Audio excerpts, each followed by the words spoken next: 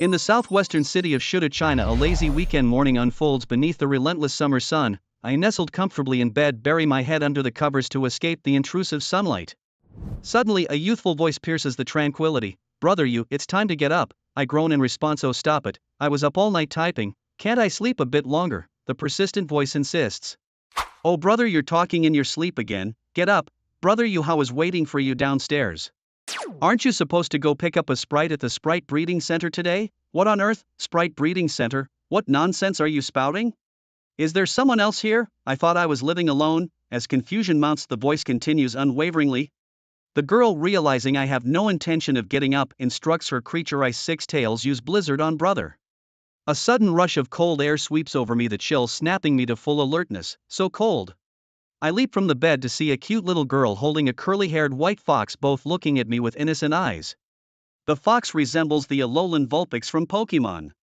But wait, who is this little girl? Yet she's quite adorable. Could it be that I've somehow traveled to another world? "Brother, hurry and get ready. Yuhao is still waiting for you downstairs," the little girl says as she turns to leave. Still seated on the bed trying to grasp the situation, my mind is suddenly flooded with a barrage of memories, causing me to momentarily freeze. A couple of minutes later, I shake my head clear and finally understand what's happening. I really have traveled to another world, same name, same identity. Though the reason for this transference eludes me, I can't help feeling excited. After all, my previous life wasn't going so well. Perhaps this is a chance for a restart. Is this what they call the web novel law? Looking around at my large room filled with luxurious Pokémon decorations, I can't help but marvel, truly a winner in life. Then I get out of bed, dress up, and catch my reflection in the mirror, handsome. With sharp brows and bright eyes, a face that could rival any celebrity's. What a handsome guy! I exclaim. Opening the door, I head downstairs, each step echoing my amazement, although I've imagined this scene countless times. Actually seeing the opulent interior of this villa feels like walking in a dream, a touch unreal. Reaching the main hall, a man in a black butler's outfit approaches. "Young master, breakfast is ready." Miss and young master Yuhao are waiting at the table. "Okay, Uncle Lu, what about my parents?" I inquire, feeling a warm familiarity towards the butler who has been with us since my birth. "The master has gone to the league and the madam went to her research institute early this morning," Uncle Lu replies. Nodding, I head to the dining room, and as I push open the door, I see two figures, large and small, playfully laughing at the table with the Ice Six Tails happily munching on special energy blocks. "Ah, brother's here," the little girl turns and exclaims. "Dear little Tom, come give your brother a hug." Seeing my sister again filled me with uncontrollable excitement. I walked up to her and gave her a big hug, planting several kisses on her rosy cheeks. "Hee hee, brother, your saliva is all over my face now." "Alright, you go, I know you and your sister are close. Can you stop showing off in front of me? Let's hurry up and eat. I'm waiting to go collect my Pokémon," complained Zhang Yuhao, our slightly plump friend, unable to hide his impatience. "What's the rush? Haven't you heard that haste makes waste? I'm not sure about the tofu, but if you delay any further, all the good Pokémon might be gone. Do you have any idea how many people will be there picking Pokémon these days?" Zhang Yuhao asked with a hint of reproach in his tone. Alright, I get it," I joked with my childhood buddy. Acknowledging the seriousness of the situation, I quickly ate a couple of meat buns, gave my sister another hug, and prepared to leave the house. As we stepped into the courtyard, I looked around but couldn't spot the familiar figure of the flashing Charizard that had grown up with me. I had hoped to see it before leaving, assuming it had probably gone off on its own training routine again. I didn't worry about it and got ready to leave. Zhang Yuhao, my sister, and I climbed into the vehicle Uncle Lu had prepared for us and headed towards the Shuda City Pokémon Breeding Center to meet our first Pokémon. The reason it was only now that we were getting our first Pokémon was due to the rules set by the Pokémon League of Hua Country. To ensure fairness in the education system, only students about to enter their senior year of high school could start training their first Pokémon. And it had to be a creature that was no more than 10 days old. The Pokémon used in battle exams also couldn't be more than a year old. And there were special tools to check this, preventing the offspring of powerful families or wealthy individuals from cheating by using Pokémon they had raised from a young age. This not only ensured educational fairness but also helped select truly talented trainers. Before long, we arrived at the entrance of the Pokémon Breeding Center. The scene outside was astonishing. I knew there would be a lot of people, but I had no idea there would be this many. Describing it as packed would be an understatement. It was more like a sea of people. Mostly parents accompanied by their children. "How are we going to manage this with so many people?" Zhang Yuhao looked out at the long queue and spoke despairingly. I chuckled at his expression, pulled out a card from my pocket and flashed it before his eyes. "Employee card. We can go through the staff entrance. As expected from my Yugu, Zhang Yuhao's face lit up with a grin. The three of us entered through the staff entrance and were immediately struck by the bustling scene inside. Reality often proves more shocking than fiction. I felt a surge of excitement as we were about to meet our first Pokémon. "Can I help you with anything?" A staff member at the breeding center approached us and asked. "Hello, we need to select a Pokémon?"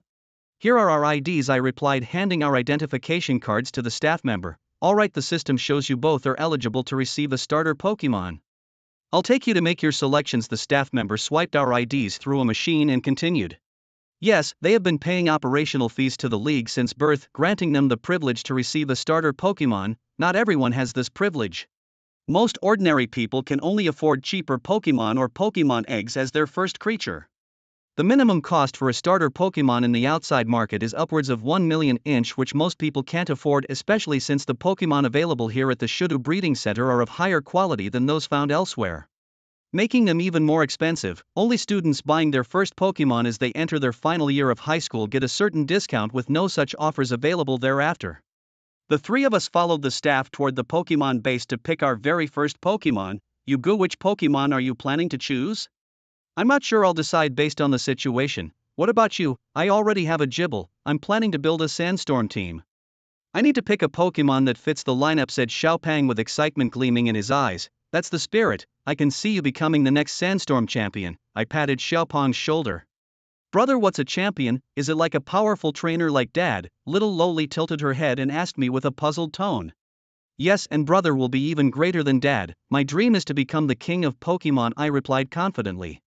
Little Loli might not understand what being the king of Pokémon entails, but she chose to believe in me. I was touched by her faith and showered her with kisses, making her roll her eyes at me. Meanwhile, Xiaopang chose to ignore my bragging and paid no attention to our sibling chatter. Soon we arrived at a gathering spot for Pokémon, ready to see the ones that had already hatched. "This is the area for fire-type Pokémon. Inside are all newly born Pokémon, including Charmander, Chimchar, Torchic, Numel and Fennekin," explained the staff member. "Can we touch these Pokémon?" I asked. "Of course, the hatched Pokémon are quite tame. As long as you don't make any threatening moves, they won't attack." The staff member had just finished explaining when Xiaopang and I couldn't wait to get our hands on them.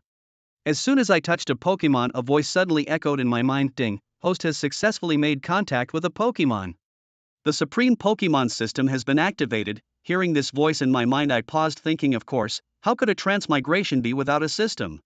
As an experienced web novelist, I am quite familiar with such systems. "System, tell me about your features," I asked. The system primarily provides the following capabilities. First, it grants the host the true sight to see all Pokémon and items. Second, the system issues missions based on the host's current situation with corresponding rewards upon completion. Third, the system includes a shop feature where you can use the shop coins earned from missions to buy Pokémon-related items or exchange unnecessary items for shop coins. Lastly, the system offers a lottery feature, where you can use shop coins to draw any item from the Pokémon world, including legendary beasts. The system explained. "Is this the charm of the system? Love it. From now on you're my system, bro," I responded excitedly. "I could even draw legendary beasts. Winning championships will be a breeze. Groudon and Kyogre are nothing compared to this." I could hardly contain my laughter. "You good, what are you laughing about?" Xiaopang's words snapped me out of my thoughts. "Oh, it's nothing," I said, quickly changing my expression. Seeing my reaction, Xiaopang scratched his head and thought, "No hope for this brother." Relieved that Xiaopang didn't inquire further, I took a deep breath. "Ding, the first mission has now been issued. Please select a Pokémon with at least champion potential as your initial Pokémon. Rewards will be based on the Pokémon chosen by the host, no penalty for failure." Upon hearing the system's task, Xiaoyu quickly shifted his attention to the Pokémon, determined to find one with champion-level talent as his initial companion. His gaze fell upon a Charmander and a transparent information screen appeared before him. Name, Charmander. Level 2. Gender, female. Type, fire. Ability, Blaze, increases the power of fire-type moves when health is low. Talent, professional moves, Scratch, Growl, Ember, Dragon Claw. This Charmander has decent talent and abilities, Xiaoyu thought, looking at its stats. "Unfortunately, I need to find a champion-level Pokémon and fire-types aren't the best fit for Fatty's team. I'll help him find a stronger Pokémon later." Xiaoyu then turned his attention to the other Pokémon in the breeding center. Elite, Elite, Professional, Advanced, Elite. It seemed that even the breeding center couldn't guarantee the talent of every Pokémon, and those with high talents were indeed rare. after examining the remaining fire type Pokémon, Xiaoyu couldn't help but sigh. He then proceeded with his sister and Fatty to another area to select Pokémon. After touring around, they found only a couple of gym-level Pokémon, Water Jumpfish and Vine Snake, and one near gym-level Fire Patch Cat. The rest were mostly of professional level or lower. By now, Xiaoyu and Fatty Zhang Yuhao were starting to feel a bit weary as neither had found a Pokémon that suited them well. Only Xiaoyu's sister was happily playing around, one moment looking at an EV, the next petting a Mareep, thoroughly enjoying herself. They then decided to visit the Pokémon eggs section, hoping to find the Pokémon they needed, otherwise Xiaoyu's mission would be deemed a failure right from the start. That would be really unfortunate, Xiaoyu thought to himself. A worker guided them to the egg house, where about 200 eggs remained, the rest having been picked over. Seeing this, Xiaoyu quickly pulled his sister and Fatty over to choose. He examined each Pokémon egg. Bulbasaur Elite, no good. Weedle Advanced, what even at Sandshrew Elite. Next, Scorpio Gym Leader level. Next, wait, this one might work, he thought, noticing it had the Sandveil ability suitable for Fatty's Sandstorm team. Excitedly, Xiaoyu handed the Scorpio egg to Fatty. Trust me, this Scorpio egg is perfect for you, and a Scorpio King would fit your team well. Wow, brother, you finally found an egg that suits my team, and it's a flying Scorpio no less. It wasn't easy, Fatty said excitedly. Xiaoyu smiled, patted his shoulder, and continued looking at other eggs with his sister. Finally, they reached an egg that Xiaoyu picked up. Name: Cocodrilla. Level: 0. Gender: male. Type: Steel Rock. Ability: Heavy Metal. Dream Trait: doubles its own weight. Talent: Champion Moves: Tackle, Harden, Metal Claw, Double-Edge, Headbutt, Earthquake. At last, a champion-level Cocodrilla with the Dream Trait and even inheriting Double-Edge, Headbutt, and Earthquake. Absolutely perfect, Xiaoyu thought, relieved and excited. Xiaoyu was feeling quite pleased with himself as he thought, this is really great. The chubby fellow next to him exhaled in relief when he saw that Xiaoyu had finally chosen a spirit egg. He had been worried that Xiaoyu might not find any of the spirits in the breeding center appealing. Curiously, the chubby guy asked Xiaoyu, what kind of spirit egg is that you have there? Xiaoyu replied with a dismissive smile, it's a Cocodora. Pretty cool, huh?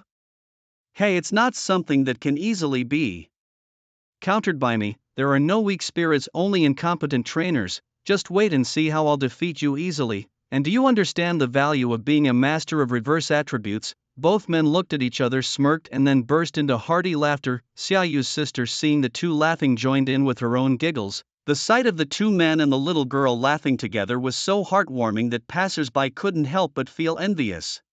The two men took their chosen spirit eggs to the staff to register them, and they were told that once the spirits hatched, they could go to the Spirit Association to register as novice trainers. With this status, they could do many things like take on tasks and participate in official competitions. The men acknowledged this, took Xiaoyu's sister, and went to a nearby shop to buy a spirit egg incubation device and some nutritional fluid, preparing to go back home to start the hatching process.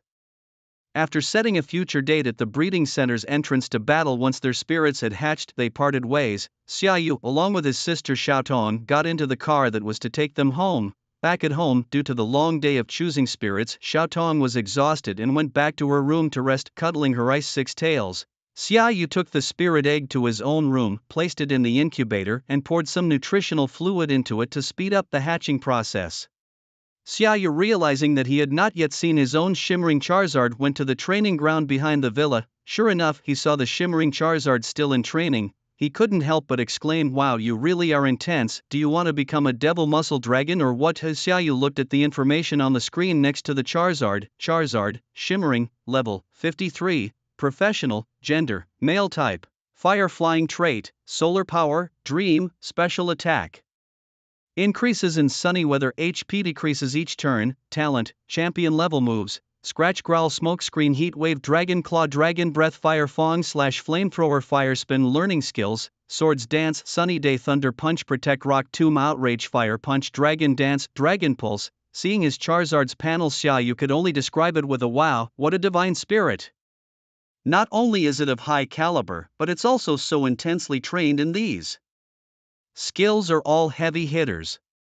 You truly have the makings of a mythical beast, worthy of being my ace spirit. As we grow up together, you'll definitely be the showpiece of my team. After praising the Charizard, Xiaoyu fed it some high-grade fire-type energy blocks to replenish its nutrients and then returned to his room.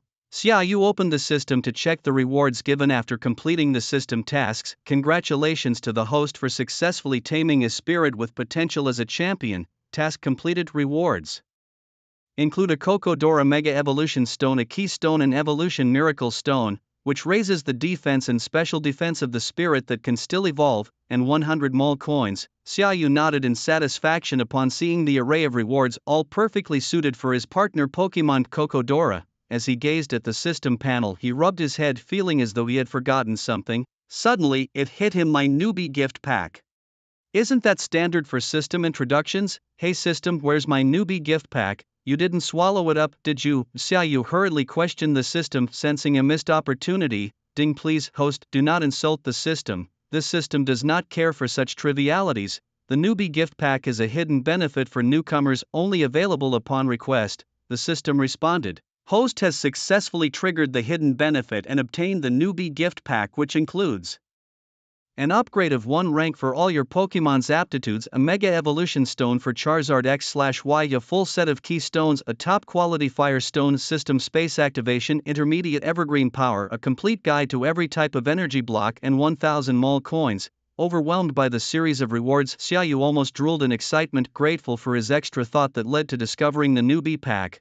Feeling the transfer of evergreen power from the system, Xia Yu opened his hands and saw a shimmering green light emanating from them, feeling the healing power within.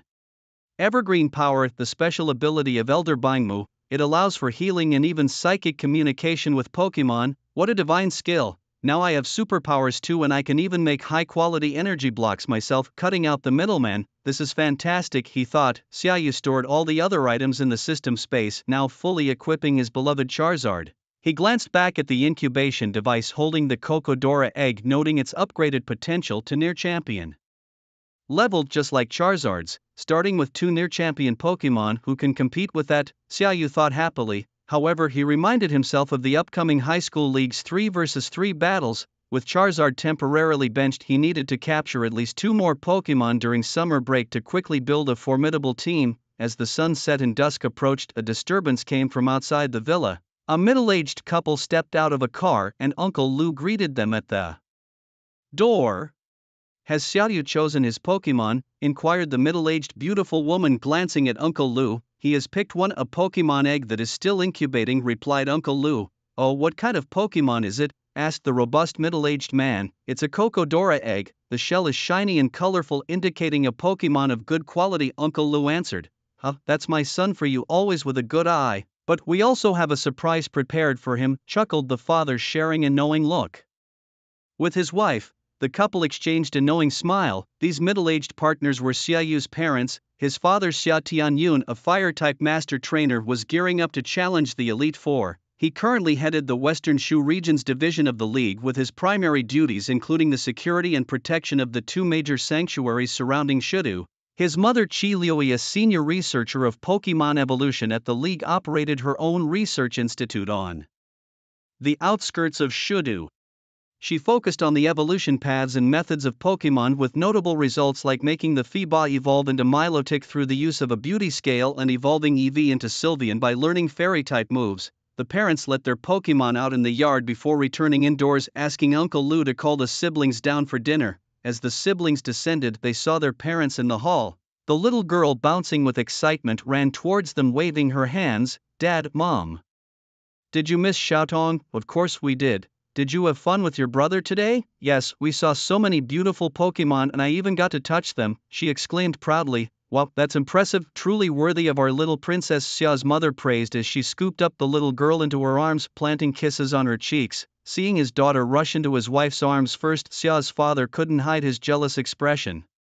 Mom, Dad, you're back. Xiaoyu, seeing his parents for the first time since traveling here, felt a deep soul-stirring sense of kinship and couldn't help but shout out. Good lad, you seem different today, Xia's father remarked proudly to his wife. See, I told you using Pokemon legally would make a difference. Indeed, he looks more mature, Xia's mother noted, still holding the little girl. Let's eat now, and after dinner we have a gift for you, Xia's father added. After the meal, Xiaoyu looked expectantly at his parents, as if to say, where's my gift? I can hardly wait. Xiao's parents exchanged looks and chuckled helplessly. Xiao's father handed him a golden voucher. Xiaoyu inspected it but couldn't make much sense of it and scratched his head looking back at his father. This is a special Pokémon acquisition voucher from the League. A few days before your school starts, the League headquarters will distribute several newly born quasi-divine Pokémon eggs as rewards for contributors. I don't need another quasi-divine egg, so I'm giving it to you as a gift for your new trainer's journey. Remember to claim it, Xiao's father said generously. Xiaoyu looked at his father, touched by the gesture as an aura of golden light seemed to radiate around him almost like an angel descending. His mother's gift was much simpler. She tossed him a bank card informing him that it contained 10 million to start his Pokémon training fund.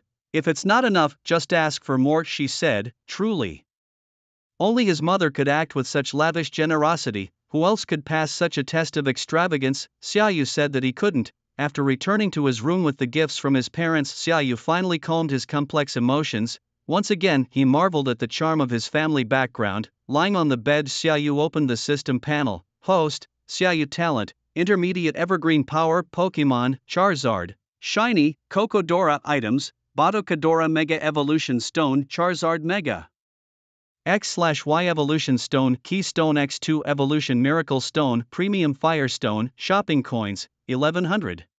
Looking at the shopping coins in the system, Xiaoyu had no idea what these coins could buy. Xiaoyu silently invoked the system marketplace and it opened. Under the Pokemon category, there were listings like Arceus, 999, 9999 shopping coins, Necrozma, 888, 8888 shopping coins, Eternatus, 777, 7777 shopping coins, Zapdos, 1 million shopping coins, Articuno, 1 million shopping coins, Moltres, 1 million shopping coins. In the items category, there were Master Ball, 100,000 shopping coins, Customized Poke Ball, 100 shopping coins, Mega Evolution Stones, 500 shopping coins, Keystones, 500 shopping coins, Premium Firestone, 500 shopping coins, Zeering, 500 shopping coins, Permanent Move Tutor Machine, 2000 shopping coins, One-Time Move Tutor Machine, 100 shopping coins. Xiaoyu's gaze was fixed on the Pokemon section, unable to consider anything else.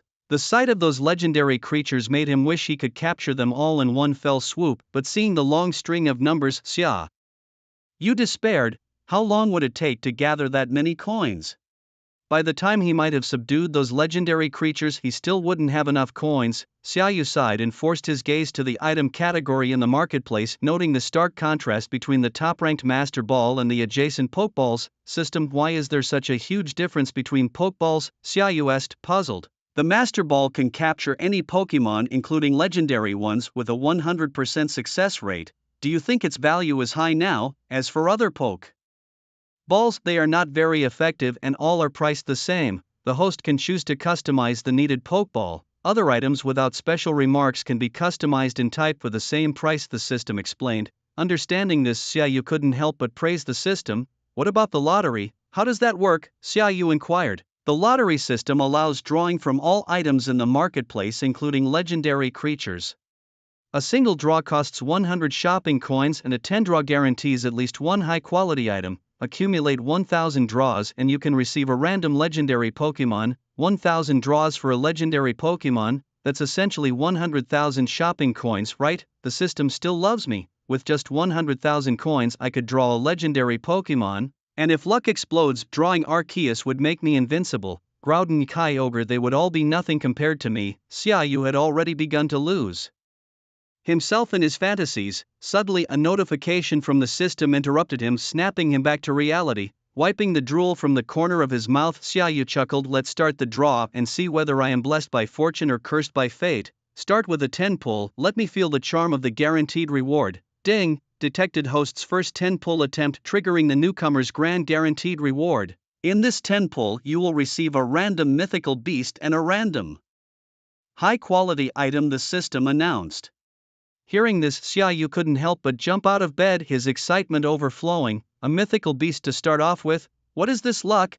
It's like I'm born under a lucky star. Invincible. As Xiaoyu watched the drawing process, each second felt like an eternity as he speculated about which mythical beast he might receive. Ding! Draw complete. Congratulations, host. You have obtained 5 luxury balls, Dragon's Tooth Treasure Compass, 1 Move Tutor Machine, Rock Slide, a Master Ball and The mythical beast Mildon the system proclaimed. Joy surged through Xiaoyu as he heard the results. Mildon, a top-tier godlike beast from the same region as Motor Lizard, capable of various transformative states. I'm truly unbeatable, there's nowhere in the world I can't go. Convinced of his own luck, Xiaoyu thought cheerfully and instructed the system to release Mildon. My room should be big enough to fit it. With a flash of white light, Mildon's 6-meter-long body appeared in Xiaoyu's bedroom.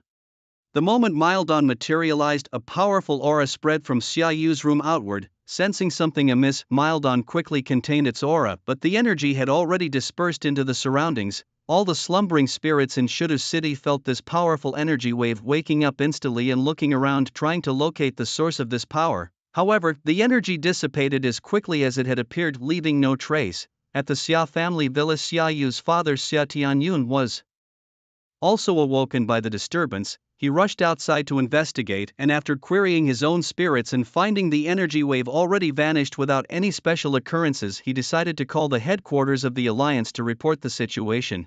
The Alliance decided to convene a full meeting in the morning to discuss this matter. Meanwhile, back in his room, Xiaoyu, eyes gleaming as he looked at Mildon, was oblivious to the commotion he had caused. He just kept touching Mildon, curious about the texture of a mythical beast, while Mildon seemed to enjoy Xiaoyu's caresses, showing no signs of discomfort. Perhaps this was the charm of the system.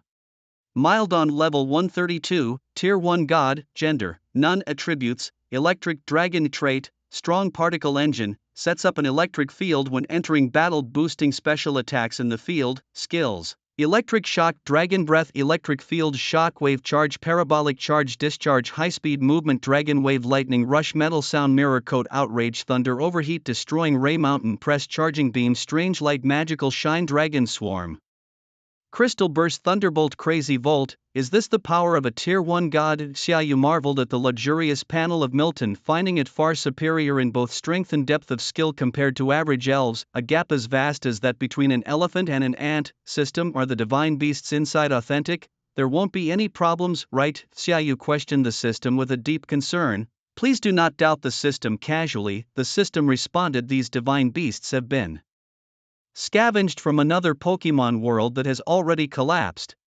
Their souls have been used to mold new bodies that suit them perfectly, ensuring authenticity and even greater strength. Moreover, they are absolutely loyal to the host and retain the memories and personalities from their previous world, so you can rest assured. Hearing the system's reply, Xiaoyu breathed a sigh of relief. So, I can basically take off from here, right?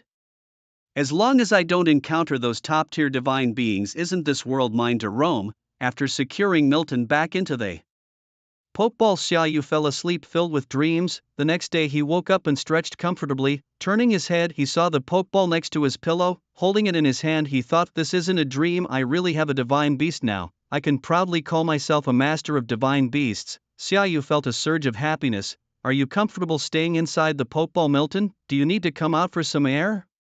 Xiaoyu asked Milton, who was inside the Pokeball. No need, the environment here can be adjusted to my thoughts and the space is quite comfortable, Milton responded. Alright, then do whatever makes you comfortable. Xiaoyu communicated with Milton through the power of Tokuwadai. After washing up, Xiaoyu went downstairs to the dining hall to have his breakfast. Uncle Lu, where is everyone in the house? How come I don't see them? He asked. Young master, the Lord left early in the morning. Seemed like he had urgent matters and the lady took the young miss to the research institute, Uncle Lu replied. Hearing this, Xiaoyu couldn't help but smile wryly. So it's just me who's the outsider, huh? Why doesn't anyone tell me anything?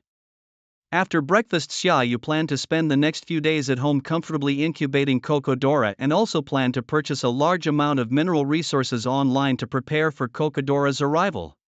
In a high-rise building in Shudu City, Xiaoyu's father was sitting in a conference room holding a video meeting with the league's senior officials discussing last night's energy fluctuations. Chairman Xia, any progress on last night's incident? A high-ranking man in the video asked. Champion, according to the data from our machines, this energy fluctuation lasted for less than 2 seconds, but the magnitude was unimaginable, even greater than the energy released by Lord Yen Emperor last time. Based on the data, it might have been a divine beast that passed over Shuda City and accidentally released its energy. I sent people to check the surroundings this morning and there were no abnormalities. It seems to be a random occurrence. Is that so? Well, I understand. All chairmen should be alert as there are traces of divine beasts appearing all over the world now, and this is not a coincidence. If any suspicious individuals are spotted, keep them under surveillance. The times are starting to become troubled, the man concluded, then dismissed the meeting. After concluding the meeting, the champion closed his laptop and sat alone in his chair, deep in thought. What do you make of this? He asked, standing by the window and gazing out over the cityscape. From the shadow of the champion, a pitch-black figure emerged. This was a sprite dark as a candle's wax, with eyes that flickered red, chilling to the bone. Having heard your views, there is no doubt that this being is of the same caliber as Lord Phoenix. The black sprite voiced its opinion.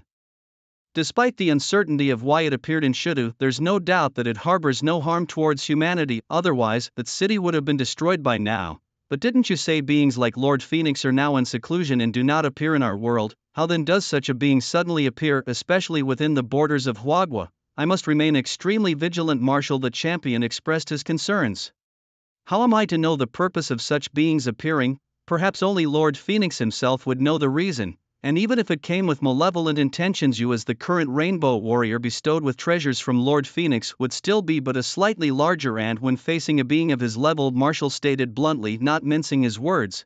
Though he knew Marshall was right, the man known as the strongest champion in history couldn't help but smile bitterly. The gap between gods and men truly is like that of two different worlds. The champion could only hope that if problems arose, Lord Phoenix would descend to protect this nation he once sheltered. 3 days later, at the Xia family's villa, Xiaoyu watched with anticipation as the sprite egg in the incubator began to crack. Beside him, Charizard too skipped its training, equally eager for the arrival of its new little brother. As for Miltank, Xiaoyu felt its presence was too overwhelming and might scare the new hatchlings, so he decided to introduce them later when the time was right. Soon, the egg began to shake violently and a plump little hand reached out, breaking the shell apart. A sprite covered in armor appeared before Xiaoyu. Tianwu, the new hatchling, Kokodora called out affectionately to Xiaoyu and then turned to eat its shell. Xiaoyu watched the adorable Kokodora finish its meal and then picked it up. Boy, you truly live up to the heavy metal trait. You're quite heavy, he exclaimed. Little guy, you're now my partner, he said, letting Kokodora greet Charizard. Charizard patted Kokodora, signaling, from now on you're my little bro, I've got you, and even flexed its muscles to show off. Xiaoyu then took out a luxury ball and pointed it at Kokodora, who gently touched the button with its head and a red light sucked it in. Kokodora, I've caught you, Xiaoyu exclaimed theatrically. After releasing Kokodora from the ball, Xiaoyu held it and went to the yard where a pile of high-quality minerals he had ordered online was stacked like a small mountain. Ready for Kokodora.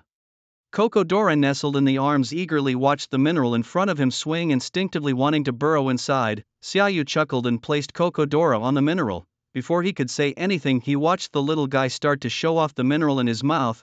Full of vitality, Xiaoyu opened his system space and took out props suitable for Kokodora, putting them into the little guy's armor to accelerate his growth. Name, Kokodora. Level, 1. Gender, male. Attributes, steel rock. Trait, heavy metal. Dream special, own weight becomes twice. Carrying items, evolutionary odd stone quality. Near champion level moves, tackle hardened metal claw, double-edged headbutt, earthquake, rock slide. Watching Kokodora's refreshed panels, Xiaoyu nodded in satisfaction, knowing that in a few days, after passing the birth period, Kokodora would be ready to fight. Beside them, the Charizard indicated to Xiaoyu that it wanted to go for training. With such a self-disciplined Charizard, Xiaoyu could only tearfully agree, handing over the premium Firestone from the system space to it, which could speed up Charizard's growth. As days passed, Kokodora grew rapidly with an unlimited supply of resources, strengthening daily and growing larger in size. During this period, Xiaoyu's little sister Xiaotong saw the newly hatched Kokodora and wanted to give him a loving hug, but Kokodora was too heavy, so she had to settle for a loving pat on the head. This left the little girl somewhat disappointed. 2 days later, Xiaoyu received a phone call from chubby Zhang Yuhao, whose Scorpio had also passed its birth period and was ready to fulfill their agreed duel. Ding, the system issued a mission. Win the first battle with rewards including a permanent move learning machine, protect, and 100 shopping coins. Xiaoyu looked at the system's mission and rewards, growing even more excited about the upcoming duel. The two scheduled the duel for the next morning at Xiaoyu's grandfather's fire gym, planning to meet at the entrance and also pay a visit to the old man. The next morning, Xiaoyu, after having breakfast with his sister, set off for the fire gym. Located in the heart of Shudu City, the fire gym is one of the top 5 gyms in the league, enjoying a unique status in Shudu City. As a landmark of the city, the fire gym attracts many visitors and battlers daily. Due to its large size, the gym is divided into several areas including the battling zone, training zone, viewing zone and breeding zone. The battling zone is further divided into the regular battling area and the gym badge challenge area. Xiaoyu and his group were headed to the regular battling area, a place for all trainers in Shudu City to duel, featuring a complete competition system, medical area, referees and more, all at a reasonable cost suitable for most trainers. Upon alighting from the car, Xiaoyu carrying his sister saw chubby Zhang Yuhao waiting at the entrance and walked over. "Finally here, you're so slow, brother you," Zhang Yuhao complained while making a gesture to hug Xiaotong. "It's you who came so early, nobody forced you, and don't even think about laying a hand on my sister," Xiaoyu retorted. "Good morning, brother Yuhao." As Xiaoyu explained, he stared fiercely at the chubby boy, always suspecting he had ulterior motives. Xiaotong giggled beside them, cheerfully greeting the chubby boy. The duo bickered as they made their way into the dojo, with the chubby boy loudly declaring that he'd show Xiaoyu some colors in the upcoming battle, while Xiaoyu, pulling Xiaotong along, gestured with an open hand, signaling him to bring it on. Xiaoyu handed over the super VIP card his grandfather had given him to the staff at the dojo to open a VIP battle room. Then the three entered the battle room and closed the door behind them. "Xiaotong, go sit over there and watch how your brother teaches this little fatty a lesson," Xiaoyu teased. "Hot, just keep boasting and watch your brother how's performance." The two exchanged taunts as they prepared for the battle. "Go brother, you must win, brother you, how do you too," Xiaotong cheered. Hearing his sister's encouragement, Xiaoyu felt a surge of energy, almost wanting to shout the classic line, "I want to fight 10. The two opponents stood on opposite sides of the battle platform, pulling out their pokeballs, ready to begin. "Come out, my partner Scorpion," the chubby boy called out theatrically. "Come out, Kokodora, let him see what we're made of," Xiaoyu responded defiantly. Name: Scorpion. Level: 6. Gender: male. Type: ground flying. Ability: Sand Veil, increases evasion in a sandstorm. Qualification: dojo leveled moves, Poison Sting, Sand Attack, Metal Claw, Aerial Ace. Xiaoyu thought to himself that Scorpion was well trained but still not up to his own standards. Name: Kokodora. Level: 8. Gender: male. Type: Steel Rock. Ability: Heavy Metal, Dream, doubles its own weight. Held item: Evolution Stone. Qualification: near champion level moves,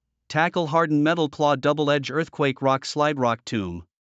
The two creatures stood at either end of the arena, with Scorpion appearing significantly larger than Kokodora. "The battle begins," announced the flying referee Rotom. "Fly up, Scorpion, use Sand Attack," the chubby boy commanded first. Kokodora hardened, wait out the Sand Attack. He continued, seeing the move was ineffective. Scorpion rush in with Metal Claw.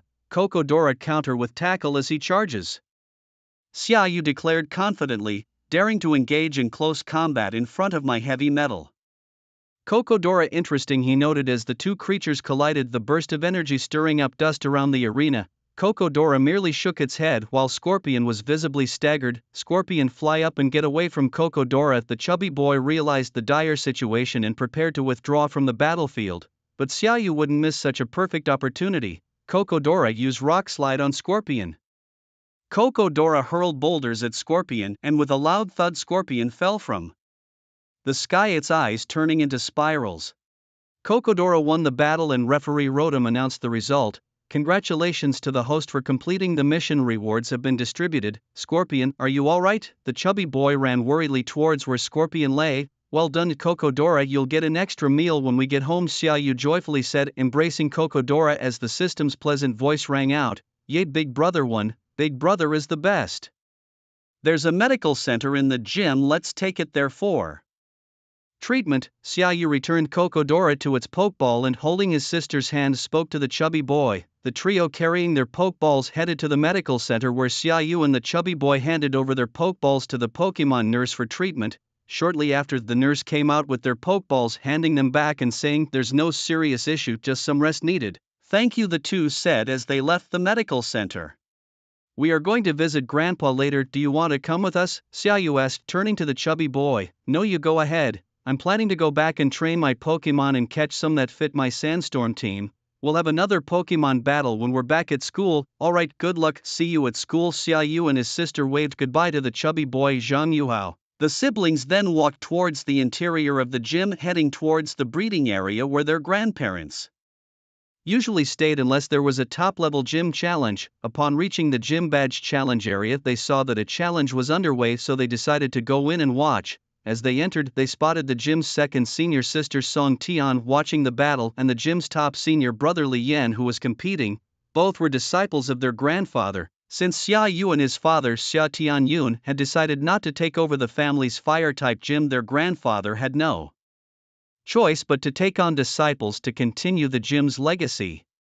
"Good morning, Sister Tian." Xia Yu and his sister greeted Song Tian. "Good morning, Xia Yu." Xia Tong. Song Tian responded, lifting Xia Tong in her arms. "Is this a gym badge challenge?" Xia Yu asked. "Yes, it's a mid-level gym badge challenge." Song Tian nodded. In Hua country, gym challenges are divided into 3 tiers: beginner, intermediate and advanced, corresponding to high school level, college level and professional level respectively. The badges earned are closely linked with the national Pokémon leagues. Beginner badges qualify competitors for the National High School Pokémon League, open to talented high school students who must collect 4 badges to register. Intermediate badges are for the National College Pokémon League, open to all college students who also need to gather 4 badges. Advanced badges qualify for the National Youth Championship Pokémon League, open to individuals under 30 who need 8 gym badges to compete.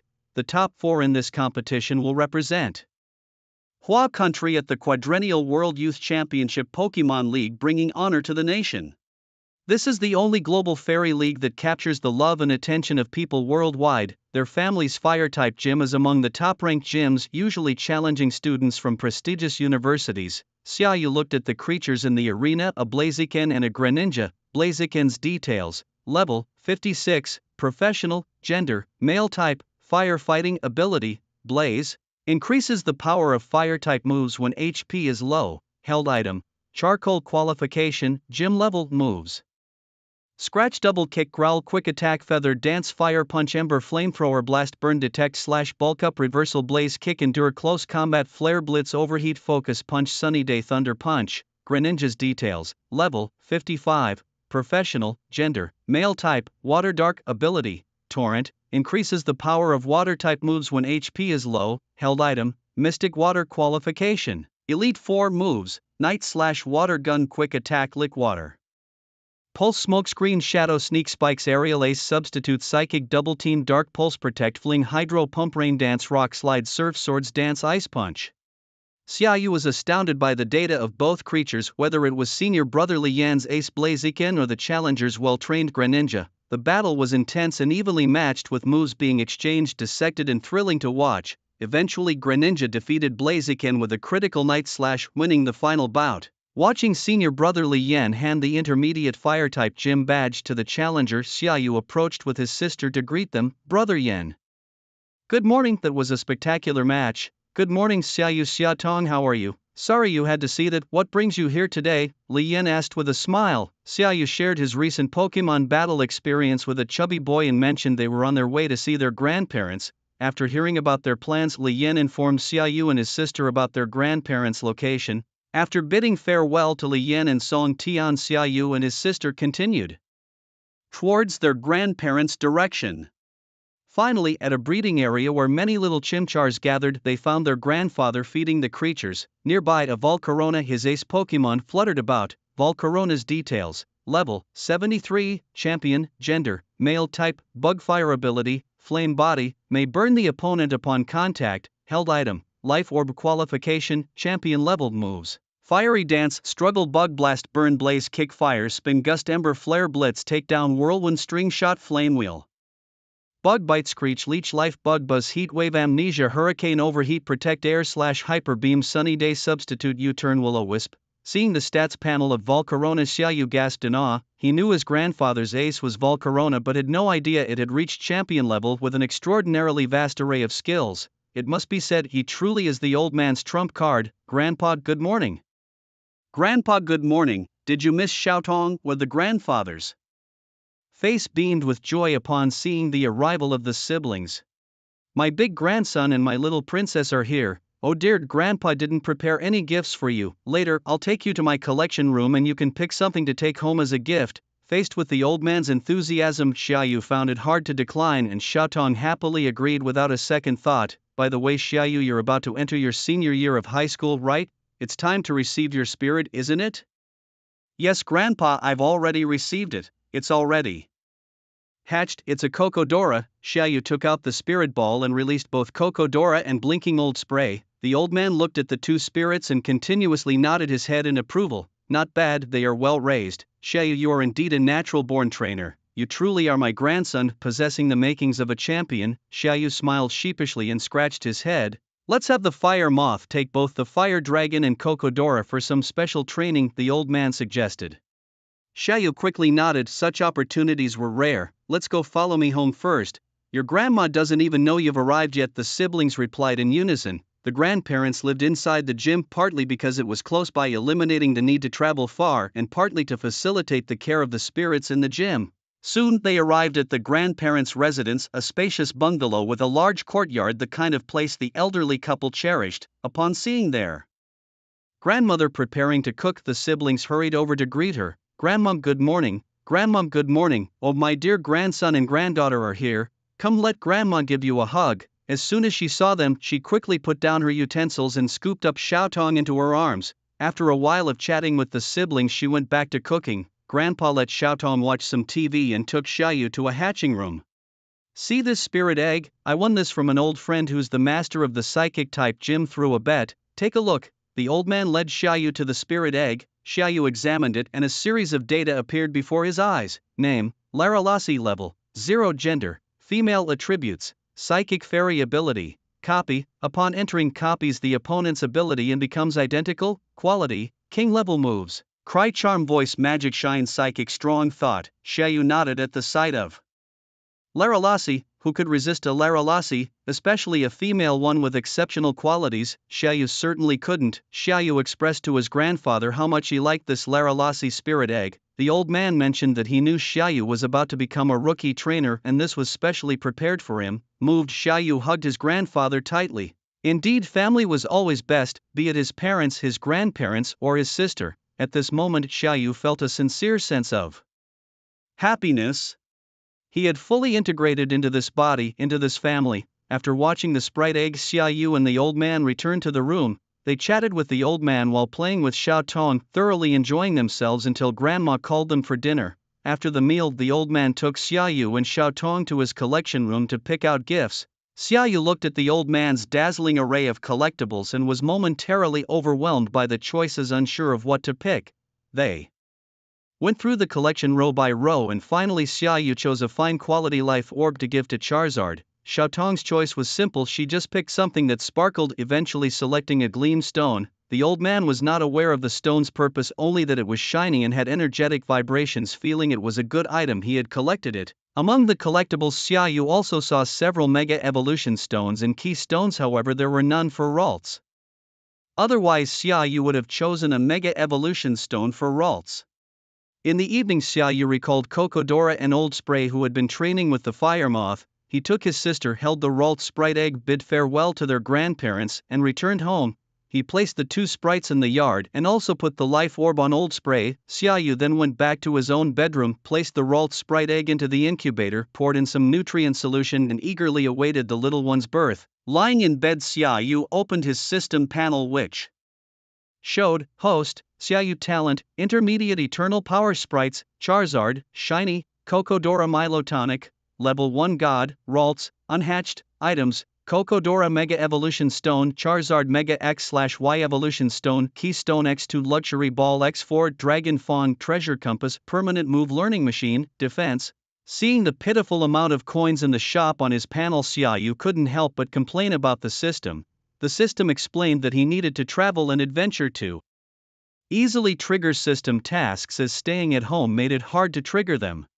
Xiaoyu had planned to adventure after hatching Cocodora, but now with the Ralt's egg he had to wait for it to hatch before setting off. Now, with about 2 months left before school started, he needed to plan well. Xiaoyu decided to first take them to the small secret realm in the suburbs of Shu City to mature after Ralts hatched. 2 days later, it was time for Ralts to hatch. As usual, Xiaoyu brought Cocodora and Charizard to witness the birth of the new member. In these days, Cocodora had successfully advanced from novice level to beginner level, and with the help of a superior fire stone, Charizard had also broken through a level, everyone achieving great gains. Crack crack, the sound of an eggshell breaking echoed, and a pure white body with 2 tender pink horns and green hair covering most of its face, a little sprite was born. Ralts looked at Xiaoyu, Cocodora and Charizard nearby, a bit shy but still elegantly greeted them. Xiaoyu looked at Ralts, who was like a lady from a young age, truly graceful and elegant as ever. Beside La Rue Lass, both Cocodora and Charizard were greeting her, assuring her that they would have her back in the future. Unlike others, La Rue Lass did not eat her own eggshell, but instead she turned her gaze towards the moo milk. Seeing this, Xiaoyu picked up La Rue Lass and fed her the moo milk in a manner akin to soothing a child to sleep. La Rue Lass happily drank it after her. La Rue Lass felt sleepy. Xiaoyu first captured her and then let her out to place her on the bed to sleep. A few days passed and La Rue Lass successfully moved beyond her birth phase and was ready to battle. Xiaoyu looked at the status panels of his Pokémon. La Rue Lass level 6, gender female, type psychic, fairy ability trace copies the opponent's ability upon entering battle. Attributes: champion level moves, growl, enchanting voice, magic, shine, strong mind, shadow clone. Telekinesis guard. Cocodora level 13, gender male, type steel, rock, XL ability heavy metal, dream, doubles its own weight, held item, evolution stone. Attributes: near champion moves, tackle, hardened metal claw, double-edged headbutt, earthquake, rock slide, rock seal, roar guard. Charizard shiny level 54, professional, gender male, type fire, flying ability solar power, dream, increases special attack in sunny weather and loses HP each turn, held item, life orb. Attributes: near champion moves, scratch, growl, smokescreen, heatwave, dragon claw, dragon breath, fire, fong slash, flamethrower, fire spin, swords dance, sunny day, thunder punch, guard, rock seal, outrage, fire punch, dragon dance, dragon pulse, inferno, abyss. Xiaoyu felt ready to start his first grand adventure in this world. That evening Xiaoyu spoke to his parents about his upcoming journey to gain experience. His father admonished him to be cautious of people with strange behaviors or those who were not fully transparent, as things had been a bit unsettled lately. He then handed Xiaoyu a Pokeball to ensure his safety. "It's not that I'm scared of the bad guys, it's the bad guys who should be scared of me," he joked with Millerton in hand. "I am a walking disaster, let's hope those baddies don't end up in my hands." Ha ha ha. Xiaoyu nodded in understanding, though a sinister laugh like that of the elders of the Soul Hall echoed in his mind. Xiao's mother, still showing her care, transferred 10 million to his account, urging him to take good care of himself and not skimp on anything he wanted. This was truly a parent's love, and Xiaoyu accepted it with tears in his eyes. Although both parents were somewhat worried, they did not stop Xiaoyu from pursuing his dreams. The next morning Xiaoyu gathered all his Pokemon into their Pokeballs and drove to the largest Pokemon store in Shuda City, planning to buy some equipment necessary for wilderness survival. Upon arriving, Xiaoyu entered the store, which was lined with rows of shops selling all kinds of Pokemon-related goods. Spotting his target, he headed straight for a shop specializing in wilderness survival gear for Pokemon. Upon entering the store, he was dazzled by the multitude of outdoor survival equipment on display. A staff member saw Xiaoyu come in and quickly jogged over to ask what he needed. Xiaoyu, unfamiliar with these items, adhered to a principle that expensive goods surely wouldn't disappoint. Thus he began his sweeping purchasing mode, adhering to the principle of choosing the most expensive rather than the most suitable items. Xiaoyu completed his shopping to the astonishment of the staff member, then casually swiped the black card his mother had given him. Next, he visited the neighboring specialty store for pixie backpacks and bought the largest one available, though it only had a space of 2m×2m. He returned to pack all the professional equipment he had bought into the backpack, because something like system space must remain hidden. Then, heading to the Energy Cube specialty store, he bought a bunch of berry fruits and an energy cube maker, planning to try making energy cubes himself. With his backpack on and stepping out of the mall into the sunlight, Xiaoyu was ready to begin his journey with the pixies. As he prepared to embark on this adventure, a notification chimed from the system, detecting that the host is about to embark on an adventure journey. Initiating mission: tame at least 6 pixies of at least king tier qualifications, excluding divine beasts, and complete a team configuration. Mission rewards: quality enhancement for all of the host's pixies by 1 level, divine beasts excluded, intermediate wave guiding force, 1 master ball and 2,000 mall coins. Indeed, it seems that one must venture out to trigger missions, Xiaoyu thought, listening to the system's mission. Nonetheless, Xiaoyu didn't let the system's mission alter his plans. He decided to stick to his original plan, which was to first head to the small mystical realm near Shu City to level up by battling monsters. The mystical realms were categorized into small, medium, large, extra large, and forbidden. In the small mystical realm, the pixies' levels were at intermediate or below.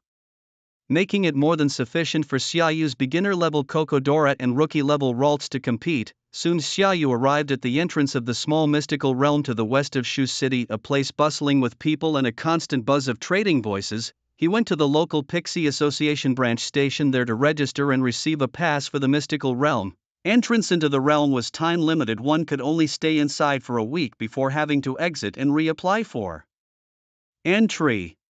With his pass in hand, Xiaoyu queued up and gradually moved towards the entrance of the mystical realm. Upon reaching the front, he handed his pass to the mystical realm's guard, stepped through the gateway, and was engulfed in a flash of white light. Xiaoyu encouraged the two elves with a cheerful voice, Chia Wulalu, and the elves responded with brimming confidence.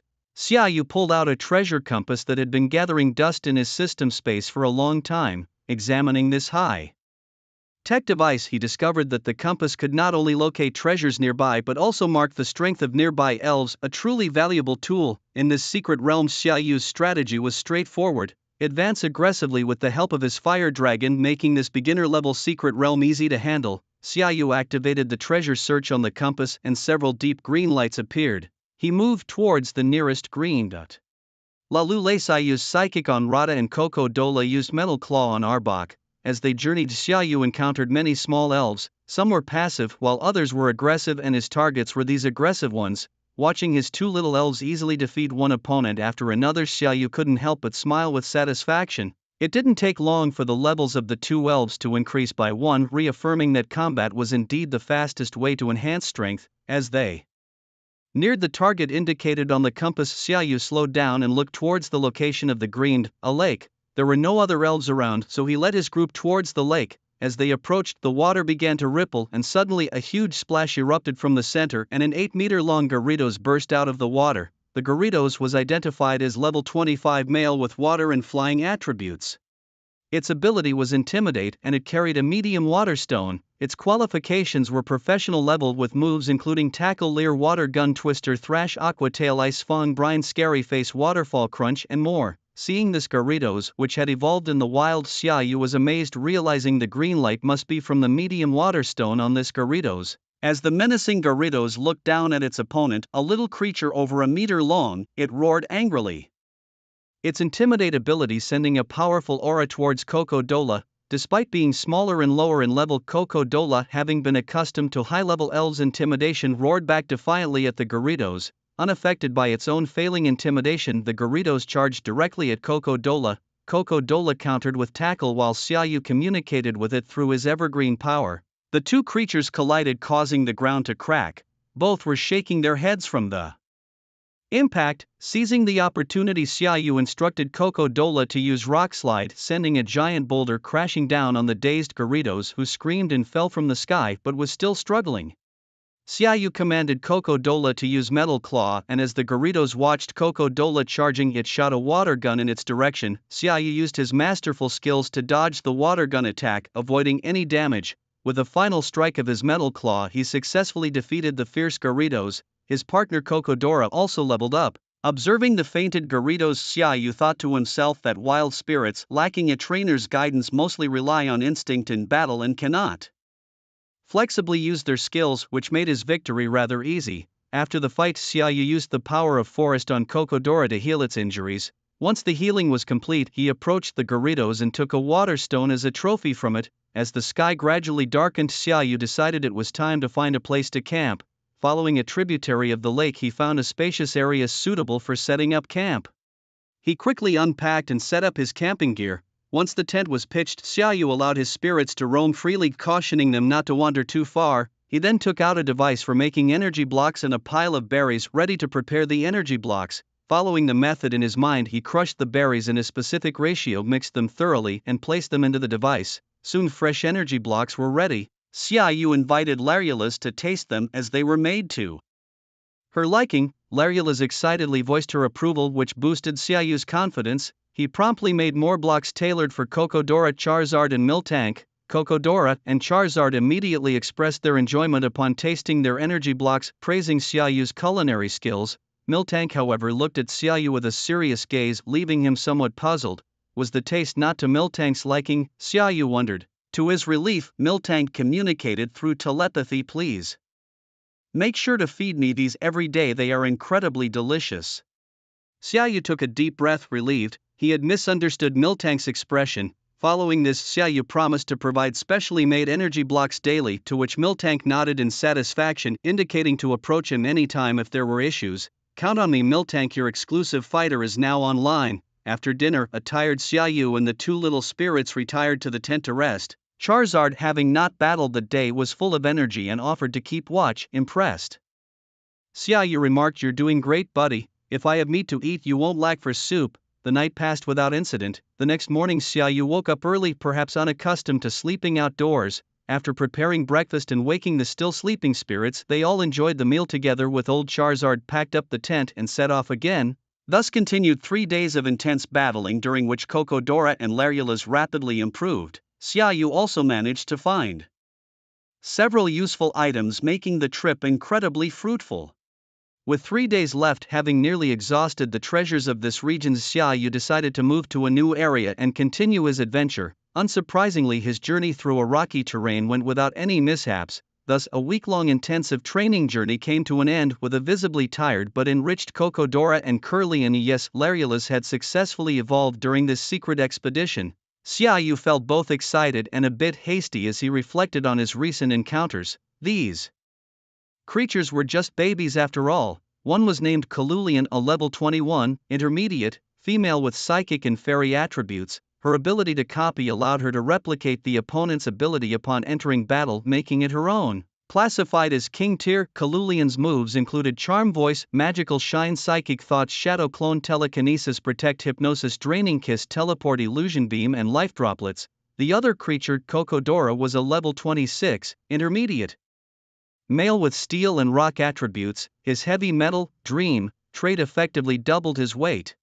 Carrying an evolutionary stone, Cocodora was nearly championship level, and his moves included Tackle, Harden Metal Claw, Double Edge, Headbutt, Earthquake, Rock Slide, Rock Tomb, Roar, Protect, Headbutt, and Iron Head. Seeing the significant improvement in both spirits, Xiaoyu couldn't help but smile contentedly. The secret realm had been worth the visit, and he decided to relax and celebrate their journey as soon as they got out. Upon exiting the realm, Xiaoyu quickly found a hotel, booking a room and taking a bath all in one go. The past few days had been tough on him, especially the last 3 days spent in the rocky area without a single water source, leaving him utterly disheveled. He resolved to capture a water-type spirit, not for any grand purpose, but simply to have a moving water source, he thought to himself. After bathing, Xiaoyu lay on the bed and opened his system profile. Host, Xiaoyu. Talent, Intermediate Evergreen Power.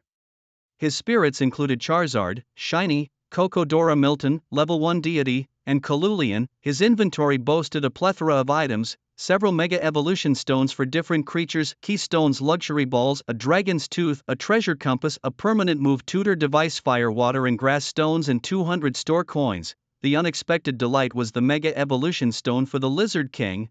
Having never experienced the in-game marketplace, Xiaoyu decided to give it a try and see how it worked. Upon selling some stones, the system congratulated him for earning 400 store coins, essentially buying them back at their original price. No middleman, making a profit. The system responded coolly when Xiaoyu noted the price equivalence. Impressed, Xiaoyu gave a thumbs up to the system. Unfortunately, items drawn from the system couldn't be resold. Realizing he couldn't exploit any bugs, Xiaoyu sighed. After putting away the system, he let out the spirits for dinner and prepared to rest. It had been a tiring few days.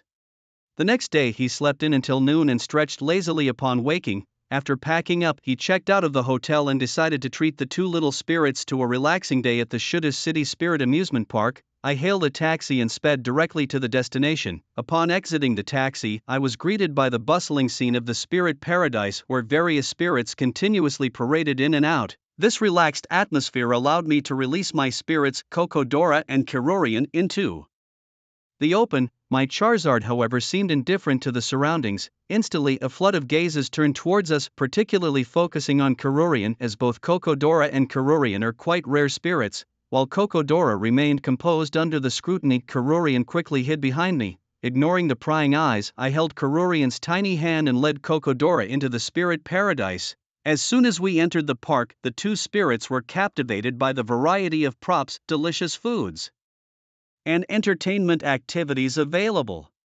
I took them through every attraction, filling their little hearts with immense joy. Seeing Kokodora and Kirurian so thrilled, my fatigue began to dissipate. After leaving the spirit paradise, it was clear that the spirits had fully rejuvenated, making the trip worthwhile. We then found a hotel to rest and gather some energy. After spending 2 days with the spirits, I decided to explore the black market of Shudu City, a place I had only heard about but never seen, with the true eye by my side.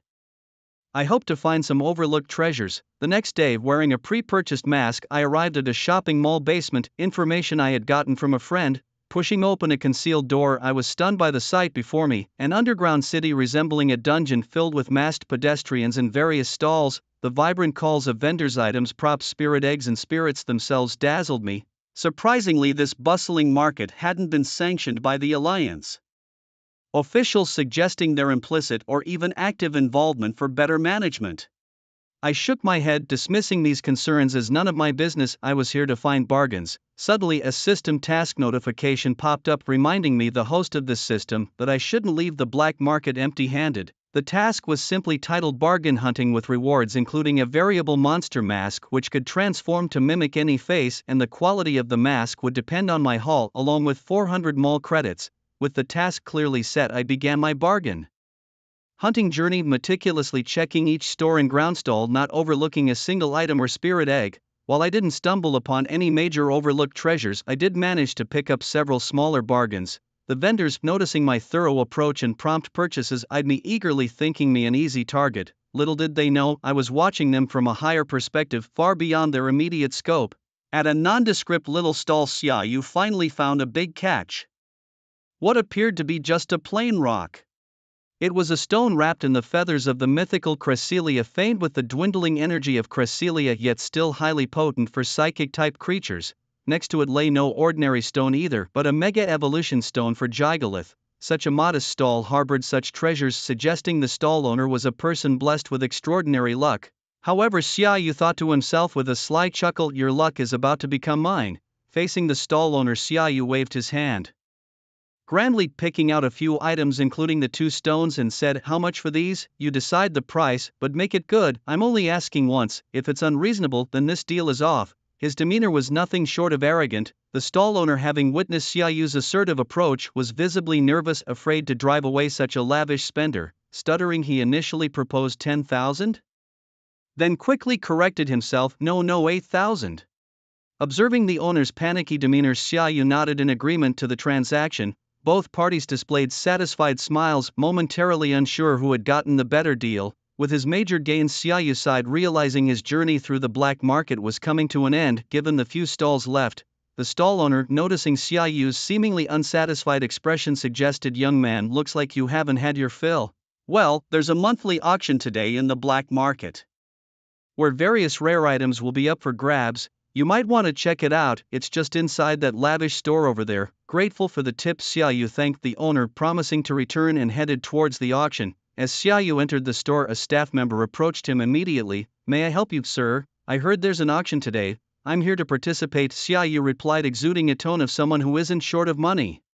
Yes sir, we do have an auction today, but entrance requires a financial verification. Would that be alright? Before the staff member could finish, Xiaoyu pulled out an all-powerful black gold card. Of course that works, said the staff member, recognizing the card and promptly leading him to the auction hall. After settling Xiaoyu in a VIP room and explaining how the bidding worked, she left him to enjoy the fruit platter as he waited for the auction to start. About half an hour later, a glamorous woman in exquisite attire took the stage, gavel in hand, and announced the beginning of the auction. The first item up for auction was a high-quality Pokémon egg from the starter Pokémon, a Chimchar, with a starting bid of 1 million. The auction began and Xiaoyu glanced at the egg's details displayed. Name, Chimchar level, 0 gender, male type, fire ability, Iron Fist, Dream ability, increases the power of punching moves, quality, gym level moves, Scratch, Leer, Fire Punch, Thunder Punch.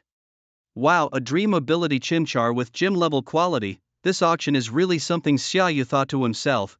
The first item itself was of such caliber, and Xiaoyu was looking forward to the upcoming items. Although Xiaoyu wasn't personally interested in the Chimchar egg, the other attendees were eagerly bidding. The price quickly escalated, 1.2 million, 1.3 million, 1.5 million, up to 3 million, and then sold. The gavel banged down decisively, a starter Pokémon egg fetching 3 million was a surprise even for Xiaoyu, who realized just how lucrative auctions could be. The next few items did not meet Xiaoyu's expectations. He made some token bids, more to participate and soak in the atmosphere than out of genuine interest. As the auction progressed, a pair of oddly colored stones was brought up.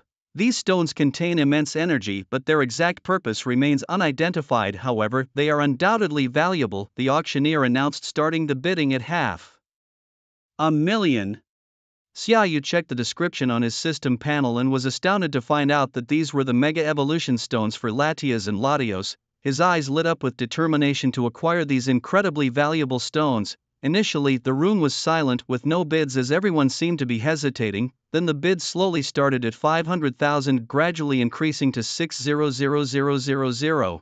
It appeared that everyone else considered these stones merely as collectibles. 700,000 Xiaoyu bid, after a brief lull. A hesitant voice bid 750,000 inch, but Xiaoyu, not giving them a chance, immediately countered with 1 million. The room turned towards Xiaoyu's booth, sensing his resolve to win the stones. No further bids were made, and with a final bang of the gavel at 1 million he secured the stones. Hearing the sound of the small wooden hammers, Xiaoyu breathed a sigh of relief, having acquired these legendary items. This is a huge win, he thought, laughing gleefully to himself. The next few items still did not catch Xiaoyu's fancy, and just as he thought the day might be winding down, a major item came up. The next item was a near-divine Pokémon egg, indeed an egg of Garchomp. But there was a catch, it had visible cracks. The starting price was set at 1 million. Observing the egg on stage, Xiaoyu was taken aback by the low starting bid. A perfect Garchomp egg would usually start at 10 million. This one's nearly gone, it's almost worthless unless maybe for making soup, Xiaoyu thought. But upon reviewing the egg's attributes and moves, name, Garchomp, life fading, level, 0 gender, male types, dragon ground ability, sand veil quality, basic, champion level, moves, tackle, Santoon dig, dragon tail, dragon pulse, earth power, earthquake, he was stunned. The description noted, this egg, due to damages at birth causing the shell to crack, has continuously declining life force and quality, without immediate supplementation of substantial life energy or dragon-type energy, this egg is doomed. This was the highest quality spirit egg Xiaoyu had ever seen aside from the divine beasts. Without any doubt it had the potential to become a future champion. Alas, it was a pity, Xiaoyu couldn't think of any source rich enough in life energy to nourish it fully. Just then, the system reminded him the system store carries such items. For instance, the cheapest Phoenix King's feather can revive the dead and only costs 5,000 mall coins. 5,000? Are you trying to take my life? I only have 600 in total, where would I get 5,000 to buy that? Xiaoyu lamented. The system chimed in again, reminder for the host, dragon energy could also suffice. Enlightened by the system's suggestions, Xiaoyu realized, right, if the Phoenix King's feathers have such power, the dragon-type divine beast I have should suffice, being of equal standing. It surely won't be troubled by this. Right, Milton, you wouldn't want your future little brother to be disabled, right?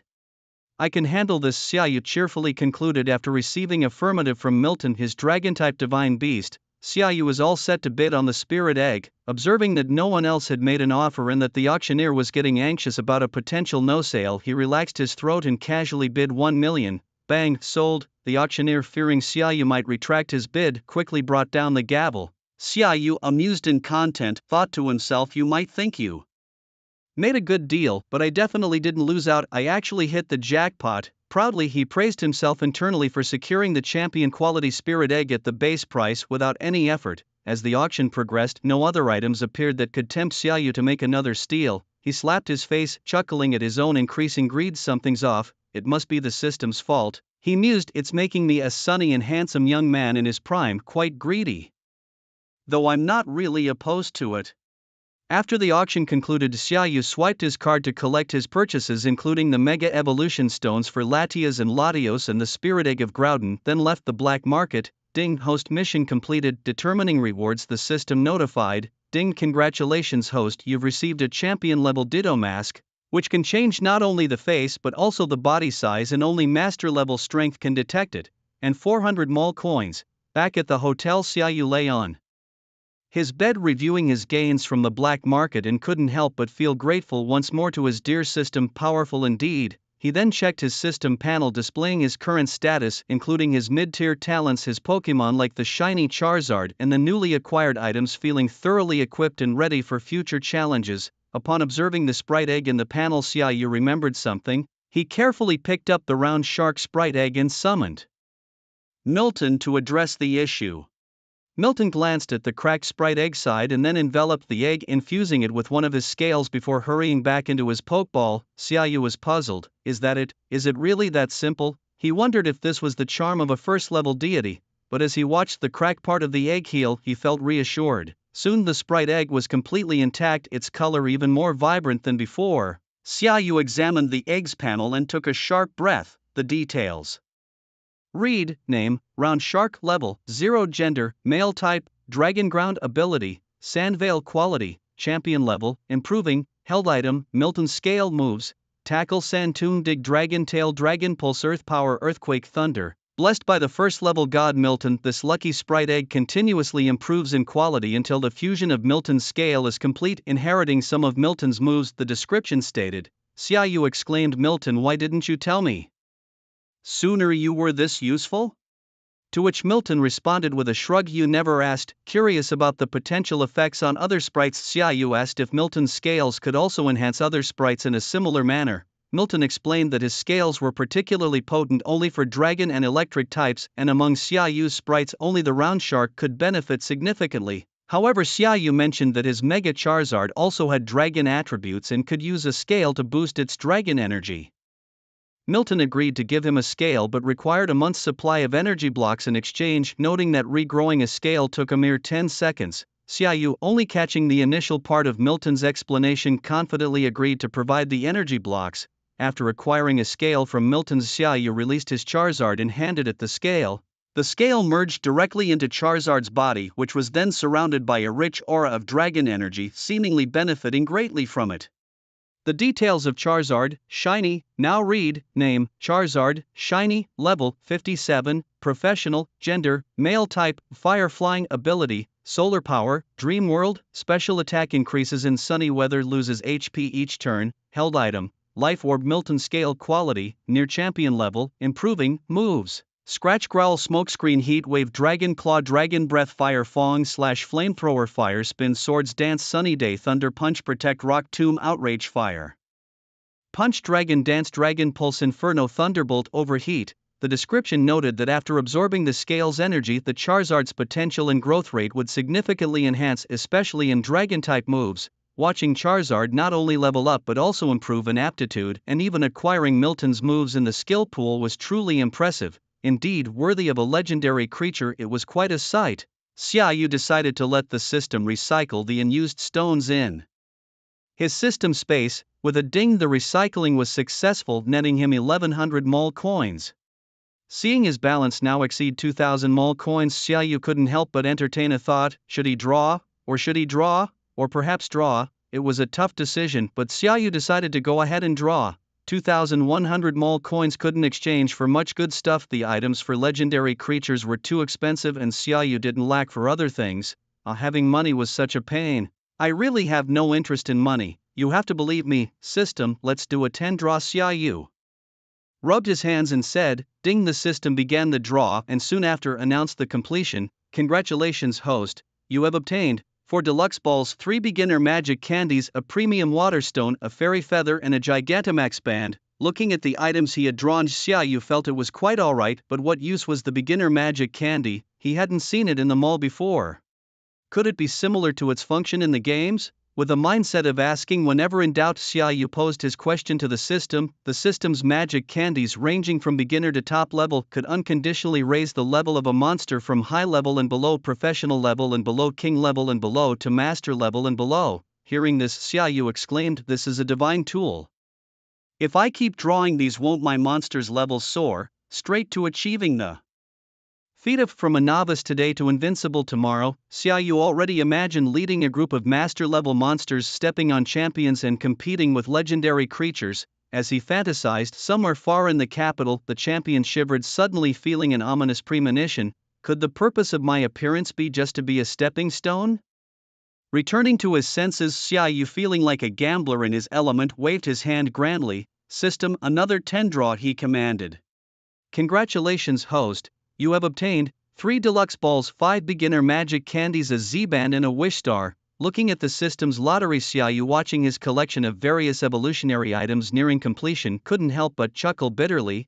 This undiscovered method of evolution was indeed infuriating. He wasn't yet ready to make it public, especially since he had only been a trainer for less than a month. He planned to apply to challenge gym badges and participate in the high school league after the start of his senior year in high school. After completing the high school league, he would coordinate with his mother to slowly release these evolutionary methods. After sorting out his thoughts, Xiaoyu placed the Garchomp monster egg in the incubation device gifted at the auction, pouring in the nutrient solution to wait for its hatching. Then he released Cocodora and Kyrulean. He handed Kyrulean the Cresselia feather and the fairy feather. The former could provide her with psychic energy to accelerate growth, and the latter could enhance the power of fairy-type moves, fitting well with Kyrulean.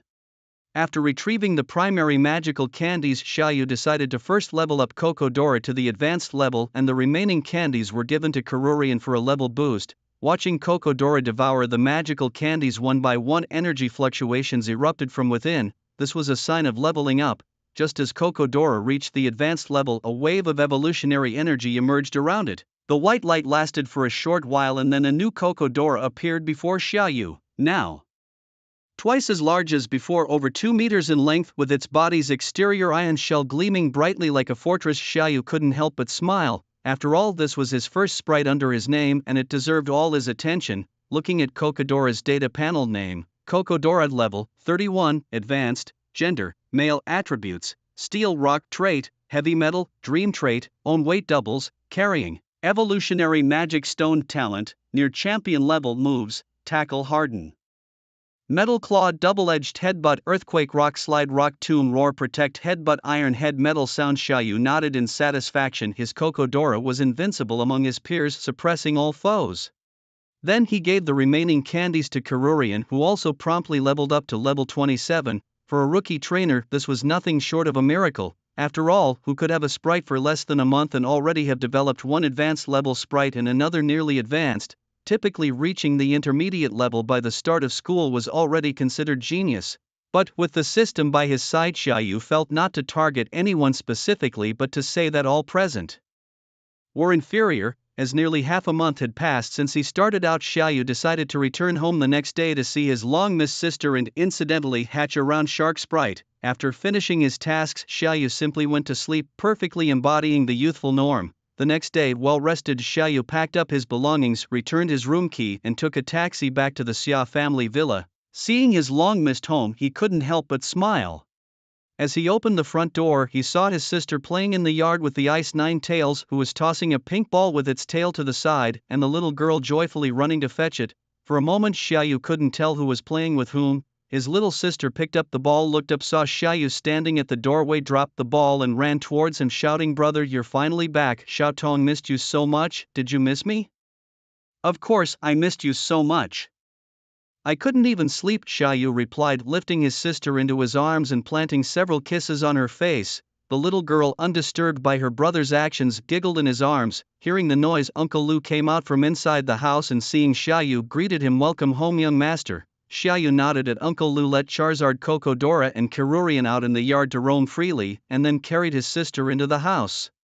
It was nearly noon when Xiaoyu returned, and their parents were not at home. After placing the round land shark spirit egg in the bedroom to wait for it to hatch, Xiaoyu went downstairs to play and joke around with his sister, hoping to alleviate his longing for her. He believed that his sister must have felt the same way. Although she seemed happy playing at home, she surely missed her dear brother from China. Xiaoyu was convinced of this. The thought of leaving for adventures and challenges after the summer vacation, knowing he might not see his sister for a long time, made him show a rare frown. His sister would also start school after the summer, and Xiaoyu wondered if she would still pay him any attention if she made new friends. The thought was distressing, and bizarre musings suddenly sprang to his mind, making him want to shake off these unhappy thoughts and continue playing with his sister.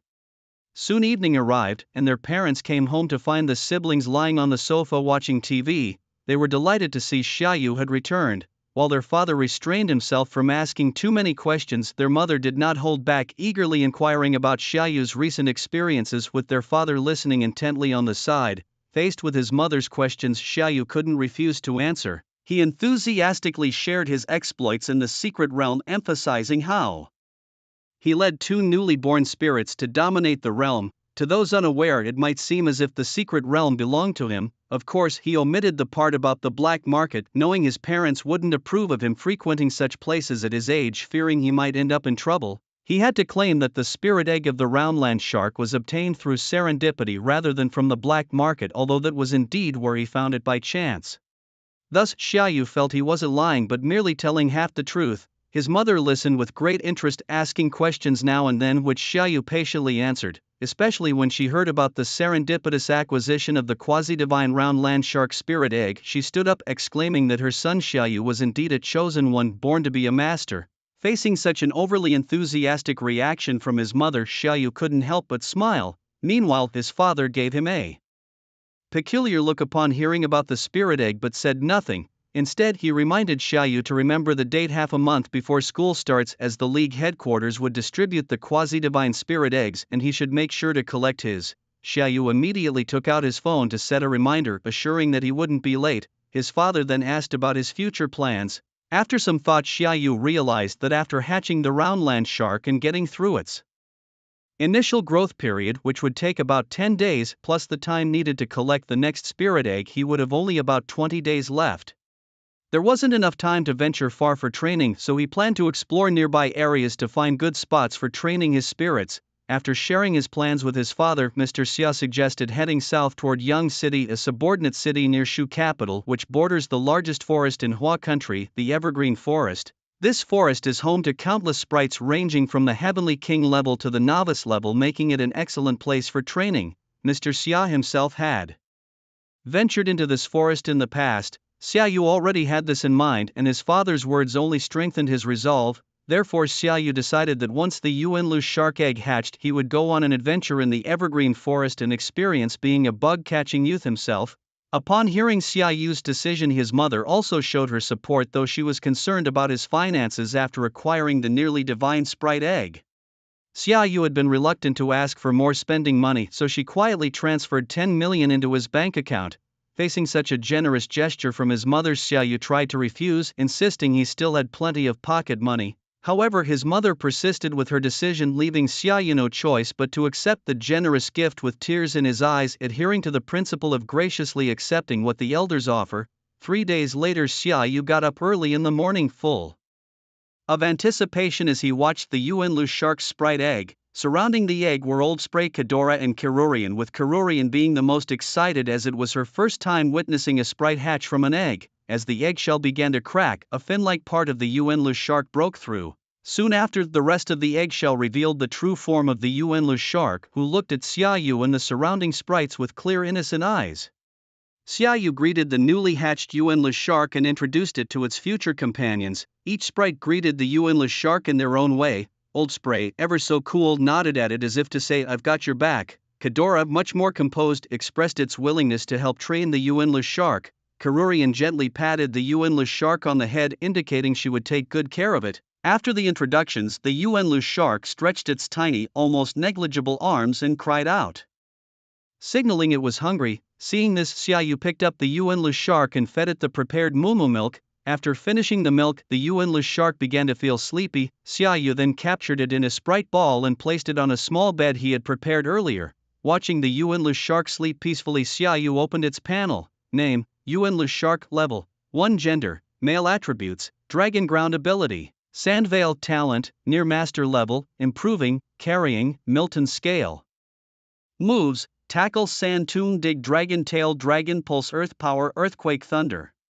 Introduction: a lucky sprite blessed by the first level god Milton, with continuously improving talent and growth rate, inheriting some of Milton's moves and yet to fully integrate Milton's scale. Seeing the Yuanlu shark now possessing near master level talent, Xiaoyu was once again amazed. Milton's reputation truly precedes him. With the energy from Milton's scales, the roundland shark grows remarkably fast, far exceeding the growth rate of typical near god spirits, which are notoriously slow to develop and mature late. With ample resources and the help of Milton's scale energy, the roundland shark quickly passed through its infancy and entered its growth period ready for battle. This accelerated growth disrupted Xiaoyu's original plans, but it was no concern. Fortunately, as preparations had been made in advance, it was just a matter of time moving a bit faster. In the evening, Xiaoyu informed his parents that he would once again be traveling for training. This time, his Destination was Tokiwa Forest. Xiao's father and mother did not say much, only reminding him to be safe and to communicate with them timely if needed, as they would always be his strongest support. Moved by his parents' words, Xiaoyu vowed to become the greatest trainer and not let their hopes down. The next morning Xiaoyu got up, packed his belongings, took his spirit balls and set off ready to begin his second journey. Due to the considerable distance and short time, Xiaoyu decided to head to the airport first and fly directly to his destination without wasting time walking step by step. He took the family car and drove towards the Shudu City airport, but as he was about to reach the airport, a violent energy fluctuation suddenly erupted throughout Shudu City. The sky near Shudu City turned a fiery red like burning clouds, but the feeling and pressure it gave were entirely different. It seemed as if something in the sky was about to break through the clouds and descend into reality, increasing the sense of fear. Suddenly Xiaoyu's phone rang. He answered it to hear his father Xia Tianyan's voice. Son, don't go to the airport. Come back quickly. You saw what just happened, right? A secret realm has descended upon Shudu City. According to energy detection, it's a super large secret realm. Stay at home for now and don't go out unless necessary. Realizing it was the descent of a secret realm that had caused the disturbance, Xiaoyu understood the situation, however, with championship level spirits possibly inside the massive secret realm, he wondered if his father could handle it. Facing such an unexpected situation, Xiaoyu decided to follow his heart and listen to his father. He told the driver to turn around and head home. On the way home, Xiaoyu heard a broadcast from the Shuda City League branch stating that the secret realm had descended on the outskirts away from the city center, so there was no need for panic or worry as the league would handle the situation. Meanwhile, after Xiao's father finished the call, he notified the league headquarters that a super large secret realm had descended upon Shudu City, hoping for immediate assistance. Upon receiving the message, the headquarters quickly convened a meeting. The league champion declared that a member of the Elite Four would be dispatched immediately to help resolve the issue in Shudu City. While everyone's attention was focused on the impending secret realm, no one noticed a man in a brown-haired suit within Shudu City. Holding an unknown device in his hand, he looked towards the distant mystical realm that was about to descend, nodding in satisfaction. Then speaking into his headset, he said, "Bota, this device you've developed is truly useful. According to the energy fluctuations, the mystical realm that is descending this time is a super large one. We've achieved our goal." Hearing the man's reply, Bota advised, "Now that the experiment has succeeded, you should retreat quickly. Remember, leave no trace behind. After all, Huawei is not easy to deal with, and we are not yet ready to start a war." With that, he hung up the call. The man with brown hair and a suit blended into the crowd and disappeared without a trace. On the other side, Xiaoyu, who had returned home, was preparing to stay in and train peacefully, waiting for the mystical realm's descent to conclude. Suddenly, the system's voice rang out, "Ding, the system has detected a mystical realm descending, issuing system task. Explore the mystical realm. Task reward. Rewards will be given based on the level of exploration." Looking at the task issued by the system, Xiaoyu couldn't help but give a bitter smile. "Isn't this forcing me? It's a special period right now. Everyone is paying attention to the descent of the mystical realm. How am I supposed to blend in? I definitely can't go there personally. Not to mention, a kid like me dreaming of entering a super large mystical realm is just fantasy."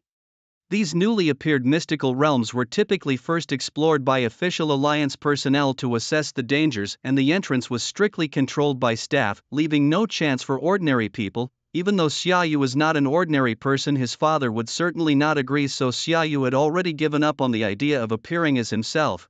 He looked at the champion-level shapeshifter mask in his system space, a miraculous artifact capable of altering not just one's appearance but even one's body. "It's a must-have artifact for traveling. Mom won't have to worry about me being recognized anymore." Xiaoyu decided to infiltrate under a different identity, but now his problem was that although it could change his appearance and physique, it was not a clone. He had to do this himself. So, what reason could he use to go out? It had to be a reason that justified a long-term absence. As the mystical realm was still not fully descended, he had to quickly think of a way to go out.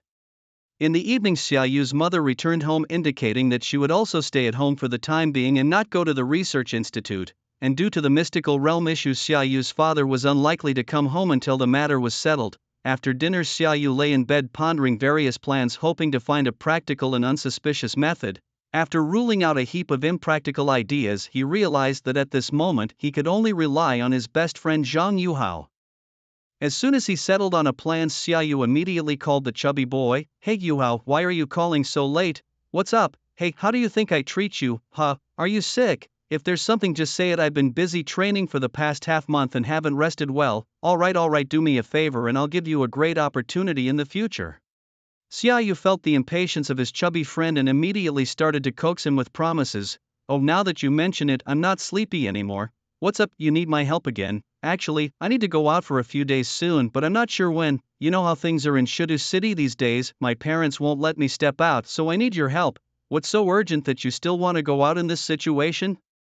Xiaoyu replied, I can't disclose the specifics, but it's very important to me. Just tell me, will you help or not? Once brother Yu asks, how can I refuse? Tell me, how can I help? I'll say I'm staying at your place for a while, just cover for me. No problem, it's settled then. My parents aren't home anyway, I can handle it.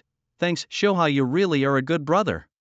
After hanging up the phone, Xiaoyu felt relieved that his backup plan was set. Praising his loyal friend, he thought to himself that if something suitable came up, he wouldn't miss out. The next morning, while having breakfast, Xiaoyu told his mother that he planned to stay at his buddy Zhang Yuao's place for a while to train together. His mother wasn't surprised, after all their families knew each other well, and it wasn't the first time Xiaoyu had stayed at Zhang Yuao's home. She just reminded him to stay indoors at Yuao's place and not to go out as it wasn't safe. Xiaoyu nodded quickly, relieved that his mother had approved. He then savored his steamed buns with great relish, finding them exceptionally delicious. After packing his things, Xiaoyu bid farewell to his mother and sister and left the villa. He planned to find a hotel close to the secret realm and took a taxi to the area near the secret realm.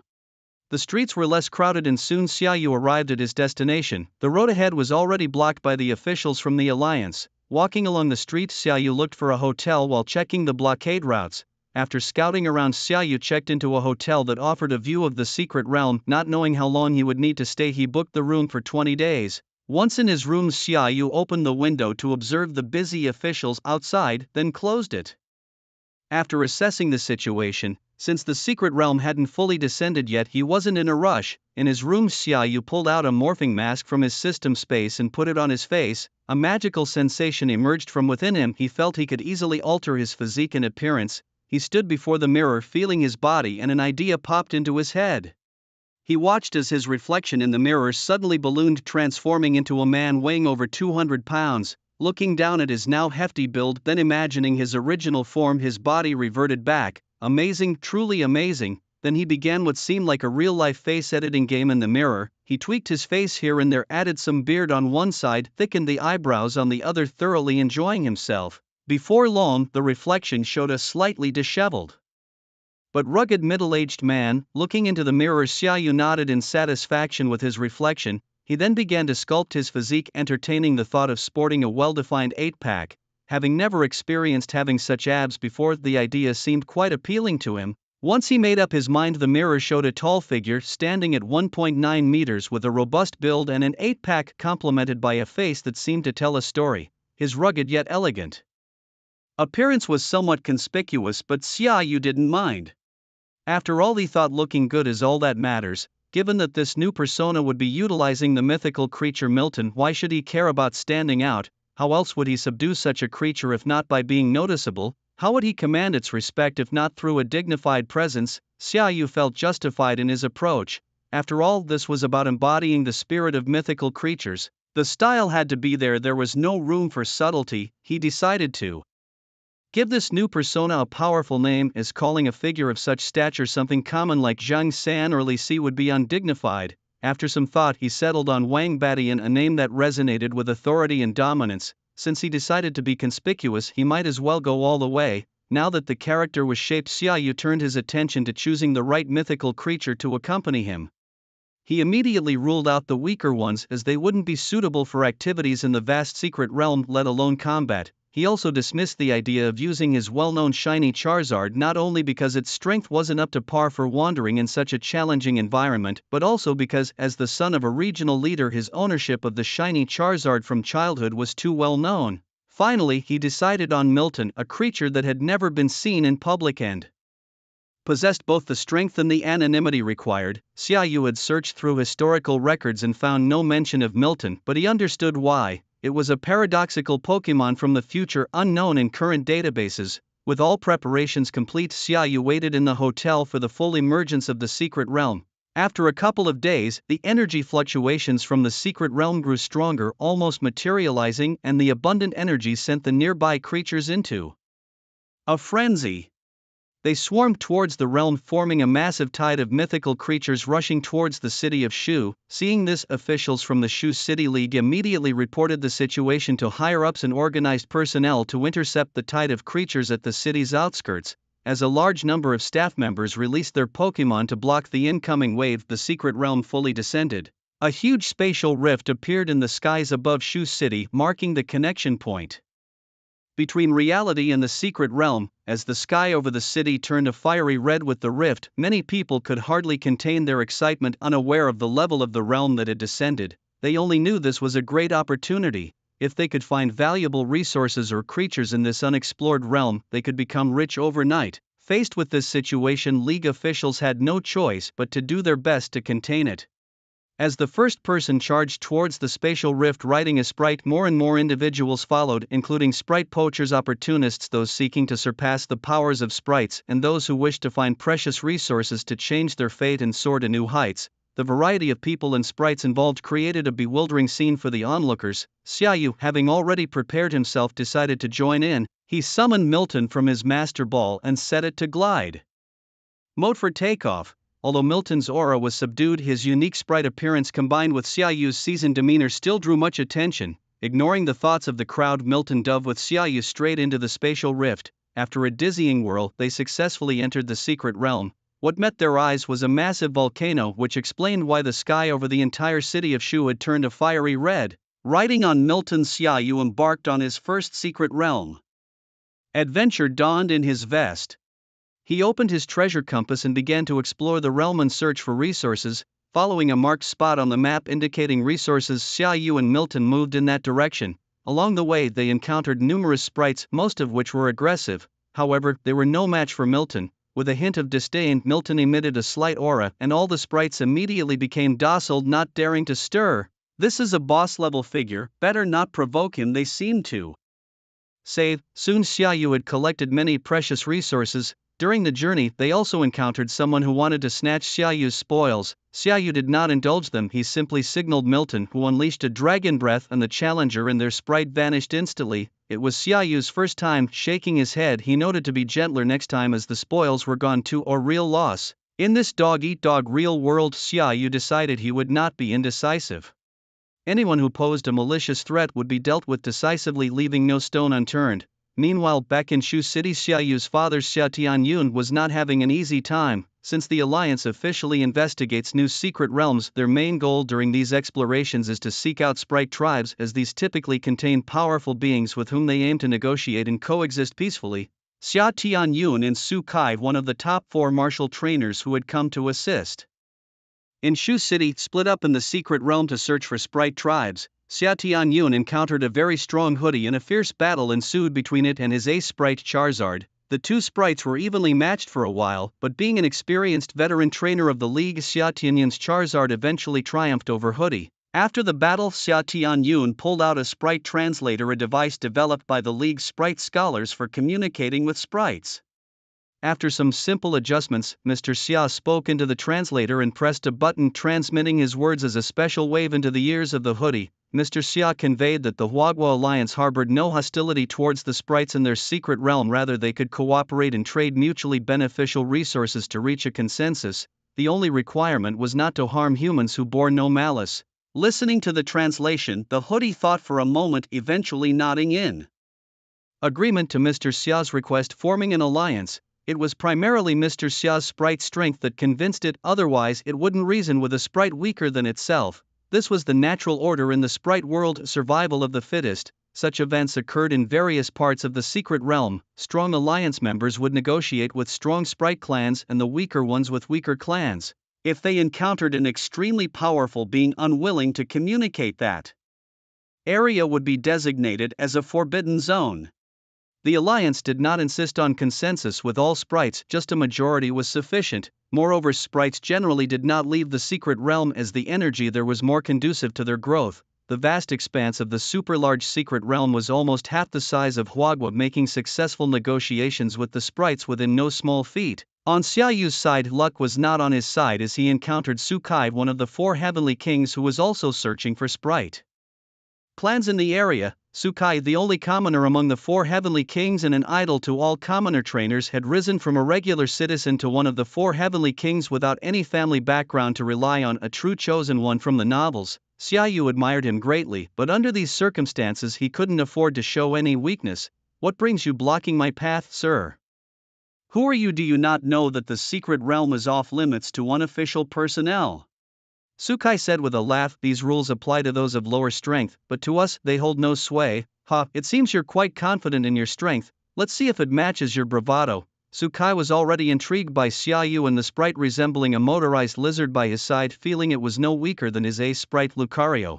As a fight enthusiast and one of the heavenly kings, Sukai was eager to challenge any interesting person or sprite he encountered. The muscular wall, like Sukai, along with his ace sprite Lucario, charged towards Xiaoyu. Xiaoyu stood his ground in front of Melton, unflinchingly facing Lucario. Lucario's stats were impressive: level 83, champion level, male, fighting and steel type with the ability Justified, increases attack power when hit by dark type moves, equipped with a life orb and a repertoire of moves including counter, feint, helping hand, rock smash, metal claw, vacuum wave, detect, endure, screech, flash, endeavor, aqua ring, payback, workup, meditate, metal sound, quick guard, bone meringue, swords, dance, heal, pulse, meteor mash, extreme speed, close combat, aura sphere, protect, flash cannon, focus, blast, ice punch, substitute, thunder punch. Admiring the champion level Lucario, truly worthy of the fighting king's ace sprite.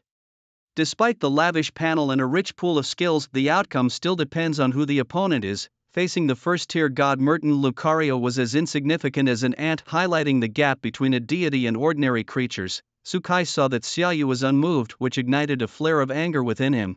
He turned to Lucario and commanded Lucario use Aura Sphere.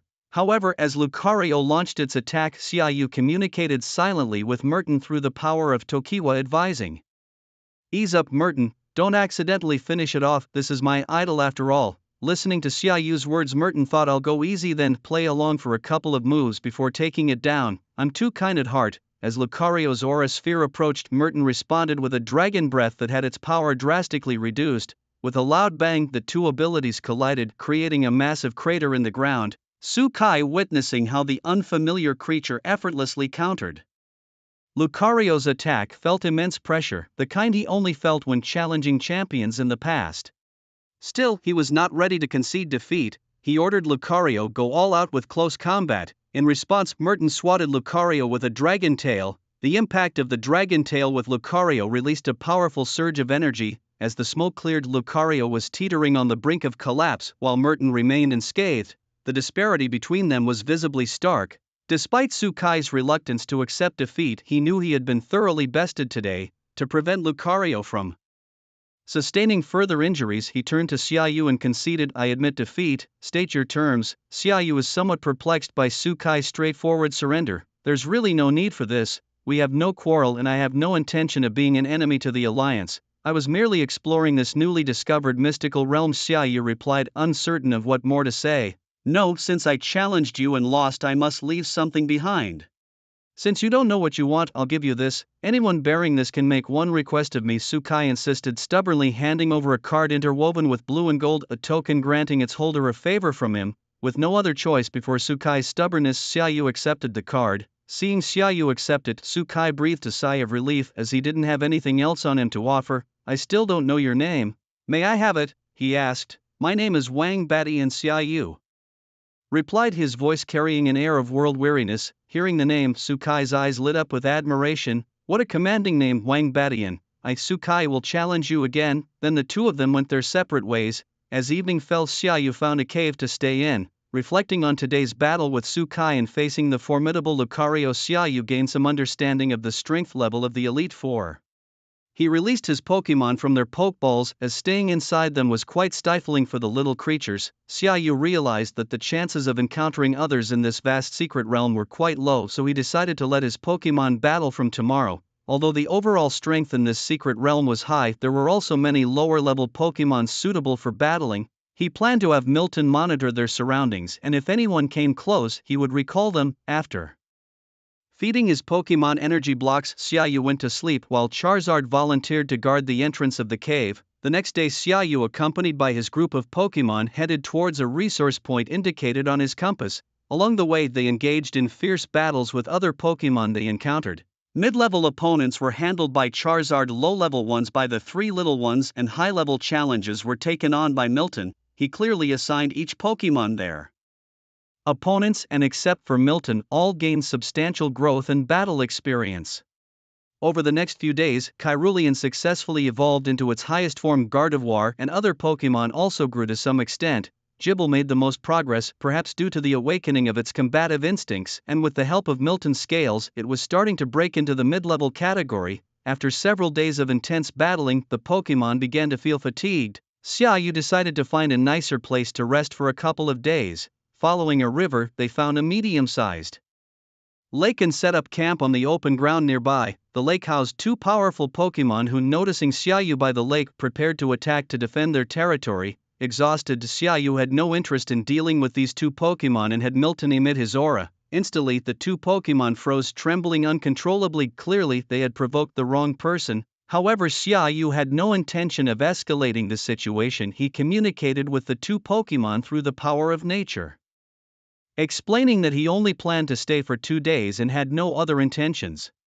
The two Pokémon conceded that he could stay as long as he liked, they would simply move if necessary. Understanding his intentions, Xiaoyu didn't bother any further. He jumped into the lake for a bath, prepared dinner for everyone, and then went straight to sleep in his tent. He was indeed very tired, having used the power of nature continuously over the past few days to heal his Pokémon, which was quite draining. After resting by the lake for 2 days, Xiaoyu and his Pokémon resumed their journey of exploring the secret realm. As they approached a sandy rock area, a sudden burst of intense energy fluctuations erupted ahead. Xiaoyu recalled the three little ones into their Pokeballs, taking only Charizard and Milton to investigate what had happened. On a small mound, Xiaoyu observed a fascinating scene unfold before him. A plump and a lean elf hunter were attempting to capture a Bangilas. In the air, a desert dragonfly harassed the Bangilas while a nearby great steel snake joined in the attack.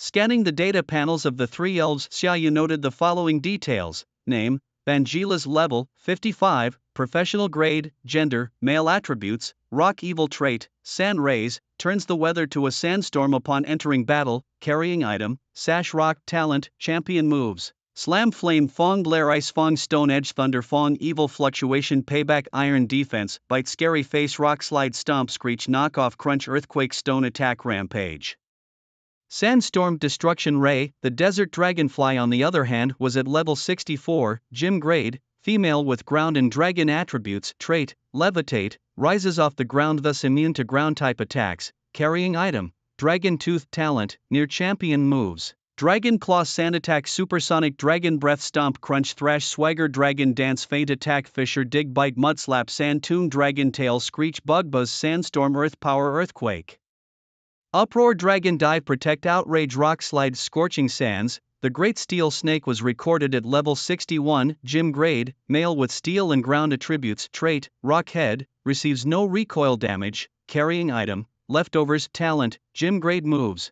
Bind Slam Stone Edge Harden Crunch Rock Polish Thunder Fong Ice Fong Flame Fong Knockoff Lighten Dragon Breath Hex Rock Slide Screech Sand Tomb Stealth Rock Body Slam Sandstorm Dig Iron Tail Stone Attack Double Edge Magnet Rise Protect Earthquake Rock Wreath Earth Power. Despite both hunters' elves being of gym grade, the professional grade Bangilas held its own, a testament to its champion caliber and near divine being in value. However, it seemed unlikely that Bangilas could hold out much longer, slowly losing ground under the relentless assault and coordination of the Desert Dragonfly and Great Steel Snake. Xiaoyu prepared to save the Bangilas, partly to see if he could capture this champion quality, almost divine elf for himself, and partly because he disapproved of the so-called elf hunters' poaching activities. News stories about these individuals were frequent, detailing their exploits in capturing rare elves from protected areas for sale regardless of ownership. Despite international warrants for their arrest, these hunters remained rampant, exploiting their agility to either fight when they could win or flee when they could not, causing headaches for nations worldwide. This time, Xiaoyu planned to confront the two hunters with just his Charizard, who was on the verge of breaking through to the gym stage and desperately in need of a significant battle to achieve this breakthrough. Milton stood by, not ready to take action himself, but rather to support and protect Xiaoyu's safety. Seeing that the nearby Bangilas was about to falter, Xiaoyu was also ready to make a dazzling entrance. He commanded his Charizard to unleash a blast of flamethrower at the two elves. The dark old Charizard soared into the sky and spewed a spiral of flames downward at the two elves. They were too slow to dodge and were hit by the fiery blast, screaming in agony. The two poachers, noticing Xiaoyu emerge from behind and the Charizard flying beside him, were taken aback. "Who are you? Why are you attacking us?" the skinny poacher demanded. Xiaoyu, looking disdainfully at the two, responded, "Do I need a reason to deal with elf poachers like you? Looks like another meddler," the skinny poacher scoffed. "What should we do then?" the chubby poacher asked his companion. "What do you mean, what should we do?" "Take them down. That Bangilas is already out of the fight and a shiny Charizard doesn't look like it's from a dojo. We have the upper hand," the skinny poacher asserted. He also mentioned how rare Xiaoyu's shiny Charizard and the Moto Lizard variant behind it seemed. "If we take him down and capture these two elves, we'll hit the jackpot." The greed was evident in the eyes of the poachers as they eyed Xiaoyu's elves. Encouraged by his companion's words, the chubby poacher prepared to make his move. Seeing their unmistakable greed and malice, Xiaoyu decided not to hold back against such foes. Charizard used Dragon Breath on the desert dragonfly. He mentally instructed his Charizard. Before the opponents could react, Charizard unleashed a breath of dragon fire directly at the desert dragonfly. Xiaoyu planned to eliminate the agile desert dragonfly first. The poachers, realizing that Xiaoyu was not playing by the rules and had started the fight directly, quickly responded. "Desert Dragonfly, dodge it." "Steelix, use Rock Slide on Charizard," they commanded. Charizard easily dodged the Rock Slide and countered with a Flame Cyclone, trapping Steelix within it, then flew towards the Desert Dragonfly to use Dragon Claw. "Steelix, use Dig to escape the Flame Cyclone," the chubby poacher instructed. "Desert Dragonfly, let's counter with Dragon Claw too." Both the Desert Dragonfly and Charizard collided in the air using Dragon Claw, but Charizard, enhanced by Milton's scales, showed a marked increase in the power of its dragon-type moves, smashing the desert dragonfly to the ground and raising a cloud of dust. Xiaoyu pressed his advantage, directing Charizard to use Dragon Pulse on the desert dragonfly. "Steelix, use Sand Tomb to obscure its vision." The chubby poacher directed the Steelix that had just escaped the flame cyclone. A sandstorm erupted around Charizard, interrupting its attack. Xiaoyu commanded Charizard to fly out of the stormy area. The poachers, surprised by Xiaoyu's tenacity, exchanged looks and prepared to employ the tactic they had used against Bangilas, coordinating their efforts. Desert Dragonfly used Screech on Charizard, they planned. As the Desert Dragonfly emitted a piercing screech towards Charizard, causing it discomfort, Steelix followed up with Stone Edge. Charizard, unable to dodge in time, was struck by the rocks and let out a painful roar. Upon seeing the situation, Xiaoyu quickly commanded his Charizard to fly away from the area and then unleashed a devastating Inferno Overdrive on the Steelix. A fierce blaze erupted from Charizard, engulfing the Steelix in roaring flames. The Steelix howled in agony and rolled frantically on the ground, attempting to extinguish the fire. Charizard then charged directly at Steelix with a Flare Blitz, aiming to deliver a critical hit. However, Steelix, under the command of the hefty poacher, held its ground. Facing the incoming attack, the hefty poacher yelled at Steelix to endure. Meanwhile, he directed his Desert Dragonfly to take advantage of the moment and strike Charizard with Dragon Dive. Charizard's Flare Blitz was successfully blocked by Steelix's defense, and then the Desert Dragonfly hit Charizard with a Dragon Dive, sending it crashing into a nearby dune. The impact created a large crater and inflicted significant damage on Charizard. Observing Charizard struggling against two gym-level creatures, Xiaoyu thought to himself that it might be time to stop holding back. Resolving to escalate the battle, Xiaoyu decided to initiate Charizard's Mega Evolution. With a bond forged over more than a decade, they were well prepared for this transformation. "Are you ready, Charizard?" Xiaoyu asked as he looked at his partner, with a roaring response.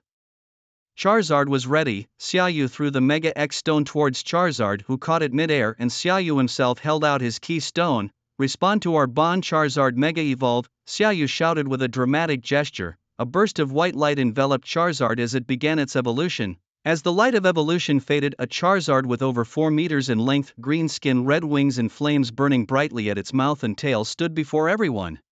"What's this? Charizard can still evolve?" The skinny poacher was both shocked and thrilled, not believing that this evolved Charizard could defeat them both. This is it. A new way of evolving. How much could this be worth?" the hefty poacher thought excitedly. Facing their ignorance, Xiaoyu merely looked at them with a gaze that seemed to see right through the dead. After the evolution, Charizard's energy surged, breaking through levels as if challenging the Elite Four with its power peaking at a level typical of a gym leader's top Pokémon. Xiaoyu realized that Mega Evolution could indeed elevate a Pokémon by a significant margin. Charizard, give them back double the trouble they caused, Xiaoyu commanded. Charizard, with incredible speed, flew towards the desert dragonfly and, before it could react, struck it down with a fiery punch, knocking it unconscious. Is my trump card defeated just like that? The skinny poacher couldn't believe what he was seeing as he stared at his unconscious desert dragonfly. Xiaoyu didn't bother with him and immediately had Charizard target Steelix with both Inferno Overdrive and Flamethrower. As expected, Steelix 2 was swiftly defeated by the newly evolved Charizard. Two poachers did not react until the elf fell. Watching Xiaoyu approach them, the poachers finally realized, looking at the desert dragonfly and the steel serpent lying on the ground, they no longer had the overwhelming aura they had at the beginning. The other elves on them were only at the professional level and were no match for this Charizard. Please spare us, we beg you. We can give you this Banette and we have many other collectibles that we can offer you, just let us go. The two men knelt before Xiaoyu pleading for mercy, but Xiaoyu had always adhered to the principle of eradicating the roots. Is this your last words, huh? Xiaoyu scoffed at them disdainfully, then knocked them out, took everything from them and had the Charizard unleash a blast of flame on them and their elves, sending them straight to heaven. The Charizard then reverted to its original form. Having gone through this battle, it had successfully advanced to the gym level. Xiaoyu, having destroyed all traces, walked towards Banette. Banette let out a weak roar at Xiaoyu, thinking he was next to be killed. Xiaoyu ignored Banette's roar, approached it and used the power of Evergreen to heal its wounds. Feeling its injuries healing, Banette no longer continued to roar. After a while, the healed Xiaoyu communicated telepathically with Banette. Banette, would you like to come with me to see the outside world, become stronger and reach the pinnacle of the world? Faced with Xiaoyu's invitation, Banette looked at Xiaoyu, then at the Charizard standing beside him, pondered for a moment and nodded. Seeing Banette nod, a smile appeared on Xiaoyu's face and then he reverted to his original appearance. Watching Xiaoyu transform, Banette showed a puzzled expression, but after listening to Xiaoyu's explanation it understood. However, Banette told Xiaoyu it needed to go home to inform its parents since it had sneaked out. Faced with Banette's response, Xiaoyu naturally agreed and followed Banette towards its tribe. Before long, they arrived at a mountain range in a forest where Xiaoyu saw many young Banettes, sand Banettes and other Banettes. Following Banette, they entered the community and immediately many eyes turned towards Xiaoyu and his elf. A gigantic Banette emerged, towering over 10 meters tall with a massive frame, appearing as the leader. It roared at the Banette in front of Xiaoyu, which responded back. And the two began to communicate. While they were communicating, Xiaoyu looked around at the Banette community with his true sight. Wow, he thought, it's no wonder considering they are quasi-divine elf species. The basic strength of those evolved into Banette are all above the gym level, including 6 at the elite level and 3 at the champion level. The strongest among them was the tribal leader they were interacting with, a level 89, champion level, male Banette with the attributes of rock and dark and abilities like Sandstream, which turns the weather into a sandstorm when it enters a battle. It seemed that this Bangilas was considered one of the strongest in the entire secret realm, Xiaoyu thought to himself. Soon, the communication between the two Bangilas in front of him ceased. They turned to Xiaoyu and roared. Through the power of Tokiwa, he sensed that the Bangilas chieftain was the father of the one in front of him. No wonder it had such high potential. The chieftain expressed his gratitude to Xiaoyu for saving his son and supported his son's desire to follow Xiaoyu to see the outside world and become stronger. The Bangilas chieftain invited him to stay as a guest and Xiaoyu agreed, preparing to spend the night there. Xiaoyu released all his spirits, allowing them to roam freely in the area. With the influence of the Tokiwa power and the chief's invitation, all the creatures here, whether young Keelas, Shakilas or Bangilas, were friendly towards him. Xiaoyu also discovered several places where the eggs of young Keela's spirits were stored, with about a dozen eggs in total. Suddenly an idea struck him. Could he possibly obtain one of these young Keela's spirit eggs for his close friend Xiaohao? After all, Bangilas was the core of the Sandstorm team and his friend aspired to be a king of sandstorms. Having been greatly helped by his friend to enter the secret realm smoothly, Xiaoyu kept this thought in mind, considering whether to discuss it with the chieftain. By evening, Xiaoyu had transformed all the fruit given by the Bangilas chieftain into energy blocks, suitable for the Bangilas to eat, distributing them to the entire Bangilas clan. The Bangilas who ate these energy blocks let out excited roars, having never tasted such delicious food before. It was almost addictive for them. Seeing their joy, Xiaoyu took the opportunity to share his idea with the chieftain, expressing his desire to take away another young keyless spirit egg. The chieftain's response was unexpected. Xiaoyu thought he might refuse or need much persuasion. However, the chieftain readily agreed, noting that seeing the outside world could be good for the egg and might even help it grow better. Xiaoyu assured him it would. The next morning, the chieftain took Xiaoyu to select a spirit egg. After scanning the area, Xiaoyu noticed that almost all the spirit eggs had king-level potential, and there was one with almost champion-level potential that was the highest available. Xiaoyu sincerely picked up the almost champion-level spirit egg, deciding on it. He then followed the chieftain outside, holding the young keyless spirit egg. Xiaoyu thought to himself, "Zhang Yuhao, you chubby guy, if you don't call me dad 100 times when I get back, it wouldn't do justice to the effort I've put in to get you the core of the Sandstorm team." After meeting the chieftain's son Bangilas, Xiaoyu, in front of its father, put it into a luxury ball and then released it, bidding farewell to its father.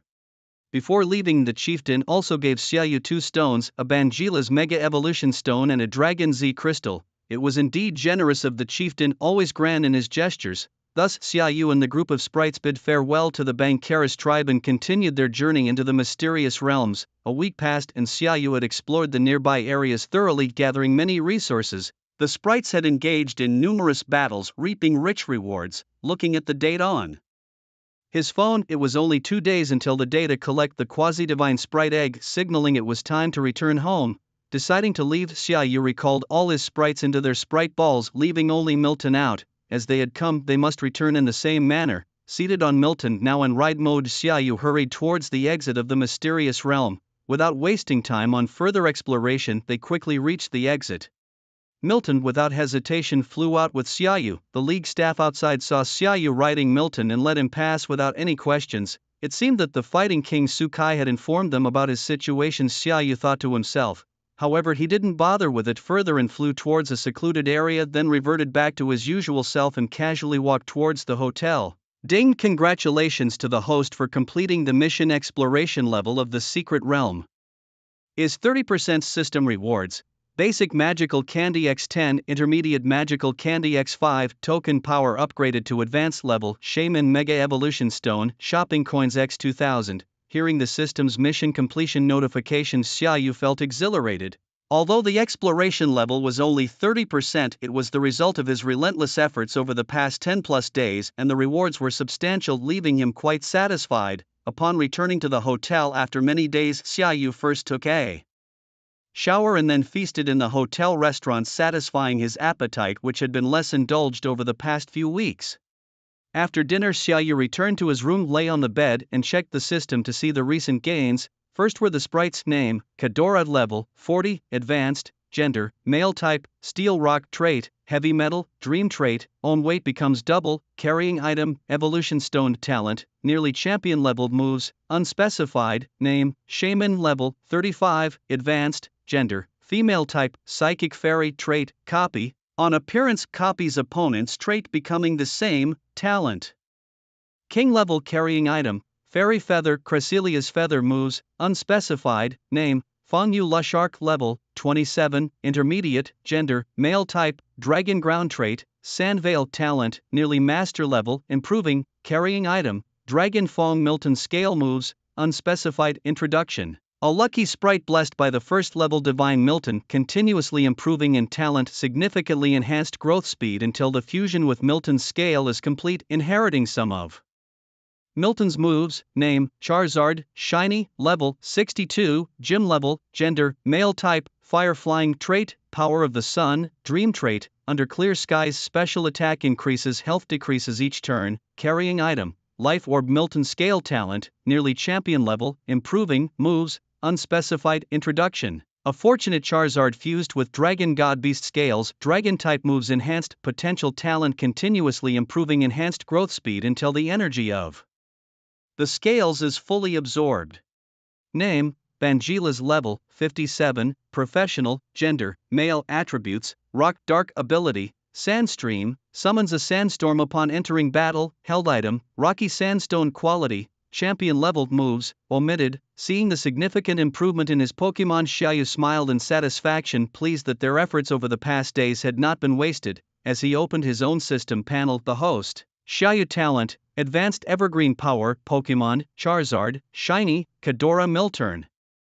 First Class Deity, Sanido Fongshark Bangila's items, Basic Magic Candy X10, Intermediate Magic Candy X5, Kadora Mega Evolution Stone, Charizard Mega X/Y Stones, Keystone X2, Luxury Balls X9, Treasure Compass, Permanent Move Tutor, Protect, Lizard and Mega Evolution Stone, Jumbo Groudon Mega Evolution Stone, Latias Mega Evolution Stone, Latios Mega Evolution Stone, Magic Scale, Premium Thunder Stone, Premium Water Stones X2, Premium Sunstone, Premium Fire Stones X3, Premium Leaf Stones X2. Ditto Mask, Gigantamax Bracelet, Z Bracelet, Wishing Star, Mysterious Droplet, Sharp Claw, Bangila's Mega Evolution Stone, Dragon Z Crystal, Sanido Mega Evolution Stone. Shop Coins, 2,100-inch system tasks, capture at least 6 Pokémon with at least Elite 4 level quality, excluding mythicals, complete 1 team configuration, completion, 5/6. Looking at his system space filled with rewards, Xiaoyu grinned foolishly, wondering how he should use these items. He decided to recycle some temporarily unnecessary items and goods back to the system shop. Exchanging them when needed would do the trick. System recycle the Magic Scale, Premium Thunderstone, Premium Water Stones, Premium Sunstone, Premium Leaf Stones, Mysterious Droplet and Sharp Claw. Ding, items successfully recycled. Host has earned 4,500 shop coins, totaling 6,600 shop coins. Gazing at his newfound wealth and shop coins, Xiaoyu mused that exploring these uncharted secrets indeed yielded great rewards. With so many shop coins before him, the spirit of gacha within Xiaoyu couldn't help but stir again. Who could resist a round of draws after becoming rich? After washing his hands in the bathroom, Xiaoyu returned to his bed, sat down, closed his eyes and murmured a prayer. Jade Emperor Guanyin Bodhisattva Buddha Supreme Laojun, please bless me that I may draw something good this time, and if I could get another mythical creature, that would be even better. System, give me a 10 draw. Ding, system drawing in progress. Congratulations to the host for obtaining Basic Magic Candy X4, Permanent Move Tutor, Shadow Ball, All Cure Medicine, Physical Attack Enhancer X2, Speed Enhancer X2. Looking at the potions drawn, he seemed to have seen them in the shop but was unsure of their exact effects.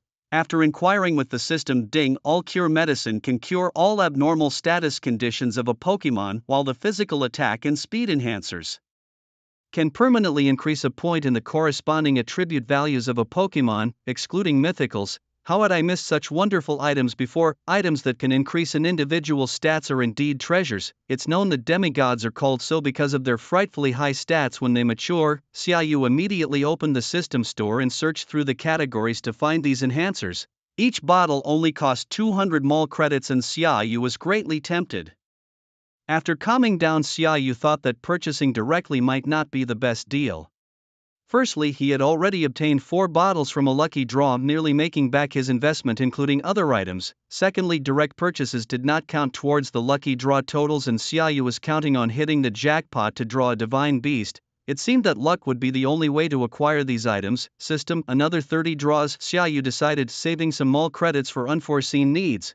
Ding, the system began drawing. Congratulations to the host for acquiring 10 basic magic candies, 5 intermediate magic candies, 2 special attack enhancers, 3 physical attack enhancers, 2 physical defense enhancers, 3 special defense enhancers, a fire Z crystal, a mega stone for Garchomp, an orb of fire fragment and an exquisite water stone. Total draws 60/1000. Although none of the items were particularly strong, they were still useful for Xiaoyu at this stage. Looking at the accumulation of magic candies in his space, Xiaoyu planned to significantly boost his Pokémon's levels. He started with 20 basic magic candies, 1 for Kadabra and 6 for Sylveon, allowing them to break through to the elite level. As he released them, Kadabra evolved with a shimmering light, soon transforming into a nearly 4-meter-tall Alakazam. Admiring its imposing and majestic appearance, Xiaoyu couldn't help but touch it, thinking being handsome is indeed a lifelong asset. After consuming the 6 basic magic candies, Sylveon also successfully advanced to the elite level. Then each Pokémon consumed 5 intermediate magic candies, breaking through to level 46. Now Xiaoyu was ready to challenge the junior gym badges and those of the highest level. As for the remaining basic magic candies, Xiaoyu gave 4 to Gibble to advance to a higher level, saving the rest for the upcoming demigod Pokémon. Regarding the stat-enhancing potions, Xiaoyu decided to apply them all to one Pokémon. Since each potion added only a small increment, he wanted to test the effect of accumulating them on a single Pokémon to potentially reach 600 total stats. Charizard was the obvious choice, being one of the originals and deserving of such enhancement. After consuming the potions, Charizard's stats increased from 534 to 548. Flexing its muscles, Charizard seemed to feel a bit stronger. Having settled everything, Xiaoyu went to bed. Waking up and seeing it was only 4 in the afternoon, Xiaoyu decided to check out from the hotel and visit his friend Zhang Yuhao, eager to show him the surprise he had prepared. After checking out of his room, Xiaoyu took a cab to Xiaopingzi's villa. Upon arrival, Xiaoyu saw Zhang Yuhao training creatures in the yard. Besides the dragon head mole and the Scorpio King, there were also a rock dog and a big jaw ant. It seemed his sandstorm team had gained 2 strong members and was soon to welcome a core member, nearing the completion of a fully formed sandstorm team. He pressed the doorbell and Xiaopingzi, hearing the sound, looked towards the door and seeing Xiaoyu ran over happily. "Bro, where have you been off to for so long?" Xiaopingzi asked as he opened the door. "Of course, I went to enhance the strength of my creatures and also found a bit of an opportunity," Xiaoyu responded with a cheerful grin. "Oh, how about a battle between creatures then? I've made a lot of progress this month, definitely enough to reclaim the upper hand from last time," Xiaopingzi said confidently. "Let's save it for school, then you'll see the gap between us." Xiaoyu patted his shoulder. Sparing a glance at Xiaopingzi's creatures, besides the dragon head mole he had raised from a young age, his highest level creature, the Scorpio King, was only level 25. Xiaoyu's lowest level creature, the Fang Shark, had already advanced to a higher level, so he didn't want to crush Xiaopingzi's confidence just yet. "Sorry, but even my weakest is stronger than yours. How would you stand a chance?"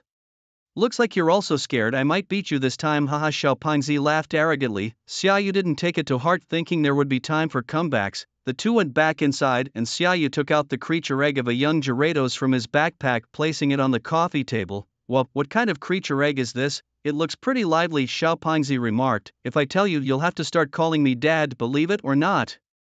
Xiaoyu teased. "Impossible, I Zhang. Yuhao am second to none." "You must be kidding, that's absolutely impossible," Xiaopingzi said with a defiant face. Xiaoyu laughed, looking forward to what would happen next. "This is the egg of a young Gyarados. I thought it was something else." "Wait, a young Gyarados? Is it the one that evolves into Ban Gyarados, the core of the Sandstorm team?" Xiaoyu nodded slightly, trying to keep a straight face. "Are you sure, really, the egg of that near-divine Ban Gyarados?" Xiaopingzi asked again incredulously. Xiaoyu nodded once more. "Where did you get this, bro? That's so unfair, I'm so jealous." Xiaopingzi exclaimed, his tone full of envy. "Do you know, my dad has been trying to get a Ban Gyarados egg for years and hasn't succeeded. And now there's one right in front of me, but it's not mine. Do you know how much that hurts my young heart? It's like getting slapped in the face in public." Watching Xiaopingzi complain while displaying a mix of envy and resentment was quite amusing. Xiaoyu couldn't help but burst into laughter. "Xiaoge, you've changed, you're no longer the boy you once were," said Xiaoping with a pained expression. "Really? I told you, if I name the spirit egg you have to call me dad, and you didn't believe me." Xiaoyu chuckled and added, "Though I admit I was envious, what of it? It's not my spirit egg. How could I possibly be so ungracious? Really, I was going to give you this Bangila's spirit egg. Seems like it's not meant to be after all," Xiaoyu said with a look that seemed to say, "You missed your chance." "Mine, really, foster father. Hao has been adrift all his life, lamenting the lack of a worthy master. If you do not forsake me today, Hao would gladly acknowledge you as my foster father," Xiaoping responded, adopting a sycophantic demeanor. All right, with that funny look of yours, if I said it's yours, then it's yours. Do I, your brother? You look like I'd begrudge a near-divine spirit." Xiaoyu couldn't help but laugh at his antics. "Brother, you're generous, and little Haozi can only repay you with his life." "Get lost, don't disgust me," Xiaoyu retorted. He told him the spirit egg was an unexpected joy from his travels and urged him to take good care of it. Xiaoping of course agreed eagerly, jokingly, who wouldn't treasure a near-divine spirit? After their conversations, Xiaoyu left Xiaopeng's house and headed home. Watching Xiaoyu leave, Xiaoping felt a surge of gratitude and thought to himself that perhaps he should let Xiaoyu win their next battle. He then carefully picked up the young Bangila's spirit egg and placed it in the incubation device, watching the spirit egg with a silly smile. Stepping out of the car and seeing the familiar villa, Xiaoyu wanted to shout, "I'm back!" After spending so much time in the mystic realm, he really missed everything at home. Opening the door and stepping inside, Xiaoyu saw his mother's Mina swimming boredly in the pool. Uncle Lu, hearing the door, came out to greet him. Xiaoyu released all the spirits except for Banjila's, reasoning that since he was officially just visiting a friend's house for training, Banjila's could wait until he went out to challenge for gym badges. Inside the house, he saw his mother and sister sitting on the sofa watching TV. They quickly got up when they saw Xiaoyu. "You're finally back. You've been gone so long without even a phone call home. Who did you learn that from?" "Brother, you're back. Xiaotong missed you so much." Hearing his mother's words, Xiaoyu could only smile wryly. "What can I do? There's no signal in the mystic realm." He then picked up his sister, spun her around in the air, and kissed her tender face, telling her he missed her too. Sitting on the sofa, his mother asked about his plans. Xiaoyu said he would stay home and train until school started once he picked up the spirit egg from the league office the day after tomorrow. Hearing that he would be home for a while, his mother didn't say much more, only mentioning that his father would probably be back in a few days. They spent the evening catching up, and Xiaoyu lay in bed that night reflecting on his busy summer vacation. In 2 days he would go to collect the near divine spirit egg. Xiaoyu got up early filled with excitement. Although he already possessed divine beasts, the prospect of encountering new spirits and future companions still brought a different sensation. Carrying the golden card his father had given him, Xiaoyu left his home and took a bus to the Sichuan City League branch. Upon arriving in front of a towering skyscraper, he alighted from the bus and saw the words China Spirit League branch prominently displayed on the building. Xiaoyu walked in, pushing through the doors to see a bustling scene inside. He approached the reception desk, explained his purpose, and handed over the golden card. After the staff member checked the information, she arranged for another employee to take him upstairs to the hatching room. The elevator reached its destination, and as the doors opened, Xiaoyu was greeted by a tightly secured area with patrolling staff everywhere. After passing through several security checkpoints, they arrived at a door behind which lay the storeroom of the quasi-divine spirit eggs. They swiped the card, opened the door, and inside Xiaoyu saw a celestial-class windspeed dog lying down guarding the quasi-divine spirit eggs. The staff member led Xiaoyu to the innermost part of the room where spirit eggs were presented before him. "These are the quasi-divine spirit eggs distributed by headquarters this year. You can start choosing now," the staff member said. Xiaoyu nodded to the staff member and then began to carefully inspect each egg. The 4 quasi-divine spirit eggs were the Treasure Dragon Spirit Egg, Round Land Shark Spirit Egg, Single Head Dragon Spirit Egg, and Iron Dumbbell Spirit Egg. Through his true sight, Xiaoyu found that the Treasure Dragon Spirit Egg possessed championship potential. The Round Land Shark and Single Head Dragon Spirit Eggs were celestial class, but the Iron Dumbbell was different. It was a shining iron dumbbell with no level, genderless, with steel and psychic attributes, and had the clean body trait, which prevents it from having its abilities lowered by an opponent's moves or traits. It carried no items and had championship potential. Its moves included Tackle, Psychic, Metal Claw, Bullet Punch, Future Sight, and Psychic Force. Indeed, this was a premium iron dumbbell similar in rarity to Grand Wu's shining giant gold monster, incredibly cool and with championship level potential, inheriting Future Sight and Psychic Force. Seeing such an excellent iron dumbbell, Xiaoyu did not hesitate and chose it. After registering the iron dumbbell spirit egg with the staff, Xiaoyu left the league branch. Back at home, he rushed upstairs to his room, unable to wait any longer. He placed the iron dumbbell spirit egg in the incubator, poured in the nutrient solution, and looked forward to the little guy's birth. Over the next few days, Xiaoyu spent his time playing with his sister while the training of the spirits was conducted autonomously, thankfully with a Charizard who enjoyed self-training, leading the group in exercises.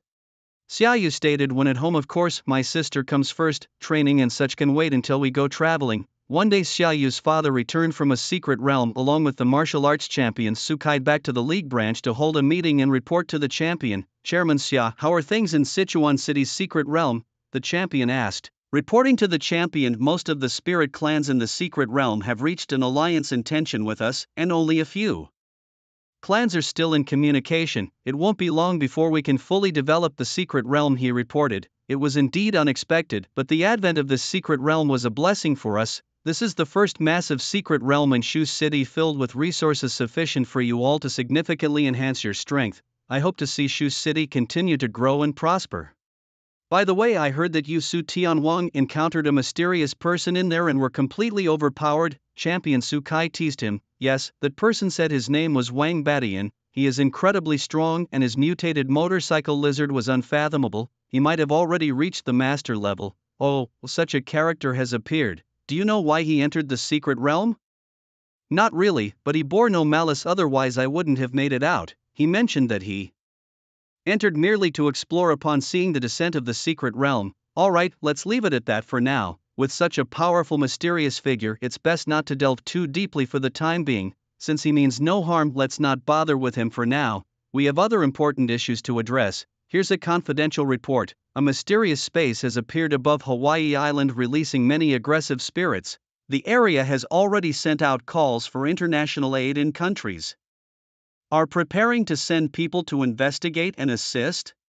In a while, I will convene an internal meeting of the League Champions to select one of the Elite Four as a representative who will take several champion-level trainers to assess the situation. Is there anything else you need to discuss? If not, let's conclude the meeting. After the meeting, Sukai and Xia's father exchanged looks, both sensing the storm on the horizon. After dealing with the secret realm, Xia's father returned to his long-missed home. Upon his arrival, he saw his children playfully frolicking. Dad, you're back. Are you done with the secret realm affairs? Daddy, you finally came back.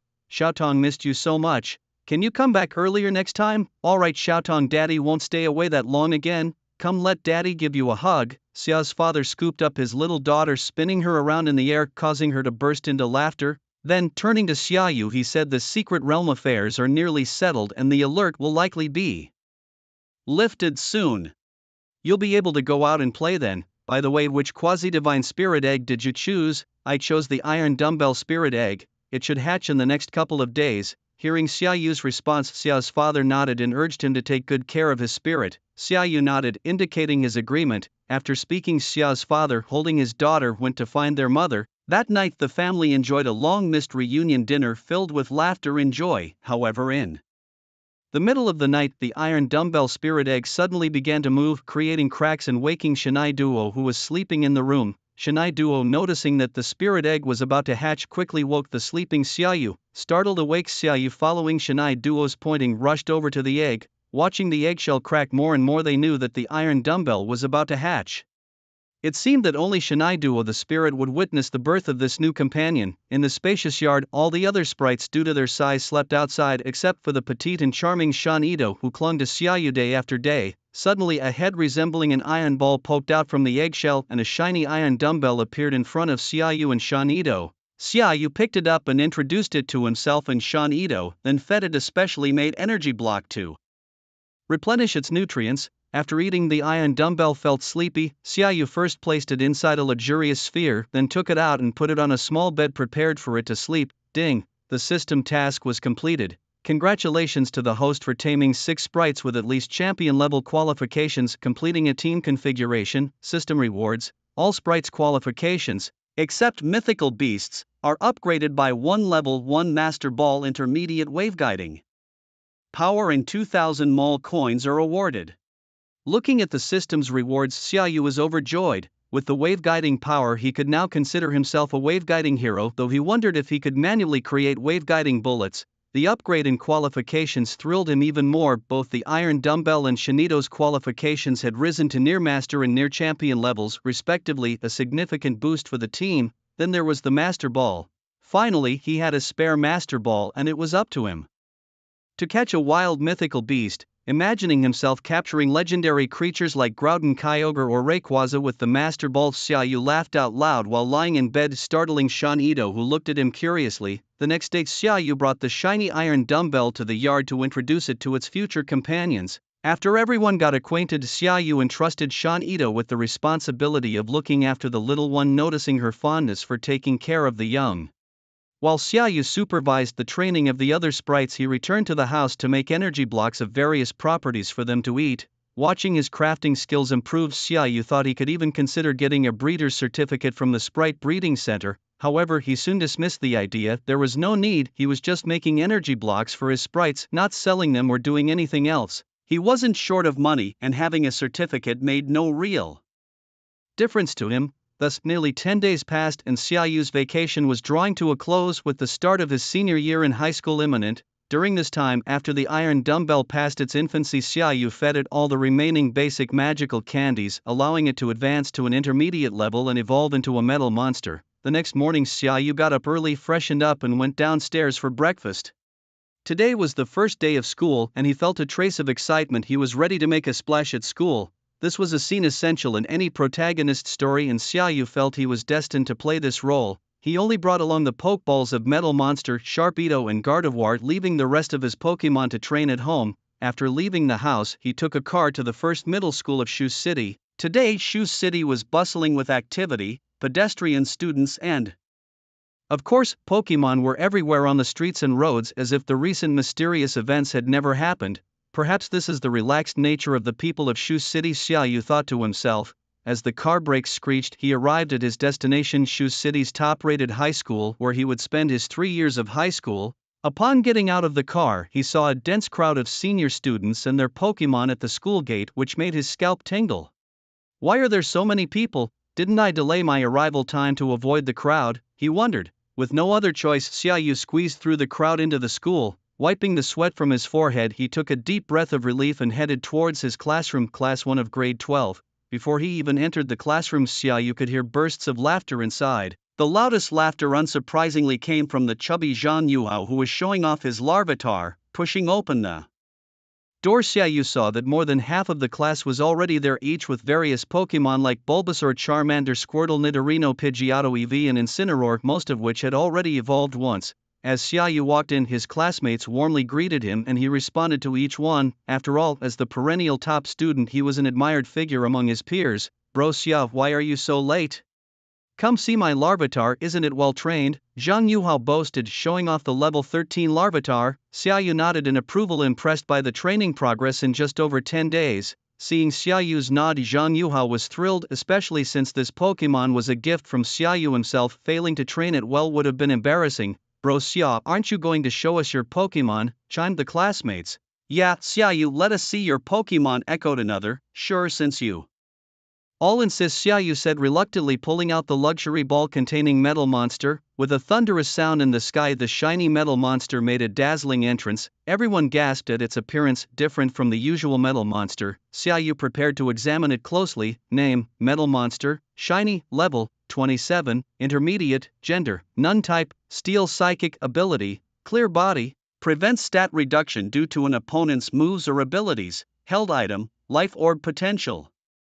Near master level moves: tackle, psychic, metal claw, bullet punch, future sight, Psyshock, hone claws, zen, headbutt, magnet, rise, flash, cannon, takedown, protect.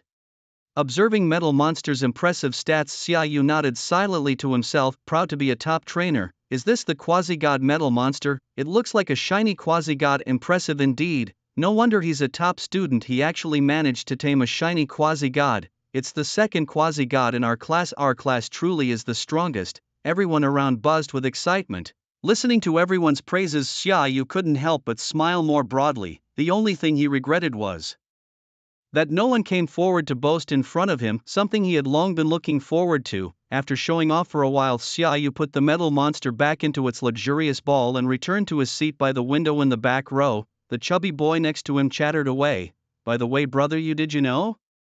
The school beauty and class president of Class 2B, Luo Bing, tamed a quasi-god mini-dragon, and it's said to have evolved into a hack dragon, which requires breaking through to a higher level. She's not only beautiful but also strong. Xiaoyu nodded non-committally. Indeed, nurturing a quasi-god to an advanced level over a single summer break was a true mark of genius. However, Xiaoyu expressed a carefree attitude, proclaiming his invincibility. Soon everyone had arrived in the classroom and a middle-aged man with a Mediterranean hairstyle and a gray shirt walked in. He was Mr. Wang, the homeroom teacher of senior class 3-1. As he entered, the noisy classroom suddenly fell silent. It seems you all had a great summer, Mr. Wang started as he stepped up to the podium, looking over the students. Observing the sudden quiet, he refrained from further jests. Now let me discuss a few things, he continued. After that you can go home. Classes start properly tomorrow. The first matter is about splitting classes. You're now in your senior year and need to start planning for your future. Some of you may want to become Pokemon trainers, breeders or researchers, so we'll divide the classes into cultural studies and battle studies. Cultural studies will focus on becoming breeders and researchers, while battle studies will target those aiming to become trainers. Naturally, the university entrance exam will focus differently for each track. Cultural focuses more on academic scores, while battle focuses on battle achievements. Both tracks will support your entry into desired universities as each university offers related programs. The second matter concerns direct university admissions, primarily for those in battle studies. Since they often receive more admissions through this track than cultural studies, if you're pursuing battle studies, you'll need to challenge and collect gym badges to qualify for the National High School League. Usually, earning a spot in the competition greatly increases your chances of direct admission. As for cultural studies, you'll need to pass exams like the Junior Breeders Certification or qualify as a junior researcher for direct admission, which is considerably tougher. Lastly, a week after school starts, we'll have a mock battle of the High School League open to everyone. It's a 1 versus 1 battle, and the top 10 winners will receive rewards with a generous prize for the champion. I hope everyone participates enthusiastically. Alright, that's all for now. Head home. As Mr. Wang finished, the students began to gather their things, buzzing with thoughts about their futures and the upcoming battles. After Mr. Wang finished his lecture, he left the classroom and the room once again erupted into noisy chatter. Everyone was discussing the matters that Mr. Wang had mentioned, which were of significant importance to them. Suddenly, a system notification popped up. Task: win the school mock competition. Reward: 2 junior magical candies, 500 mall coins. Hearing this, Xiaoyu declared his determination to win the championship. Brother Yu, what's your plan? Me, that goes without saying. I'll take on the battle science, conquer the gym, win the league championship, and get a direct pass all the way. Nice, that's very confident of you, typical you. But hey, I'm thinking along the same lines. They teased each other, chuckling as they headed back to their respective homes. Upon reaching home, Xiaoyu let his creatures out and joined his sister, who was watching TV with her Ice Vulpix. In the evening, Xiaoyu's parents came home and he shared with them the matters discussed by Mr. Wang as well as his own thoughts. After listening, his parents reassured him to follow his own plans without any worries, affirming that the family would always be his greatest support. Xiaoyu felt deeply moved, grateful for having such supportive and trusting parents. The next day, after breakfast, Xiaoyu went off to school. In his senior class, he sat listening intently to the teacher explain the history of creatures at the podium. The lectures were surprisingly interesting and Xiaoyu found them quite engaging. Time flew by and a week passed joyously as the senior students prepared for their first official battle. Early the next morning, after self-study, all the seniors who had registered gathered on the sports field. Nearly every senior showed up, not wanting to miss out on this opportunity. 1,000 students had registered, divided across 5 areas labeled a through with 200 students each randomly assigned. Xiaoyu was in area while his friends were spread out in other areas. The competition, spanning over 3 days, moved quickly since all were novice trainers, with battles typically lasting between 5 to 10 minutes. The rules were simple: 1 versus 1 inch, no changing creatures. Xiaoyu, not wanting to bully others, chose to use only his metal monster. When it was his turn, his metal monster, a dazzling near legendary figure, caused quite a stir. His opponent, a level 17 Geodude, was quickly defeated by a single bullet punch from the metal monster. Xiaoyu hoped his opponent wouldn't be too disheartened by the loss. After advancing, Xiaoyu watched his friends battle, where his Scorpion King, now level 28, easily dominated its opponent. With more battles to come, Xiaoyu prepared for another round where he faced an evolved Bellsprout, quickly securing another easy win and advancement in the tournament. Quickly, the first day of the competition concluded without any surprises as the seeded players from each class advanced successfully. The next day, Xiaoyu arrived at school and headed straight for the sports field, where many people were already gathered, mostly students watching the matches. Today, the top 10 finalists would be decided, with the championship battle and award ceremony set for tomorrow. The remaining 50 students began drawing lots for their matches. Xiaoyu drew number 12, making his opponent number 38. As the matches progressed, it was soon Xiaoyu's turn. He released his metallic creature, which faced off against an old friend, his opponent's Karurian. Seeing that Karurian was at level 25, Xiaoyu felt a bit sorry for her. She might have made it into the top 10 if she hadn't encountered him. Being well acquainted with Karurian's capabilities, Xiaoyu instructed his metallic creature to use psychic powers to immobilize Karurian, preventing her from teleporting. Despite the level difference and facing the nearly divine metallic creature, Karurian couldn't break free from the psychic hold. Xiaoyu then had his metallic creature use a psychic headbutt to knock Karurian down, easily winning the match. Although his female opponent lost, she wasn't discouraged but rather looked at Xiaoyu with a determined expression, as if to say she would win next time. Xiaoyu could only respond with a smile and a nod, leaving her to interpret that as she wished. The first round ended quickly and Xiaoyu was fortunate to have a bye in the second round, which was a relief to the others. No one wanted to face the dauntingly strong Xiaoyu. As the third round commenced, Xiaoyu's opponent was a familiar classmate who had tamed a Pidgeotto. His classmate had relied on Pidgeotto's aerial advantage to advance to this stage, but facing Xiaoyu he showed no mercy. The level 24 Pidgeotto was immediately immobilized by the metallic creature's psychic powers, and a swift metal claw attack ended the match. The classmate could only smile wryly and wished Xiaoyu success in claiming the championship for their class, to which Xiaoyu solemnly nodded in acknowledgement. Soon it was time for the next round, where Xiaoyu faced a level 26 Torterra. This match proved a bit challenging, but Xiaoyu eventually defeated the sturdy Torterra. With today's matches concluded, the top two from each field were determined. Field A had Xiaoyu and Li Yang, who used a Wave Prince. Field B showcased the school beauty Luo Bing with her Hakuryu and Ming Kai with his Hao Li. Field C was represented by Xiaoyu's classmate Wang Hao with his Fire Dinosaur and Zhu Zhu with her Mini Ice. Field D featured the plump Zhang Yuhao and Lin Chen with his Heat Cat, and Field E had Hao Kai with his Dopey Beast and Wu Jin with his Big Mouth Bat. The final champions would be decided tomorrow. After the games, Xiaoyu and the chubby kid boasted to each other that they would be the champions with awe-inspiring might. The next day, they teased each other all the way home. The following day, Xiaoyu and the other competitors stood in the competition area listening to the principal's speech on stage. He discussed the rewards for the competition. The 10th to 4th places would each receive 50,000 yuan and a month's supply of mid-level energy blocks.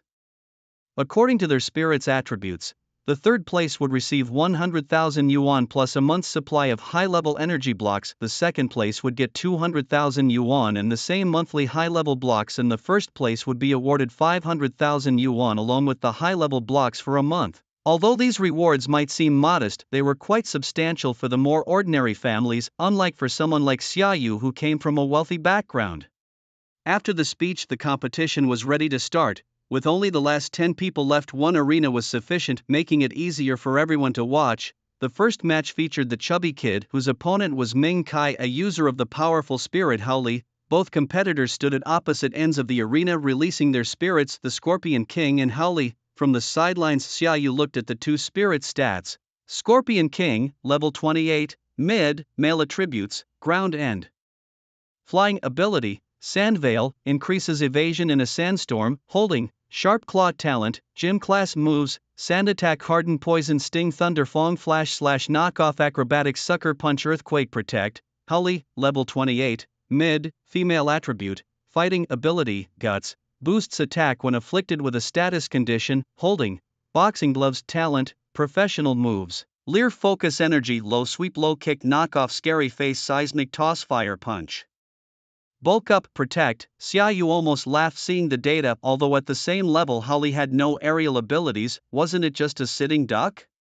It seemed like the chubby kid would have an easy victory. As Xiaoyu had predicted, the chubby kid let the Scorpion King continuously exhaust Hao Li's stamina from the air, while Hao Li, lacking aerial moves, could only rage helplessly, causing its trainer to become visibly flustered and embarrassed. Eventually, they had to accept their defeat with tears. It looked like Hao Li's trainer would need to invest in some aerial move discs once they got home. Watching the chubby kid walk off the battlefield with a proud face, Xiaoyu was speechless. Was that it? Taking advantage of the opponent's inability to fly, if it were him, he would prepare his finishing move, the Cliffhanger Sword. The next battle was between the school beauty Luo Bing and Wu Jin, the trainer of the Big Mouth Bat. Both trainers entered the stage and released their spirits, the Haku Dragon and Big Mouth Bat. Xiaoyu also turned his attention to Luo Bing's Haku Dragon, his biggest rival spirit.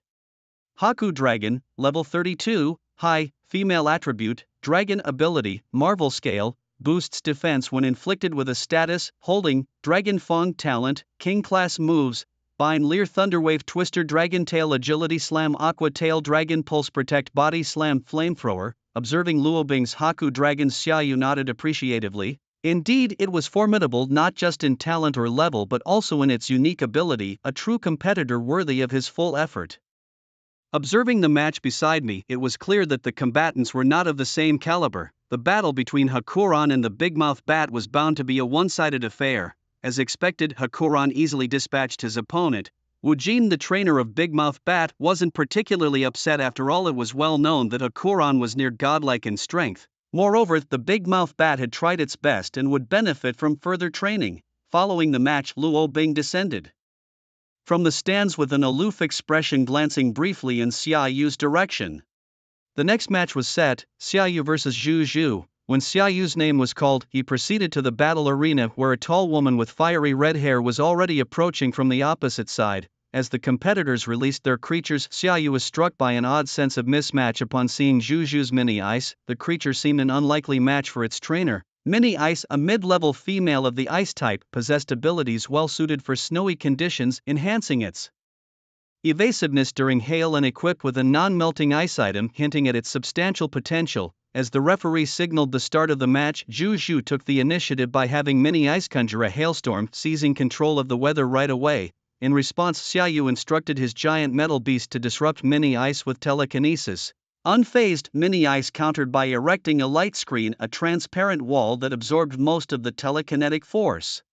Realizing his initial tactic was ineffective, Xiaoyu commanded his creature to launch a direct psychic assault which, due to the weakening effect of the previous attack on the light screen, struck Mini Ice hard, eliciting a pained cry from the ice creature. Zhu Zhu, seeing her Mini Ice in distress, countered immediately, commanding it to blast a chilling frost wind at the giant metal beast. Xiaoyu skillfully maneuvered his creature to dodge and counterattack with a bullet punch which Mini Ice narrowly avoided. Just as Mini Ice was about to retaliate, Xiaoyu's metal beast charged fiercely, catching Mini Ice off guard and sending it flying. As Mini Ice struggled, Zhu Zhu became visibly anxious, instructing it to launch a dry ice attack. Xiaoyu, determined not to let his metal beast be immobilized, had it soar upwards, then strike back with a cannon beam. Zhu Zhu, realizing Mini Ice couldn't evade the cannon beam, commanded it to brace itself. Successfully absorbing the blast, Mini Ice was nonetheless stunned by a following psychic assault. With Mini Ice incapacitated, Zhu Zhu reluctantly withdrew it into its pokeball, then acknowledged Xiaoyu's prowess. Admitting her defeat graciously, she expressed her intention to challenge him again in the future and hoped he wouldn't refuse. With that, Zhu Zhu turned and left the arena. Xiaoyu could only shrug in resignation, his gesture suggesting indifference to the outcome before he too exited the stage. Well played, Yu Gu. I've heard of that Zhu Zhu, the battle maniac from Class 4. They say she battled fiercely all summer, not someone to be trifled with. Xiaoyu couldn't deny it, nodding as he recalled Zhu Zhu's fierce gaze, knowing things might not be peaceful from now on. However, Xiaoyu was nonchalant. He planned to apply for a gym badge challenge trip after this mock competition, and if he wasn't in school, how could she challenge him? Xiaoyu thought himself quite clever for that. The next match began promptly. It was Li Yang who chose Bo Huangzi versus their class's fire dinosaur trainer Wang Hao. Both contestants released their creatures. Xiaoyu glanced at the stats of the two creatures. Name: Bo Huangzi, level 28, intermediate, gender, male type, water, ability, torrent, increases the power of water type moves when HP is low, held item. Leftovers, potential, near gym level moves, tackle, growl, water gun pack. Bubble Beam, Swagger, Flail / Scald, Metal Claw. Name: Fire Dinosaur, level 27, intermediate, gender, male type, fire, ability, Blaze, increases the power of fire type moves when HP is low, held item. Dragon Fruit, potential, near gym level moves, Scratch, Growl, Spark, Smokescreen, Dragon Breath, Fire Fang / Dragon Claw, Endure, Fire Punch. Considering their nearly equal stats, Bo Huangzi should have had the upper hand given the disadvantage Fire Dinosaur had in a newbie trainers showdown due to the opposing attributes. Indeed, the outcome was as expected. Although both sides fought fiercely and evenly, in the end Bo Huangzi defeated Fire Dinosaur with a well-placed water gun, allowing Li Yang to advance. The final match featured Lin Chen, the trainer of Fiery Meow, against Hao Kai, the trainer of Dopey Beast. Both trainers climbed onto the platform and released their creatures. Xiaoyu turned his attention to the two creatures on stage. Name: Fiery Meow, level 27, intermediate, gender, female type, fire. Ability: Intimidate, lowers the opponent's attack upon entering battle, held item. Soothe Belt, potential, gym level moves, Scratch, Growl, Spark, Lick, Roar, Fury, Swipes, Bite, Double Kick, Fire Fawn, Protect, Flame Will, Heat Wave. Name: Dopey Beast, level 28, intermediate, gender, male type, water. Psychic ability: Oblivious, prevents it from being infatuated or taunted, held item. Leftovers, potential, professional level moves, Tackle, Curse, Growl, Water Gun, Yawn. Psychic. Disable Aqua Ring, Headbutt, Zen Headbutt, Amnesia. Xiaoyu thought that Dopey Beast would likely defeat Fiery Meow given its level, type and skill set advantages. However, unexpectedly the unexpected happened. Fiery Meow, against all odds and attribute disadvantages, triumphed over Dopey Beast. The reason turned out to be Dopey Beast's sluggish response. It wasn't just a beat slow, but several beats behind. In the end, the heat of the battle overwhelmed Xiaoyu, and he couldn't help but laugh and cry at the sight. As it turned out, the top 5 competitors emerged: Xiaoyu, Zhang Yuhao, Luo Bing, Li Yang, and Lin Chen, with another round of drawing lots. Xiaoyu was lucky enough to get a bye, advancing directly to the top 3. Of course, no one objected, given his proven track record. Unfortunately, the chubby kid wasn't so lucky and drew Luo Bing, while Li Yang was pitted against Lin Chen. After the creatures had all recuperated, the second round of battles commenced. The first to step up was the chubby kid facing Luo Bing. Confronted with the advanced level Hakulong, the chubby kid's face lost its previous ease. As the battle commenced, it quickly became clear that a change in facial expression wasn't enough to secure a victory for him. His Scorpion King was soundly defeated by Hakulong. "Brother Yu, it's up to you to avenge me.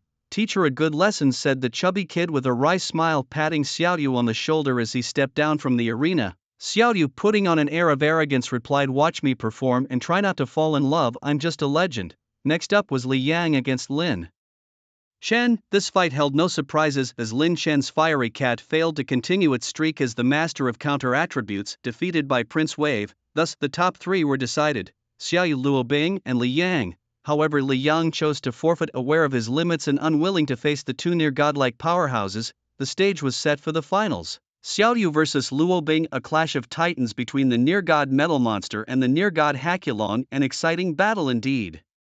Xiaoyu and Luo Bing took their positions on opposite sides of the arena, releasing their creatures. As the 2 behemoths appeared, each side of the arena was filled with an aura unique to near-god creatures. The spectating students erupted into cheers at the sight of these rare creatures clashing, a spectacle seldom seen. Amidst the crowd, speculation was rife about who would emerge victorious. Most bets were on Luo Bing, not just because she was the school beauty, but because her Hakulong had reached a higher level of advancement. Xiaoyu, while formidable, had a metal monster still in the mid-tier, garnering him little favor except from the chubby kid, who was screaming his support so loudly that one might mistake it for a celebrity appearance, causing Xiaoyu to grimace in mock annoyance. As the referee's whistle blew, signaling the start of the match, Xiaoyu took the initiative, commanding his metal monster to use Psychic on Hakulong. Luo Bing reacted swiftly, instructing Hakulong to dodge using high-speed movement. Seeing Psychic miss, Xiaoyu had his metal monster use Sharpen to boost its attack. Since chasing was futile, he opted for a defensive counterattack strategy. Luo Bing, observing the metal monster's tactic of bolstering its defenses rather than attacking, ordered Hakulong to go on the offensive and use Flame Breath. Xiaoyu immediately had his metal monster dodge the fiery assault and retaliate with a cannon beam, striking directly at Hakulong. Hakulong gracefully dodged the attack in the air. Seeing that the long-range attacks were ineffective, Luo Bing commanded Hakulong to use Dragon Tail on the metal beast. As Hakulong charged towards the metal beast, Xiaoyu also instructed the metal beast to counter with a powerful tackle. The 2 creatures collided in the air, and thanks to its robust defense and resistance to dragon-type moves, the metal beast dealt a heavy blow to Hakulong. After the collision, both creatures bore injuries, but surprisingly Xiaoyu's metal beast seemed to have the upper hand. Seeing Hakulong hovering in the air, Xiaoyu had the metal beast lock onto its position with Future Sight, preparing to strike a severe blow with a Psychic Headbutt. Observing this, Luo Bing knew Hakulong couldn't evade the Future Sight attack and had it brace itself to withstand the hit. Xiaoyu, realizing his attack was ineffective, sighed at Luo Bing's tenacity. However, the thrill of battling a formidable opponent excited him. It had been a long time since he had faced someone of equal strength. Xiaoyu's excitement seemed to energize the metal beast, feeling its trainer's passionate spirit surge within. Perhaps this was the power of their bond. Seeing this, Xiaoyu commanded the metal beast to use Metal Claw, while Luo Bing countered by having Hakulong create a tornado to disrupt the metal beast. Xiaoyu then instructed the metal beast to soar into the sky, using the dust kicked up by the tornado to cloak its movements. He locked onto Hakulong once more with Future Sight and unleashed the cannon beam directly at it. The dust obscured Luo Bing and Hakulong's vision, preventing them from noticing Xiaoyu's strategy. A beam of light suddenly pierced through the dust, striking Hakulong, who was hit squarely and sent crashing to the ground with a painful cry. Seizing the moment, Xiaoyu showed no mercy. While his opponent was down, he commanded the metal beast to deliver a final blow with a Psychic Headbutt, sending waves of psychic energy crashing down on Hakulong, decisively knocking it out. As the fog cleared, Hakulong lay on the ground, eyes spinning in defeat. Undoubtedly Xiaoyu had won the duel and claimed the championship. The audience stunned watched with disbelief at Xiaoyu's unexpected victory. However, there was no denying the merit of this battle, and as they came to their senses, they burst into applause. The chubby boy on the side began cheering wildly, shouting, "I told you my brother you is unbeatable. Who believed me? Now do you believe? Who else wants to challenge him?" No one paid much mind to his boisterous antics, letting him revel in the moment alone. On the stage, Luo Bing collected herself, returned Hakulong to its pokeball, and congratulated Xiaoyu. "Congratulations on your championship.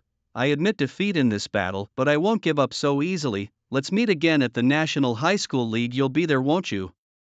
Luo Bing spoke with a challenging tone, yet it carried a certain affirmation. "Of course, let's battle again at the National High School League," Xiaoyu responded, looking at the serene and aloof girl before him. Then the two of them stepped down from the stage to the cheers of the crowd. "Ding, congratulations host, mission complete, reward 2 junior magical candies, 500 mole coins," the system announced. Hearing this, Xiaoyu's smile brightened even more. At his side, Luo Bing felt quite down. This was the first time she had lost to appear in a sprite battle. She was now determined to reclaim her honor in the high school league. After leaving the stage and walking over to a chubby boy who was boasting loudly, Xiaoyu suggested he talk even more if he was going to speak at all. After the noise settled, the principal had everyone gather on the award platform to distribute the rewards. Once the awards were handed out, the senior year mock competition concluded and classes would resume the next day, with the National High School Sprite League competition scheduled for February, which was about half a year away. Everyone had ample time to train their sprites and challenge the junior gym badges. Importantly, competitors needed to capture at least 3 sprites, as the battles would be in a 3v3 format. With the school's assistance, the students' growth rate would significantly increase. Back at home, Xiaoyu began packing for a long journey. He planned to stay at school for 1 more week before applying to leave and embark on his journey to challenge the junior gym badges. He intended to start at Tokiwa Forest and then head south to Shuadu City at the southernmost part of Hua Country, where he would start his challenges at the water gym, opting not to challenge the lesser gyms but aiming for the top tier ones directly. In Hua Country, every city has many gyms categorized into 3 levels: first, second, and third. A first level gym allows challenges for junior, intermediate, and senior badges, and the sprites used in battles are generally stronger. Second and third-level gyms can only challenge for junior and intermediate badges and do not qualify for senior badge challenges. There are 18 first-level gyms in Hua Country, each corresponding to one of the 18 sprite attributes. While second and third-level gyms are numerous, nearly every city has several, and super-large cities like the capital and Magic City have dozens, responsible for city safety and protection. Xiaoyu's grandfather was the master of one of the 18 first-level fire gyms, ranked among the top 5 in strength, and it had been a long time since anyone had challenged him. A week had passed and Xiaoyu had almost finished preparing. He had discussed his plans with his family, and both his father and mother supported him in pursuing what he wanted to do. The only exception was his little sister, who tearfully watched her brother, hesitant about him traveling. Faced with such a look from his sister, Xiaoyu, who adored her deeply, almost decided to stay, but fortunately their mother explained and counseled his sister psychologically. Xiaoyu didn't know exactly what his mother had told him, but when he came out he happily agreed to start his journey as a trainer. Although puzzled, Xiaoyu was relieved and planned to ask his homeroom teacher, Mr. Wang, for a leave of absence the next day. The next day, in the teacher's office, Xiaoyu stood in front of Mr. Wang's desk, explaining his plan. "You're saying you want to take a long leave to start challenging gyms?" "Yes, Mr. Wang," Xiaoyu replied. "I feel that I'm not gaining much at school anymore, and I've learned almost all that I need to from here. What I need now is to enhance my practical experience." Mr. Wang looked concerned. "Although you say this, the school term has just started. Isn't this a bit hasty? You all are new trainers who have just received your Pokémon not long ago. Maybe you should train more before venturing out." Xiaoyu responded earnestly, "To be honest, my starter Pokémon has already broken through to the elite level. Following a routine training will slow down its progress. Moreover, I already possess the strength to challenge a Tier 1 gym. I've prepared thoroughly before coming to ask for leave." Mr. Wang, after a moment of thought, nodded. "All right, since you've put it that way, I can't stop you. I'll approve your leave. I hope to see you perform excellently in the high school league in half a year and bring honor to our school." He patted Xiaoyu's shoulder, admiring the young man's ambition, and encouraged him. Buoyed by his teacher's support, Xiaoyu confidently assured, "I will win the championship." After leaving the office, he returned to his classroom to inform his friend the chubby boy about his upcoming journey and his plans to challenge the gym badges, which left his friend wailing in envy. The chubby boy wished he could start his journey so early, but unfortunately he needed to spend more time in school due to his insufficient strength. Just then, a system notification chimed in Xiaoyu's ear announcing a new mission: obtain 4 Tier 1 Junior Gym badges. The rewards included 5 intermediate rare candies, information on a champion-level Pokémon, and 4,000 points for the store. Fueled by excitement and the new mission, Xiaoyu bid farewell to his best friend and headed straight to the airport, having already purchased a ticket to Yang City, near which he planned to start his adventure in Tokiwa Forest. Upon landing in Yang City and viewing the vast, seemingly bottomless expanse of Tokiwa Forest from above, Xiaoyu felt a thrill of anticipation. Disembarking in the afternoon, he decided to spend the night in the city and head to Tokiwa Forest first thing in the morning. After a restful night, he took a taxi to the edge of Tokiwa Forest, listening intently to the driver's tales about the mysterious woodland. Soon, they arrived at the destination, where Xiaoyu saw many young bug catchers, nets in hand, embarking on their own battles. Truly deserving of its reputation as the largest forest in Huagwood, even at its edge, there's an array of shops and hotels bustling with people early in the morning. There are also official alliance staff stationed here, but there's no need for permits or anything like that, one can come and go freely. Xiaoyu also purchased a map and a bug-catching net from a shop, preparing to play the role of a bug-catching youth, hoping to catch some favorite spirits. As he walked into the forest, the power of Tokiwadai within Xiaoyu began to surge unusually, making him feel as if he could communicate with the forest itself. In the forest, the healing ability of the Tokiwadai power also elevated significantly. If this energy could materialize, one would see a circle of green energy surrounding Xiaoyu, greatly enhancing his affinity with the forest. The initial affinity of the forest spirits towards him was maxed out instantly. Opening his compass, Xiaoyu released all his spirits, but found that he couldn't keep a low profile at all. With a group of burly spirit males following him, he hardly looked like a good person. After consulting with his spirits, Xiaoyu retracted all other spirits into luxury balls, leaving only Shinedo to explore the forest with him, keeping the others inside except for battles and night watches. Heading south, while looking at the compass and the surrounding environment, Xiaoyu felt very comfortable. They had been walking for a while, but no spirits attacked him or Shinedo. Instead, some weaker spirits even brought tree fruits to Xiaoyu, leaving him both amused and baffled. Was this the special treatment of being the son of Tokiwadai Forest? He loved it. Continuing towards a resource point indicated on the compass, suddenly a series of noises came from ahead. Adhering to the principle that only a fool would ignore a commotion, Xiaoyu excitedly ran towards the source of the sounds. Breaking through a patch of woods, he saw a young man in his 20s capturing spirits. Xiaoyu watched him with interest. The man was attempting to capture an elite-level centipede king using an elite-level giant claw mantis. Name: Giant Claw Mantis. Level: 46. Elite level. Gender: male. Attributes: bug steel trait, technician, increases the power of weaker moves. Carrying item: metal film. Qualification: gym level moves: stop their wing attack, glare, high-speed movement, flash of light. Air cutter, double slash, metal claw, shadow split, double hit, cleaving, concentration, iron wall, iron head, cross scissors, sword dance, hold, sacrificial charge, cannon light. Name: Centipede King. Level: 44. Elite level. Gender: male. Attributes: bug, poison trait, poison point, sometimes poisons opponents that make contact. Carrying item: none. Qualification: near gym leveled moves: poison needle, round off, roll, pass, baton, iron wall, poison tail, shrill sound, bug bite, venom, rush, charge, high speed movement. Watching the two spirits panels, Xiaoyu saw the Centipede King losing ground under the assault of the giant claw mantis. It was not a fair fight at all, he thought. At last the Centipede King was taken away by the giant mantis using its cross scissors move. Watching the man subdue the Centipede King, Xiaoyu was ready to slip away. The show was over and it was time to leave. Just as he turned to leave, a voice called out from behind him. Friend, are you leaving just after watching? Oh, what do you want? I didn't interrupt your battle with the creature. Nothing much, just that, seeing a friend watching my fight so calmly, I suppose you must be a strong trainer too. How about we have a match? Listening to the man's proposal, Xiaoyu had no intention to refuse. It was a good opportunity to test his newly evolved Baduoke Dula in a proper battle. Alright, Xiaoyu nodded in agreement. He released Baduoke Dula and the man still had his giant mantis, evidently his ace spirit. Baduoke Dula, level 48, elite class, gender, male, type, steel rock ability, heavy metal, dream special, doubles its own weight, carrying, Evolutionary Miracle Stone, Baduoke Dula Mega. Evolution Stone, Talent, Championship Level Moves, to be announced, as the enormous Baduoke Dula appeared. Xiaoyu nodded in satisfaction while the man opposite him exclaimed in admiration, his eyes brimming with an unyielding will to fight. A small stone falling from the sky signaled the start of their battle. Xiaoyu immediately instructed Baduoke Dula to use Harden, improving its defensive power. Facing the more agile giant mantis, Baduoke Dula seemed somewhat cumbersome. Seeing Xiaoyu not taking the offensive, the man ordered his giant mantis to launch a double-hit attack.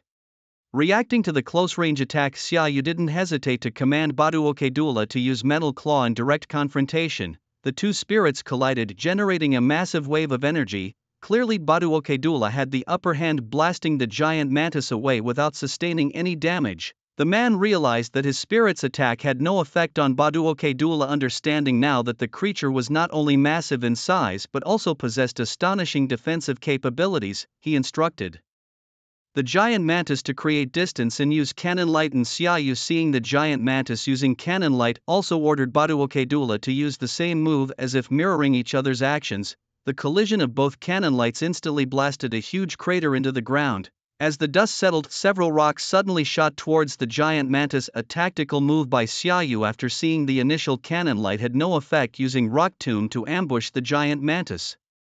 Due to the dust, the giant mantis couldn't dodge in time and was hit by the Rock Tomb, emitting a painful cry. For a creature with a fragile defense relying on physical attacks, any hit was significant damage. Seeing the giant mantis wounded, Xiaoyu was relentless, commanding Baduoke Dula to use Takedown. The man desperately ordered his giant mantis to use Iron Defense to block the attack, but the charge from Baduoke Dula was too powerful to stop.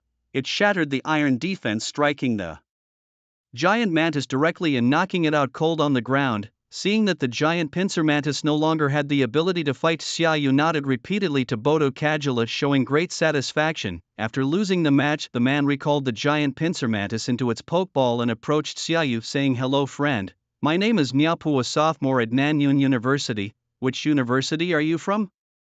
You're quite strong." "Hello senior, my name is Xiaoyu. I'm a high school senior preparing to challenge for the junior badge." "What, you're just a high school senior?" Miaopu looked at Xiaoyu in shock. "Yes, senior. Is there a problem?" No problem," Miaopu replied, a bit taken aback, just a bit shocked. "So which of the top universities are you planning to apply to?" Miaopu thought to himself, is there a problem? A big one, isn't it? Are the young people of today so irreverent? A high school student can upstage a university sophomore like me. Are we even living in the same world? It's not clear yet, but it's highly likely. I haven't decided on a university yet, but it's not a big issue, there's still time, Xiaoyu responded. "Well then, best of luck to you senior. Seeing your strength, I bet you could try out for the university team as soon as you start college. Maybe we'll meet at the National College Pokémon League." "Thank you, I look forward to our next battle as well."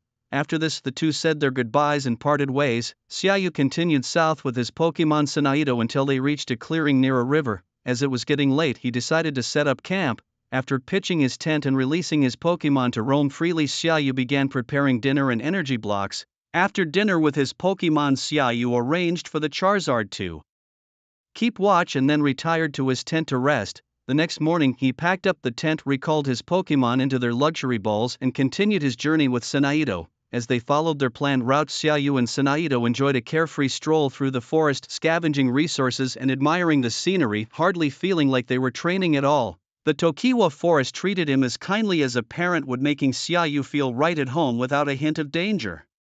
That day, as usual, Xiaoyu and Sinaido followed the compass to locate resources and stumbled upon two Pokémon fighting over the right to those resources. Initially, Xiaoyu planned to benefit from their struggle, but after seeing one of the Pokémon stats, he changed his mind. The stats showed: name, Nidoking, level 48, elite, gender, male type, poison ground ability, fighting spirit, becomes stronger against opponents of the same gender and weaker against the opposite gender. No items. Talent, professional moves: double kick, horn attack, beat up, poison sting, leer, peck, toxic focus, energy, mega horn, flatter, helping hand, toxic spikes, poison jab. The other Pokémon are Heracross, level 46, elite, male with the bug and fighting type and the ability guts, becomes stronger if it's in a status condition. had no items and was of champion caliber with moves including tackle, leer thrust, beat up, endure, aerial ace, horn attack, payback, brick break, pin missile, deep abyss thrust, big commotion, close combat, and mega punch. Seeing the champion caliber Heracross, Xiaoyu knew he was about to catch his first Pokémon as a bug-catching boy. With such a great physical attacker at hand, how could Xiaoyu miss out on it? Moreover, Heracross could also mega evolve, looking extremely cool and powerful. Watching the two Pokémon battle fiercely, matching each other in strength, Xiaoyu did not wish to interfere. He knew that a Pokémon like Heracross, which has a fighting type, tends to be quite proud and would not allow outsiders to intervene in its battle. After a while, Heracross, using its Guts ability, turned the poison status inflicted by Nidoking into a boost for its attack power and defeated Nidoking with a close combat move. As Heracross approached its victory spoils, Xiaoyu stepped forward. The moment Xiaoyu appeared, Heracross switched to a cautious stance, eyeing the suddenly emerging Xiaoyu. Xiaoyu used telepathy through the power of nature to communicate with Heracross, saying that he had watched its fight with Nidoking and found it very strong. He expressed his hope to travel together with Heracross and become stronger together. Heracross, sensing the goodwill emanating from Xiaoyu and the dense aroma of the evergreen forest on him, harbored no thoughts of aggression. It pondered for a moment and then suggested that Xiaoyu fight it after it had recovered. If Xiaoyu won, it would accompany him. Xiaoyu naturally agreed, enthusiastically accepting the challenge for a battle. He then approached Heracross and used the power of nature to help it recover. Before long, Heracross had fully healed. Seeing Heracross's eyes filled with a fighting spirit, Xiaoyu understood that it was ready to start the battle immediately. Xiaoyu decided to use his Pokémon Boldora. Although Boldora was at a significant disadvantage due to Heracross's fighting type, Xiaoyu had faith in his Pokémon. Importantly, at this elite level, besides Boldora, only Sylveon was left, and Xiaoyu chose to let them have a straightforward man-to-man clash.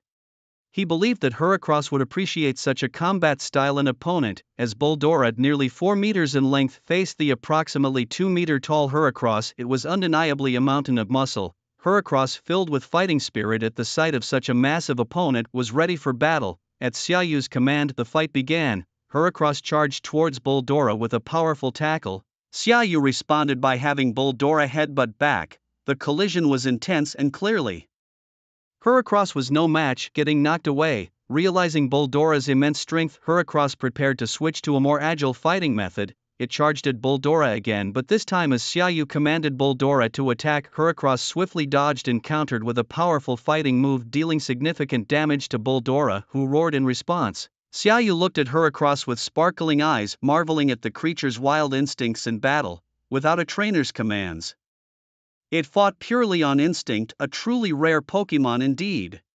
The more Xiaoyu watched, the more he liked it, seeing beauty in his beloved's eyes. Deciding it was time to showcase his true capabilities, Xiaoyu had his Pokémon Batudo use Harden to boost its defense, followed by an earthquake attack towards Heracross. With a massive stomp, Batudo caused the ground under Heracross to collapse, making it wobble and falter. Xiaoyu then ordered Batudo to unleash Rock Slide, seizing the moment to strike hard while the opponent was down. This barrage left Heracross disoriented, struggling to regain its bearings. Despite the onslaught, Heracross's fighting spirit remained unbroken. It countered with Abyssal Spear, targeting Batudo.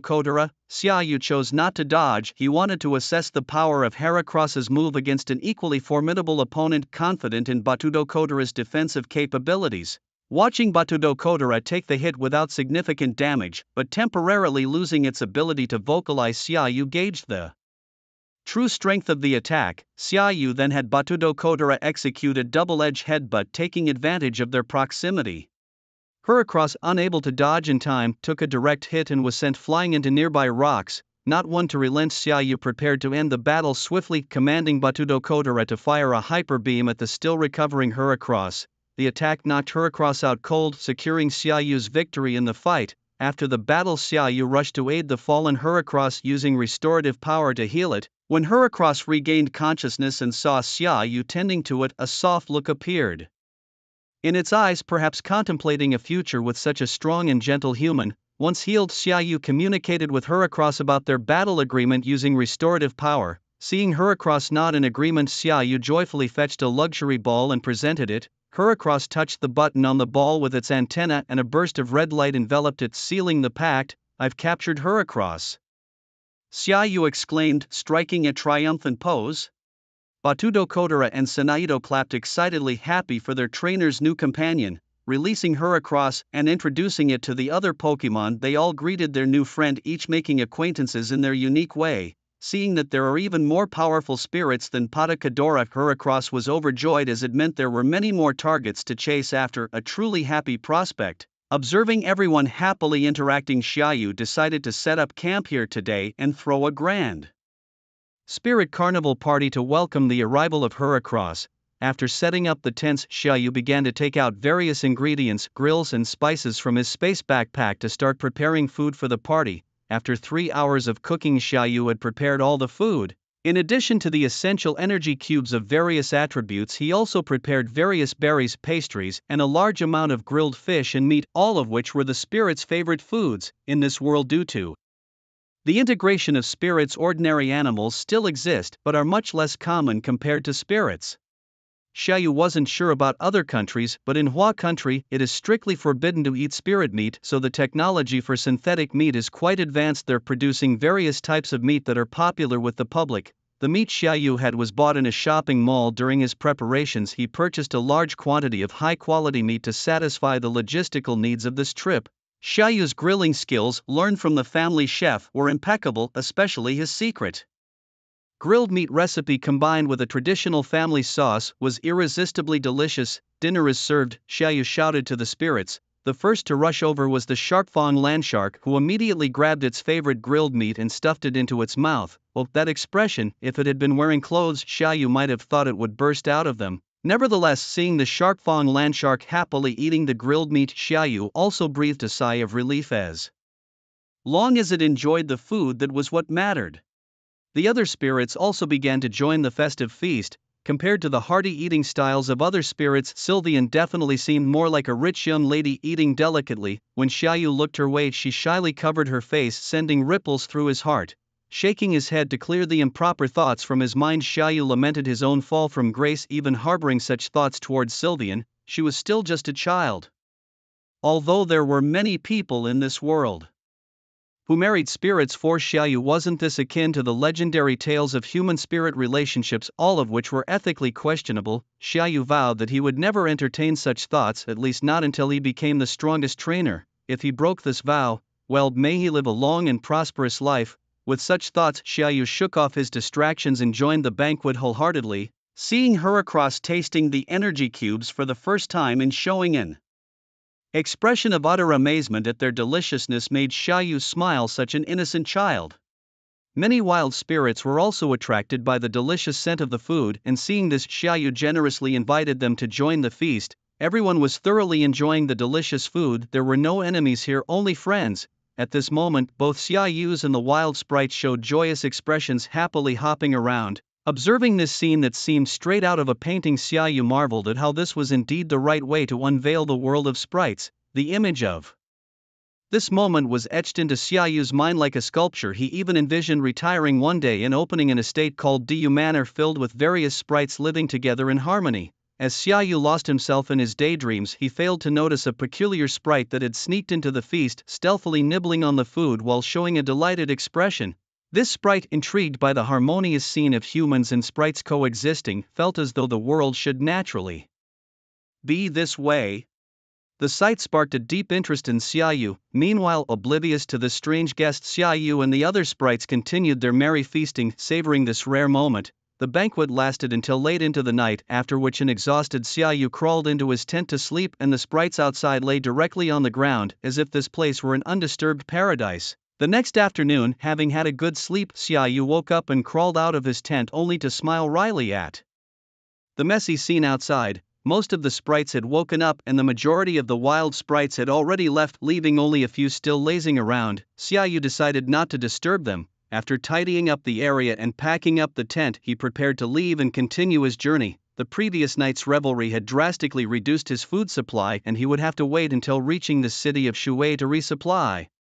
Packing away all sprites except for Shinai Duo and Heracles into luxury balls, Xiaoyu planned to spend some time developing his synergy with Heracles as they traveled together. He checked his compass, confirmed the direction, and set off. Thus, 10 days passed, and Xiaoyu, accompanied by Shinai Duo and Heracles, finally saw a road leading out of the forest. Their journey through the evergreen forest was coming to an end. During these 10 days, besides gathering resources, Xiaoyu and his companions challenged every sprite they encountered along the way. Lower-level sprites were handled by Metal Monster and Fong Shark, elite ones by Heracles, and higher-level challenges by Bangilas and Old Spray. In essence, they spared none. Most battles were against wild sprites in the forest, which, after being defeated, were treated and compensated by Xiaoyu with energy blocks. These days of battle greatly enhanced the synergy between Heracles and him, boosting Xiaoyu's confidence in commanding Heracles for gym badge challenges. From the start, Xiaoyu had chosen a route heading south, avoiding the deeper parts of the forest, so they hadn't encountered any particularly strong sprites. Although rumors spoke of champion-level sprites deep within the forest, Xiaoyu had heard multiple accounts of mythical creatures residing in the Tokiwa forest, sparking a tingling curiosity within him. He still had one Master Ball left unused. However, he wasn't too concerned since there were numerous legendary creatures in this world. And surely he would encounter more. Not far off in the city they were heading towards, known as Water City, it was said to be guarded by the legendary Water Siblings, creatures of immense fame. Xiaoyu hoped to broaden his horizons, as until now, besides his own Miloton, he had not encountered any other real-world legendary creatures, fueling his anticipation. Armed with his Pokémon Gardevoir and Heracross, Xiaoyu ventured towards the pathway leading out of the forest. Before long, they had reached the edge of the forest. This area was bustling with numerous trainers and other people. It was evident that a small town had sprung up near Tokiwa Forest, thriving in its own right. Most trainers here specialized in water-type Pokémon, and along the way Xiaoyu had seen a dazzling array of water types, including various top-tier water families, which was quite a spectacle. Deciding to give Gardevoir and Heracross a rest in their Pokeballs, Xiaoyu checked into a hotel by himself, looking to unwind a bit. Although the journey through Tokiwa Forest was safe and even friendly, being away from the city for an extended period had made him slightly uncomfortable. Returning to a familiar environment brought him a sense of relief. Blinking away the weariness, he realized that he had been traveling for over half a month now. Time really flew by. Fresh from a bath and lying on the hotel bed, Xiaoyu quietly reflected on his travels. He charged his phone and called his family to check on them. His dad seemed to be in a meeting and didn't answer, but his mom showered him with care and praise upon hearing about his latest Pokémon captures, making Xiaoyu slightly embarrassed. As for his sister, she was in school and couldn't take his call, reminding Xiaoyu to try calling in the evenings moving forward. After the calls, Xiaoyu decided to review the gains from his Tokiwa Forest adventure over the past 10 days or so. He opened his system to check his profile. Host, Xiaoyu Talents. Advanced Tokiwa Power, Intermediate Wave Guidance, Pokémon, Charizard, Shiny, Batudakora Miloton, Legendary Tier, Gardevoir Gabite Banette Metagross, Shiny, Heracross Items, Luxury Balls X8 Treasure Compass Permanent Move Tutor, Protect, Mega Stone for Lizardin Latias Mega Stone Latios Mega Stone Premium Water Stone Premium Fire Stones X3 Ditto Mask Gigantamax Bracelet Z Power Ring Wishing Star Dragon Z Crystal Permanent Move Tutor, Shadow Ball, Full Restore Fire Z Crystal Tie Crystal Pearl Fire Crystal Shard Master Ball Premium Leaf Stones X2 Advanced Leaf Stones X3 Advanced Fire Stones X2 Sizer Mega Stone Coins 5,100 inch system missions. Obtain 4 level 1 gym beginner badges. Task reward 5 medium magic candies. Information on a random champion level sprite and 4,000 mole coins 0/4. Looking at his achievements over the past 10 days, Xiaoyu nodded in satisfaction and recycled the less useful resources back to the system mall. The recycling of high-level leaf stones and fire stones was successful, earning him 1,500 mole coins, leaving him with 6,600 mole coins. Seeing his mole coin balance replenished, the gambling spirit within Xiaoyu roared to life. Swallowing his saliva, Xiaoyu finally decided to go for a 30 draw, saving the rest for emergencies. Ding, the system begins drawing. The drawing is complete. Congratulations to the host for obtaining 10 junior magic candies, 5 medium magic candies, 2 attack enhancers, 3 special defense enhancers, 2 defense enhancers, 3 life enhancers, a permanent move tutoring machine, Dragon Pulse, a ghost type Z Crystal, a one-time move tutoring machine, Shadow Clone, an ultimate ball, and a random mystery summon card. Having drawn a total of 90/1000, Xiaoyu felt his haul was decent, at least useful for enhancing his sprite's strengths. He was uncertain about what the random mystery summon card meant and asked the system for details. The card randomly summons a mystery realm from the multi-sprite world into reality at a random level, and the host has 1 month of priority exploration rights before the realm's arrival causes widespread attention. Listening to the system's explanations, Xiaoyu roughly understood the nature of the card but decided to save it for later use. Overall, it was very satisfactory. He distributed the junior magic candies between Fong Shark and Metal Monster. Fong Shark broke through to the elite level after consuming 4 candies, while Metal Monster also advanced to level 39, nearing the elite level. He gave the medium magic candies to Bata Kadra and Sanido. Both sprites were close to breaking through to professional level and did so after consuming the candies. The potions that enhanced the sprite's base stats were all given to Old Spray, whose base stats increased from 548 to 558, nearing that of secondary god-level creatures such as the 3 silly dogs and 3 silly birds. The move tutoring machines were used to learn as many skills as possible. As the saying goes, the more skills, the better. Seeing his sprite's significant improvements, Xiaoyu was very pleased, thinking that the trip to Forever Forest was worthwhile, and he planned to visit again when he had the chance. Now, with his confidence greatly inflated, Xiaoyu hoped that the challenge at the Water Path Gym would provide him with some pressure. In the evening back at home, his father and sister called him. His father simply reminded him to stay safe, noting that various crises were emerging in other countries, and although China was still relatively safe, it was essential to remain vigilant. Xiaoyu assured him that he would be careful. Meanwhile, he and his sister shared their feelings of missing each other, chatting for nearly 2 hours, but had to hang up because his sister needed to rest for her classes. After a night's rest in the hotel, Xiaoyu continued his journey towards Water City. Walking along the main road with the sea by his side, the sea breeze blowing against his face felt incredibly soothing, making him reflect on the joys of life. Before long, the city by the sea came into view. Shuai-Du City, Xiaoyu's destination and the legendary home of the mythical Shuai-Du siblings. A spark of excitement flickered in Xiaoyu's eyes. Following the bustling crowd, he stepped into the city. Indeed, it was a city of water where the roads were mostly waterways and water spirits could be seen everywhere. The city's layout somewhat resembled the City of Water from One Piece and had elements of Venice's Water City charm. Xiaoyu couldn't help but remark internally on how enlightening this journey was. Truly, traveling thousands of miles was better than reading thousands of books, as the ancients said. Upon entering a store, Xiaoyu purchased a map and asked the shopkeeper about interesting places to visit or activities in Shuai-Du City. He wasn't in a hurry to challenge the gym, he preferred to enjoy a few leisurely days first. Traveling non-stop was too exhausting. He felt it was essential to relax both body and mind before taking on any gym challenges. The shopkeeper mentioned notable attractions such as the legendary sculptures of the Shuai-Du siblings in the city center, the famous Tier 1 Water Gym, and the Shuai-Du City Spirit Sports Stadium. The upcoming events included a spirit riding speed race on the beach near the coastline in 2 days and the magnificent Hua Country Spirit Contest at the sports stadium in half a month.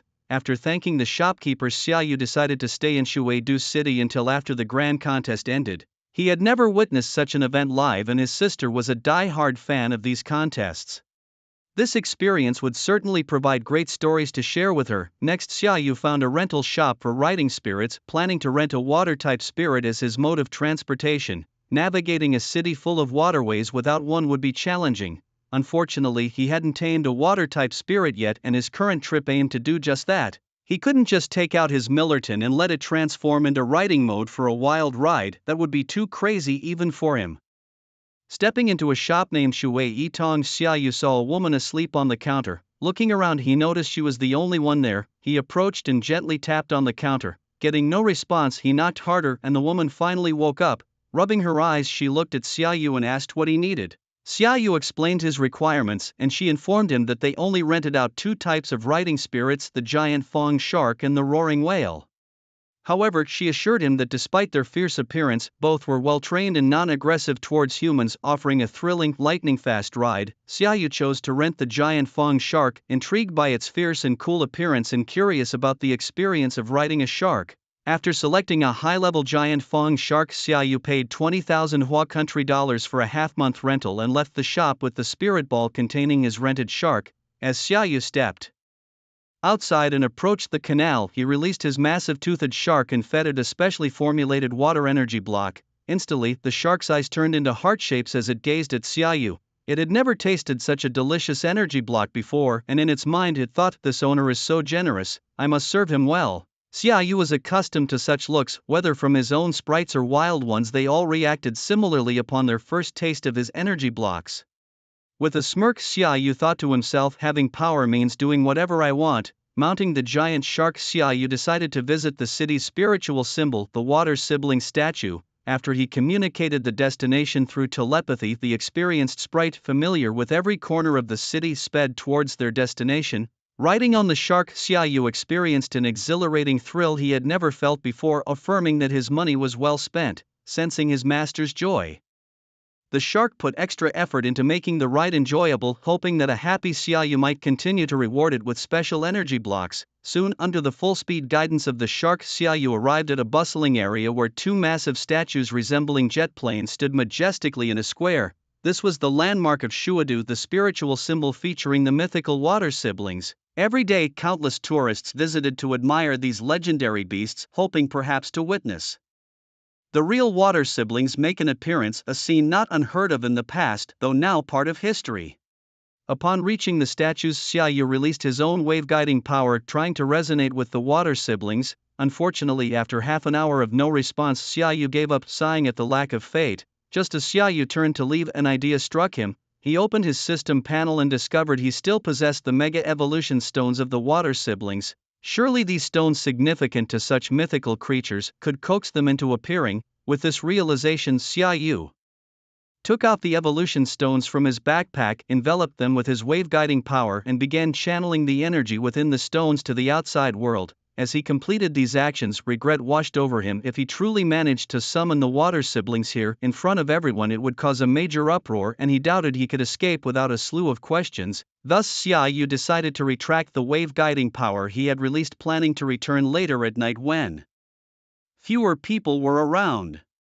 Unfortunately, he was too late, as he already felt the space in front of him beginning to fluctuate with the power he had emitted, signaling that he might have indeed summoned the water siblings. With a silent sigh, Xiaoyu had prepared himself for the legendary arrival of the Shuadu siblings in the city of Shuadu. He thought to himself that he was still too young, acting on impulse. He mentally chided himself as he waited for any sign of the siblings, but after a while there was no trace of them. He pondered, wondering if he had been mistaken, as the surrounding crowd did not seem to notice anything unusual either, making the earlier spatial fluctuations seem like an illusion. Just as Xiaoyu was about to leave, thinking he had indeed made a mistake, a voice echoed in his mind, "Why do you have the energy signature of me and my sister on you?" Startled, Xiaoyu looked around but saw no one. "I am Latios, and I am the one speaking to you," the voice continued, sensing Xiaoyu's confusion and responding through telepathy. "Latios?" Xiaoyu realized then that the Shuadu siblings had indeed come and his senses had not deceived him. He spread out his wave-guiding power and sure enough sensed two jet-like sprites invisibly floating in the air. One was communicating with him while the other was curiously circling him, seemingly trying to see through him. Xiaoyu found that he could directly trigger the attributes panel of the sprites using his wave-guiding power, and he prepared to assess the capabilities of these two divine beasts. The first sprite, Latios, was a level 111, tier 2 deity, with dragon and psychic attributes. Its abilities included levitate, which prevented it from being affected by ground-type moves. It had no items but possessed high qualities in moves like Dragon Dance, Helping Hand, Self-Recovery, Psychic Tailwind, Dragon Breath, Switcheroo, Purify, Zen Headbutt, Dragon Pulse, Healing Wave, Simple Beam, Strong Mind Power, Split Parting Shot, and more. The second sprite, Latias, shared similar attributes and level, also possessing moves like Charm, Fogball, Mirror Code, and Healing Wish, among others. As Xiaoyu examined the attributes of these divine beasts, he nodded in approval. Indeed, these were no ordinary creatures, their powers far surpassed regular sprites. Though not as powerful as Millerton, they were still formidable. "I accidentally came upon these two Mega Evolution Stones, and it seems their energy was released when I used my wave-guiding power," Xiaoyu said as he pulled out the Mega Evolution Stones of the Shuadu siblings from his pocket. "You actually found our Mega Evolution Stones? We've lost these stones for hundreds of years and never found them," Latios said, visibly shocked, while Latias widened her eyes in disbelief. After all, the items they had been searching for hundreds of years appeared right in front of them, so no reaction could be considered too exaggerated. "Could you return these two Mega Evolution Stones to us?" Latios pleaded with a beseeching look at Xiaoyu, while Latias also gazed at him with her shiny large eyes. Such politeness, truly worthy of the title of the beast closest to humans. If it were any other legendary creature, they might have just taken what they needed by force. Of course, Icon Xiaoyu casually agreed to Latios and Latia's request, as he had initially planned to use these stones to get acquainted with the siblings from the Water City. Really, you are such a good person. Latias exclaimed joyfully, handing Xiaoyu a metaphorical good person card.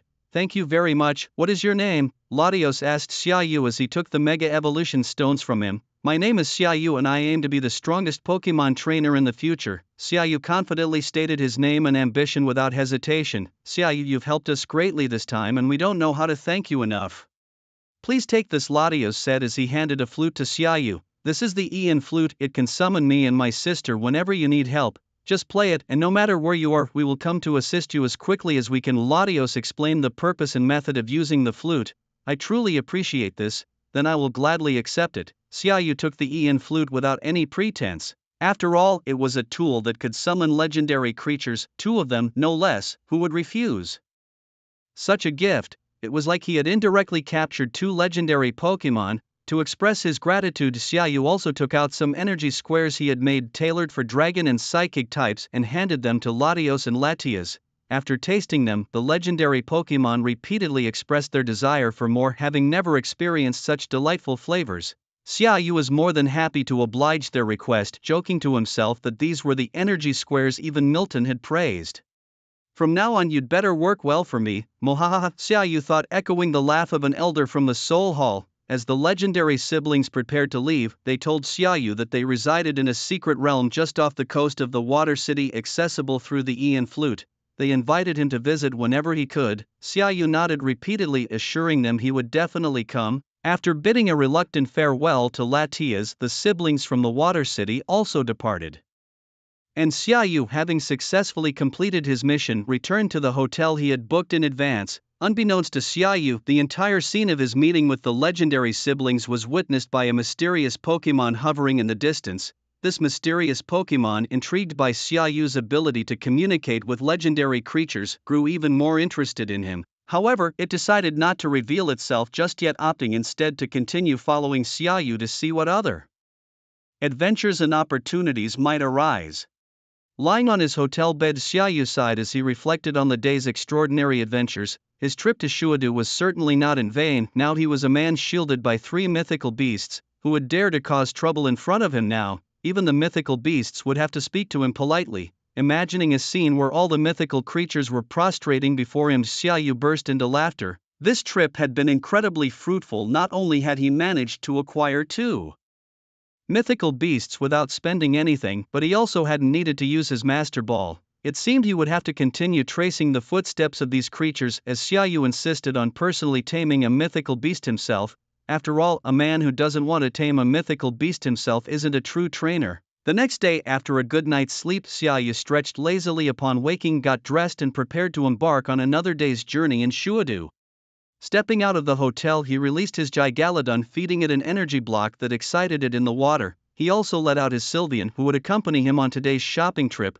Today Xiaoyu planned to indulge in the unique culinary delights of Shuadu and purchase some local specialties to send to his beloved sister. Led by Gigalodon, Xiaoyu and Sylveon savored a variety of Shuadu's special foods, which offered a completely different taste experience from those in Shuadu City. Greatly pleasing Xiaoyu, the presence of a man and his spirit creature didn't attract much attention on the busy streets, though occasionally someone would look their way with admiration. The city was particularly lively these days with the upcoming grand contest filled with many beautiful ladies and their dazzlingly dressed spirit creatures. In this glamorous surge, Xiaoyu and Sylveon were just tiny, inconspicuous participants. Xiaoyu had asked Sylveon if she wanted to join the grand contest, as she was the only one in his current team with the potential and strength to participate in this grand event. However, Sylveon shook her head, declining the offer because she wasn't the type to seek the spotlight and was generally quite shy. Since Sylveon felt this way, Xiaoyu was content to be a handsome spectator in silence. They spent the rest of the day shopping for various local specialties, clothing and food for his family. By the end of it, Xiaoyu was exhausted, while Sylveon seemed like she could go on even longer. Much to Xiaoyu's amazement, it appeared that shopping was in the nature of females, whether human or spirit. Returning to the hotel, Xiaoyu ordered a courier service through his phone, choosing the most expensive and fastest option. Soon a courier arrived to package everything carefully into a special spatial backpack and deliver it using a steel crow. Before leaving, the courier reminded Xiaoyu to leave a 5-star review, which Xiaoyu readily agreed to as it was merely a flick of his finger and no hassle at all. After dinner with Sylvian at a restaurant, they returned to the room to rest, exhausted from the day's activities. Tomorrow he planned to check out the beach spirit riding speed contest to see if there was any fun to be had. The next day Xiaoyu got ready and left the hotel with Shanai Duo, releasing the huge-jawed shark to carry them to the beach. Xiaoyu and Shanai Duo sat atop the massive shark, which sped along the route, sparks flying like lightning. Soon they could see a beach already crowded with people and spirits. Upon reaching the destination, Xiaoyu returned the huge-jawed shark to its spirit ball and walked with Shanai Duo towards the crowd. As they approached, they noticed a large sign erected on the beach detailing the rules and qualifications for the marine competition. The sign stated that spirits of any attribute could participate as long as they could carry their trainer, but the spirit's strength was limited to professional level or below to ensure most ordinary trainers could participate.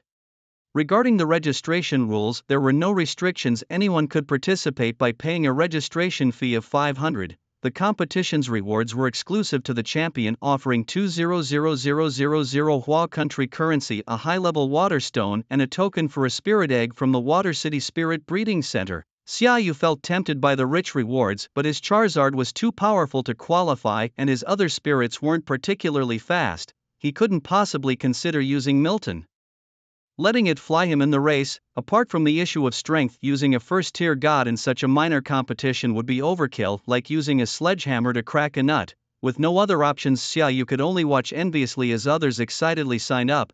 In no time, the number of registrants had already surpassed 200. Seeing many more trainers still waiting to register, Xiaoyu wondered about the popularity of this competition. With half an hour left for registration, Xiaoyu silently observed the participating spirits, which were varied and bizarre. There were more conventional ones like Blastoise, Gyarados, Lapras, the huge-jawed shark, Wylord, Skarmory, Charizard, and Pidgeot, which were suitable for carrying people and were fast. Then there were the odd choices like Psyduck, Slowbro, Cloyster, Feraligatr, Ludicolo, which were not suitable for carrying people and seemed to be there just for participation. Among them, Xiaoyu noticed a female trainer who had registered with her near-divine Dragonite named Dragonite level 56.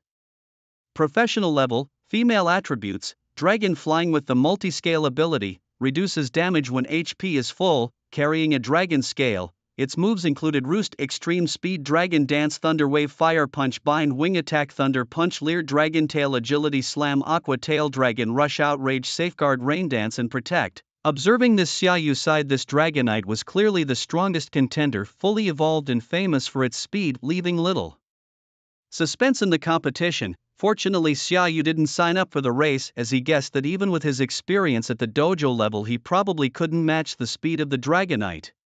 Although he knew the champion was likely to be the Dragonite's trainer, Xiaoyu decided to stay and watch the race, thinking something unexpected might happen. Half an hour later, registration closed and Xiaoyu observed the crowded scene, estimating that about 500 people had signed up to compete.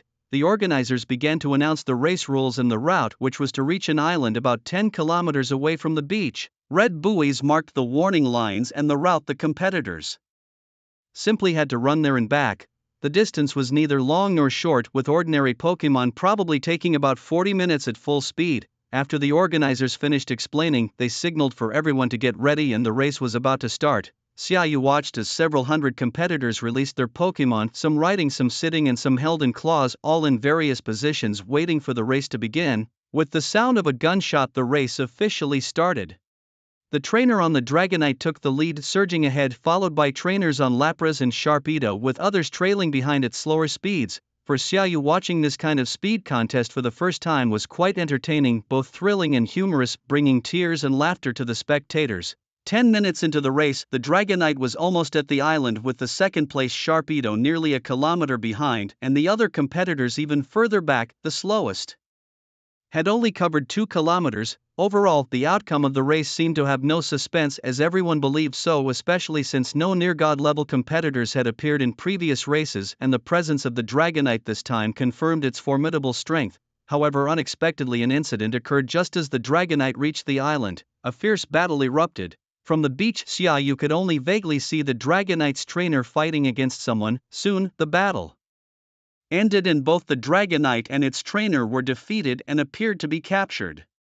Seeing this, the race officials hurriedly sent the trainers responsible for security to rescue them while also informing the Pokémon League branch in Cerulean City about the incident. Xiaoyu too pulled out his Charizard, climbed onto its back, and had it fly him towards the fray. As a well-educated and exemplary youth, how could Xiaoyu allow such a thing to happen? He naturally went to rescue them. Of course, the emergency tasks suddenly issued by the system also spurred Xiaoyu's determination to help. Ding, emergency situation detected, new urgent task issued, defeat the evil organization and rescue the captured trainers and Pokémon. The rewards included a champion-level Pokémon, a Heracross Mega Stone and 500 store coins. With so much at stake, Xiaoyu was determined to complete the task, defeat the evil organization and save the world. Under the urging of Xiaoyu, Charizard pressed forward with all its might. Xiaoyu was worried that if they arrived too late their targets would have already escaped.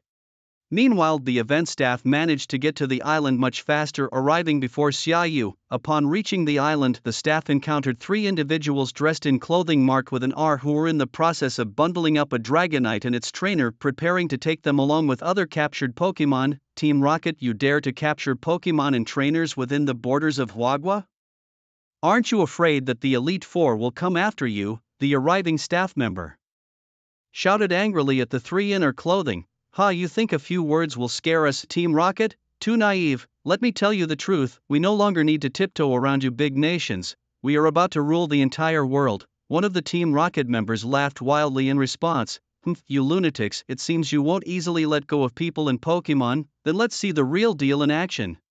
Seeing the brazenness of Team Rocket, the staff member decided to take action directly without wasting more words. He released his ace Pokémon Kingdra, which radiated an aura of a gym-level strength, indicating that the staff member was indeed a gym-level trainer. With just this level of strength you dare to speak so boldly? Ridiculous. The leader of the Team Rocket group scoffed upon seeing the gym-level Kingdra.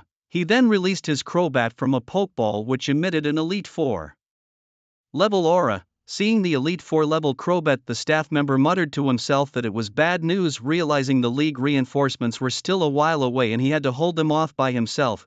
Facing the onslaught of the Elite Four level Crobat, Kingdra's gym level strength was clearly insufficient. It wasn't long before it was defeated and the staff member was knocked unconscious. Just then Xiaoyu finally arrived on the island only to witness this tragic scene.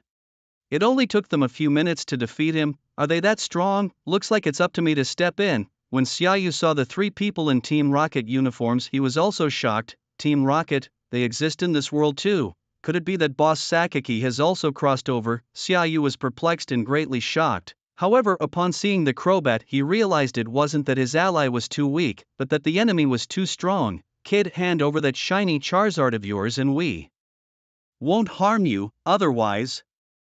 The leader of the Team Rocket threatened Xiaoyu, making a throat-slitting gesture with his hand. Facing their threats, Xiaoyu merely smirked coldly. Did they not know that Xiaoyu was protected by 3 legendary beasts? They were truly courting death. Upon spotting the ace trainer's Crobat, Xiaoyu decided to let Miltank take action. After all, his other Pokémon were no match and even the Mega Charizard would need some time to fight. Right now he wanted a quick and decisive battle. He took out a Master Ball, pressed the button and Miltank, nearly 7 meters long, made a dazzling appearance. The Rocket Trio, seeing such a rare Pokémon in the hands of this youngster, gleamed with joy, thinking promotion and pay raise were just around the corner. They commanded Crobat to attack Miltank, intent on capturing them all. At that moment Miltank was still looking puzzledly at Xiaoyu. It had been asleep before being abruptly summoned, but Crobat didn't care about its state and took advantage of the moment to launch a sneak attack. Noticing the tiny bug before it, Miltank didn't even take it seriously and simply spat a glob of dragon phlegm at it. The casual spit of dragon phlegm pierced through Crobat, gravely injuring it, causing it to fall from the sky and faint on the ground. The smiles on the faces of the Team Rocket trio hadn't even faded before they witnessed this scene and were completely stunned. What just happened? My huge Crobat got taken down instantly. The quick-thinking leader, realizing something was amiss, immediately pulled out a Pidgeot ready to flee. But how could Xiaoyu let them escape? He commanded Miltank to knock them all out. Searching their bodies, Xiaoyu found only a token. Seeing no other gains, he ordered Charizard to send them all away. Charizard breathed out a blast of fire directly targeting the fainted trio and their Pokémon, turning them into ashes that drifted towards the sea. Xiaoyu returned Miltank to the Master Ball and walked over to the fainted staff and the Dragonite trainer. After checking them for injuries and finding none, he sighed in relief. Then turning around, he approached the captured Pokémon, opened the capture net and saw the Pokémon inside, mostly water types with the Dragonite among them. Surveying the captured Pokémon, most showed potential ranging from professional to gym level, all quite impressive. However, one water type Pokémon caught Xiaoyu's attention. Name: Greninja, level 39, advanced, gender, male, attributes, water, dark, ability, Protean, turns into the same type as the move it uses, items, none, talent, champion level moves, night slash role play, haze, slap, water gun, growl, flash, lick, water pulse, smoke screen, shadow, sneak, spikes, aerial ace, dark pulse, ice beam. Seeing the champion level potential of Greninja, Xiaoyu felt he had found a worthy addition to his water type Pokemon, using the power of Tokiwa to heal the collapsed Koga Ninja Frog. It didn't take long before the frog regained consciousness. The moment Koga Ninja Frog woke up, it looked around warily at Xiaoyu. Understanding its suspicions, Xiaoyu used the power of Tokiwa for telepathy, comforting it and explaining that he had saved it. He hoped to become its trainer and lead it to the pinnacle of strength. Koga Ninja Frog did not immediately agree to Xiaoyu's proposal. Instead, it scanned its surroundings and noticed that the other Pokemon that had been captured with it were also rescued, though they were still unconscious.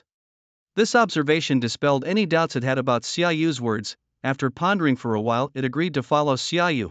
Being just a single Pokemon, it knew that increasing its strength alone was slow. Moreover, Xiaoyu was its savior, and following him seemed like a good choice, it thought to itself. Seeing Koga Ninja Frog nod in agreement made Xiaoyu very happy. He took out a luxury ball and aimed it at the frog, who lightly tapped the button with its webbed foot. A red light flashed and the frog was successfully captured and combed inside the ball. Koga Ninja Frog, I've successfully captured you, Xiaoyu exclaimed, holding up the luxury ball with joy. Nearby Charizard also cooperated by spouting a burst of flame into the air in celebration. Xiaoyu released Koga Ninja Frog from its ball and introduced it to Charizard. He then fed it a specially made energy block to replenish its strength.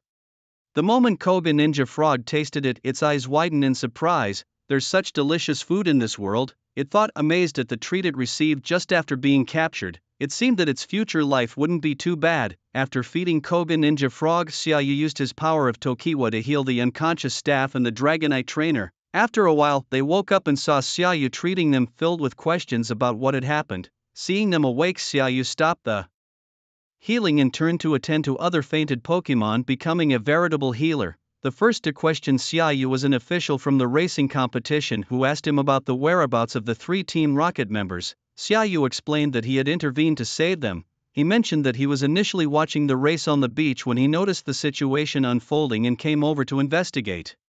He found the 2 of them knocked out and managed to drive off the Team Rocket trio with the help of a guardian Pokemon brought from his elder. The staff member, reassured by Xiaoyu's forthright explanation, expressed his gratitude profusely, acknowledging that the situation could have been much worse without Xiaoyu's intervention. Xiaoyu simply waved his hand, downplaying his heroics with a casual demeanor. Meanwhile, the Dragonite trainer approached with a cool voice from behind Xiaoyu. Hello. My name is Long Sinew. Thank you for saving me. If there's anything you need, just let me know and I'll do my best to assist you. Oh, you're too kind, Xiaoyu replied modestly. I merely did what I could, no need for any special requests. Xiaoyu turned to look at the female trainer who had spoken to him. He hadn't paid much attention earlier, but now upon closer inspection he noticed that she was tall and shapely, with a face as lovely as a peach blossom and accompanied by what seemed to be an almost divine sprite. Clearly she was no ordinary figure, the very embodiment of a leading lady in any saga. Xiaoyu was momentarily dazzled by her beauty, but he quickly composed himself. Although the lady trainer was indeed beautiful, Xiaoyu was no stranger to beautiful women. For instance, Luo, being the school beauty from his own school, was no less attractive, though perhaps slightly less charismatic. No, since you've saved me, I must offer something in return. Let's see, that Greninja must be your sprite, right? I happen to have an item here that would be useful for it. Here, take this, said Long Sinew, pointing to the Greninja beside Xiaoyu as she handed over a mysterious droplet to him. Okay, consider it a token of my gratitude then. Xiaoyu thought for a moment before accepting Long Sinew's gift. No, this surely isn't enough. If word got out that Long Sinew gave so little to her lifesaver, I'd be the laughingstock of the community. How about we become friends? If you ever need anything, just ask me. Consider today's gift a mere welcome present, not a repayment. Long Sinyu countered immediately upon hearing Xiaoyu's words, then took out her phone and prompted him to scan a code to add her as a friend. What could Xiaoyu do? It's not often one meets such a generous and beautiful lady. He couldn't refuse and wholeheartedly added Long Sinyu as a friend. By the way, what's your name? Which university are you from, Long? Sinyu asked, noticing Xiaoyu's youthful and vibrant appearance. I'm Xiaoyu, a senior high school student at Shudu City No. 1 Middle School, currently on a journey to challenge for the junior gym badges. Xiaoyu answered honestly. Ah, you're still a high school senior. That's impressive. Which university do you plan to apply to? With your skills, you must be aiming for one of the top 6, right? How about considering the Imperial Capital University? I'm a sophomore there, and if you attend, I can look out for you. Long Sinyu exclaimed, then eagerly inquired about Xiaoyu's future university plans, offering her little piece of advice. Senior, I haven't really thought about it yet, and I don't know much about the top 6 universities. I'll need to do some more research before deciding which university to attend. Xiaoyu replied, sweating under the barrage of questions from Long Sinyu. That's a minor issue, I can explain in detail about them. Let me tell you about the glorious history of Imperial Capital University. Long Sinyu offered and began to describe its achievements, such as consistently winning the National University Sprite League Championships, the rich rewards, various rare sprite eggs, single-person villas, and various secret resource sites, all of which made Xiaoyu nod continuously. I understand now, don't worry, senior. If the other universities are similar, I'll give priority to the Imperial Capital University. Xia. You responded earnestly to Long Sinyu, who sighed in relief, glad that her explanations were potentially helpful.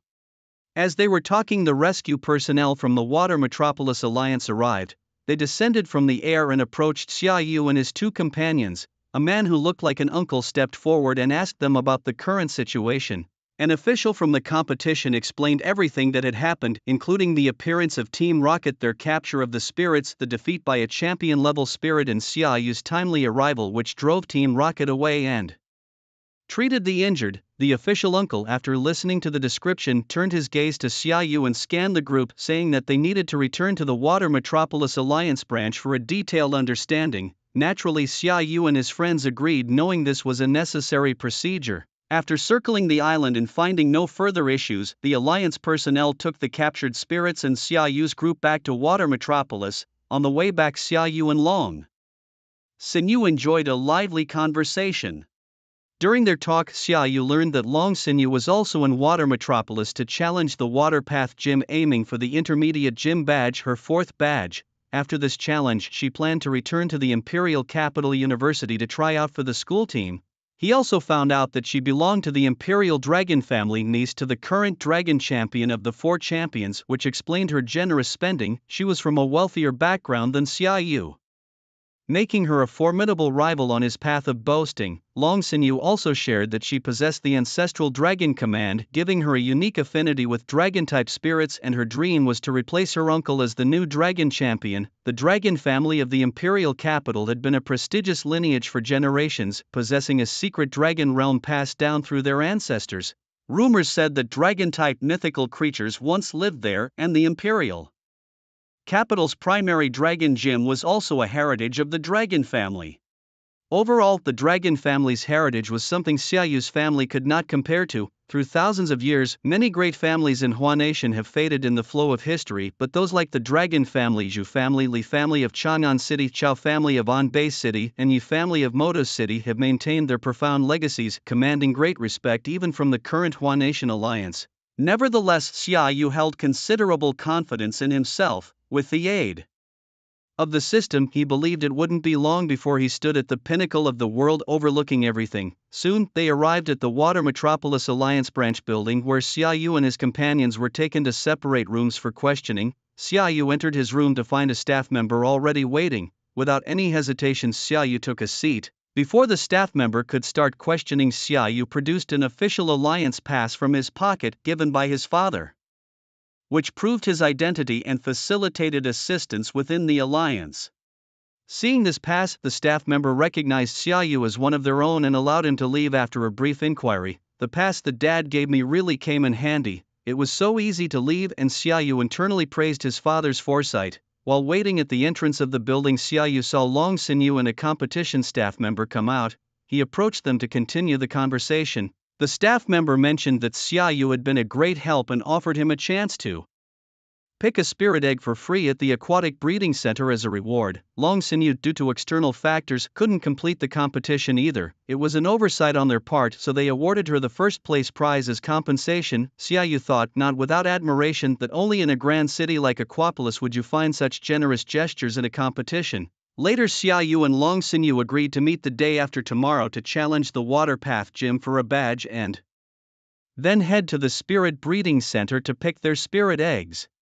After finalizing their plans, they bid each other farewell and left the Alliance building, each returning to their respective hotels. On his way back to the hotel, Xiaoyu heard a notification from the system. Ding! Congratulations to the host for completing the task. Reward to the host: Heracross Mega Evolution Stone, 500 mall credits. Hearing the system's voice, Xiaoyu sensed something was off. Where's my champion level spirit? Did you swallow it? He quickly questioned the system. Ding! The system's rewards have already been given and the host has indeed received a champion-level spirit, right? Xiaoyu was puzzled. The champion-level Greninja, I found myself. You're taking credit for that? The system explained that if it weren't for its intervention, how could Xiaoyu be so fortunate as to tame such a high-quality spirit so easily? The system stated that all gifts from fate come with their price already marked in the shadows. Listening to the system's explanations, Xiaoyu had to concede. Alright, you're amazing, you're right.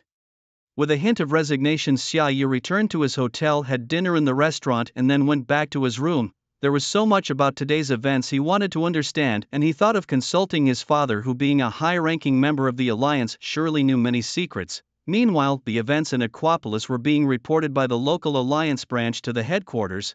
The headquarters was currently holding a senior meeting discussing the intrusion of Team Rocket and the matters concerning the Hawaiian mystery. From the bold appearance of Team Rocket in Aquapolis and their defeated staff members' words, it was clear that Team Rocket had accomplished something significant. This allowed them to no longer hide their presence and openly declare their intentions to dominate the world. The Aquapolis Alliance leaders reported the situation to the champion. Yes, I have also spotted traces of Team Rocket here. They seem unable to restrain themselves any longer, said a high-ranking official from the Magic City to the champion. It seems the world is about to plunge into chaos and this organization, hidden for decades, is about to resurface. The champion responded gravely. Continue to strengthen security and monitor all suspicious individuals closely. I have already made arrangements for what's to come, he instructed, his demeanor serious. Let's leave that matter aside for now. Moving on to the next issue, concerning the mysterious realms and the highly aggressive spirits that have appeared on the Hawaiian Islands. Last month I dispatched one of the Elite Fourth, the Ghost-type Elite, to lead a team for investigation. There has been significant progress. They have collaborated with elite trainers from various countries and have successfully thwarted the attacks of these spirits, capturing some in the process. However, our standard Pokeballs are unable to contain these spirits. We need to develop specialized Pokeballs for this purpose. These spirits are all new and incredibly powerful, according to the report from the Ghost-type Elite. These spirits possess strange abilities that enhance their strength after defeating other spirits, and so far no limit to this power increase has been discovered. This is truly incredible. I have already instructed major research institutes to begin studies on these spirits and I expect we will soon see some results. Furthermore, it's crucial to note that these types of spirits have now appeared in 3 different regions around the world, suggesting their arrival is random. All branches should prepare for the potential emergence of these spirits in their areas. That will be all for this meeting. Ensure you handle your responsibilities well, as I have made other arrangements for the remaining issues. The meeting concluded as the champion finished speaking, pressed his forehead and sighed, overwhelmed by the recent plethora of issues. He regretted agreeing to become the head of the headquarters at the behest of that old man. It had turned into a major headache. After his brief complaint, the champion picked up a mysterious phone, dialed a number, and the call was promptly answered. Proceed with the plan and make sure your identities remain hidden. This operation is primarily for investigation. You are allowed to retreat if it becomes untenable, he instructed before hanging up and muttering to himself as he looked out the window. Team Rocket, the Annihilation Society. After his shower, Xiaoyu lay on his bed, picked up his phone and called his dad. he explained that he had encountered Team Rocket in Water City and wanted to know more about this organization since he had never heard of it before. Xiao's father, realizing Xiaoyu had already encountered Team Rocket, decided not to hide the truth any longer. He explained that Team Rocket was a nefarious organization established decades ago, typically operating under the radar and seldom appearing openly. Especially in major countries, their goal was to conduct Pokémon genetic research and biological experiments, which were inhumane and opposed by the global community, leading to their worldwide pursuit. However, due to their covert operations, they hadn't caused any major disturbances and had continued to grow until now.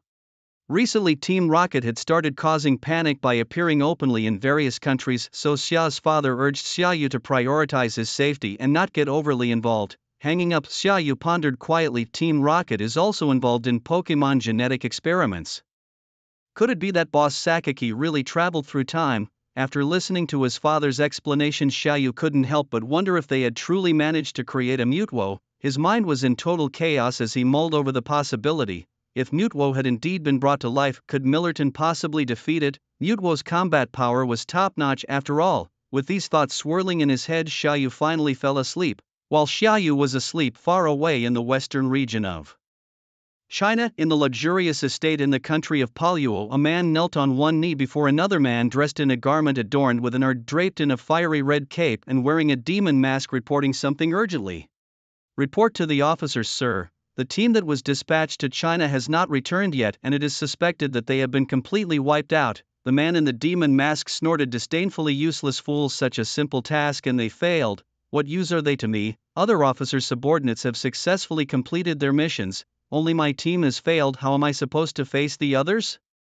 Arrange another team to go to China immediately and ensure the mission is completed. Otherwise, don't bother coming back to see me. Get out, he commanded angrily. Yes, sir, I guarantee we will complete the mission, the kneeling man responded before quickly leaving the estate. The next day, Xiaoyu woke up feeling refreshed. Indeed, it was better not to dwell on things beyond his understanding and just deal with issues as they arise. Since he was scheduled to challenge the Water Path Gym only the next day, he had no particular activities planned for today. Preferring not to go out, Xiaoyu decided to head to the hotel's training ground for some practice. Upon reaching the training ground, Xiaoyu released all his Pokémon and allowed them to train according to the plan he had set up. They could also spar in pairs, but were not allowed to use powerful moves. Hearing Xiaoyu's instructions, Shinedo decided to train on her own, while the other more combat-oriented Pokémon started looking for sparring partners. Xiaoyu observed from the sidelines, noting their habits during the spars to better tailor future training sessions. After a half-day of rigorous training at the facility, Xiaoyu called them to halt. Training needed to be balanced with rest, he believed. After feeding them specially prepared energy blocks and food, he recalled all his Pokémon except Shinedo. After the training session, Xiaoyu took Shinedo for a walk around the hotel area before returning to his room to rest, conserving his energy for the upcoming gym battle.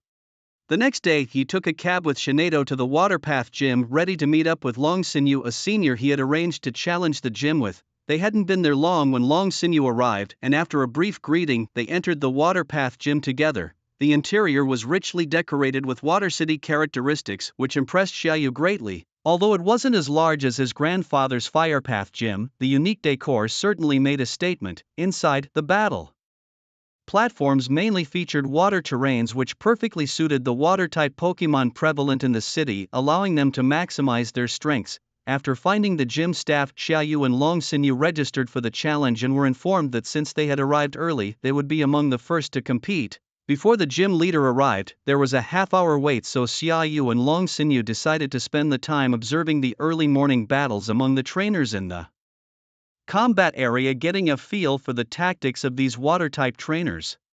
After a while, a gym staff member informed them that the gym leader had arrived and they could now proceed with their gym badge challenge. The two followed the staff member to the innermost part of the gym for their challenge. Upon entering the battle area, Xiaoyu and Long Sinew saw the water-type gym leader Shui Lingwei sipping her morning tea. Xiaoyu had researched her before coming and knew that although she wasn't as strong as his grandfather, she was not far behind. Most importantly, she was still very young, just over 30, and undoubtedly a prodigy with a promising future as a top trainer. As the challengers arrived, Shui Lingwei set down her tea and approached them, eager to challenge first thing in the morning. Youth really does have boundless energy, she said softly. Xiaoyu, modestly explaining his early arrival, said, "Sorry to disturb you, Gym Leader Shui, it's just our first time challenging for a gym badge and we're a bit excited so we came early." Shui Lingwei replied gently, "No worries at all, I actually enjoy battling with young talents, it makes me feel the vibrancy of youth. So Xiaoyu, you're here for the beginner badge challenge, right? Are you ready? Who among you will challenge first?" After exchanging glances with Xiaoyu, Long Sinyu stepped forward. "I'll go first. My name is Long Sinyu and I'm here for the intermediate gym badge challenge. I hope, Gym Leader Shui, you'll provide me with valuable guidance and not hold back."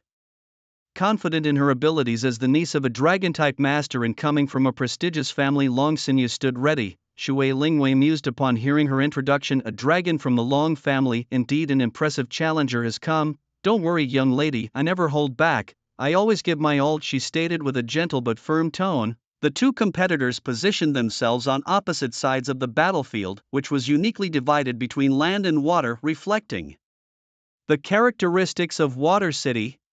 The intermediate gym badge challenge was set in a 3 vs 3 battle format where the gym leader could not switch Pokémon mid-battle, but challengers were allowed one switch. Both released their first Pokémon, Xiaoyu's being the Qishi Cyan Bird and Long Sinyu's the Mosquito Swimmer. The Qishi Cyan Bird, a professional level 51 dragon in flying type, boasted skills like Dragon Breath and Moonblast, while the Mosquito Swimmer, a level 52 water and fighting type, was equipped with moves like Aqua Jet and Dynamic Punch. Observing the capabilities of these professional level Pokémon, Xiaoyu couldn't help but be impressed by the high standards of the gym challenge. Although the Qishi Cyan Bird doesn't quite resemble a dragon, it is indeed a dragon-type spirit and has been exceptionally well trained, befitting someone from a family of dragon lineage. As the battle was about to commence, at the signal of the referee Rotom, the Qishi Cyan Bird immediately took to the skies, preparing for its tactical assault known as the Kite Mosquito Coil Swim Earth. On the other side, the Mosquito Coil Swim Earth used Rain Dance to change the weather and boost its combat capabilities. It then unleashed a water gun at the Qishi Cyan Bird, which nimbly dodged and retaliated with a captivating voice aimed at the Mosquito Coil Swim Earth. Struck by the captivating voice, the Mosquito Coil Swim Earth was momentarily dazed, allowing the Qishi Cyan Bird to launch a fierce Brave Bird attack aiming to end the battle in one swift move. However, just at the crucial moment the Mosquito Coil Swim Earth regained its senses. Unable to dodge, it braced itself against the Qishi Cyan Bird's attack. Under the command of Shui Lingwei, it engaged in close combat with the Qishi Cyan Bird, which, due to its proximity, could not evade and suffered significant damage from the combo. Dragon Xinu then instructed the Qishi Cyan Bird to distance itself from the Mosquito Coil Swim Earth and attack from afar in the air. Eventually, the Qishi Cyan Bird used Moonblast to defeat the Mosquito Coil Swim Earth. "Not bad, young lady, keep a steady hand on the reins," Shui Lingwei praised with a gentle demeanor, recalling her Mosquito Coil Swim Earth and then releasing another creature, the Marilil, known as the Dragon Slayer. Indeed, it was the Marilil acclaimed for battling dragons without defeat. Name: Marilil, level 55, professional grade, gender female, type water/fairy, ability huge power, doubles the physical attack, held item. Choice band skills include Tackle, Help, Tail Whip, Water Gun, Rollout, Defense, Curl, Bubble Beam, Charm, Slam, Bounce, Aqua Tail, Play Rough, Aqua Ring, Rain Dance, Hydro Pump, Takedown, Strength, Protect, Attract, Brick, Break, Water Pulse, Mist.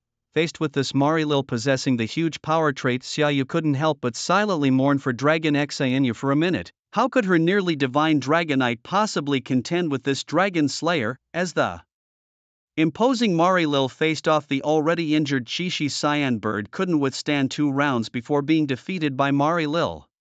Dragon Xinu sighed upon seeing this, not expecting such a formidable opponent today. However, she wasn't about to give up easily and released her trump card, Dragonite.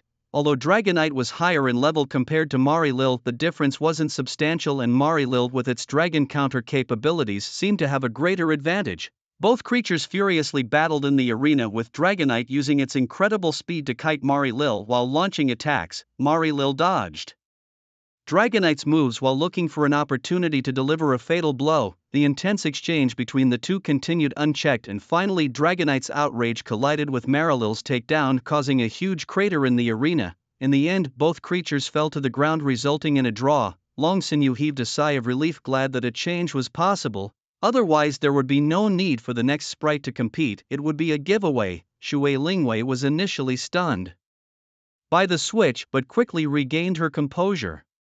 Her look of admiration towards Long Sinew spoke volumes. Truly a member of the Long family, none of whom were simple. Both sides pulled out their final sprites, a Sonic Dragon and a White Seal. The Sonic Dragon male level 52 of the Flying and Dragon types had the piercing trait, allowing it to bypass the opponent's barriers or substitutes to attack. It carried a life orb and had moves like Wing Attack, Bite Air / Dragon Dance and Dragon Claw among others. The White Seal was female. Level 51 inch of the Water and Ice types, protected by a thick layer of fat which have the damage from fire and ice moves, carried leftovers and had moves like Headbutt, Ice Wind Dive and Blizzard. Shui Lingwei seemed to have used her strongest sprite Marilu for the mid-level gym badge challenge. Facing the agile Sonic Dragon flying around, the White Seal didn't seem to stand a chance, a thought that crossed Xiaoyu's mind. Indeed, as Xiaoyu anticipated, the White Seal struggled against the aerial and nimble Sonic Dragon, losing miserably after several rounds of ranged attacks from the dragon. Long Sinew successfully completed her challenge and received a mid-level gym badge marked with the water symbol from Shui Lingwei. Shui Lingwei was very pleased with Long Sinew's performance, lavishing praise on her and patting her shoulder, proclaiming her as the future of Hua country. Flustered by the continuous compliments, Long Sinew blushed with a mixture of pride and embarrassment. Shui Lingwei, seeing Long Sinew's flushed face, gave a maternal smile and stopped teasing her. She then turned to Xiaoyu, saying, "Now it's your turn, Xiaoyu. I hope you perform just as well." Confident Xiaoyu replied, "Don't worry, I won't disappoint you." Shui Lingwei nodded in approval, appreciating the young man's confident demeanor. The opponents stood on opposite ends of the battlefield, now divided between rocky and aquatic terrains. Since it was a challenge for a junior gym badge, they could opt for either a 1 vs 1 or 2 vs 2 battle, and Xiaoyu, seeking to gain more battle experience, chose 2 vs 2. Shui Lingwei released her sprite, a gem starfish, while Xiaoyu countered confidently with his Koga Ninja Frog, believing it could overcome the newly elite level gem starfish. Two sprites stood at opposite ends of the field, and with the command of the referee Rotom, the battle began. Xiaoyu instructed his Greninja to close in on Starmie with quick attack, while Starmie retaliated with a water gun as the Greninja approached. Greninja easily dodged the water gun, and seeing that the water gun was ineffective, Shui Lingwei had Starmie use Psychic to stop Greninja. An invisible psychic force struck at Greninja, but Xiaoyu had Greninja use Substitute to dodge the attack and then hit Starmie with a surprise Night Slash. Starmie couldn't avoid the Night Slash and was struck hard, falling heavily to the ground. Xiaoyu then commanded Greninja to use Dark Pulse to finish Starmie off, but Starmie managed to stand up just in time and used Light Screen to block the Dark Pulse. Starmie then tried to hit Greninja with Confuse Ray, but Greninja's speed was too great and it easily evaded the attack. Xiaoyu had Greninja use Shadow Sneak, hitting Starmie, and finally a close-range Night Slash defeated it. Seeing Starmie on the ground with swirling eyes, Xiaoyu happily praised Greninja, calling it an advanced elite level sprite, proudly proclaiming, "That's my sprite, so strong." Shui Lingwei, seeing her Starmie defeated, also praised Xiaoyu and then released her last sprite, Feraligatr. The details of Feraligatr were as follows: name, Feraligatr level 46, elite level, gender, male type, water ability, Torrent, which increases the power of water type moves when its HP is low, holding, Mystic Water qualification. Gym level moves include Scratch, Leer, Water Gun, Bite, Scary Face, Ice Fong, Thrash, Crunch / Screech, Protect, Dragon Claw, Fake Tears, Dig, Hydro Pump and Rain Dance. Seeing the high-level Feraligatr, Xiaoyu recalled Greninja and sent out his long-unseen Garchomp. The details of Garchomp were as follows: name, Garchomp level 45, elite level, gender, male type, Dragon Ground ability, Sand Veil, holding, Dragon Fong and Miltank. Scale moves were not listed but included some inherited from Miltank. Known as a lucky sprite blessed by the mythical Miltank, Garchomp's growth had significantly accelerated until it merged with Miltank's scales, as the only master-level qualified sprite in Xiaoyu's team. Garchomp's potential was formidable and it had shown great improvement from recent training. It was time for a walk. Shui Lingwei took a new look at Xiaoyu's Garchomp, realizing she had underestimated Xiaoyu. However, she was undeterred, knowing that a sprite only shows its full strength when evolved to its final form, and her Feraligatr still had the strength to fight. The two giant sprites stood opposite each other and it looked like it was going to be a close-range battle.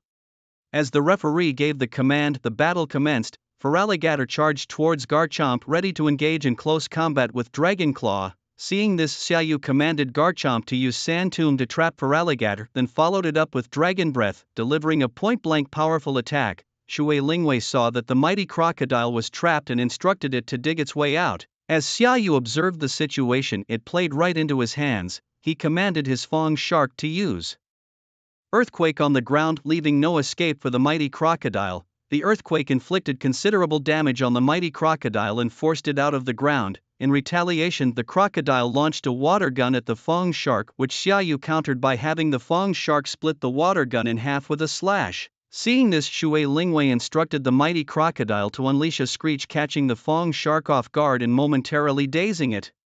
Seizing the moment, Shui Lingwei directed the crocodile to charge and use Ice Fong. However, the Fong shark's resilience was remarkable and it quickly recovered, meeting the crocodile's charge with a head smash, dealing damage to both. The collision hurt both creatures, but the Fong shark was in a visibly better condition and finished the battle with a close-range dragon pulse, knocking out the mighty crocodile. Xiaoyu ran over to his Fong shark, overcome with joy, and hugged it, praising its excellent performance and promising a special treat for the evening. Meanwhile, Shui Lingwei recalled her defeated crocodile and approached Xiaoyu, handing him the beginner's gym badge. "Congratulations, Xiaoyu. For someone so young, your strength is boundless," she praised, to which Xiaoyu humbly responded, joking about his thick skin and welcoming more compliments. Dragonheart, who had been watching the battle, also came over to congratulate him. Shui Lingwei watched the interaction between Xiaoyu and Dragonheart, her eyes shifting between the two, and then she gave a knowing smile, reminiscing about the joys of youth. Xiaoyu was puzzled by Shui Lingwei's odd look, while Dragonheart blushed, her thoughts a mystery. Having completed the challenge, Xiaoyu and Dragonheart bid farewell to Shui Lingwei and left the water gym. It was now noon, so they decided to have lunch together and then spend the afternoon at the Spirit Breeding Center choosing new spirits. During lunch, Xiaoyu learned that Dragonheart was planning to return to the capital university after selecting her spirit egg, which inexplicably saddened him. "Oh no, I think I'm getting distracted by this girl," he thought to himself. The recent days spent with Dragonheart revealed a budding interest, perhaps a typical youthful infatuation. Shaking his head, Xiaoyu reminded himself that now was not the time for such distractions. Ever since learning about Team Rocket's plans the night before, he had been feeling anxious. If Team Rocket succeeded in creating Mutwo, his current level might not be enough to confront them. This sense of imminent danger only made Xiaoyu more determined to strengthen himself quickly and become the strongest trainer. As for love, Xiaoyu decided to set it aside for the time being, focusing on improving himself first. Young people should prioritize their careers, with romance merely acting as a spice along the journey. Of course, if fate truly knocked, Xiaoyu wouldn't reject it but would accept it with open arms and a calm demeanor. After dinner, the two hailed a taxi to the Water City Sprite Breeding Center. Upon entering the main gate, they approached a staff member and presented the collection voucher they had received from a competition staff member earlier. After the breeding center staff checked the voucher, they led them to the hatching room where the latest batch of Sprite eggs from Water City was kept. Upon swiping their card to enter the hatching room, they were greeted by rows of Sprite eggs, each differing in color, pattern, and size. A rough estimate suggested there were about 1,000 eggs, categorized according to their attributes. Long Sinew headed straight for the Dragon-type Sprite eggs, as her ambition was to become a Dragon-type master, making Dragon-types her obvious choice. Xiaoyu, undecided, followed her to the Dragon egg section. The Dragon-type eggs were few, only about 20, underscoring their rarity. Long Sinew's method for selecting an egg was straightforward. She used the dragon controlling power within her to cover the Dragon-type eggs, feeling for the one that resonated the most with her, a simple yet brute force method, almost rivaling Xiaoyu's true sight. She sensed each egg in turn, and almost all the Dragon-type eggs resonated with her to varying degrees. Her ability seemed almost like a bug, causing Xiaoyu, who was watching silently, to complain inwardly, forgetting that he too had a system-assisted advantage. Soon, she completed her sensing and chose the egg with the strongest resonance, which also caught Xiaoyu's interest. The egg was named Mo Haima, with a level of 0 male water and dragon attributes and a trait of free swim, speed increases in rainy weather, carrying no items, and with potential close to that of a king. Its moves included Glare, Water Gun, Dragon Tail, and Ice Beam. It was indeed an egg that would eventually evolve into a king-level stab dragon, notable for being placed here. Its potential was the highest among those present, definitely not a bad choice. After congratulating Long Sinew on her selections, Xiaoyu began his own search. Xiaoyu didn't have a specific sprite in mind, so he had to inspect each egg individually. After reviewing eggs of attributes other than water, he turned his attention to the water attributes section, which comprised about 2/3 of the eggs, befitting the Water City Sprite Breeding Center. After nearly 2 hours, Xiaoyu had inspected all the eggs, exhausting himself in the process. None of the eggs had a potential above king level, which was somewhat disappointing for him. Eventually he chose a near king level Ball Seal Sprite egg, the best batch available there, named Ball Seal Level 0 Female Water attribute with the trait Torrent, increases the power of water type moves when HP is low, carrying no items and potential near king level. Its moves included Slap, Cry Cuddle and Magic Shine. Indeed, this Ball Seal had excellent potential, inheriting two powerful fairy-type moves. Although that wasn't Xiaoyu's main reason for choosing it, Xiaoyu thought that his sister Xiaotong would definitely love the beautiful and cute sprite it ultimately evolved into. Indeed, Xiaoyu had chosen this sprite primarily for his sister. Failing to find a sprite that met his requirements, he opted for the next best choice. Having just captured the Greninja, he wasn't in need of another water-type sprite. Of course, if there were a Kyogre available, he would still enthusiastically embrace the challenge with a smile. After selecting their sprites, the two registered the sprite eggs with the staff and then left the breeding center. The time had come for them to part ways. Xiaoyu, you must come to the capital university. I'm really looking forward to being teammates and fighting alongside you in the university team. Long Xin said with feigned nonchalance, hiding her reluctance to say goodbye. Xiaoyu could sense that Long Xin had some special feelings for him, but he didn't say anything, he just nodded, silently indicating that he understood. Subsequently, Long Xin took a taxi to the airport while Xiaoyu watched her leave from the side of the street. Suppressing his own feelings of reluctance, Xiaoyu thought to himself that the uncertain emotions between them should be left to fate. Gathering his emotions, he turned and walked toward the hotel where he was staying. Back at the hotel, Xiaoyu continued on his phone to look for the same delivery company he used last time, selecting the highest tier of service for the sprite egg delivery. He planned to send the sprite egg back home since he was still traveling and it would be inconvenient to return home. Delaying too long might complicate things if the sprite egg hatched. It wasn't long before the same delivery guy riding a Corviknight came to his door. The last delivery had already reached his home safely and his mother had informed him about it, praising the service. Xiaoyu felt it was good service too and even tipped the delivery guy. It was fate to see this guy again, who told him he was the company's top delivery person and only handled the highest level of service. Xiaoyu's choice was indeed right. Choosing the most expensive option might cost more, but it ensured quality. Handing over the sprite egg, he instructed the delivery guy to make sure it arrived as soon as possible. The guy gave an okay gesture and assured him it would be delivered by tomorrow. After Xiaoyu promised to leave a 5-star review, the delivery guy rode off on his Corviknight with such flair, as if sweeping his cloak without taking a cloud with him, the epitome of coolness. Xiaoyu joked that the delivery guy had already achieved a fraction of his own coolness, and even General MacArthur would say that if this delivery guy continued in such a cool way, his future would be boundless. That night, Xiaoyu called home mainly to tell about the sprite egg he had picked for his sister and that it had already been dispatched. His sister excitedly asked what type of sprite it was, but Xiaoyu only told her that it was an adorable sprite, deliberately not revealing the species to keep her guessing and maintain an enigmatic allure, prompting her to playfully call him a mean brother before hanging up. After successfully playing a prank on his sister, Xiaoyu revealed a mischievous grin.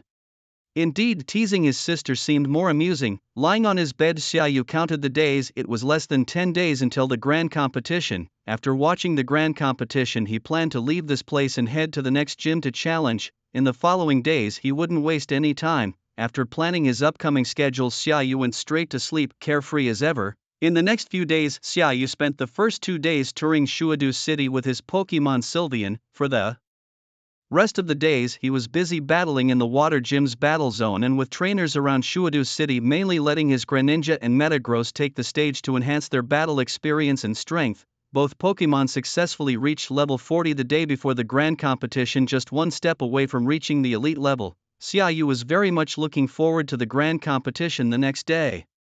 During these days, a significant event also took place, an attack by Team Rocket. After a previous failed attempt, Team Rocket, with meticulous planning, launched a surprise attack. However, their target was not Shuadu City but rather Bingshu City near the icy peaks close to the legendary Ice Bird in Shuadu City, a location far removed from Shuadu City, which caught the League off guard.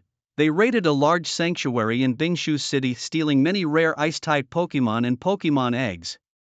Although the League officials responded promptly and severely damaged their forces, the leaders managed to escape, leaving behind only the less significant members. This bold move showed the League the extent of Team Rocket's burgeoning ambition. They now dared to openly attack major sanctuaries of large nations. the league responded by strengthening defenses and communication across regions, ensuring rapid support wherever problems arose. However, these events were momentarily irrelevant to Xiaoyu, who was currently focused solely on experiencing the grand competition.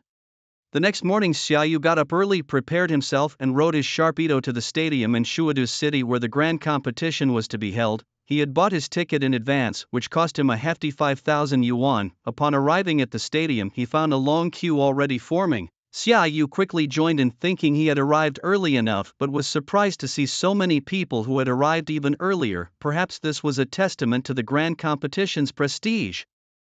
Realizing he was still too naive about these matters, he waited for half an hour before he could enter the stadium. Finding his seat, he took a moment to look around and noticed that the venue could accommodate about 50,000 spectators. A massive stage had been raised in the center of the field where the terrain could be adjusted according to the Pokémon trainers' needs to optimize their performance. Xiaoyu also noticed a large wall filled with photos of the contestants and their Pokémon, most of whom were female trainers. Male trainers participating in the grand competition were indeed a rarity. The largest photo in the center was of Luoi, who had won the grand competition 6 times in a row and was dubbed the most beautiful trainer in Huagua. This is a story about a prodigious elder sister who claimed championship titles as soon as she debuted, becoming a 6-time champion by the age of 25. She is the most anticipated contestant in this grand competition, bar none. Xiaoyu knows this well because her younger sister is a die-hard fan of Luoi. Their home is filled with Luoi's personal photo books. She is their idol. Having seen so many of her pictures, Xiaoyu has become quite familiar with her and decided to experience the charm of the most beautiful trainer in person at the competition. In addition to the photos of the beautiful trainers, Xiaoyu also came across pictures of Shui Lingwei, the master of the Waterpath Gym. It was a surprise to see that the gym leader was also interested in participating in the grand competition. It seems that women of all ages aspire to earn the title of the most beautiful trainer.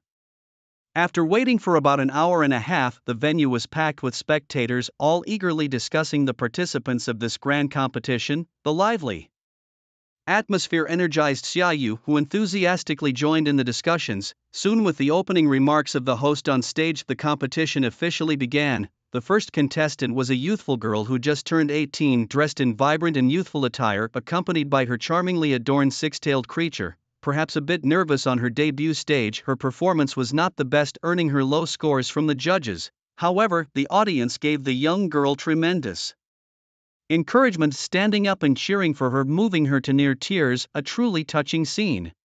Xiaoyu too clapped wildly, swept up in the fervor of the moment. Then the second, the third, and several more contestants followed, all performing well, but none particularly dazzling. Yet Xiaoyu felt content, remarking, "They're all beautiful ladies, what's there to be dissatisfied about? This trip is so worth it. Isn't this better than any Victoria's Secret show?"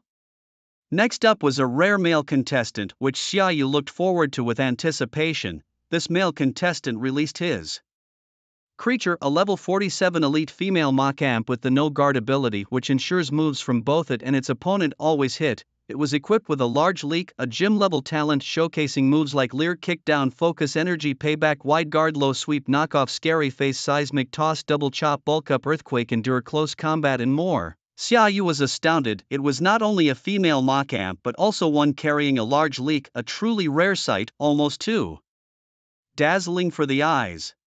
The trainer and his Machamp performed various bodybuilding poses on stage, unexpectedly drawing cheers from many spectators. Xiaoyu rubbed his eyes repeatedly, half-jokingly fearful that he might go blind from the spectacle. The judges were not stingy with their praise, especially for the rare male contestant, giving him relatively high scores.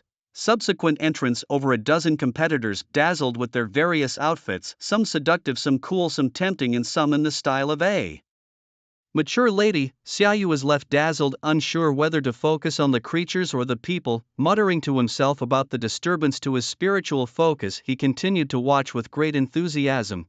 The creatures taking the stage were the epitome of grace, including agile long-eared rabbits, charming four-seasoned deer, beautiful nine-tails, dashing flame horses, elegant sovereign snakes, powerful hack dragons, enchanting Miss Skirt, and the crowd-pulling Xanadu, among other charismatic spirits. Xiaoyu and the audience were thrilled, continuously exclaiming in excitement, their hands clapping until they were swollen.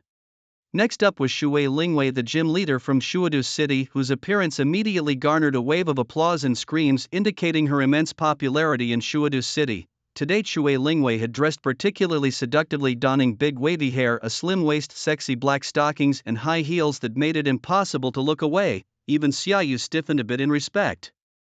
Shui Lingwei, with her captivating walk, took to the stage and released her ace-spirited detailed watch by. Xiaoyu followed, her ace Shishir Hiren level 71, king level, female with attributes of water and fairy, had the special trait moist voice, dream special, turning all sound moves into water type, carrying a mysterious water drop. This king level talent knew an array of moves. Bubbles chant, slap call, water gun, sirens call, water jet, round ice, freezing wind, sing, bubble ray, encore, misty terrain, big voice, moon power, water cannon, guard, instant amnesia, act, cute, magic, flash, cannon, water gun, psychic force, surf, water fluctuation, and water oath. Shishir Hiren was also the final evolved form of the spirit egg Xiaoyu had chosen for his sister, stunningly beautiful. Watching this luxurious set of attributes, Xiaoyu marveled at Shui Lingwei's ace spirit, having broken through to king level with such strong abilities and moves. No wonder she could be a top gym leader. Shishir Hiren's appearance immediately elicited screams and applause, captivating everyone with her beauty, making it impossible to look away. Shui Lingwei had Shishir Hiren sing with the enchanting voice, drawing in everyone's attention. They were all lost in the beautiful song. After the song finished, the audience appeared reluctant to leave, caught up in the lingering charm. After a pause, the judges gave the highest score, yet full of nothing but praise. Several more contestants went on, and then it was time for the final contestant everyone had been eagerly anticipating, the six-time champion, the most beautiful trainer Luoyi.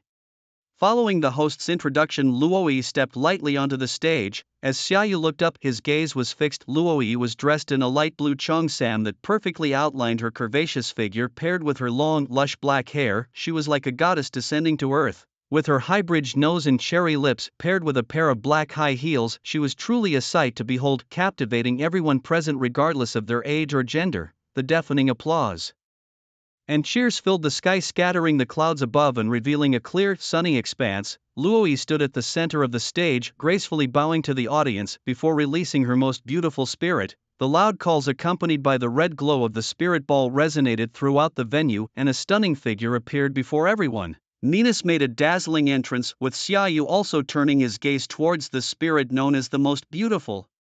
Minas, at level 64, gym level, is a female with water attributes and the dream trait charming body, sometimes mesmerizes opponents who touch her. She carries a mysterious water droplet and has moves like water pulse, tackle, bind, water gun, bounce, rage, attract, twister, whirlpool, charm, life, do, dragon tail, recover, aqua tail, mystic guard, surf, rain dance, coil, hydro pump, protect, fly, dragon dance, dragon pulse, light screen, and hyper beam. Minas with the dream trait charming body, along with a self-assured temperament befitting a six-time champion, is indeed captivating at first sight. Xiaoyu's mother also owns a Minas. Although beautiful, it doesn't quite compare to Luoyi's. It seems that not only people but spirits too are nurtured by a good environment. Luoyi began directing Minas to perform. As the music started, Minas danced gracefully in the air, occasionally singing with the attract move and utilizing her charming body trait throughout the performance. No one could take their eyes off her, including Xiaoyu. As the music ended, so did Minas's performance. Minas slowly flew to Luoyi's side, and the two beautiful figures nestled together created a stunning visual that became the highlight of the grand contest. The judges did not hesitate to give them a perfect score, pushing Shui Lingwei, who was temporarily in first place, down a notch. Luoyi celebrated her 7th consecutive championship, a feat unprecedented in history. Whether anyone could surpass her was uncertain, but for now Luoyi was undeniably the queen of the grand contest. Shui Lingwei, despite being surpassed, clapped happily for Luoyi, seemingly unconcerned about her own scores and simply enjoying the participation. As the award ceremony concluded, the audience orderly exited, buzzing with excitement and eagerly discussing today's spectacular events. Xiaoyu also left the stadium with the crowd, planning to dine at the hotel and share the day's thrilling scenes with his sister. Meanwhile, in another part of the venue, in Luoyi's dressing room, sat a beautiful young girl who looked about Xiaoyu's age. If Xiaoyu were there, he would have recognized her as Luobing, the school beauty from their school. The sound of the door opening echoed as Luoyi stepped in and saw the young girl on the sofa, rushing over with joy to embrace her. Sis, you and Minas were absolutely stunning today. It was totally worth taking the day off to see you perform, Luoyi exclaimed with a smile. Nestled in Luo Yi's arms, Luo Bing replied softly, "Sis, I've told you don't need to train so hard every day.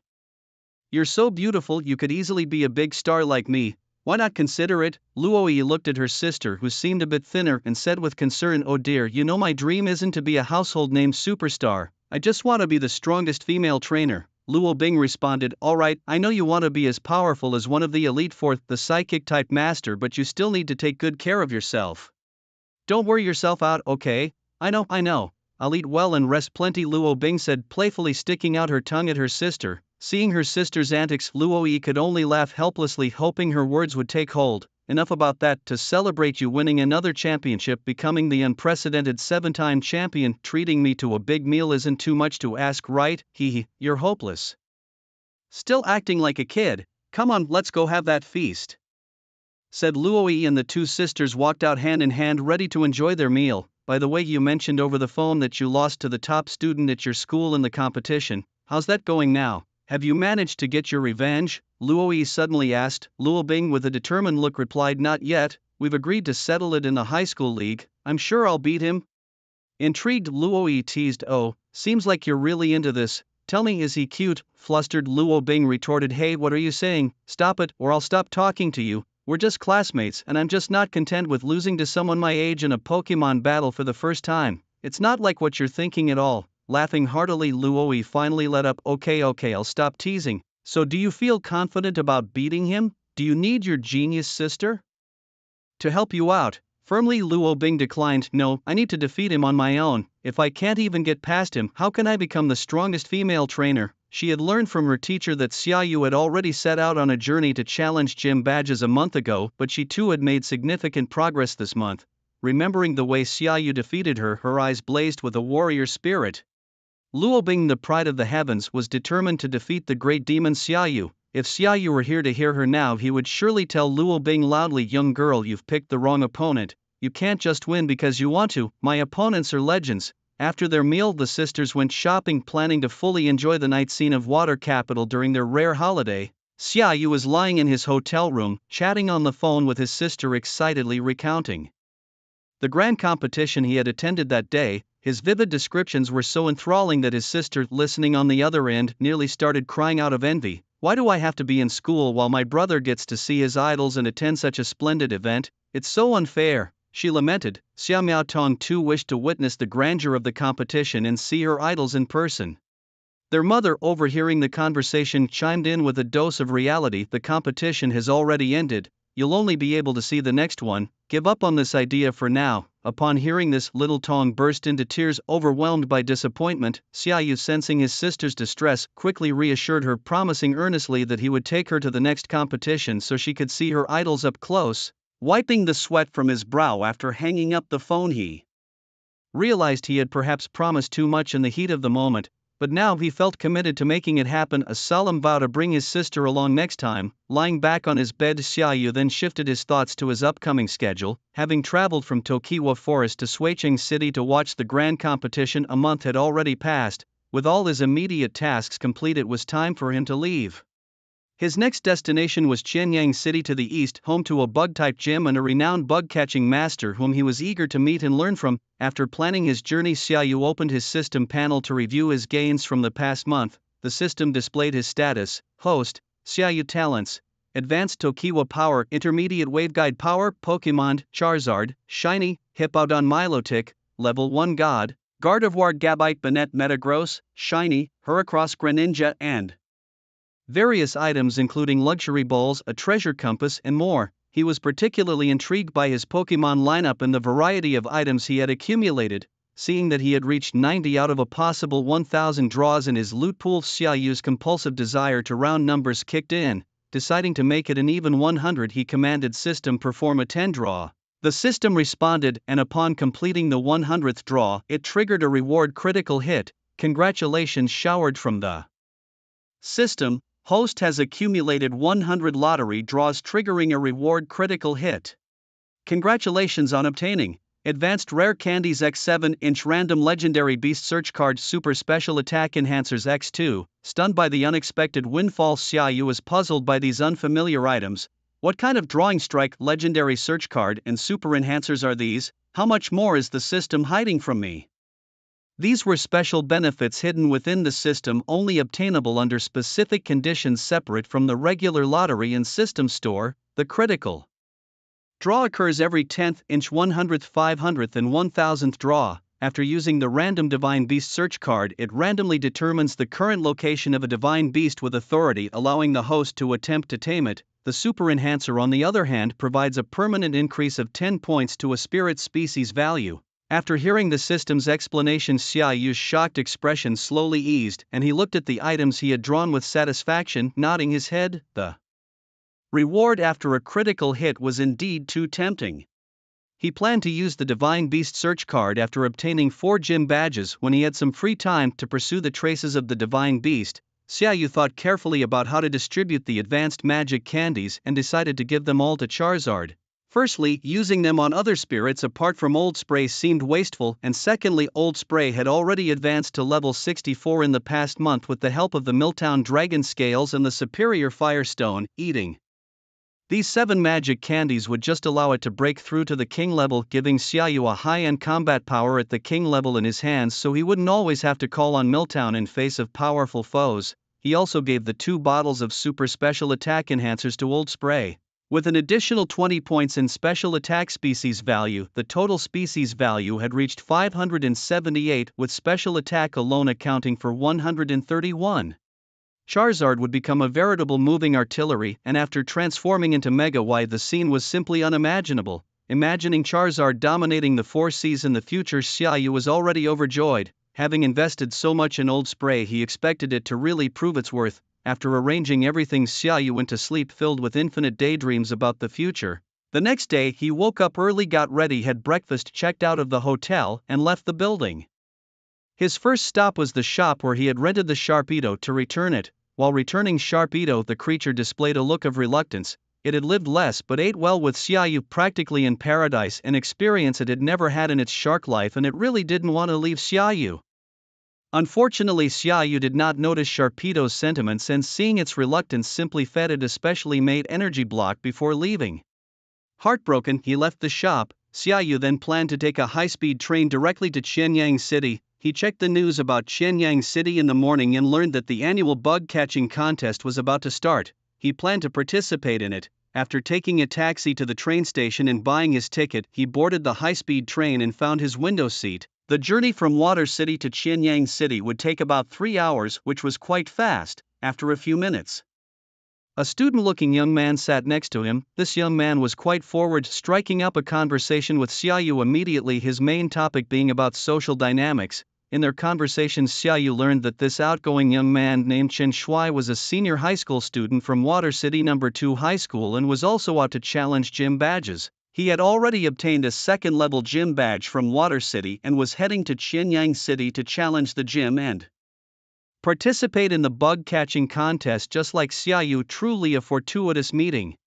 After realizing that both parties had the same objective, they decided to team up and act together. Once they reached Qianyang City, an hour into their conversation, they both drifted off to sleep, only to be awakened by the announcement that the high-speed train had reached its destination. Stepping out of the train station and noting that it was already noon, they decided to look for a restaurant to grab some lunch. Xia Yu and his companions strolled along the streets until they stumbled upon a restaurant renowned for its local cuisine. This is the place, they decided, and entered to sample some of Qianyang City's specialties. While they were eating, the television in the restaurant's main hall broadcasted the registration and start times for the upcoming bug-catching contest. The registration closed at 5 p.m. that very day, as the contest was set to commence the following morning. Quickly finishing their meal, they hailed a taxi to the Path of Bugs Museum, the registration site for the contest hosted by the museum curator, with the contest itself taking place in a mid-level insect-themed secret realm within Qianyang City.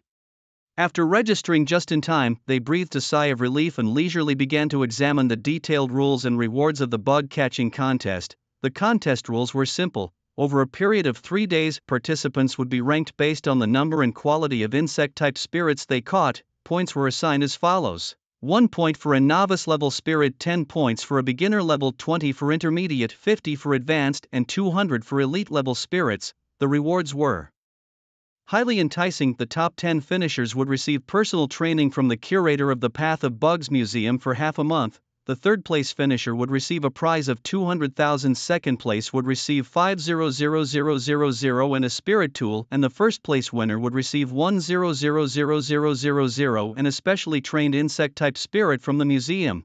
Understanding the rules and prizes thoroughly, they left the museum and returned to their separately booked hotels. They agreed to meet outside the secret realm early the next morning to participate in the contest. The following day, Xiaoyu got up early, prepared everything he needed, and took a taxi to the secret realm to meet Chen Shui. Arriving at the secret realm, he found Chen Shui already waiting for him, waving as he approached. Other contestants had already started to gather, with less than an hour remaining before the competition began. Upon hearing the competition rules, Xiaoyu and Chen Shui exchanged glances, their faces showing a hint of regret. They had initially planned to work together, but it seemed that was no longer possible. As the competitors entered the secret realm one by one, Xiaoyu and Chen Shui also entered in succession. After a dizzying swirl, they found themselves inside the realm. They greeted each other briefly before heading in opposite directions. Xiaoyu ventured towards a dense forest. He took out his treasure-seeking compass, adjusting it to detect sprites, which allowed him to directly locate the positions of powerful sprites. Since he had entered the competition, Xiaoyu didn't plan on winning by sheer quantity. Instead, he prepared to capture several elite bug-type sprites, aiming for quality over quantity. Following the brightest point on his compass, he released his metal monster. For this competition, Xiaoyu decided to rely only on the metal monster and Koga Ninja Frog for battle, as both creatures were on the verge of breaking through to the elite level and just needed the right opportunity. Xiaoyu planned to help them achieve this breakthrough within this bug-type secret realm. On his way to the sprite indicated on the compass, Xiaoyu encountered numerous bug-type sprites. Most were in the early to mid-level stages, and he had no interest in them. After defeating these lesser sprites, he continued on his way, intent on capturing only those of a high level. Soon Xiaoyu arrived at the habitat of the sprite he was seeking, a tree so thick it would take about 10 people to encircle it. He looked up at the spider web above, where a threatening Ariados was emitting a faint hissing sound. There were also several smaller Ariados nearby, indicating a small group. The target Ariados was level 44 elite male with the attributes of bug and poison. Its ability Bug Anticipation increased the power of bug-type moves when its health was low. Its skills included Poison Sting, Leech Life, String Shot, Focus, Energy Bug Bite, Fatal Stinger, Endless Entangle, Scary Face, Shadow of the Night, Wild Scratch, Ambush, Rapid Movement, Missile Needle, and Mental Force. Xiaoyu was unfazed by the Ariados' threats to leave and launched an immediate attack with his metal monster using Mental Force. The Ariados, caught off guard by Xiaoyu's decisiveness, fell from the web, its eyes flashing red in rage as it retaliated with Poison Sting. However, the attack was ineffective against the poison-immune metal monster. Seizing the opportunity, Xiaoyu ordered the metal monster to use its cannon light beam, gathering energy before firing it at the bewildered Ariados. With a loud crash, Alitos was struck, and as the smoke cleared, it was teetering on the brink of collapse. The cannon blast had inflicted severe damage. Eventually, a metal creature dealt the final blow with a psychic headbutt that sent Alitos away, and then its aura began to gather, propelling it directly to an elite level. Meanwhile, Kecleon, through its formidable strength and speed, easily defeated the 5 Alitos, but perhaps due to the enemy's insufficient strength, did not advance to the elite level. Xiaoyu, watching the metal creature's advancement, happily patted its head and rewarded both it and Kecleon with energy blocks. Xiaoyu then took out a competition-specific Pokeball and captured 2 high-level and 1 elite-level Alitos, easily scoring 300 points for a great start. He placed the remaining 3 Alitos in a safe place and left the area, continuing his search for the next prey. Moving deeper, the compass showed no bright spots indicating strong spirits nearby, so Xiaoyu decided to change direction and continue on.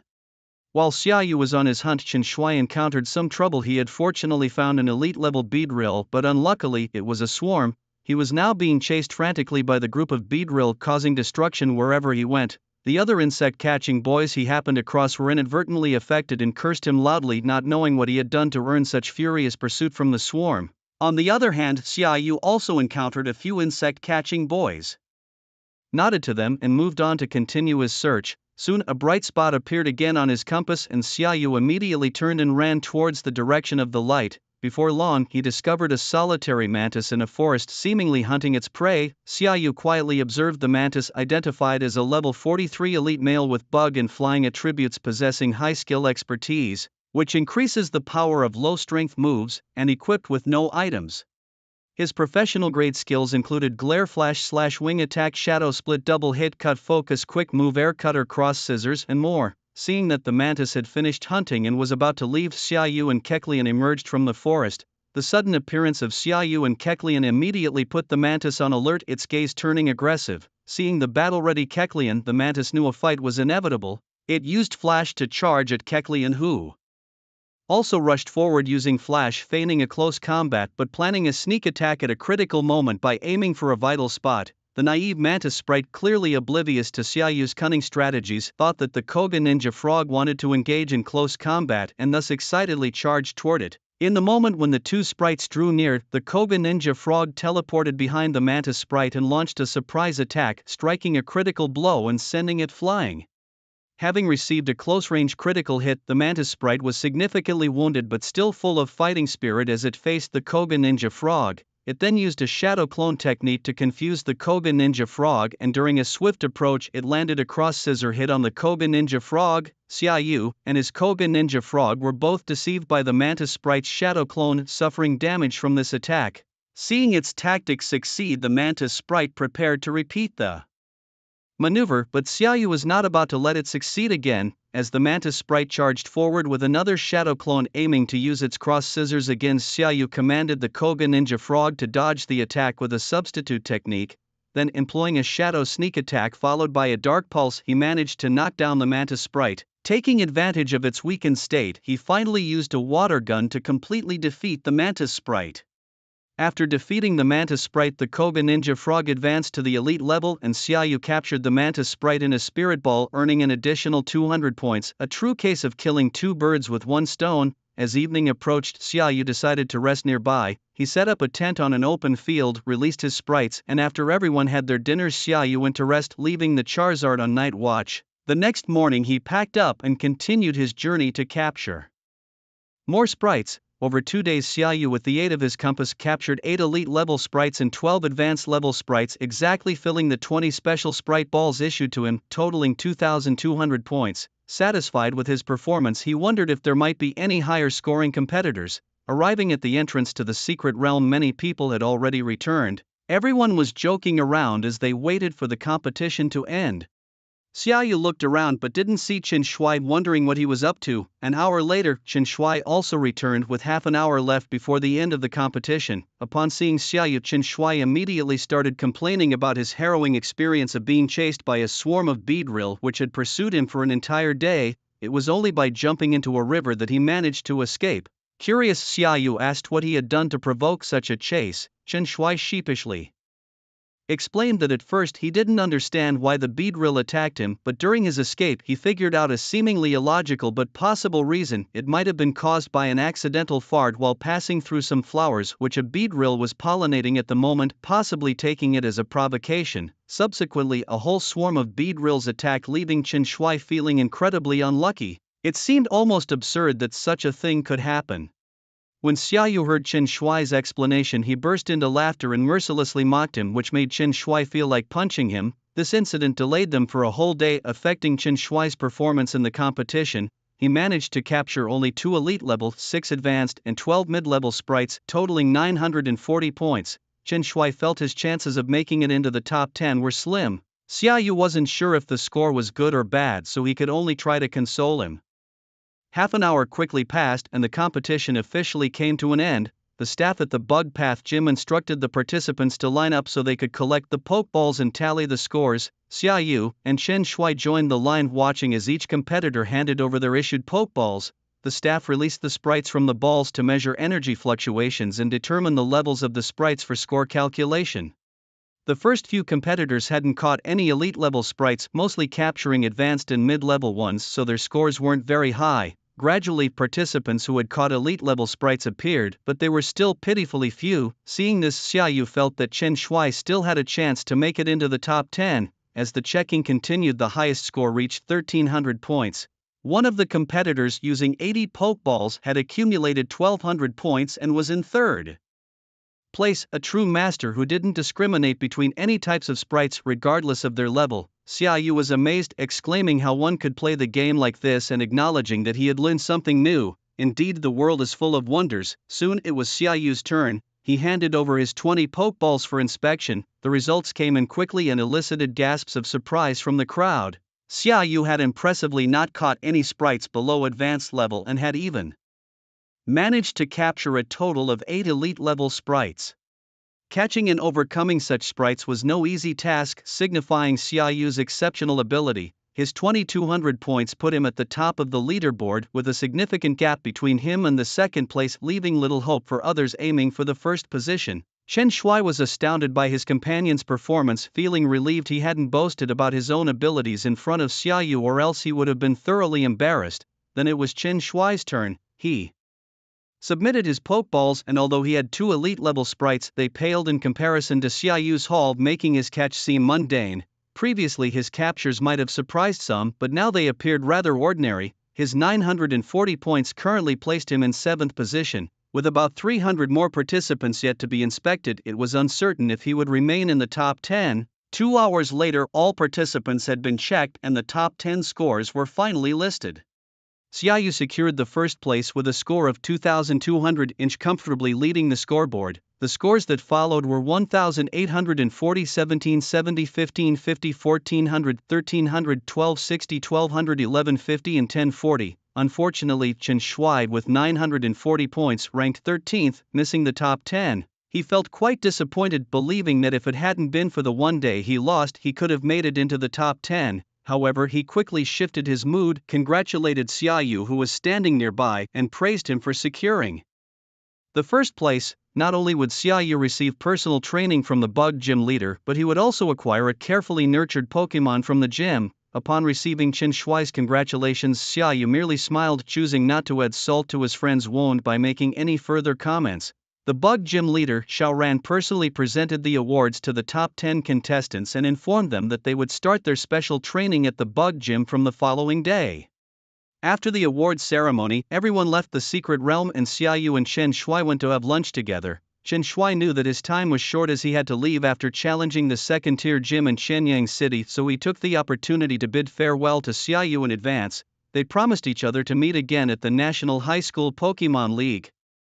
After lunch, Chen Shuai returned to his hotel to prepare for his upcoming gym challenge, while Xiaoyu also went back to rest at his hotel, looking forward to a good sleep after several uncomfortable nights in the secret realm. The next morning, Xiaoyu promptly arrived at the bug gym, eager to start Xiaoran's special training and choose his champion's reward, a Pokémon nurtured by the gym. When Xiaoyu arrived, he saw that 7 other young contestants had already gathered there. Like him, they were all there to undergo Xiaoran's training. The remaining 2 top 10 winners arrived within the next 10 minutes, and they all assembled at the gym. As they waited in the battle hall for Master Xiaoran, Xiaoyu took the time to converse and get acquainted with the others, since they would be training together for the next half-month. During their interactions, Xiaoyu was particularly impressed by Lin Fan, a true bug-catching enthusiast who had entered the top 10 by capturing 80 Pokémon. Lin Fan, an ordinary 20-year-old with no remarkable family background and modest talent, had only recently advanced his ace Pokémon Beedrill to a higher level, hence he had to rely on capturing lower-level Pokémon to secure this hard-earned opportunity. Lin Fan shared that he had participated in the competition last year but didn't perform well due to his weak strength. This year he had put in all his effort and finally achieved a top 10 ranking. Listening to Lin Fan's story, Xiaoyu felt deeply moved, reminded of his own past struggles for rare opportunities in another life, a stark contrast to his current world where unimaginable things seemed easily within reach.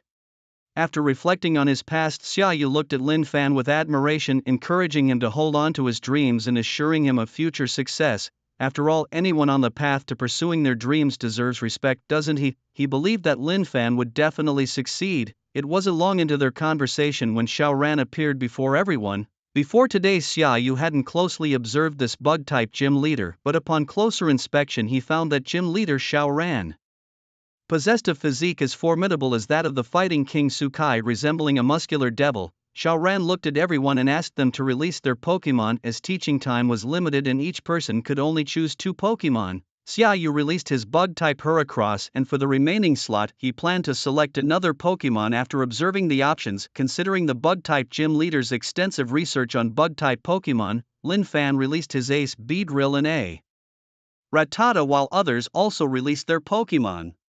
Xiaoran looked at each Pokémon in turn, occasionally nodding or shaking his head without saying a word. Truly a master of enigma. When Xiaoran's gaze landed on Xiaoyu's Heracross, his eyes suddenly lit up, finally seeing a well-bred Pokémon, and he patted Xiaoyu on the shoulder, leaving him completely baffled. After inspecting all the Pokémon, he led everyone to his exclusive training room. They entered a room as large as a soccer field, equipped with various training facilities and environmental simulators, notably luxurious. Xiaoran asked all the Pokémon to stand in the center of the field, then took out 3 Pokeballs and released the Pokémon inside, Armaldo, Heracross and Scizor. Xiaoyu looked at these 3 Pokémon belonging to Xiaoran. Armaldo level, 65, gym level, gender, female type, bug/water ability, emergency exit, withdraws from battle when HP drops to half to avoid danger, holding, life orb quality, near champion level moves, head smash sand. Attack defense curl grudge bug resist rock smash/mud shot bug bite iron defense takedown shell blade pin missile swords dance hydro pump protect ice beam surf leech life close combat X scissor scald.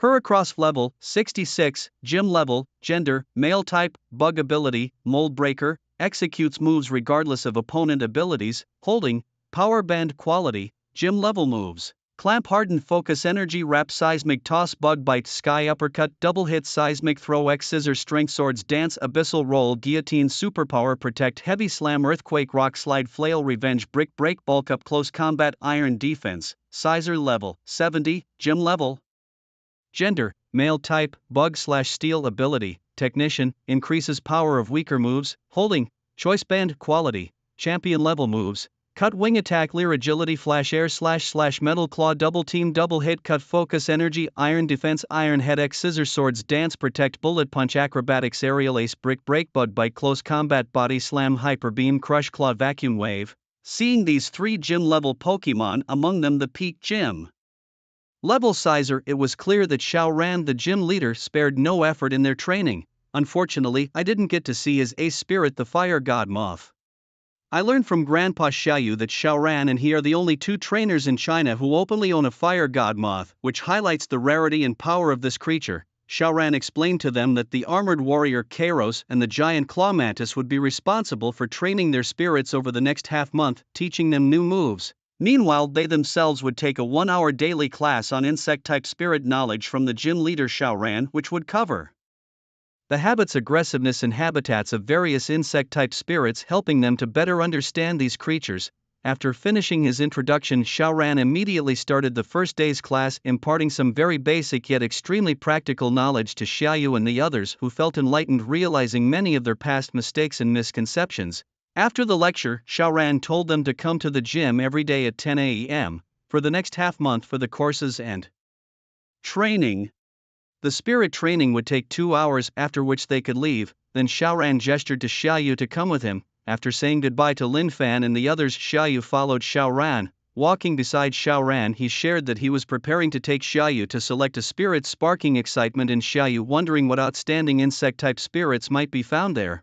Following Xiaoran, they arrived at the breeding house of the Insect Path Gym, which resembled a mini forest. As far as the eye could see, it was lush and green, inhabited by various insect-type spirits. Xiaoran swiped his card and led Xiaoyu inside. Here Xiaoyu's power of Tokiwa came into play, automatically connecting with the forest and emitting a very friendly energy from his body. Xiaoran, standing beside him, felt a bit surprised, not expecting Xiaoyu to be a genius with special abilities, but he quickly got used to it, having seen many people with special abilities before.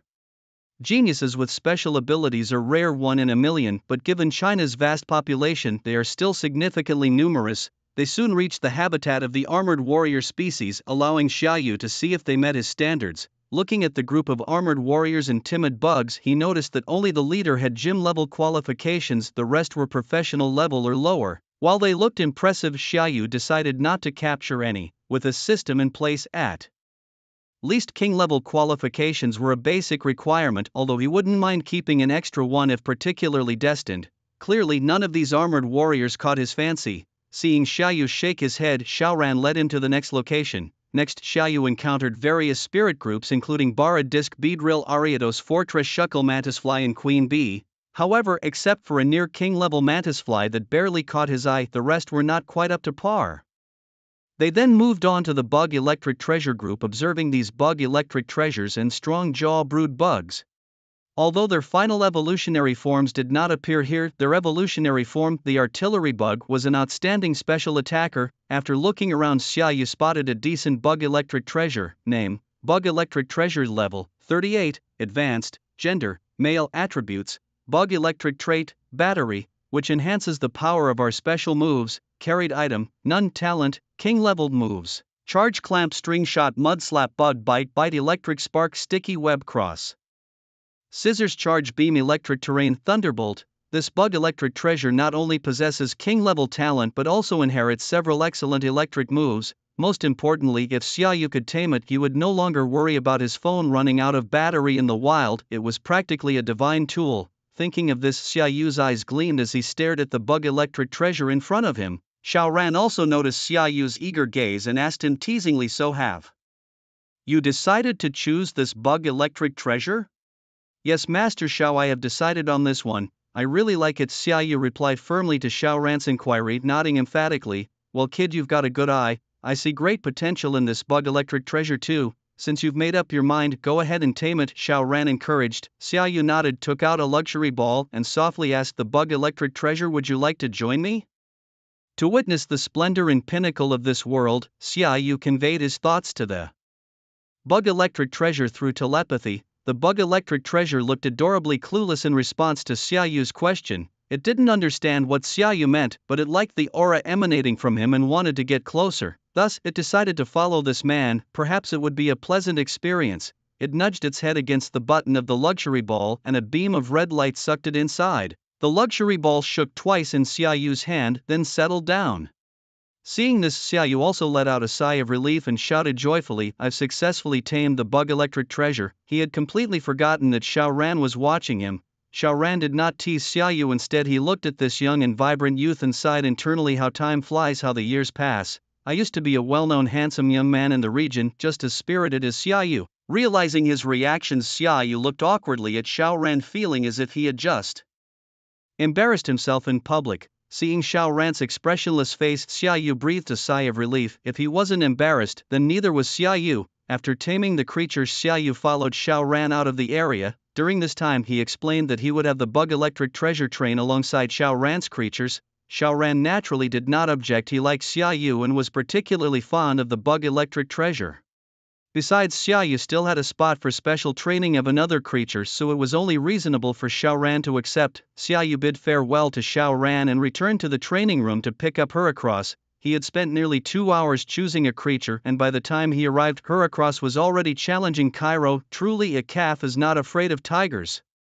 Xiaoyu was feeling slightly agitated as he watched Heracross being easily manipulated by Kairos, and he couldn't bear to watch any longer. He stopped Heracross, who was stubbornly trying to continue the challenge. Using the power of Tokiwa, he healed it and then took out several energy cubes to give to Xiaoran's spirits, thanking them for their help in training. The spirits, seeing Xiaoyu's cooperative attitude, enthusiastically promised to help Heracross enhance its strength. Heracross, standing by the side, shivered involuntarily, sensing something ominous about to happen. After saying goodbye, Xiaoyu returned Heracross to its luxury ball and left the Bug Path Gym. Afterwards, Xiaoyu found a restaurant, had lunch, and then searched on his phone for a real estate agency. He planned to rent a short-term villa, as he didn't like the idea of his spirits staying in luxury balls all the time, though they didn't seem to mind. Upon meeting with the real estate agent, Xiaoyu specified his requirements: a half-month rental period with a large yard and a special training ground for the spirits. The agent was somewhat troubled. While the latter two requests were manageable, finding a villa for a half-month rental was challenging, as the minimum was typically 1 month, and even those were rare. After Xiaoyu explained his situation, he showed understanding. He wasn't too concerned about whether his demands were met. If possible, that was best, but he wouldn't insist, as he could afford the extra month's rent. Seeing Xiaoyu's reasonable attitude, the agent was relieved. In their line of work, they dreaded stubborn clients who stuck rigidly to one point. The agent then began searching for listings on his phone and after some time found 3 villas that met Xiaoyu's preferences. Though renting for only a month would be expensive, Xiaoyu with a wave of his hand dismissed the concern about the cost. Money was not an issue for him. This display of wealth impressed the agent, who saw Xiaoyu as a major client. Although it was just a 1-month rental, a good relationship could lead to future business. Not minding the agent's change in demeanor, Xiaoyu urged him to take him to see the properties. They drove directly to the villa area. The first villa, located within a cluster, seemed too cramped. Although it met all his requirements, Xiaoyu didn't like it. The second villa was next to Qianyang City Central Park, beautifully situated, spacious, with few neighboring villas and a good distance between them. Most importantly, it was close to the city center and the Bug Path Gym, convenient for Xiaoyu's special training and shopping. Pleased with this villa, Xiaoyu immediately decided on it, foregoing the view of the third villa. After signing the contract and paying with a card swipe, the 1-month rent for the villa cost him 150,000 yuan, though he wouldn't even stay for a full month, roughly costing about 10,000 yuan per day. Xiaoyu felt it was slightly expensive but acceptable. After all, as his mother had told him, one should never shortchange oneself, especially since Xiaoyu was a wealthy second-generation heir. After the agent left, Xiaoyu entered the villa. The various facilities and items inside were very comprehensive, including a large swimming pool, almost comparable to his own home. Xiaoyu released all the spirits, telling them that this was their temporary home and they could roam freely within the villa area. For those who wanted to battle, there was a battle zone behind the villa available for use at any time. Watching the spirits start to find their own suitable spots, Xiaoyu felt that he should throw a party to celebrate his new move.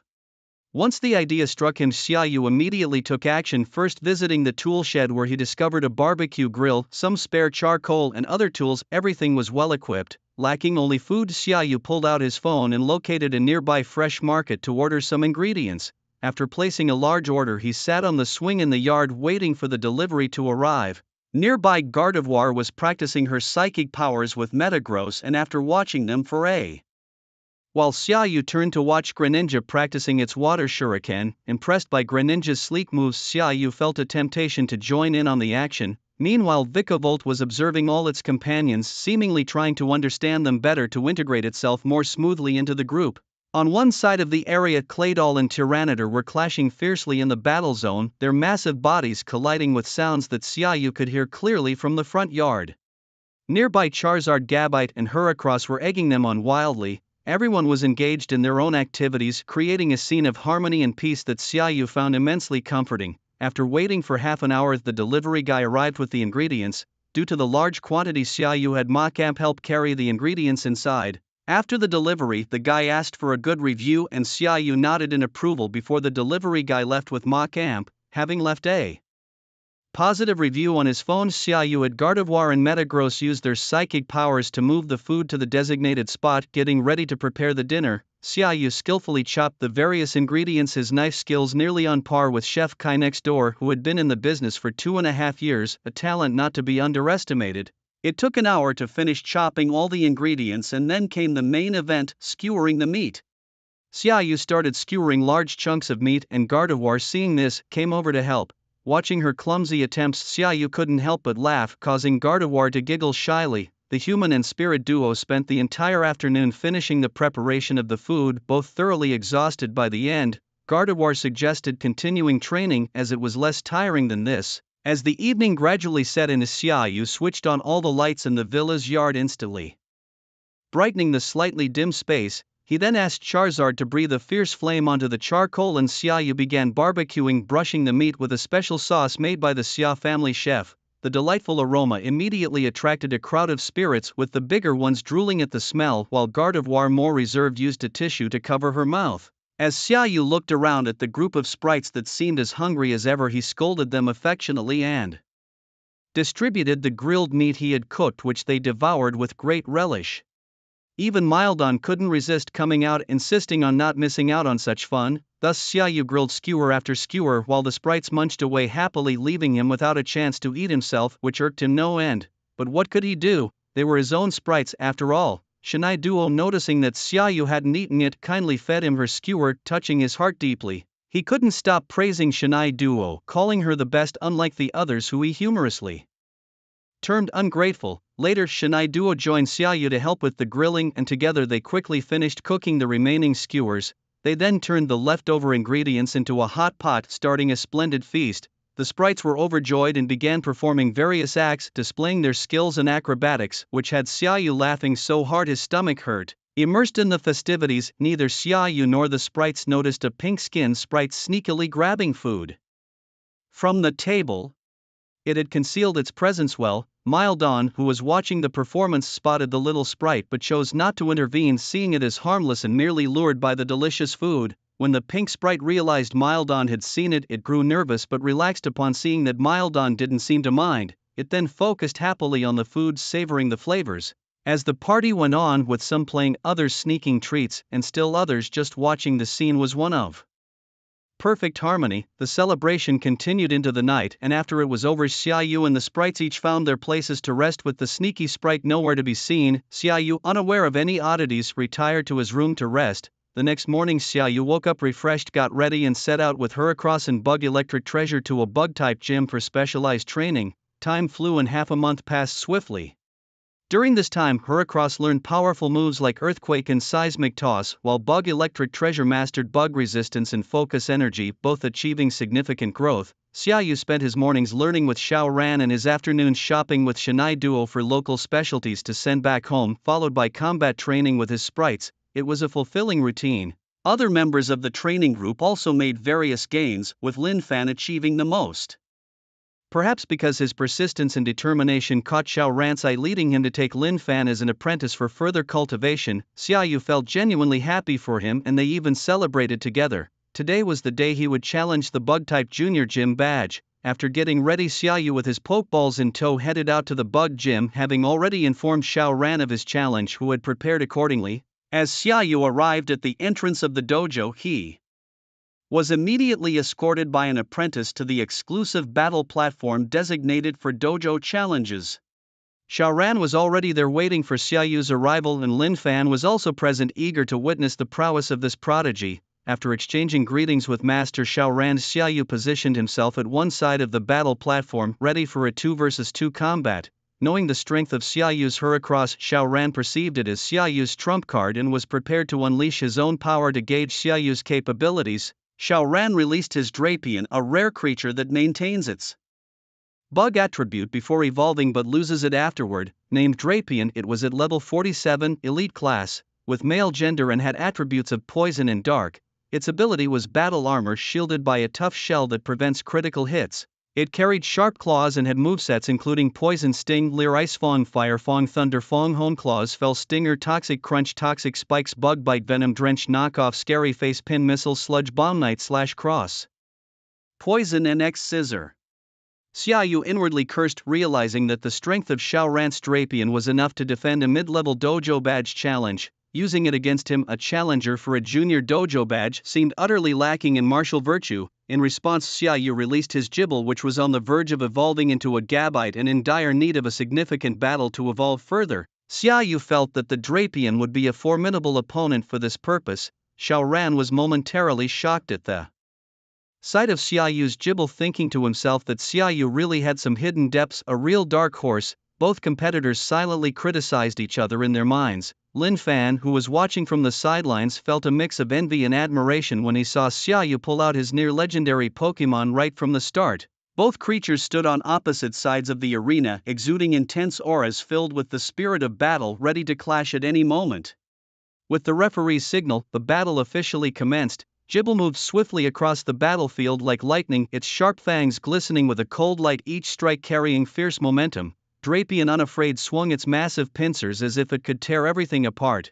The battle kicked off with Xiaoyu commanding Gibble to launch a ferocious attack. It sped towards Drapion, biting at its body. Drapion quickly countered, blocking Gibble's attack with its pincers and striking back fiercely. Gibble dodged skillfully, then attacked again, its sharp claws leaving deep marks on Drapion with each swipe. Enraged, Drapion roared and executed its special move, spraying venom from its pincers in an attempt to hit Gibble. Displaying remarkable combat skills, Gibble adeptly avoided the venom while continuing to launch relentless attacks. The battle escalated rapidly as both sides exchanged fierce blows. Xiaoyu commanded his Fong Shark with precision, while his opponent Xiao Ran was no less formidable, skillfully countering each attack. Xiaoyu directed Fongshark to unleash an earthquake, throwing Dragon King Scorpion off balance. Seizing the moment, Fongshark followed up with a Dragon Claw attack, leaving the Dragon King Scorpion disoriented and struggling. The Scorpion was heavily wounded, and although Fongshark was also injured, Xiaoyu's side was slightly ahead. As the fight intensified, Fangshark's tenacity and strength gradually tipped the scales in its favor. With a powerful bite, Fongshark targeted a critical spot on the Dragon King Scorpion, forcefully slamming it to the ground. The Scorpion struggled briefly but was soon unable to move, securing a hard-fought victory for Fongshark. At the battle's end, Fongshark roared triumphantly and was enveloped in a radiant light of evolution, transforming into the imposing tyrant Fongshark before everyone's eyes. Xiaoyu was thrilled by the sight of the majestic tyrant Fongshark and rushed to embrace it. Due to its considerable size, he could only wrap his arms around its lower half. Xiaoran did not interrupt this rare moment of a battle-evolved creature, especially since it was a near-mythical being. After savoring the victory, Xiaoyu didn't forget the ongoing competition and promptly returned the injured tyrant Fongshark to its luxurious ball, preparing for the next battle. Xiaoran, ready to continue, released his final creature, the Soundbox Cricket. The cricket, an elite level 44 male with bug attributes, possessed abilities that increased the power of bug-type moves. When its health was low, it was equipped with the Shell Bell and boasted an array of moves including Tackle, Screech, Absorb, Sing and many more. Seeing the Soundbox Cricket, Xiaoyu decided to bring out his Heracross, which had been specially trained for half a month. The two creatures faced each other on the battlefield, with Heracross looking imposing and powerful while Soundbox Cricket vibrated its wings, emitting sharp cries. The battle commenced and Xiaoyu immediately had Heracross charge fearlessly towards Soundbox Cricket, its horns gleaming brightly. Xiaoran attempted an acoustic attack with Soundbox Cricket, but Heracross was undeterred, striking hard with horn attack, sending the cricket flying. Heracross pressed the advantage, repeatedly striking the beleaguered Soundbox Cricket with its mighty horns. The cricket, overwhelmed and unable to retaliate effectively, tried to flee desperately, but Heracross relentlessly pursued, giving it no chance to recover. Ultimately, Heracross dominated the battlefield, standing proudly as the victor. A testament to its overwhelming strength. Helpless against Heracross, whose level and strength surpassed its own, Inshan Cricket lost the battle despite the guidance of gym leader Xiaoran. After the battle, Xiaoran handed the primary gym badge of the bug type to Xiaoyu, acknowledging him as the strongest trainer he had encountered in years. Competing for the primary badge, he expressed high hopes for Xiaoyu's future. Flattered by Xiaoran's praise, Xiaoyu nodded shyly. Meanwhile, Lin Fan, who had been watching the matches, was thoroughly excited, itching to compete himself, though he recognized his gap in strength with Xiaoyu and resolved to catch up soon. After bidding farewell to Xiaoran and others, Xiaoyu left the bug-type gym. Planning to travel to Sanxia City the next day, he decided to spend a leisurely half-day exploring Qianyang City. After a day out with his Pokémon Sandine, Xiaoyu returned to his villa, having impulsively bought a variety of random items, feeling somewhat tricked by the shopkeepers. Meanwhile, significant news came from Europe. Mysterious Pokémon had appeared, looking no different from normal ones except for their size.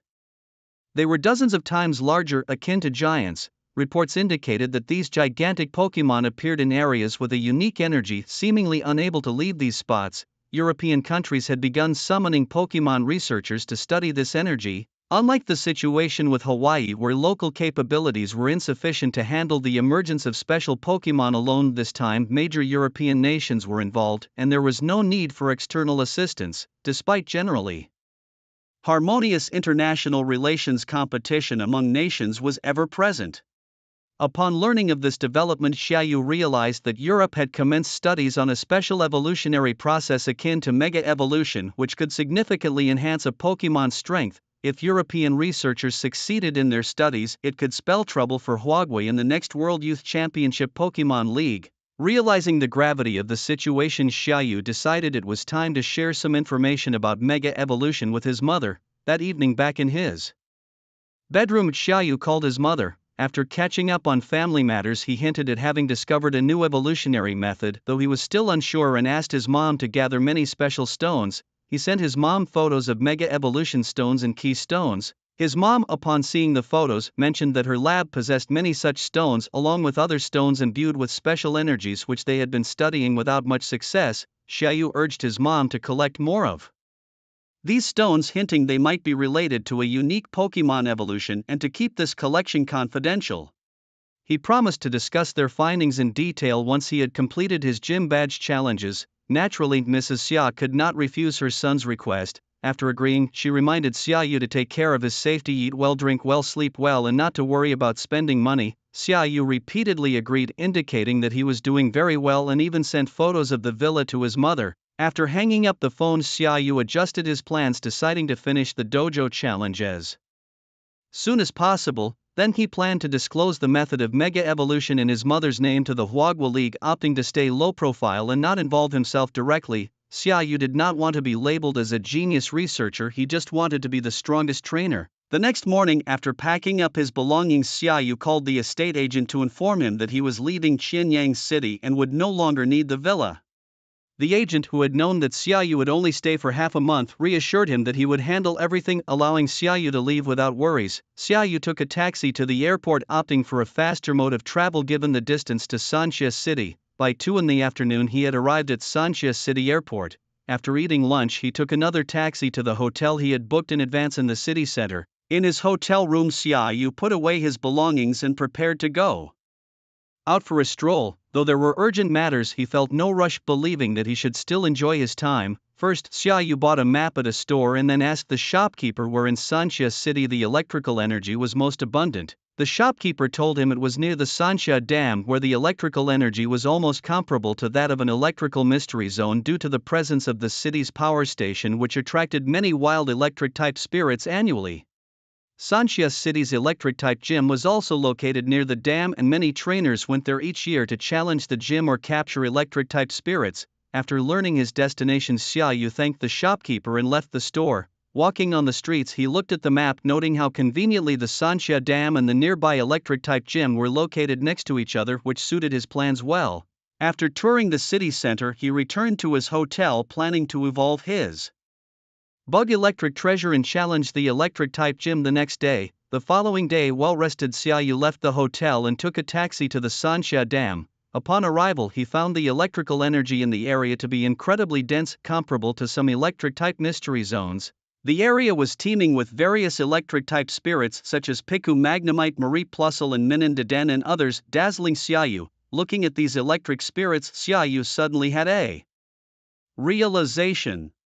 He slapped his forehead, scolding himself for being foolish. He already possessed a dual-type electric dragon mythical creature. Why had he come to Sanxia City for evolution? Surely the power of his mythical creature was stronger than the local energy. He silently chastised himself for overthinking and forgetting important details. What, you ask? Why Xia Yu still has Gardevoir? Why mention this?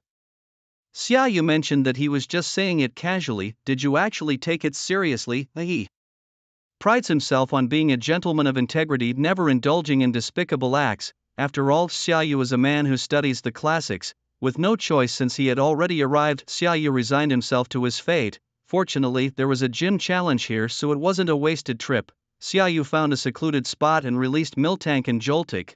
Feeling the electrical energy of the area, Miltank stretched lazily, seeming quite content with the location. Joltik, overwhelmed by the intense electrical energy, felt invigorated, as if it could take on 10 opponents.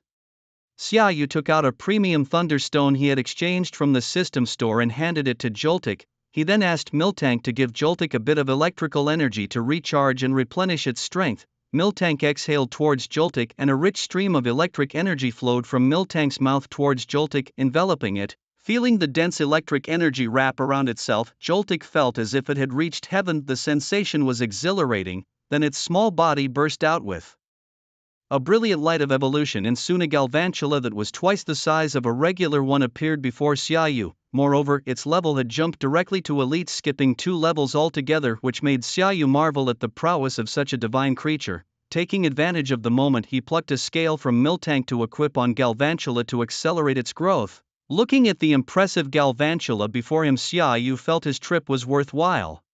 Now that Joltik had successfully evolved, Xia Yu prepared to take on the Gym Badge Challenge. He recalled both creatures into their Pokeballs and headed to the electric-type gym, where many trainers were coming and going. Inside, Xia Yu found the decor distinct from other gyms, with a massive electrical device standing in the center of the hall emitting strong electric energy. Xiaoyu couldn't help but think about the catastrophic consequences if it ever exploded. Would the place simply vanish into ash? He assumed the gym must have other safety measures, otherwise it would be absurd. Upon finding a gym staff member, Xiaoyu declared his intention to challenge for the beginner's gym badge. The staff member led him to register, mentioning that there were 2 trainers ahead of him still competing, so he would need to wait a bit longer. Xiaoyu nodded in understanding and then proceeded to the innermost part of the gym to watch the ongoing battles while waiting his turn. Arriving at the battle area, he noticed another trainer also waiting there. The trainer nodded at Xiaoyu before turning back to the match, seemingly uninterested in conversation which appeared somewhat aloof. Seeing this, Xiaoyu dismissed the idea of striking up a conversation and focused intently on the battle unfolding in the arena. The current match featured a Pikachu and a Nidoking fiercely exchanging blows, with neither gaining a clear upper hand until Nidoking was finally defeated by Pikachu's agile dodging. After withdrawing Nidoking back into its Pokeball, the trainer released a massive Steelix. This Steelix was so large that Pikachu looked like a mere chick in comparison. The battle was on the brink of commencement. Unfortunately, Pikachu, already worn from its battle with Nidoking, was quickly defeated by Steelix after barely holding on for a couple of moves. The trainer, who seemed to be a gym disciple, recalled Pikachu and sent out an Electivire. The clash between Steelix and Electivire was intense from the start. Neither gave an inch. A rock tomb was met with a thunderbolt, to the delight of Xiaoyu, who applauded the thrilling exchange. Ultimately, Electivire fell after Steelix executed a surprise crunch from beneath the ground, securing a victory for its trainer, who went on to win the gym badge challenge. Next up was the young man beside Xiaoyu, appearing about the same age as him and likely facing his first gym badge challenge. A new gym disciple stepped up to face this challenge. Both trainers took their positions on the battle platform and released their Pokémon, a Rhydon and a Manectric respectively. The battle commenced, but with Rhydon being completely immune to electric attacks, Manectric was at a loss. Its electric moves were futile, leading to its inevitable defeat. The gym's next Pokémon, a Luxray, also struggled against Rhydon and was quickly taken down, falling victim to Rhydon's powerful attacks. The young man easily secured his gym badge, well prepared and clever, earning a nod of approval from Xiaoyu. Now it was Xiaoyu's turn. The gym had switched trainers again, indicating that Xiaoyu wouldn't have the chance to battle the gym leader himself, a slight disappointment to him. Collecting his spirits, Xiaoyu stepped onto the battle platform as the referee commenced the match. His opponent released an Emolga, while Xiaoyu chose to fight with his evolved Chargabug.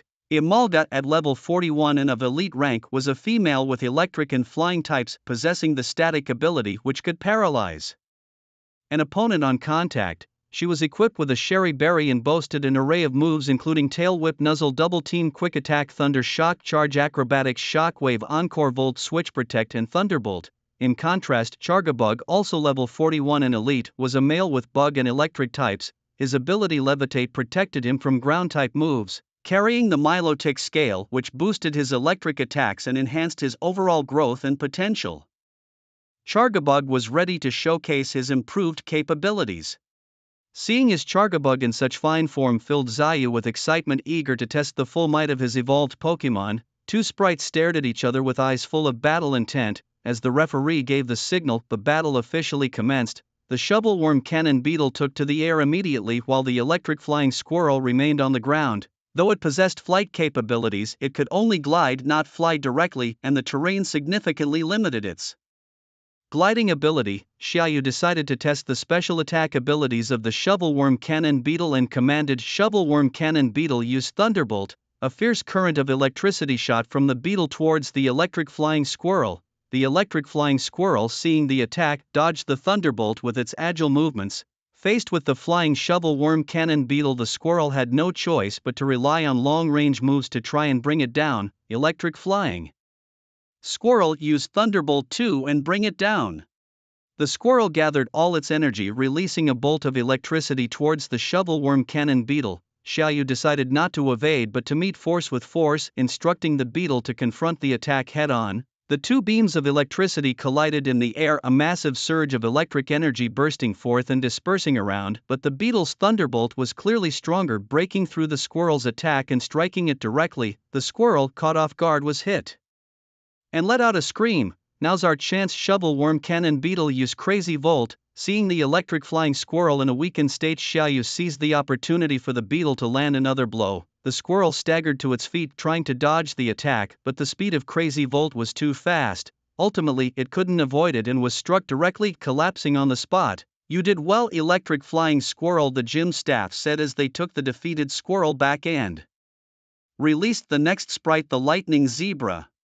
The new contender was named Lightning Zebra, a level 42, elite, male with an electric type and the ability Lightning Rod, attracts electric moves to itself, nullifying damage and boosting its special attack. It carried a choice scarf and boasted moves like Tail Whip, Electromagnetic Wave, Flash Charge, Shock Wave, Energy Store, Flame Attack, Electric Light Stomp, Discharge, Agility, Protect, Thunderbolt, Charge Beam and Heavy Stomp. Realizing that a direct attack was unlikely to succeed due to the zebra's Lightning Rod ability, which countered the beetle's electric-based long-range moves and made its scarce bug-type moves ineffective, Xiaoyu withdrew the Shovelworm Cannon Beetle and sent out another sprite. "It's all on you now, Metal Freak." As Xiaoyu released his nearly divine Metal Freak, the opponent's side tensed up, realizing they were up against a formidable sprite. The two sprites eyed each other. Metal Freak looked indifferently at the Lightning Zebra as if it were just part of the landscape, while the zebra stared back provocatively, seemingly eager to teach Metal Freak a lesson. With the referee's signal, the battle resumed. Lightning Zebra initiated the attack, launching a shock wave towards Metal Freak. However, Metal Freak was unfazed, simply raising a light wall in front of it that effortlessly blocked the shock wave. Following this, the Metal Beast directed its psychic attack at the Lightning Zebra, launching an invisible force of mental power. The Lightning Zebra, using its high-speed movement, dodged the psychic attack and quickly charged towards the Metal Beast. While simultaneously unleashing a 100,000-volt attack, the Metal Beast, flying in the air, avoided the electric assault and, seeing the Lightning Zebra getting closer, directly used its psychic power to immobilize it, then fired a close-range cannon beam. Unable to dodge, the Lightning Zebra braced itself, preparing to take the full force of the cannon beam. A beam of light rushed towards it, and the Lightning Zebra, with its physical body, resisted the impact, creating a large crater in the ground.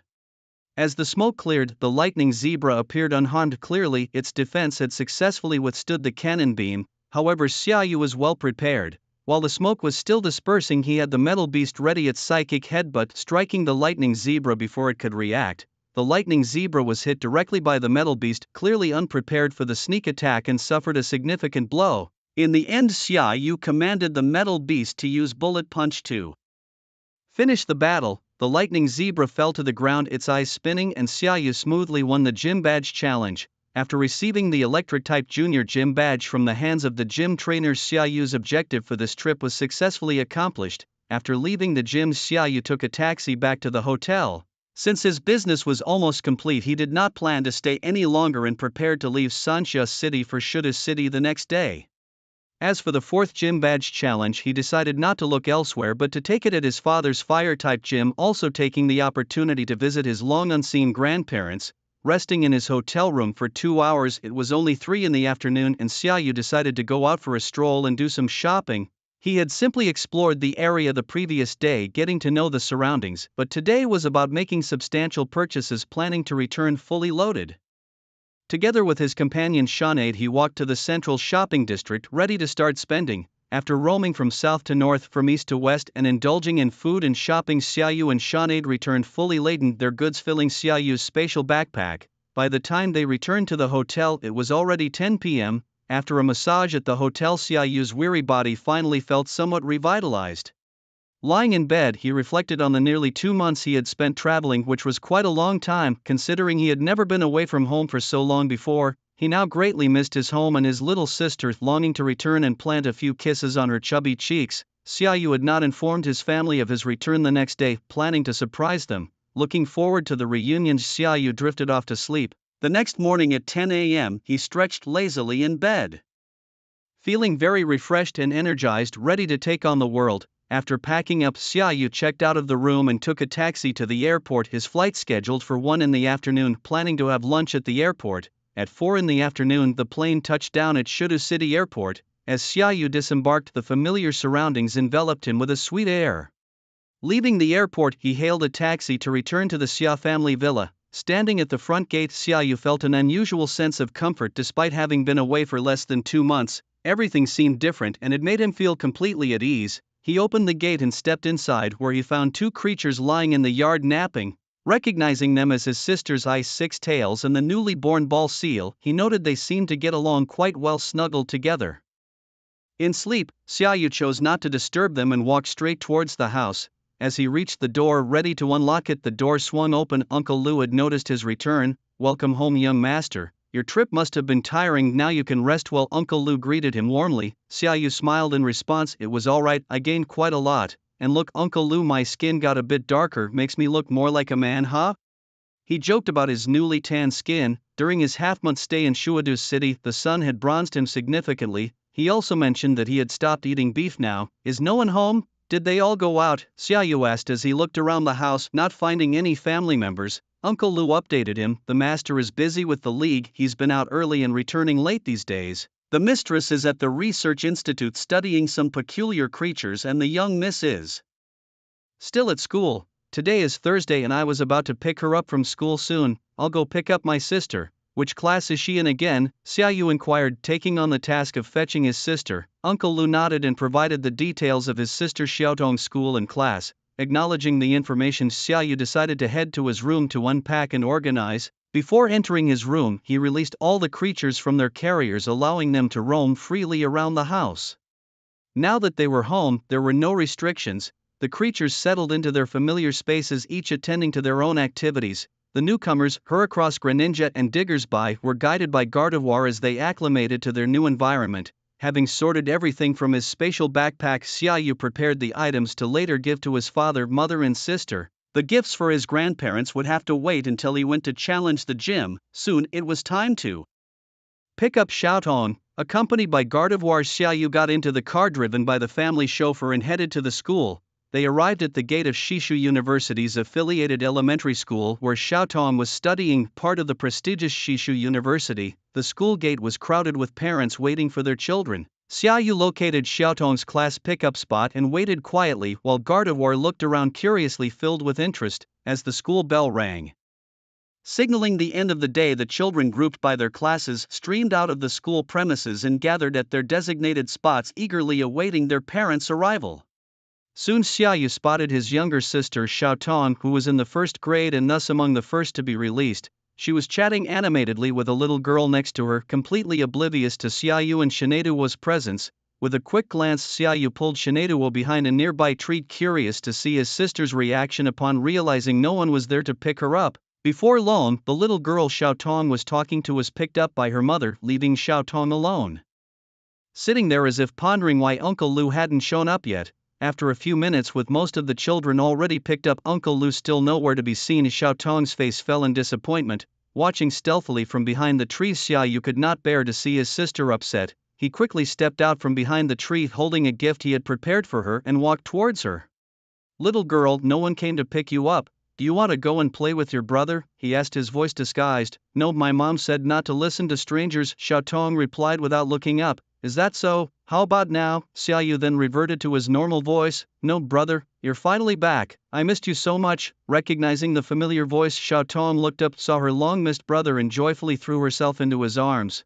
Xiaoyu, thrilled, lifted her up and spun her around twice before handing her the gift, a life-sized Pikachu plush he had bought in Sanxia City. Xiaotong, clutching the plush, kissed Xiaoyu several times on the face in excitement. Unable to resist, Xiaoyu responded by planting several kisses on Xiaotong's chubby cheeks, delighting in the warmth of the moment, which caused her to giggle continuously. Shineduo, who was also there, presented Xiaotong with a gift she had crafted, a wooden doll sculpture made using her psychic abilities.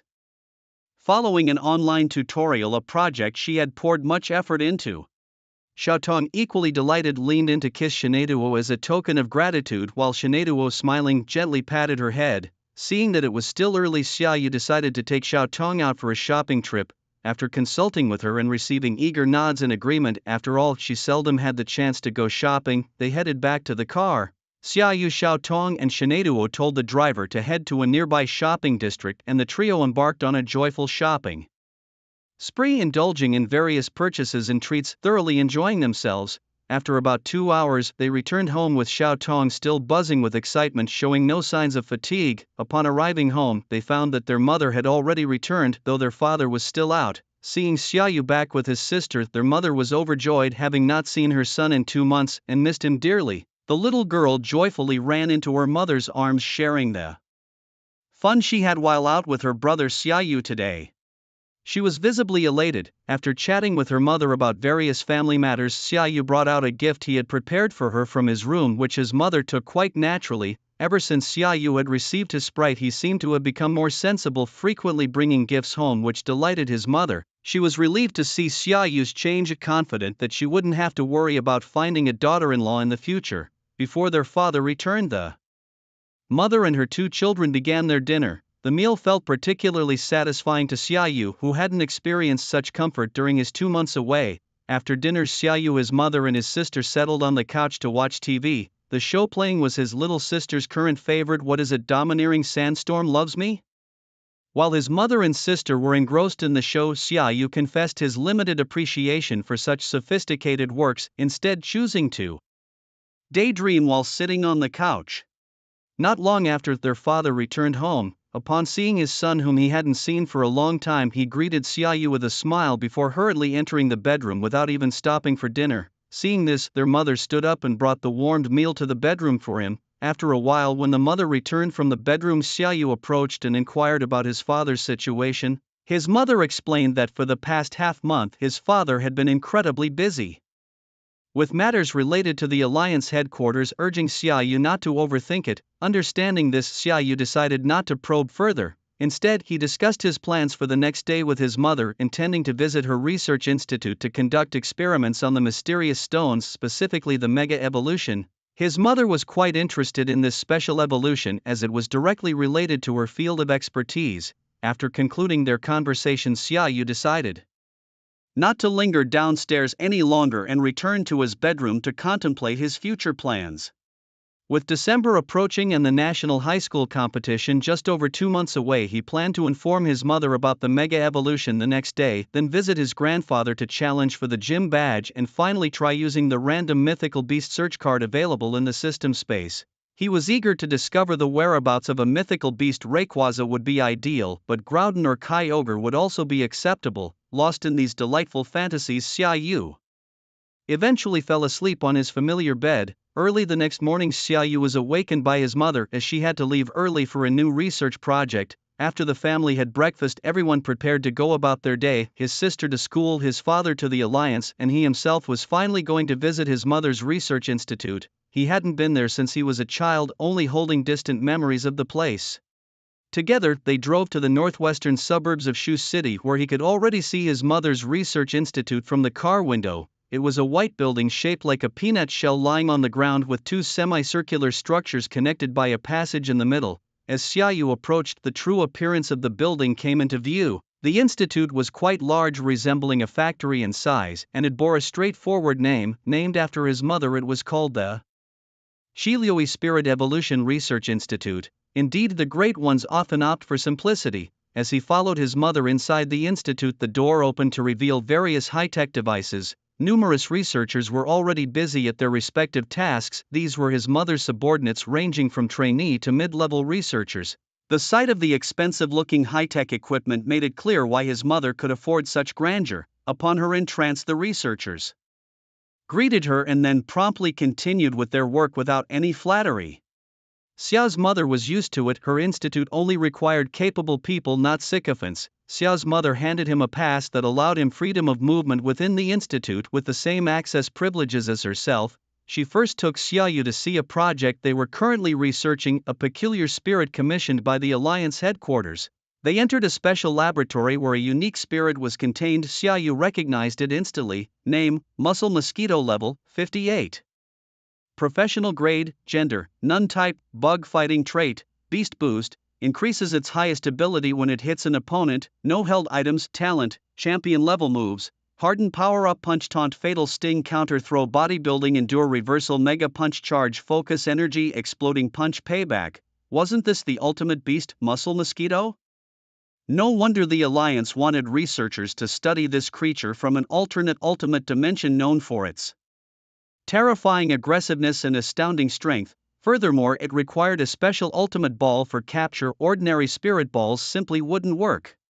Xiaoyu surmised that the recent descent of the ultimate dimension was why his father had been so busy. However, seeing this spirit in front of him gave Xiaoyu an idea. He did have an ultimate ball on him and wondered if he could tame it. He asked his mother about the origin of this spirit and whether he could tame it himself. This time, his mother denied Xiaoyu's request. After all, this was a national resource, very limited, and only a few spirit researchers had been granted permission to study such creatures. Without any results yet, it was impossible to tame and take it away, and currently there were no spirit balls available to tame such a spirit, thus dashing Xiaoyu's hopes. Xiaoyu's disappointment at his mother's refusal was expected. He was merely inquiring. If it was possible, great; if not, it didn't matter. Now that the ultimate dimension had appeared, he naturally had the chance to capture and tame one himself. Besides, Muscle Mosquito was not his first choice. He was interested in other ultimate beasts.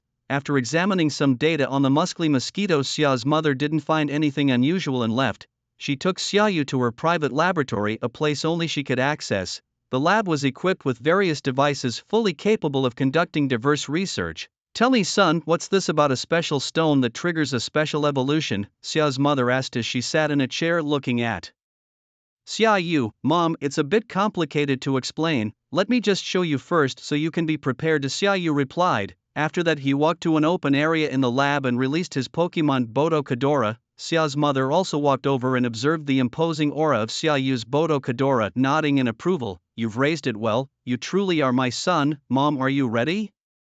"I'm going to start now," Xiaoyu said, looking at his mother, who nodded in response. He didn't keep her waiting and immediately activated the process.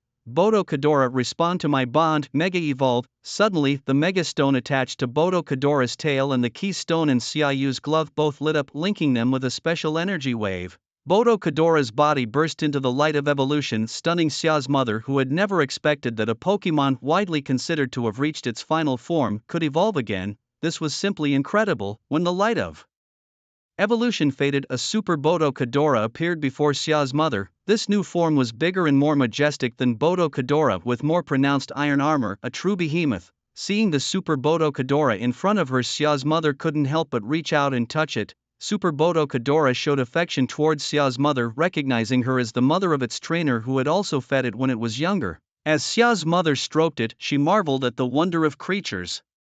Then she turned to pick up an energy detector and aimed it at Super Bodokadora. The detector showed that Super Bodokadora's energy fluctuations were at the level of a gym, which astonished Xiao's mother even more because she had specifically checked Bodokadora's energy level before the start, which was only at the entry professional level. The fact that this mega evolution could boost a creature's strength by such a significant margin was nothing short of a miracle for trainers. If this were to be publicized, it would surely attract the attention of trainers worldwide. After the check, Xiaoyu let Super Bodokadora revert to its original form, back to Bodokadora, surprising Xiao's mother once again as she thought this was a permanent evolution. However, it made sense. If it were a permanent jump in class, that would be too terrifying. "What's going on here? How did you discover this special form of evolution?" Xiao's mother asked after witnessing the full evolution, turning her head to Xiaoyu for a detailed inquiry. "Well, I got this evolution stone by chance. I thought it was just a pretty stone and made it into an ornament. I never expected to stumble upon this special form of evolution during my travels." Facing his mother's inquiries, Xiaoyu could only give vague answers. He found it difficult to explain the principles behind these discoveries. After all, he couldn't just say that he knew this from watching anime in his past life. That would be too far-fetched. "Are there any other discoveries?" his mother asked, noticing that Xiaoyu seemed to be hiding something. However, she didn't want to pry too deep. After all, he was her son and she trusted that he understood the importance of the matter. "Yes, I've found these special stones, which I call Mega Evolution Stones. It seems that different colored stones correspond to the evolution of different creatures. For example, the evolution stone for my Bodokadora cannot be used by Charizard, it's specific to each creature.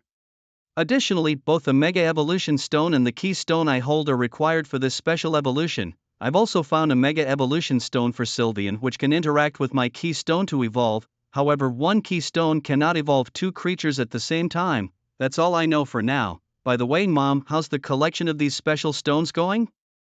Xiaoyu asked, deliberately withholding some details as there was no need for his mother to research everything, because there hasn't been much time. I've only collected a few dozen Mega Evolution Stones and only about 5 Key Stones.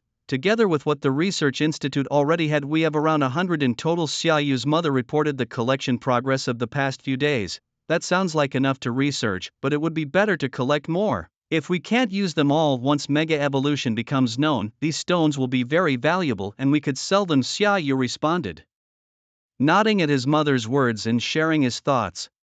His mother agreed with a nod. My son, when do we plan to release this evolution method to the public? Xiaoyu's mother looked at her son with increasing satisfaction, not expecting such a huge surprise from him. With this method of evolution, they could both make a name for themselves in history as some of the greatest creature researchers of their time. Well, there's no rush on that. I've only discovered the Mega Evolution stones for Bodo, Kadora, and Sylvian.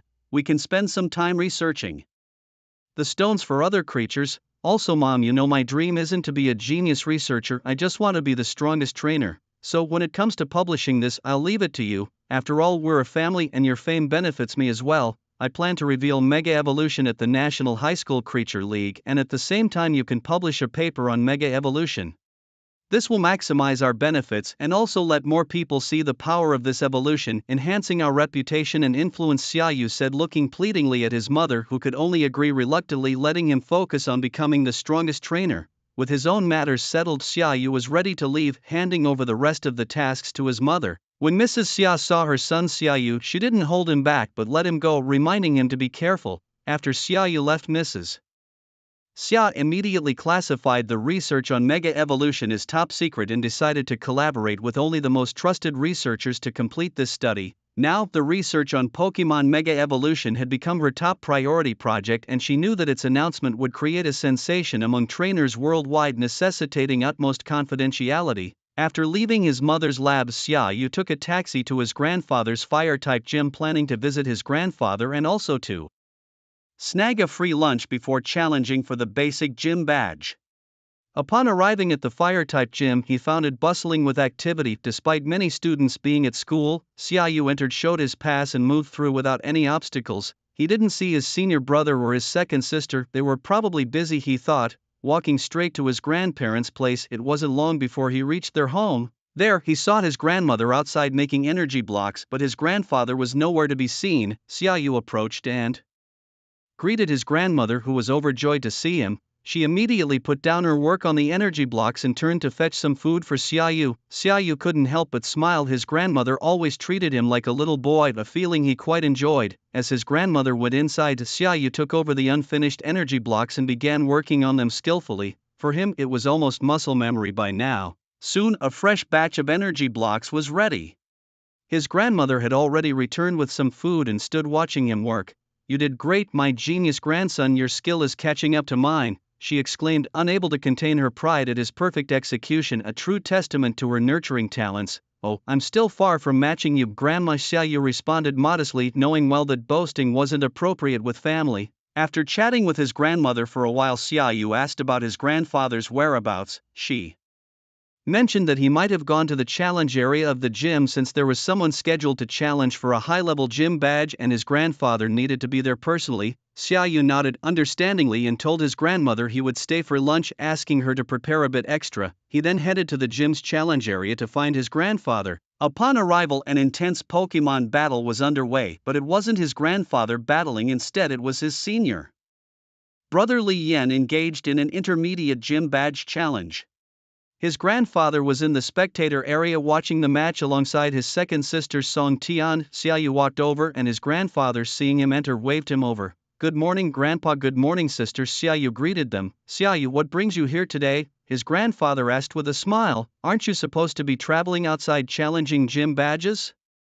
Grandpa asked Xiaoyu with a slightly sarcastic tone, leaving Xiaoyu at a loss for words, while his senior sister Song Tian smiled and nodded at him. "How could I not miss you, Grandpa? As soon as I got back, I came to see you right away. I even brought gifts for you and Grandma." "Of course, there are gifts for senior sister and senior brother too," Xiaoyu replied helplessly to Grandpa, making sure to include senior sister Song Tian in the conversation.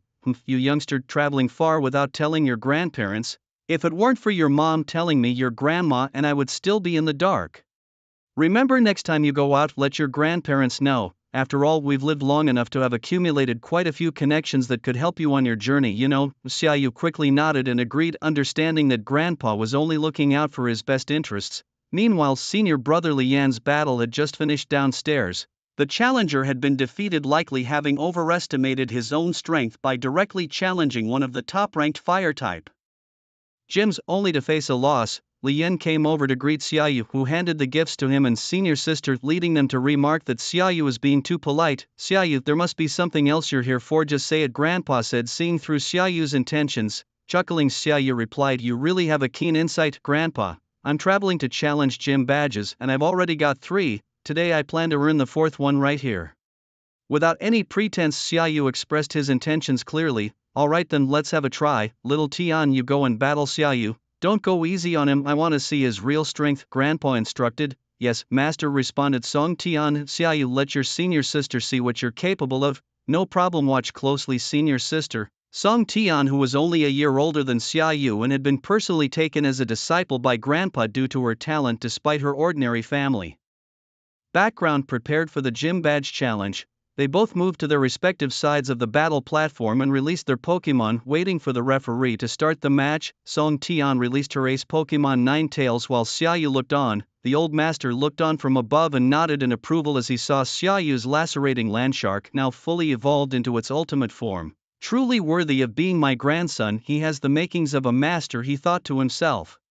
On the other side, Song Tian was momentarily taken aback by the sight of the formidable lacerating landshark, but her spirit quickly filled with a desire for battle. This was the kind of fight she had been looking forward to. As the referee signaled the start, the battle commenced. Ninetales, start running and use Flame Jet. Song Tian took the initiative. Ninetales dashed across the battlefield, directing a column of fire towards lacerating landshark. Xiaoyu, however, wouldn't let his landshark be hit so easily. Utilizing its impressive speed, the landshark dodged the fiery attack. It immediately countered with a sandstorm, whipping up sand and wind across the arena, severely hindering Ninetales' visibility and forcing it to slow down. Meanwhile, the landshark thrived in the sandy turmoil, stealthily moving closer to Ninetales through the obscured environment. Ninetales, tense and alert, tried to peer through the swirling sands without spotting the approaching foe.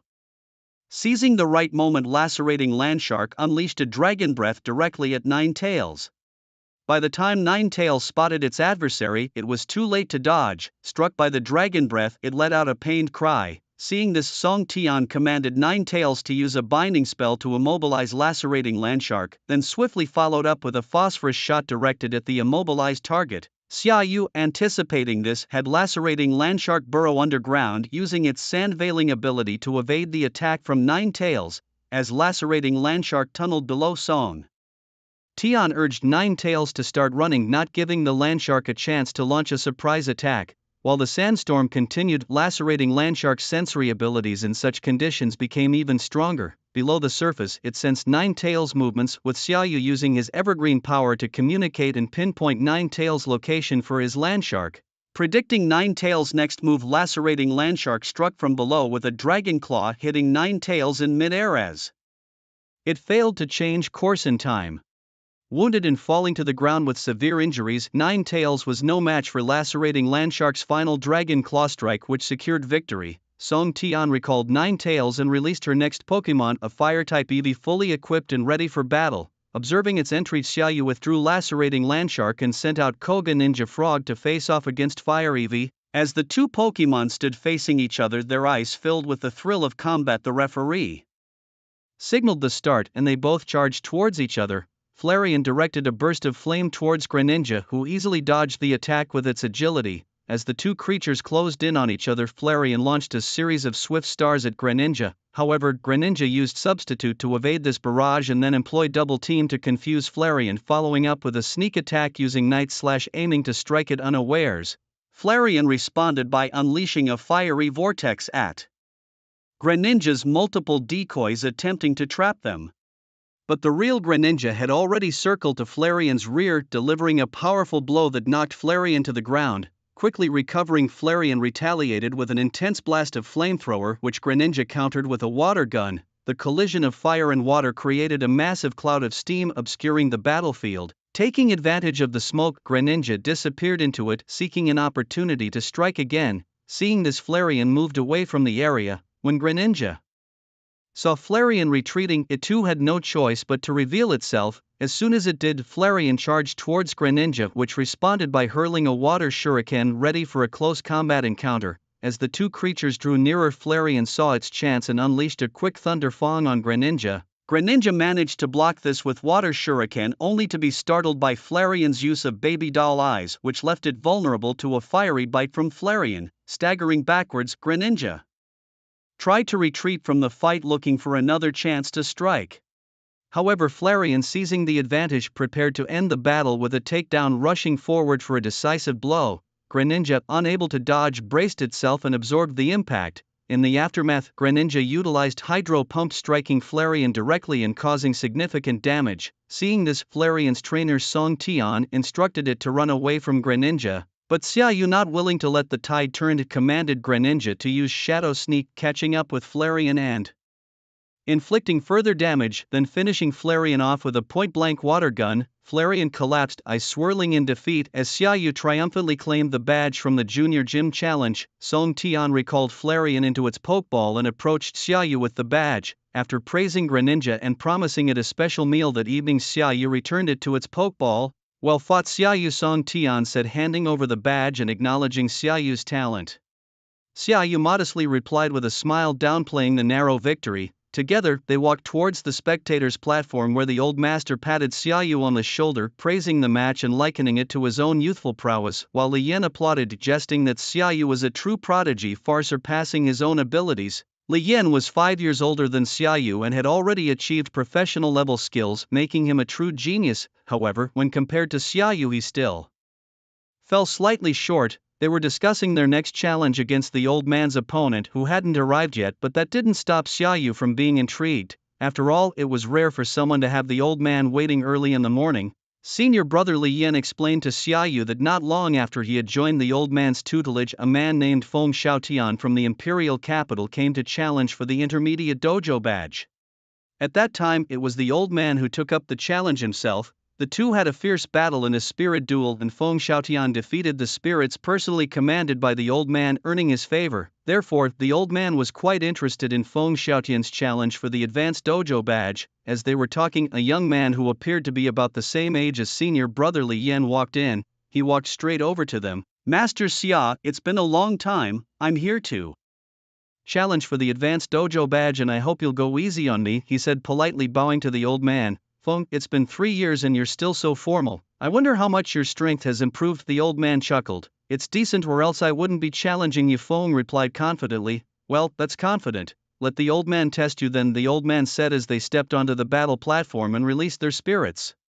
Feng Xiaotian released a Jengar, while the old man released a Jolteon. The levels of the spirits were 63 and 65 respectively, giving the old man an apparent advantage. On the battlefield, Jengar was surrounded by eerie shadows, its eyes twinkling cunningly, while Jolteon looked majestic with its fur bristling and breathing out fierce flames. The battle began with Jengar phasing ghost-like, using its shadow powers to entangle its opponent. Jolteon, undaunted, struggled to break free and then charged at Jengar with incredible speed, its flames burning brightly. Jengar adeptly dodged the attacks while countering with powerful shadow skills. The fight was intense and thrilling, with Jengar's shadow powers colliding with Jolteon's flames, creating dazzling lights and strong energy fluctuations. Feng Xiaotian and the old man both calmly commanded their spirits, closely monitoring the battle and adjusting their strategies accordingly. The atmosphere was filled with tension and excitement. As the aerial attrition battle war on Jolteon gradually showed signs of fatigue and was eventually defeated by a shadow ball from Jengar.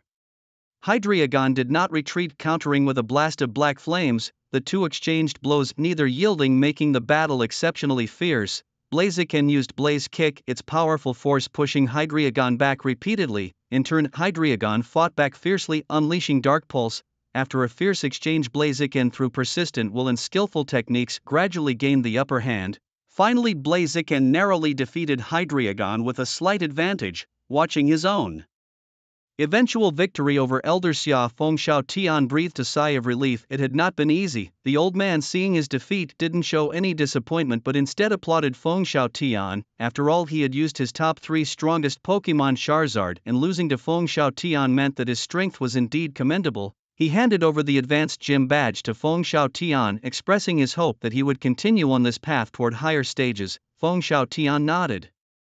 Solemnly in response to the elders' they launched attack after attack, their roars of battle echoing incessantly. As time passed, both showed relentless fighting spirit, but gradually they grew weary. Eventually, after a fierce clash, both Tyranitar and Charizard fell exhausted on the battlefield, unable to continue the fight. The old man was pleased with Feng Tian's performance, confirming his good judgment and proving he hadn't misjudged him. Both trainers recalled their creatures, and it was time for the final Pokémon battle, where Feng Tian would attempt to win a gym badge from the elderly man. They released their last Pokémon, with the elderly man not making things difficult for Feng Tian and releasing a level 65 Hydreigon. Feng Tian countered with a level 64 Blaziken. On the battlefield, Blaziken stood tall, its body ablaze with roaring flames, its gaze firm and sharp. Across from it, Hydreigon bared its fierce fangs, spewing black flames from its mouth. The battle commenced with Blaziken leaping into the air, charging towards Hydreigon with fierce momentum, its claws slicing through the air and bringing waves of heat. Hydreigon did not retreat, countering with a blast of black flames. The two exchanged blows, neither yielding, making the battle exceptionally fierce. Blaziken used Blaze Kick, its powerful force pushing Hydreigon back repeatedly. In turn, Hydreigon fought back fiercely, unleashing Dark Pulse. After a fierce exchange, Blaziken, through persistent will and skillful techniques, gradually gained the upper hand. Finally, Blaziken narrowly defeated Hydreigon with a slight advantage, watching his own eventual victory over Elder Xia. Feng Tian breathed a sigh of relief. It had not been easy. The old man, seeing his defeat, didn't show any disappointment but instead applauded Feng Tian. After all, he had used his top 3 strongest Pokémon Charizard, and losing to Feng Tian meant that his strength was indeed commendable. He handed over the advanced gym badge to Feng Tian, expressing his hope that he would continue on this path toward higher stages. Feng Tian nodded solemnly in response to the elder's advice, promising that he would indeed continue. Afterward, he left the gym. Although the old man had wanted to invite him for lunch, Feng Tian said he had important matters to attend to and promised to join next time. Since he had already said so, the old man could only let him go. As noon arrived, Xiaoyu and the old man walked towards the house to have lunch. After the meal, Xiaoyu spent the afternoon with the elderly man and grandma, feeding the Pokémon in the breeding area, passing the afternoon this way. During a recent visit, Xiaoyu shared some news with his grandfather about the progress his mother had made in her research on Mega Evolution Stones. He mentioned that his mother had some new findings and suggested that his grandfather should also start collecting these special stones. Upon hearing this, his grandfather nodded thoughtfully, his eyes twinkling as if he had already figured out which old friend he could acquire these stones from. As the day began to darken, Xiaoyu said his goodbyes to his grandparents as he needed to pick up his sister from school. Learning the reason for his departure, his grandparents urged him to hurry so he wouldn't be late. Heeding their advice, Xiaoyu rushed to his sister's school to wait for her. After school, the siblings returned home together. Their mother came home late that day, excited and seemingly lost track of time due to her research arriving at the same time as their father. That evening, back in his room, Xiaoyu planned to visit his school the next day. He had recently received a message from his friend Xiaopang, who mentioned that he was preparing to go out and challenge for gym badges soon, though Xiaoyu wasn't sure if he had already left. The next morning, Xiaoyu woke up at his usual time for school, ready to return to his routine. He grabbed his backpack from the desk and headed towards school, timing his arrival with the school bell and entering his classroom. Upon entering, a classmate spotted him and exclaimed loudly, "Isn't that Xiaoyu? When did he come back?" This drew the attention of the others. Really, wasn't Xia the top student off to challenge for gym badges? Has he already finished? Another classmate noticed Xiaoyu's tan complexion and joked, "Xiaoyu, you haven't seen us in such a short time and you become so tan. Haha, you look quite handsome though, a different kind of charm indeed." The girls in the class stared at him with stars in their eyes, impressed by his blend of good looks and competence. Just as the classmates began to catch up, their teacher Mr. Wang entered the room. He immediately scolded them. "What's all this noise? Our class is the loudest in the grade, I can hear you from upstairs. Do you think you no longer need to study?" His voice silenced the room instantly. Spotting Xiaopang, who was the loudest, Mr. Wang ordered him to the office and then noticed Xiaoyu. Xiaoyu, come with me," he said, gesturing for him to follow. The classroom quieted down, leaving only Mr. Wang's stern words echoing around them. Xiaoyu glared at the chubby boy before getting up and walking out of the classroom. "Hey, why didn't you say anything when you came back?" The two of them made their way to the teacher's office, where Teacher Wang looked at Xiaoyu and asked, "Well, I just got back and haven't had the chance to tell you yet. I came to inform you today, you slick Little thing, chuckled Teacher Wang, then asked, have you completed the challenge for the gym badges? After finishing his question, Teacher Wang took a sip of tea from the cup on his desk and looked at Xiaoyu. Yes, I've got all 4 gym badges, Xiaoyu replied. Good, you haven't let your teacher down. I'll handle the registration for the National High School Sprite League for you. No problem, please go ahead, Xiaoyu nodded, appreciating his teacher's initiative to help. By the way, Teacher Wang, I probably won't be coming back to school until the competition starts, as I plan to continue my special training. Is that okay? Of course, there's no problem, Teacher Wang replied. In fact, students who enroll in the league each year all have their unique training methods and usually take leave. Plus, the school invites skilled trainers to organize special training sessions. Especially for students who don't have access to particular resources at home, Xiaoyu was familiar with the school's activities as they happened annually. After chatting with the teacher for a while, he returned to the classroom. So, what did the teacher say? The chubby boy eagerly asked. Nothing much, just spoke a lot of bad stuff about you. You might suffer later, Xiaoyu teased. Impossible, absolutely not. My brother Xia has a big heart, he wouldn't be so petty. Tell me you're joking, right? The chubby boy looked indignant, which almost made Xiaoyu burst out laughing. Managing to keep a straight face, Xiaoyu gave him a meaningful smile which made the chubby boy shudder. Did he really say that? But then he quickly brushed off the thought and continued chatting with Xiaoyu. Bro, have you finished challenging the gyms? Xiaoyu nodded. Quick, show me your gym badges, I want to admire them. Xiaoyu handed over the 4 badges to the chubby boy. This pattern, this image, this level of detail. Brother Xia, you didn't just challenge the top level gyms, did you? What else? Xiaoyu replied with a grin. With my skills it was quite easy to handle. Proudly holding the badges, the chubby boy started to show off to the other classmates, who seemed more amused by his antics than impressed. Xiaoyu, embarrassed, turned his head towards the window, unable to watch, mentally disowning the chubby boy in that moment.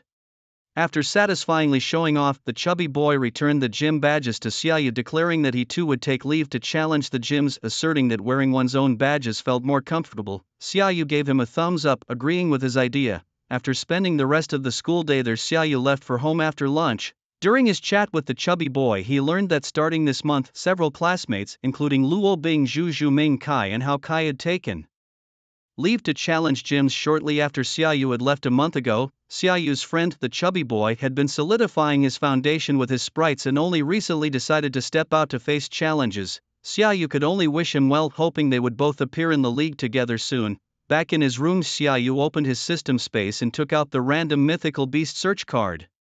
Yes, he had decided to use the card. After vigorously washing his hands at the sink, Xiaoyu picked up the card and prayed devoutly to Arceus, the creator god, hoping to find a powerful mythical beast. System, activate the random mythical beast search card. Ding, random mythical beast search card used successfully. Congratulations host, you have located Hoopa, confined. Xiaoyu jumped with excitement upon seeing the system's prompt. Hoopa was a formidable creature in the anime, famously outsmarting many other mythical beasts like the twin gods of abundance. It was exhilarating. However, Xiaoyu, ever observant, quickly spotted something peculiar. Why did it specifically mention the word confined? Could it not transform into Hoopa Unbound? With this question he consulted the system. Yes host, your guess is correct. The Hoopa on this card is not in its complete form but in its confined form. In this world it has been sealed and split apart. You can help it find its other half of the seal, allowing it to return to its complete form.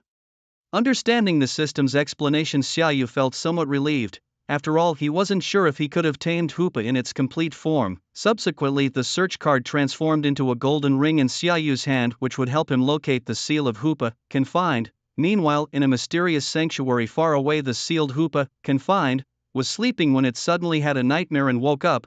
It habitually touched the golden rings beside it, 1, 2, 3, with its tiny hands. Hoopa, confined, felt around but couldn't find the third ring. It got up and looked around only to see 2 rings. Where did my big golden ring go? How could it suddenly disappear? Hoopa, confined, was baffled. Using its own energy, it sensed the entire sanctuary but found nothing unusual. Could it have escaped the sealed sanctuary on its own?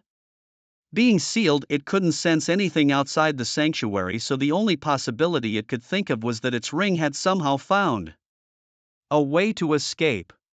After some thought, Hoopa, confined, realized it might actually be a good thing. Its ring would surely come to rescue its master. With that in mind, it stopped searching and returned to its nest to continue sleeping. There was nothing else to do in the sealed sanctuary, and it had played enough, so sleeping was the best way to pass the time while waiting for its ring to come to its rescue. Back with Xiaoyu, as he looked at the ring in his hand, he found it oddly familiar. Using his true sight, he scanned the ring and sure enough discovered it was Hoopa's. The fact that it had turned into a clue and sensor as Hoopa's ring was quite interesting indeed. Xiaoyu discovered that he could sense the approximate location of the sealed realm of Hoopa through this golden ring. He sensed that this realm was not in China, and after pulling out a world map for comparison, he realized it seemed to be in the position of the Oil Federation.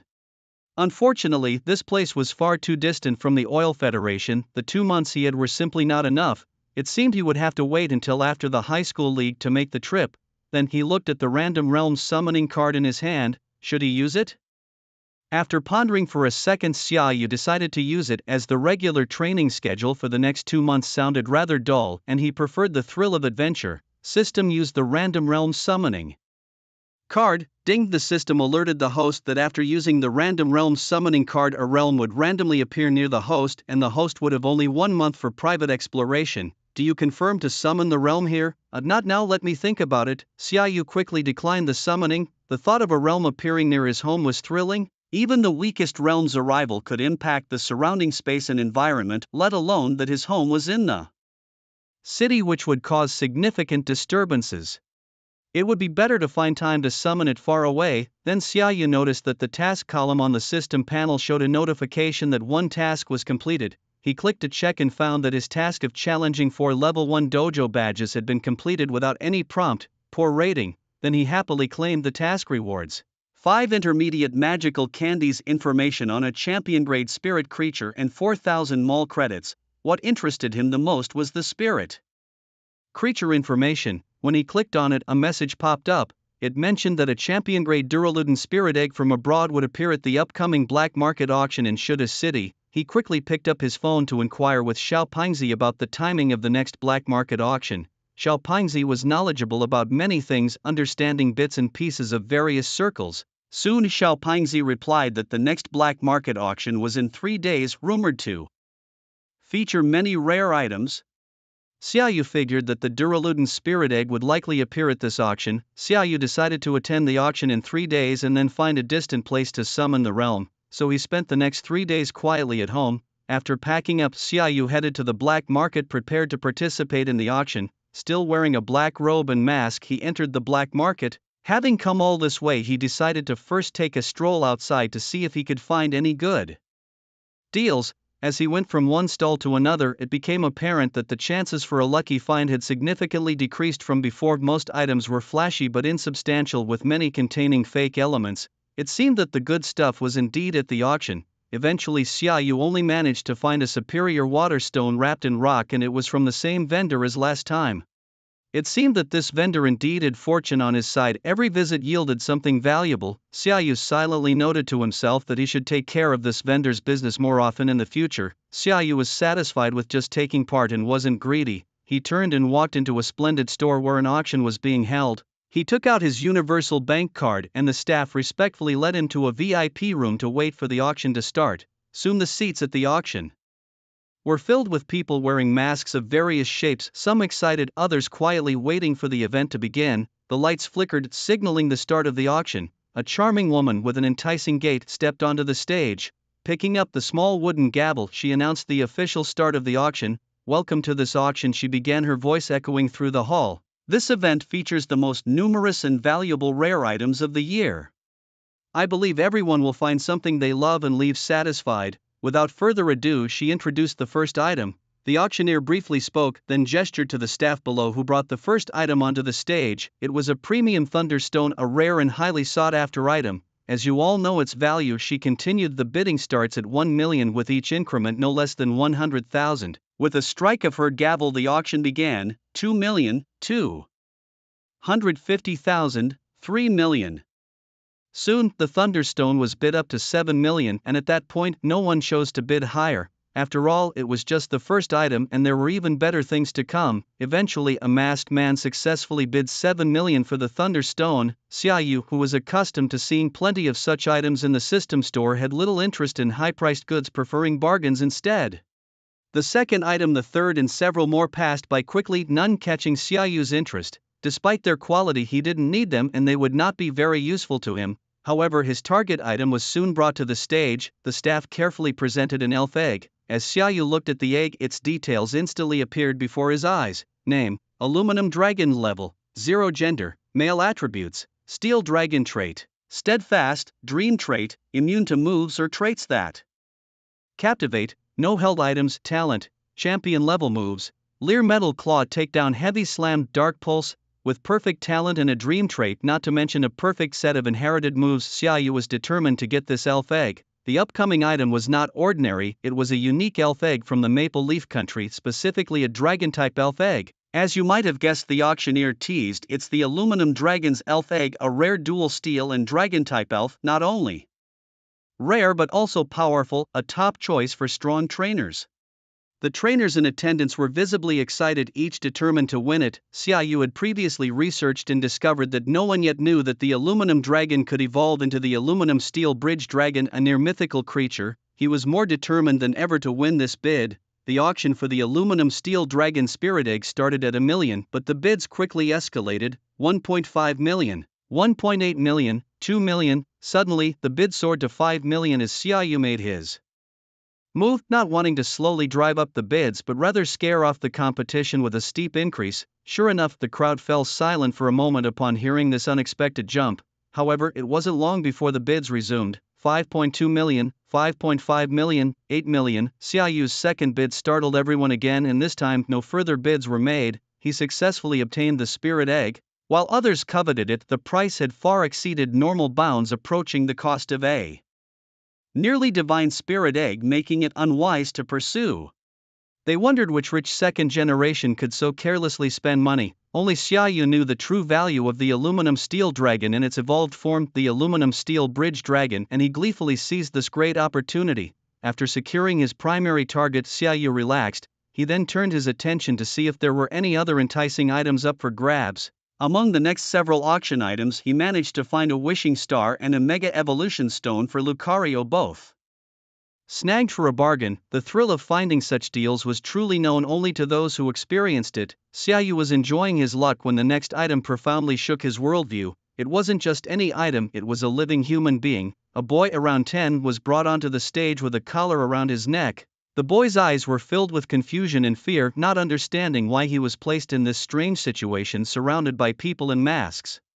He hunched over, squatting on the ground, trying not to look around. "Yes, you're seeing correctly," the auctioneer announced. "Though not our first time auctioning a human, this boy is unique. I won't keep you in suspense. He possesses the Evergreen Power, a rare psychic ability, 1 in a million. Whoever takes him could train a rare talent and powerful ally." This was Xiaoyu's first encounter with a human being auctioned, especially a child. Even though the boy was a rare psychic, Xiaoyu felt an immense anger bubbling within him. He couldn't believe such practices still existed. He empathized deeply, imagining if his own sister were in such a situation. He felt he could destroy the world. Moreover, the evergreen power within him resonated with that of the boy on stage. A voice filled with the will of the evergreen forest echoed in Xiaoyu's mind, seemingly pleading with him to save the boy who appeared to hold a unique significance to the evergreen forest. Determined, Xiaoyu resolved to win the auction regardless of the cost, to take the boy and return him to the evergreen forest. Suddenly, a notification alerted Xiaoyu to a special mission triggered by his host status: save the boy and safely return him to the evergreen forest. The reward for the task was substantial, elevating the power of Tokiwa to the master level and 2,000 in-store coins. The sudden announcement of the system's quest only strengthened his resolve. This little boy would be saved no matter what, as declared by Xiaoyu. A starkly contrasting scene unfolded a few rooms away in a luxurious guest room. Inside there were 4 individuals, among whom one sported fiery red hair and wore only a mask with no further attempt at disguise, exuding a reckless aura. "Finally he shows up. If it weren't for you fools, he would have been in our hands by now and our plan would already be successful. Now I have to intervene personally," the red-haired man scorned, eyeing the boy on stage while berating his subordinates. One of the subordinates, unwilling to accept the blame, retorted, "Lord Huan, it's truly not our fault. That forest was strange. If it weren't for the sudden attack by a horde of high-level elves, we would have captured him by now." Daring to talk back? The red-haired man abruptly seized the subordinate by the neck, his grip causing the man's face to swell red in his Breathing to halt, the subordinate struggled desperately to free himself. However, the red-haired man seemed intent on killing, smiling as he watched his subordinate's futile attempts as if admiring a painting. Suddenly, as if he had seen enough, he tightened his grip and with a crisp snap, the subordinate's neck broke and he was lifelessly tossed aside like discarded trash. The other two subordinates were now kneeling on the ground, trembling with fear, silent to avoid drawing the deadly ire of their merciless leader. Fools should look the part. You only need to complete the tasks I assign without any other thoughts. Understand, if anyone feels they've lived long enough, I don't mind sending them on their way, he snarled. Yes, Lord Huan, we will definitely complete the tasks you've assigned. The remaining subordinates hastily agreed, not daring to hesitate, fully aware of the ruthlessness and unscrupulous nature of the man before them. The bidding for this boy with the power of Tokiwa starts at 1 million, announced the auctioneer as his gavel fell, signaling the beginning of the auction. 5 million. The red-haired man was the first to bid, aiming to secure the boy directly. The starting bid of 5 million in the VIP room indicated a determined buyer, causing many to abandon their cautious plans. However, some were intrigued by the boy with supernatural abilities and began to bid as well. 6 million. 650,000. 7 million. This competitive bidding scene also made Xiaoyu realize the dark side of the world, which was not as sunny as he had perceived. The dark underbelly of the sunny world always existed, only known to a few. 10 million. Xiaoyu entered the fray, calling out a high bid that stunned the others, but the red-haired man continued to bid as well. 12 million, 13 million, 15 million, 16 million. It now came down to a duel between Xiaoyu and the red-haired man, with the rest of the crowd merely spectators.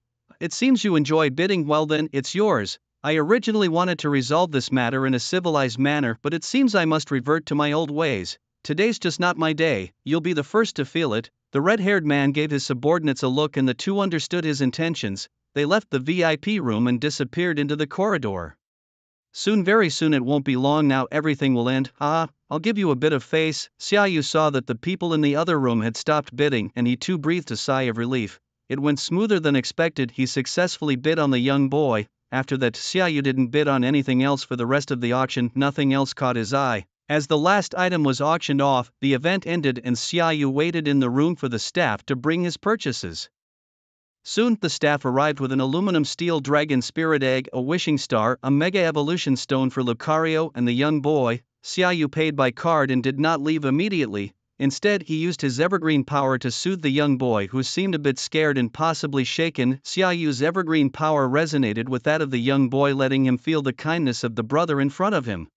Seeing the boy relax, Xiaoyu smiled and told him that he would take him back home, asking for his name and where he lived. The boy said his name was Li Pingyan and that he lived on the northern edge of Evergreen Forest, where his parents ran a small agritourism business. He wasn't sure if they were worried about him. Xiaoyu asked how long he had been captured. Li Pingyan said he wasn't sure, he only remembered running in the forest, fainting and then waking up here after some unknown amount of time. Xiaoyu understood the situation, patted little Pingyan on the head and assured him that he would safely take him home. Carrying the spirit egg and holding little Pingyan's hand, Xiaoyu left the room, ready to leave the auction. Xiaoyu also put a mask on little Pingyan to make him less conspicuous, though the presence of such a young child was already quite telling. Xiaoyu mentioned that reducing even a little attention was beneficial.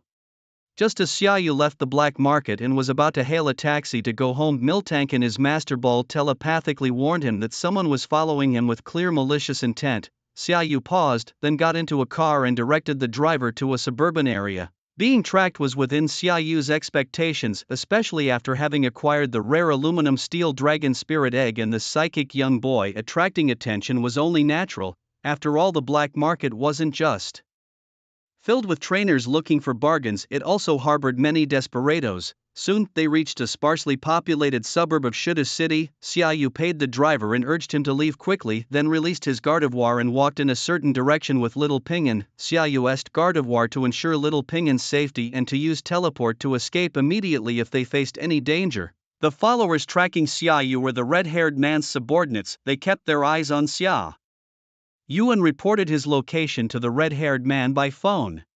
Keep a close eye on him for me, I'll be right there, the voice on the phone commanded sternly. This time I'll take matters into my own hands. If anything goes wrong, you two will be joining your teammates down below. The response was prompt and fearful. Yes, Lord, we'll make sure he doesn't get away. After hanging up, the two men exchanged a glance, sighed, and continued to monitor Xiaoyu. As Xiaoyu walked, he wondered why no one had attempted to rob him yet. Could they have run off? He reached out through telepathy to Milton, who reassured him that they were still watching, although for some unknown reason they hadn't made a move. Just then, as Xiaoyu pondered their next move, a red-haired man riding a three-headed dragon appeared before him. It must be you who dares to compete against me so recklessly. Today I want to see where your confidence comes from, the red-haired man declared, his gaze fixed on Xiaoyu and his companion Xiaoping. The red-haired man couldn't determine Xiaoyu's age or identity because they wore masks, otherwise he might have been more decisive. Oh, couldn't best me at the auction, so now you resort to brute force. Seems you're not as formidable as you think. Let's see if your strength matches your bold words, Xiaoyu retorted fearlessly, confident with Milton at his side. Laughing, the red-haired man's eyes gleamed with madness and bloodlust as he stared at Xiaoyu as if he were prey. Go three-headed dragon, show him what true pain is, he commanded. With a fierce roar, the dragon, named Three-Headed Evil Dragon, level 82, champion level, male with attributes of evil and dragon and the ability to levitate, appeared before Xiaoyu. Seeing the fearsome and gigantic three-headed dragon, Xiaoyu instructed Shinedo to move Xiaoping into a safe place, then he pulled out a pokeball. Come out, Charizard, it's all up to you now, he declared. Deciding to let Charizard fight, he knew it had the power to stand a chance, especially after its mega evolution. Xiaoyu was not worried about revealing this capability, soon it would become public knowledge, and he doubted the opponents would escape with Milton there. As Charizard appeared with a roar, ready to face the three-headed dragon, the red-haired man scoffed, I thought you had some tricks up your sleeve, a mere champion-level flashing Charizard? I'm disappointed, if that's all you've got, then prepare to die. Despite sensing the energy fluctuations around Charizard, the red-haired man was visibly disappointed, mocking Xiaoyu for his bravado, expecting a better challenge. Don't rush, the good stuff hasn't appeared yet and soon you will witness it. Charizard, respond to my bond, Mega Evolve. The keystone in Xiaoyu's hand linked with the necklace around Charizard's neck, the evolution light burst forth and Shiny Mega Charizard Y made its entrance. Name, Shiny Mega Charizard Y, Shiny, level 82, champion level, gender, male, type, fire, flying, ability, drought, changes the weather to sunny when it enters the battlefield, held item, Milotic Scale Mega Stone, Charizardite Y, skill level, near master moves, undisclosed. Seeing the shiny Charizard could still evolve and its energy level instantly matched that of the three-headed dragon was simply unbelievable. The red-haired man's eyes sparkled with a sharp light as he stared at Xiaoyu, as if wanting to dissect him. Haha, you are indeed interesting. I didn't expect to discover this surprise evolution form of Charizard, it's fantastic. It seems I need to spare your life, your usefulness now barely compares to the little boy next door, said the red-haired man. With a mad laugh, as if Xiaoyu was already his to own. Well, I won't be holding back. Let's see the real moves, Xiaoyu retorted without mercy. Now Mega Charizard Y was incredibly strong, already having a significant increase in its base stats, and after Mega evolving, its special attack stat was a soaring 181, making it a walking disaster. Xiaoyu believed that in the clash between the two, Mega Charizard Y would easily triumph. Mega Charizard Y faced off against the three-headed dragon. Mega Charizard Y's body shone with blazing flames, its wings flapping fiercely, whipping up waves of heat. The three-headed dragon emitted an evil aura, its three massive mouths letting out deep roars. The battle was on the verge of breaking out. Mega Charizard Y took the initiative, spewing a powerful stream of flames from its mouth, shooting directly at the three-headed dragon. The dragon agilely dodged while opening its three mouths to shoot back three dark energy beams in retaliation. The flames and dark energy collided in midair, creating a dazzling light and loud explosions, with Mega Charizard Y clearly having the upper hand. Mega Charizard Y launched a fierce offensive, its sharp claws slicing through the sky, trailing sparks of fire. The three-headed dragon retaliated with its strong tail whipping back. The battle was intensely back and forth. Mega Charizard Y's flames grew even fiercer, twisting the air around it with heat. The three-headed dragon, relying on its strong will and power, did not flinch. Finally, after a thunderous clash, both Mega Charizard Y and the three-headed dragon used their full power in one last strike. Flames and dark energy intertwined, creating a brilliant burst of light. When the light faded, the three-headed dragon lay defeated on the ground, eyes swirling, while Mega Charizard Y, though wounded, clearly still had the strength for another fight. Roar, roar, Mega Charizard Y let out. The victor's roar, clearly satisfied with its own strength. Witnessing the defeat of three evil dragons, the red-haired man did not show any signs of disappointment. Instead, his gaze grew even greedier as he looked at Xiaoyu's sparkling Super Charizard Y. He admitted to himself that he was tempted. He wanted to snatch the Super Charizard Y for himself. Haha, you really are impressive, he laughed heartily, you deserve my full effort. I hope you won't be frightened by what's coming next. Let me savor your fear. Ha, come out, ancient snail, devour everything. With a flash of red light, a giant creature that resembled a snail appeared before Xiaoyu. Name, Ancient Snail. Level, 85. Champion class, gender, none. Attributes, Dark Grass. Ability, Calamity Scroll, uses the power of a calamity-inducing scroll to lower the attack of all other creatures except itself. It carried the Life Orb and possessed master-level skills including Leech Life, Grudge, Dark Gaze, Tickle, Payback, Poison Powder, Stun, Spore, Mega Drain, Leech Seed, Growth, Ingrain, Evil, Fluctuation, Ultimate Absorption, Catastrophe, Switcheroo, Power Whip, Grass Field, Knockoff, Leaf Storm, Protect, Mountain Press, Energy Ball, Solar Beam, Solar Blade, Taunt, and Seed Bomb. Xiaoyu's eyes narrowed slightly in shock. It was his first time seeing someone who had tamed a divine beast, albeit an authority-less disaster beast, but he was still curious about this man's identity. How about it, are you scared now? Just surrender and come with me, and I might let you suffer a bit less, the red-haired man said, thinking Xiaoyu was stunned by fear. His tone was both reckless and arrogant. Xiaoyu snapped back to reality and looked at the red-haired man with a gaze that seemed to mock his foolishness, as if to say, is that all? Is Xiaoyu afraid? That was laughable, not to mention the infinite flute that could summon Latias and Latios, which would easily deal with him. It seems you need to learn the hard way to understand your situation. Let me teach you a proper lesson. The red-haired man could no longer restrain himself, ready to use his strength to teach this arrogant fool a lesson. Ancient Snail attack, give them a taste of their own medicine. As the ancient snail charged, Xiaoyu remained unfazed, turning to his Super Charizard Y. Can you still fight? He asked. Charizard roared affirmatively, indicating it was still ready for battle. Then let's go, Charizard. Let's also witness the power of a divine beast. Super Charizard Y charged towards the ancient snail. Super Charizard Y with its furious flames lunged at the ancient snail, spewing scorching fireballs from its mouth. The ancient snail calmly unfolded its tough shell, shielding itself from the fireball attack. It moved swiftly, surging towards Super Charizard Y with astonishing speed, its antennas flickering with a strange light. Super Charizard Y attempted to counter with fire, but the ancient snail's attack was exceptionally sharp, piercing directly through the fire's defense. Ancient Snail's antennae struck Super Charizard Y with such formidable force that the dragon-like creature lost its balance instantly. Struggling to regain flight, Super Charizard Y found itself tightly entangled by Ancient Snail. As Ancient Snail released wave after wave of powerful energy, Super Charizard Y gradually became unable to resist and its flames slowly diminished. In the end, Super Charizard Y was thoroughly defeated by Ancient Snail and collapsed to the ground. Ancient Snail stood proudly on the battlefield, declaring its easy victory, its mighty presence dominating the entire arena. Ha ha ha, I told you to surrender, but you chose to seek trouble instead. Regretting it now, aren't you? I did give you a chance, taunted the red-haired man, laughing arrogantly at Xiaoyu. Well fought, come back, Charizard. Let them be completely vanquished next. Xiaoyu, unfazed by the red-haired man's mockery, had never believed that Charizard could match a legendary beast, even one without authority. Realizing the gap in strength, he decided it was time for serious training, but first to handle the current threat. Come forth, Milton, show them what a true legendary beast is like, Xiaoyu said as he released Milton from the Master Ball. The red-haired man scoffed at Xiaoyu, pulling out another peculiar Pokeball, thinking it was a desperate struggle, and mocked him. Suddenly, the sky changed dramatically, thunder roared and lightning flashed as if the apocalypse had arrived. A blue dragon-like creature emerged in the sky, not holding back its formidable aura this time. The intense energy fluctuations instantly affected the entire city of Shu and its surroundings, setting off alarms one after another. People in the city, seeing the thunderous apocalyptic scene from afar, panicked and ran about in chaos. League officials were busy evacuating the populace, instructing them to stay in their homes while they investigated the cause. Ancient Snail, overwhelmed by Milton's imposing aura, could hardly stand, while the red-haired man's previous arrogance had vanished.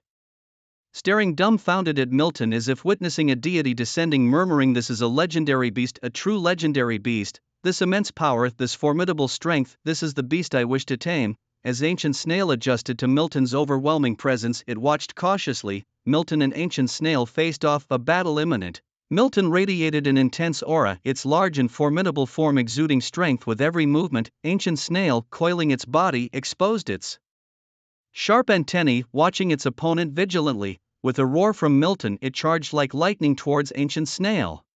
Its claws viciously tore through Ancient Snail's shell, causing it to twist in agony. However, Milton allowed no respite, following up with a series of fierce attacks. Ancient Snail attempted to retaliate with its antennae, but Milton agilely dodged and delivered a fatal blow with its tail. In the end, Ancient Jianhua collapsed in a pool of blood, a mere larger ant in front of the mighty power of Milton. A god beast without authority is after all just a slightly more powerful spirit. They are not in the same league. This is the power of a first-level god, a force capable of destroying nations. Powerful spirits are like nothing in front of it, mere ants only fit to be toyed with and manipulated. Just as Milton was about to completely destroy the red-haired man, the latter regained his senses. With an inexplicable look, he glanced at Xiaoyu, retracted Ancient Jianhua, and then crushed an object in his hand. Instantly, a golden ring appeared behind him, teleporting him away, leaving his voice lingering in the air. We will meet again. Remember my name, I am Mohua. Next time, it will be different. Be prepared. Milton attempted to trace him through the ring, but soon realized that the power of this ring was not inferior to his own. It operated on a level he could not counteract. Xiaoyu did not blame Milton. After all, life is full of unexpected events, and this was just a minor issue. Just be more cautious next time. As Xiaoyu was about to capture the remaining spectators, a meteor shower suddenly descended from the sky, targeting Milton. Milton flew upwards to intercept the meteor shower, then stared intently at the sky as if a severe threat was approaching. Xiaoyu's gaze followed Milton's to the sky, where a green dragon-like figure rapidly approached Milton's location. Soon its full form was revealed and Xiaoyu was stunned. What day was it today that divine beasts were appearing one after another? Yes, the newcomer was one of the divine beasts Xiaoyu most wanted to subdue, known as the Sky Dragon, the overlord of the skies, the ultimate evolution target of the green caterpillar, a first-level god called Lai Kongzhua. Xiaoyu looked at Lai Kongzhua, and its information panel appeared before his eyes. Name: Lai Kongzhua. Level: 136. First-level god. Gender: none. Attributes: dragon. Flying traits: airlock, all.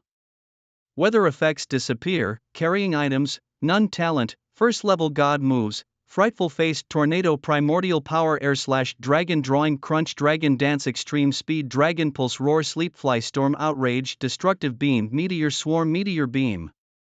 Unbelievably, it was a Lai Kongzhua capable of mega evolution and had learned dragon drawing. How could one compete against that? Lai Kongzhua appeared not far from Milton, seemingly interested in the weather changes caused by him and prepared to see what was going on.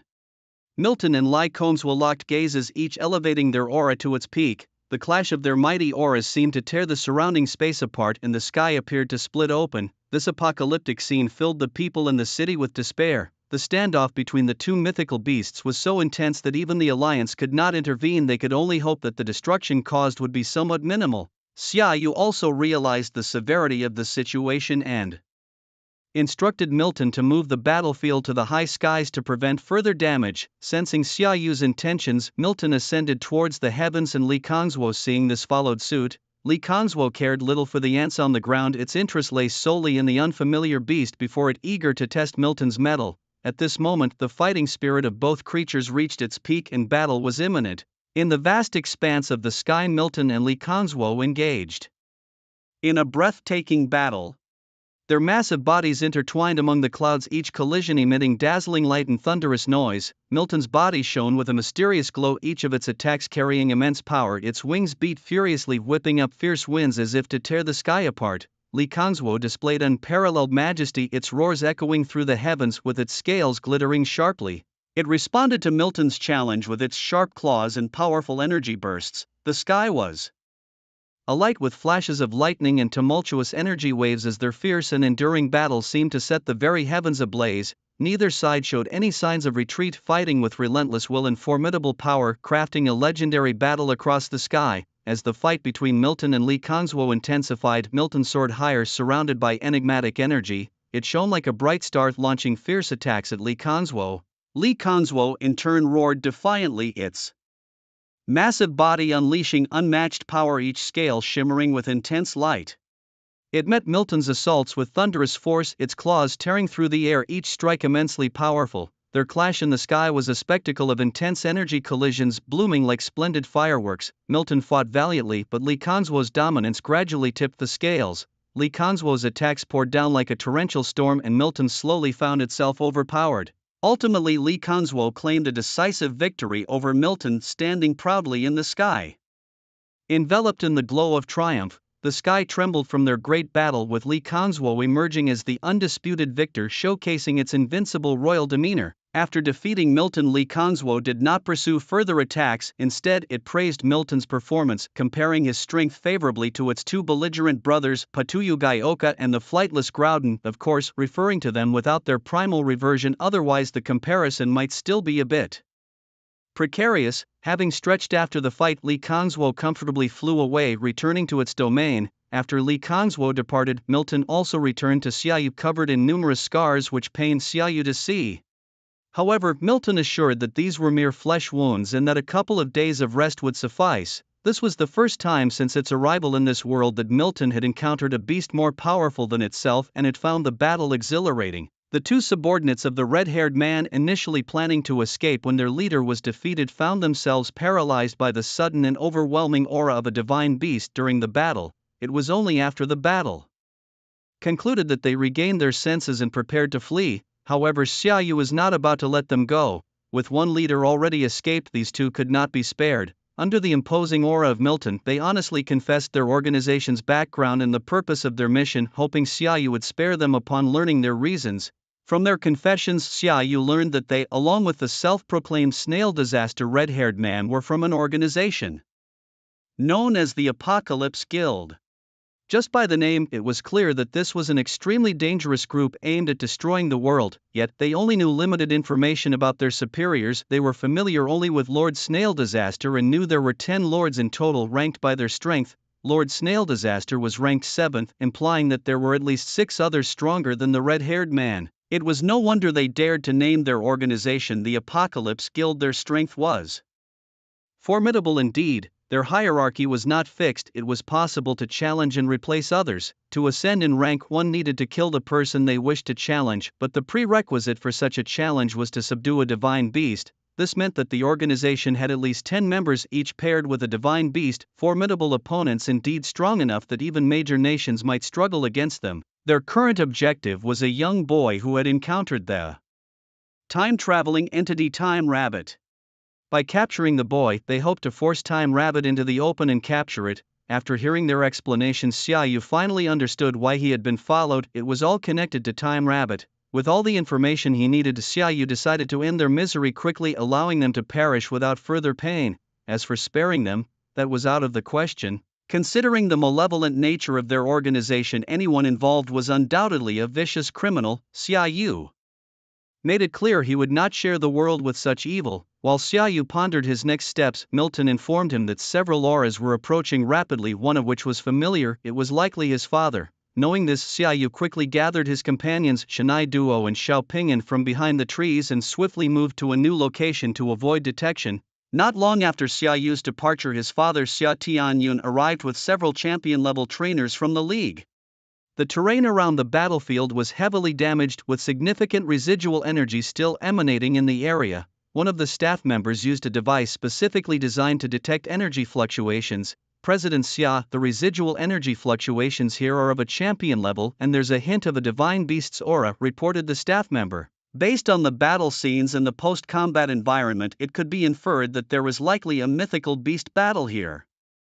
Although the unleashed power was not overwhelming, it seemed as if there were 2 waves of mythical beasts clashing, and the grand battle in the sky might have been triggered by the skirmishes on the ground. Forget about the sky battle for now, focus on examining the traces on the ground. Everyone spread out and look around for any additional clues, he instructed. Summer felt a tingling sensation on his scalp, perplexed as to why the area he was responsible for kept showing signs of mythical beasts. This time, a grand battle even erupted, fortunately confined to the skies, because otherwise even risking his life would not have sufficed. Yes, Chairman Xia. Following the command, the group dispersed to inspect the surrounding area. At that moment, a red-haired man who had narrowly escaped death through a portal was looking disheveled in front of a man in a mask. The masked man, covered entirely in a black robe and holding a pot, his sinister eyes peering out, stared at the red-haired man. What a mess, Woharm. If it weren't for you carrying out a mission for me, I wouldn't have wasted this opportunity on you. Keep in mind the chance for life-saving teleportation is limited to 3 times, and we've already used the first one on you. if you can't provide me with some useful information, your position is easily replaceable. There are plenty eyeing your spot just waiting for a chance. TCH catastrophe, stop pretending.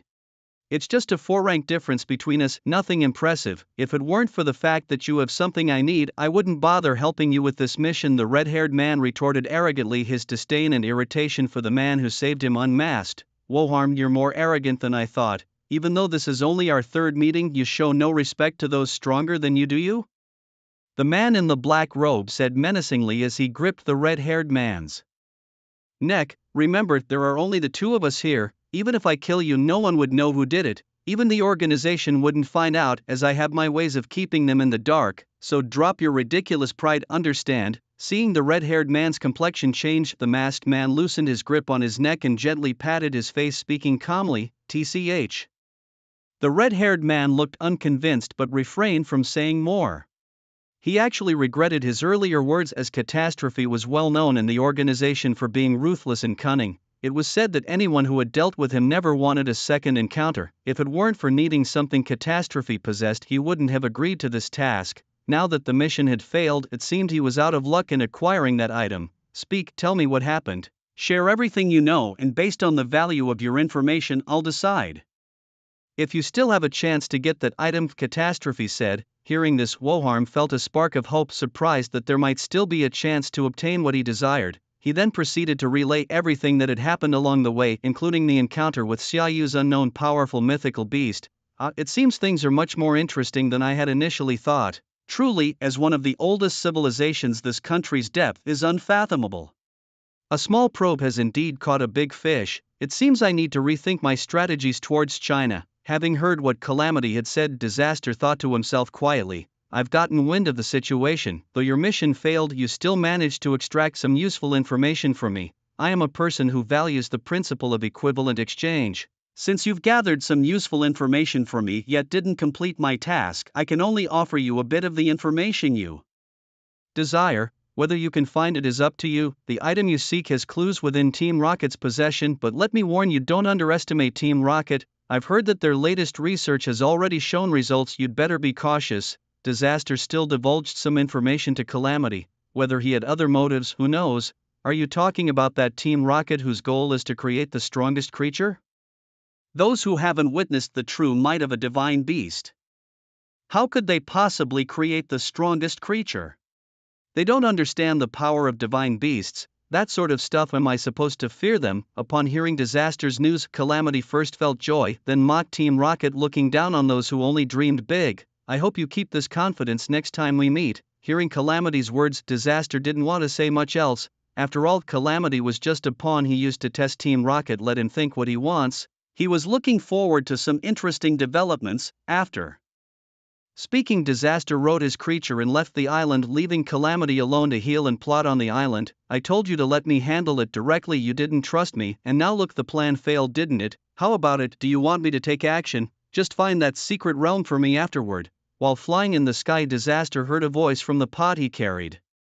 Hoopa, I know your purpose, but now is not the time. You heard and felt the power of the divine beast that appeared this time. Let's stick to our original agreement. We just need to wait a little longer. Your goal can still be achieved. There's no need to rush. Disaster rejected Hoopa's suggestion and asked it to stay calm. Although he unexpectedly obtained the pot's sealing Hoopa, it was clear that his trust in Hoopa was not high. TCH, that guy may be powerful, but he's not a match for me at my peak. Even now with my power split, there are things I can still do. Fine, since you're not grateful, let's proceed as originally planned, but I hope you don't forget our agreement. Hoopa, sealed within the pot, was displeased with Disaster's attitude, but it had no choice. It also needed Disaster's help to find its other sealed half. When it was sealed, it was split into two, this half representing the evil intentions filled with greed, tyranny, and cunning. It was slowly regaining its strength through natural disasters. By doing so, when it found its other half, it could seize the opportunity to devour the other half's consciousness and power, becoming the strongest and most evil version of itself. The scene then shifts to the outskirts of Shu City, where staff members of the city's league stumbled upon some clues in the battle zone. They immediately reported back to President Xia and brought the items found back to the league's headquarters for detailed inspection. Upon receiving the report, Xia's father instructed his subordinates to continue the search. He then left the scene and returned to the league's headquarters to await the results of the inspection. With thorough analysis, the findings were quickly processed. Xiao's father obtained the inspection report and noticed a strange skull symbol restored in the data. His heart tightened and he hurried back to his office to report to the League's headquarters. Shortly afterward, a senior meeting was convened by the League to discuss the mythical beast battle that had erupted in Shu City. During the meeting, it was suggested that this sudden appearance of the mythical beast battle was not an accident but a premeditated invasion. First, it was noted that the battle was not only in the sky but also on the ground, marked by traces of other mythical beasts' energies, and that the ground battle had occurred earlier than the aerial one. This led to the hypothesis that the ground battle might have triggered a chain reaction causing the skyward confrontation. Additionally, some objects found at the scene were restored through inspection, revealing a peculiar skull symbol. Based on previous briefings, it was concluded that the Apocalypse Society was involved in this battle. Finally, the aerial battle between the mythical beasts was recorded. The beast combating Li Kongzuo bore a resemblance to the creature associated with Wang Bazishan, who had previously emerged victorious in a secret realm battle against Su Kai Tian. Comparing the scenes and the combat performances gave reason to believe that Mr. Wang Bazishan might have accidentally uncovered the plot of the Apocalypse Society and intervened, inadvertently drawing Li Kongzuo into the fray. Xiao's father summarized the event and the deductions made clearly and concisely. Xia, the chairman, then received a report that Lord Shuwei was already en route to Shu City. Given the significance of the appearance of mythical beasts, his assistance would be needed upon arrival. Moreover, considering the recent frequent dangers in Shu City, it was decided that Su Kaitian would stay in Shu City for a period to help maintain security in and around the city. Regarding the Apocalypse Society, whose brazen actions had sparked a major crisis within the country's borders, arrangements would be made to handle them. The League was simply to ensure their defenses were solid. Finally, regarding Wang Bazishan, his status was upgraded to the highest level of confidentiality. With the power to combat Li Kongzuo, he was beyond their control, and efforts should be made to maintain a good relationship with him and avoid any conflicts. Yes, champion, I will make the necessary arrangements. Alright, let's leave it at that for now. Meeting adjourned. After organizing everything, the champion ended the meeting and sat in his chair, lost in thought, his mind seemingly wandering far away. Before long, a shadowy figure emerged from his shadow. Marcia Dao, how did Lord Ho respond to this matter? Why did Rayquaza suddenly appear and engage in battle? The champion asked urgently, looking at the figure of the Pokémon before him. Don't worry, Marcia Dao replied. Lord Ho has already communicated with Rayquaza through special means. This time Rayquaza was merely attracted by the aura of another legendary beast and the changes it caused in the weather. He came just to seek some amusement. After all, Rayquaza has some old ties with your ancestors, so he generally won't attack your nation. You can be at ease. Relieved, the champion exhaled deeply. That's a relief, as long as it's not a battle involving legendary creatures like Lord Ho or Rayquaza. I think I can handle it. After hearing Marshado's words, he relaxed a bit. Then he picked up a specially made cell phone from the desk, hesitated for a few seconds and dialed a number. After 3 seconds the call connected. Xiaomeng, are you doing well?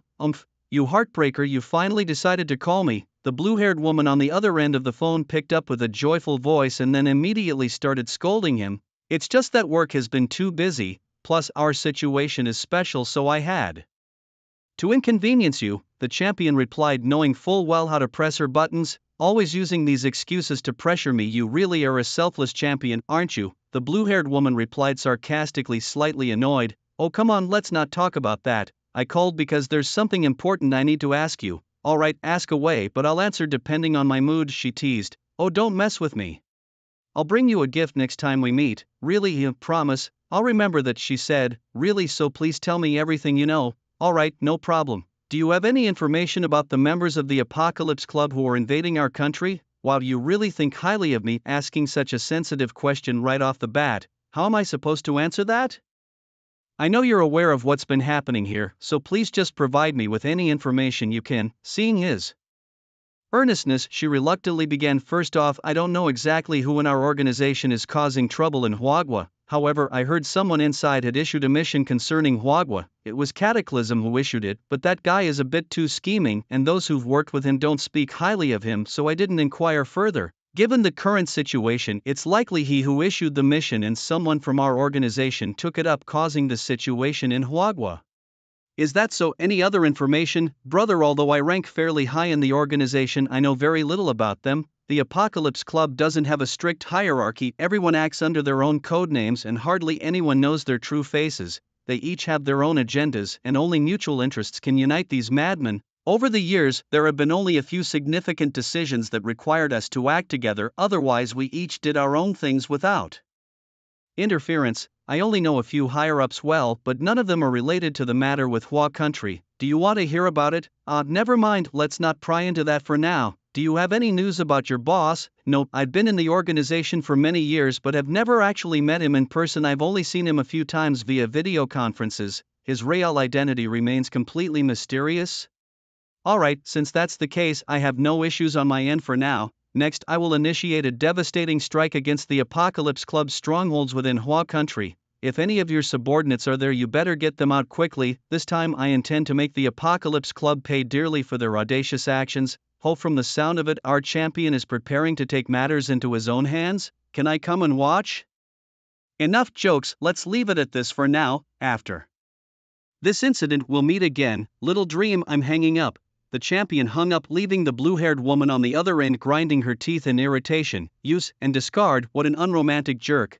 The champion then dialed another number and the call was quickly connected. Begin the operation, follow the original plan. Let's eradicate the Apocalypse Club's influence in Hua country completely. By the way, have you kept an eye on that high-ranking member of the club? Reporting champion, that high-ranking member is now at the northern border of Hua country plotting something. Our people have been watching him closely. Good, then I'll take action myself. I'll be there soon to keep a close watch on him. Yes, champion. He hung up the phone. Are you planning to take action yourself? Mashadu asked, looking at the determined champion. It's time to act, otherwise what difference would there be between me and those old men? Remember, I too was a hot-blooded youth back in the day. I'll vent my anger on that high-ranking member of the Apocalypse Club. They need to understand that some lines cannot be crossed without paying a price. We are delicate flowers raised in a greenhouse. Mashadu nodded in agreement, having not seen such vigor in the champion for many years, reminding it of the young boy who once participated in the trial of the rainbow, now transformed into his current formidable self. Time really flies. Over the long years, it has witnessed many rainbow warriors. It thought it had become indifferent to everything, yet it still felt a stir of emotion. Humans, truly a peculiar race. Could this be the true reason why the Phoenix King always selects rainbow warriors among humans? The Phoenix King indeed sees through everything. Meanwhile, the Alliance was officially carrying out the plan. At this moment, Xia Yu had also returned home with Xiao Pingyan, explaining his origins to his mother. In the living room, his mother sat on the sofa looking at Xia Yu while his sister curiously eyed Xiao Pingyan. Brother, who is he? Xiaotong, call him Brother Pingyan. He is a few years older than you and got separated from his family. Seeing this, your brother brought him back, planning to reunite him with his family. Oh, I see. Hello, Brother Pingyan. Hello, Pingyan shyly greeted Xiaotong. Xiaotong, why don't you take Brother Pingyan to play? Mom and I have some things to discuss. Okay, brother. Come on, Brother Pingyan, I'll show you my collection. Xiaotong then took Pingyan to her room to see her collectibles. What happened exactly? A mother asked calmly. Well, it's pretty much as I just described. It appears that Pingyan was kidnapped and then he managed to escape, and that's when I found him. Through our conversation, I learned that his home is in the northern part of the Tokiwa forest near Yacheng. It's quite far, so I plan to take him back as soon as possible, Xiaoyu explained, trying to stick to the facts without revealing too much. I see, that's really unfortunate. Let him stay with us for a couple of days. It's chaotic outside these days. I'll ask your father to call our branch near Yacheng to inquire and learn more about the situation, Mother suggested after hearing about Pingyan's rough experiences. Feeling very sympathetic, she proposed letting him stay a bit longer to ease his nerves. Xiaoyu thought it was a good idea and agreed. Back in his room, Xiaoyu placed the spirit egg of the aluminum dragon into the incubator to allow it to absorb sufficient nutrients and slowly hatch. He then lay on his bed pondering the recent events and realized to his amazement that he had gotten into quite some trouble over these few months. First, there was Team Rocket and then the Apocalypse Society. The former was already preparing for the arrival of Newtwo, and the latter was a malevolent mythical creature organization. According to Milton, it included beings not inferior to itself. Such a hassle. Xiaoyu rolled on the bed and sighed. Life is not easy, Xiaoyu sighed. He hadn't intended to get involved with these organizations, but somehow he had managed to stir up trouble everywhere. Perhaps that's just the protagonist's fate. Well, since resistance is futile, might as well enjoy it. Sooner or later I'll have to face them.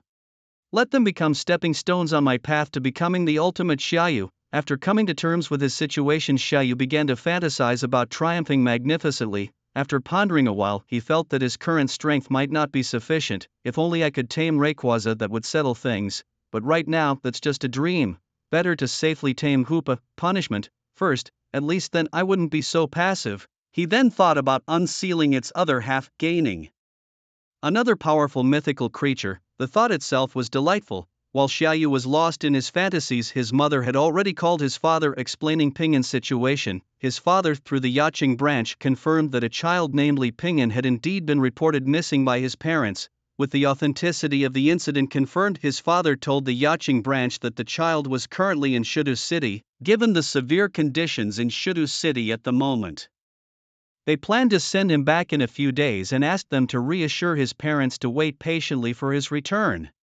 After calling Xia's mother back, he informed her that he had learned about Zhao Pingin's family background and residence. He suggested calming Zhao Pingin down first, letting him have a few enjoyable days before asking Xiaoyu to send him home. Xia's mother agreed with Xia's father's suggestion immediately. So 2 days passed, and while Xiaoyu was still blissfully enjoying his vacation and playing with the two children, the Alliance's operations had also commenced. The champion had already arrived at the northern border of Hua country and consulted with the surveillance head there for intelligence. Learning that a high-ranking member of the Apocalypse Association was still staying in the border city without any movement, they decided to strike swiftly and resolve the matter that very night. After arranging a series of plans, they calmly awaited the cover of darkness.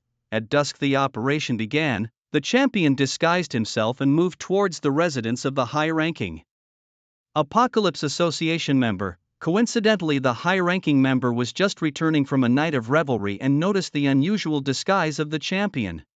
Deciding to see what his intentions were, he changed direction and headed towards a desolate area, as he had his own secretive aims and did not wish to expose himself, thus avoiding additional problems. The champion followed him and soon both arrived at an isolated mountain. Hasn't anyone ever told you that your disguise and tracking skills are quite poor? Following me so blatantly, did you think I wouldn't notice?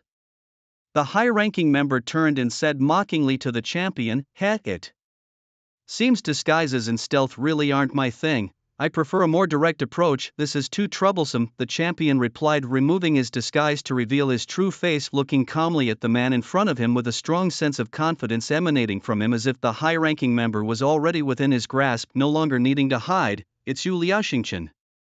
I never imagined that I would have the honor of the Hua country's champion coming in person. It seems this gadget isn't needed anymore. You are my biggest catch on this trip. Let me avenge the battle from years ago." Recognizing the champion's true identity, the high-ranking member spoke with an excited and vengeful tone. "Oh, it seems you are an old acquaintance. Don't you want to jog my memory?" Liaoxingchen did not recognize the man, as he was still wearing a mask. "Let me show you who I really am." The high-ranking member removed the mask from his face, revealing a scar that crossed half of his face. You are? Sorry, I don't seem to have any impression of you. Could you give me more specific clues?" Still as arrogant as ever, Liaoxingchen. "Do you remember the World Youth Championship Spirit League 12 years ago? I was the contestant from Sakura country." "Oh, now I remember, you are that. What was it, Okamoto? Why have you ended up like this, and joined the Apocalypse Association?" "Idiot, it's Okamoto Suzum. Can't you even remember my name? What an insolence. It's because of you that I ended up like this. Do you know how I've lived these past years? I'll give you a real challenge, Liaoxingchen-san. You'll see why I made it to the upper echelons of the World Destruction Council. Come out, Salud, let him witness our power." Okamoto Suzum drew forth Salud, a mythical beast native to Sakura country, showcasing his confidence. Name, Salud, level 85, champion class. Gender, none. Type, dark grass. Ability, leaf guard, prevents status conditions in sunny weather. Held item, life orb. Rank, master moves, scratch, bind, leer, vine, whip, growth, fury, swipe, scary face, grass knot, bite, quick turn, bluff, energy ball, photosynthesis, hammer arm, making a scene, power whip, bulk up, tile breaker, close combat, wave of evil, crunch, throw, ultimate, absorb, trick, sunny day, taunt, endure. How about that, Liaoxingchen-san? Is my Salud intimidating enough for you? This is why I can be part of the World Destruction Council. I'm not the same person I was before. Face my revenge." Observing the fierce stance of Salud, Liaoxingchen nodded, acknowledging the beast's strength, yet it seemed to fall short when compared to his own. Impressive. It seems you've had your fair share of opportunities over the years, but has no one told you about my capabilities? This creature alone is not enough to challenge me, Okamoto Suzume, nonetheless, for the sake of swiftly resolving the confrontation, Liao Xingqian had no intention of holding back and promptly summoned his strongest sprite. Come forth, Emperor of Flames, and show him what a true mythical beast is. With a roar, the Emperor of Flames emerged from its pokeball, its roar thunderous and its presence overwhelming. Name: Emperor of Flames. Level: 90, Champion Class, Gender: None. Type: Fire. Ability: Intimidate. Significantly reduces the frequency of the opponent's moves. Held item: Flame Orb. Rank: Master Moves: Stomp, Leer, Spark, Smokescreen, Sacred Fire, Extreme Speed, Flame Will Bite, Meditation, Roar, Fire, Fong, Scary Face, Crunch, Psychic Powers, Smoke Blast, Bluff, Sunny Day, Great Flame, Burst, Spout, Fire, High Speed Movement, Mountain Press, Flash Charge, Jet Flame, Hot Wind, Overheat, Guard, Phosphorescence, Rock Attack, Desperate Survival, Energy Flame Attack. Why do you also have a mythical beast? But we won't lose take this, Liao Xingqian-san. Faced with the oppressive aura of the Emperor of Flames, Okamoto Suzume's forehead was slick with cold sweat, sensing that his plan was unraveling beyond his expectations, yet he steeled himself, ready to engage in battle. On the vast, desolate mountain, the Emperor of Flames and Salud stood opposite each other, the air thick with tension. The Emperor of Flames radiated intense flames, its gaze firm and majestic, as if burning with an endless fighting spirit. Salud, on the other hand, displayed its wild agility, its body brimming with power, ready to strike at any moment. The battle commenced with the Emperor of Flames taking the initiative. Opening its maw wide, it unleashed a massive stream of fire, the flames resembling a fiery dragon lunging towards Salud. Salud deftly dodged the fiery assault and swiftly closed in on the Flame Emperor, unleashing an attack with its razor-sharp claws.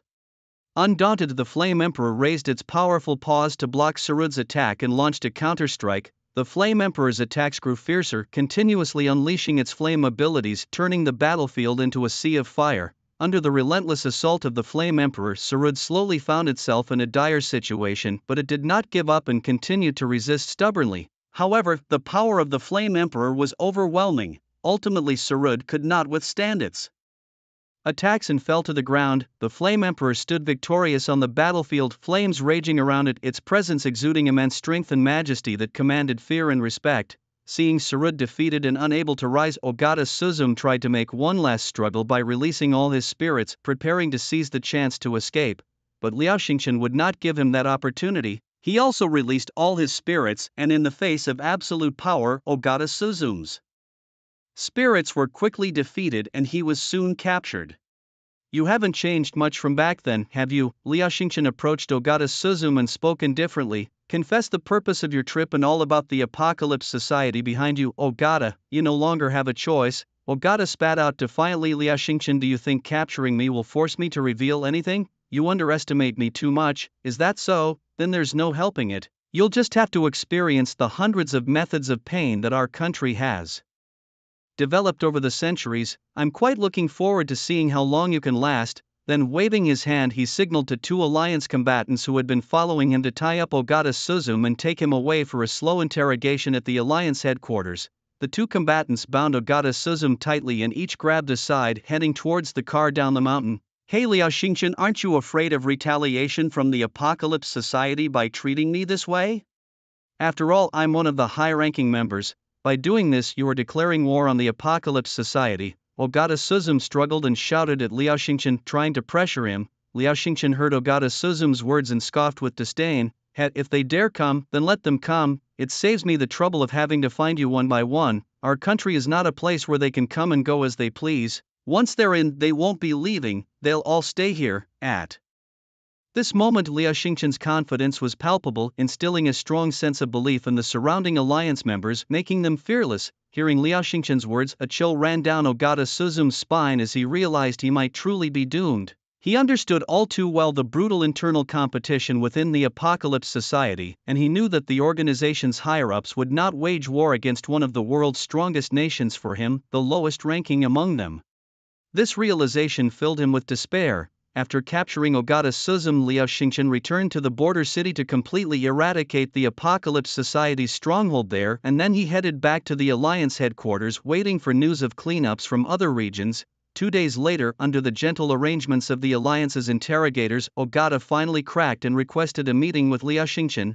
Upon receiving the message, Liao Xingchen put aside his work and stood up to rush to the interrogation room. What methods did you use to make him talk? Liao Xingchen asked the staff along the way. Champion Ogata couldn't endure more than 20 types of devices. There are still 499 types we haven't started yet, the staff member said with a hint of regret. Liao Xingchen couldn't help but smirk at the staff's words, hoping they wouldn't develop any psychological issues. Upon arriving at the interrogation room, Liao Xingchen saw Ogata Suzume, who was no longer the spirited, vengeful middle-aged man of a few days ago.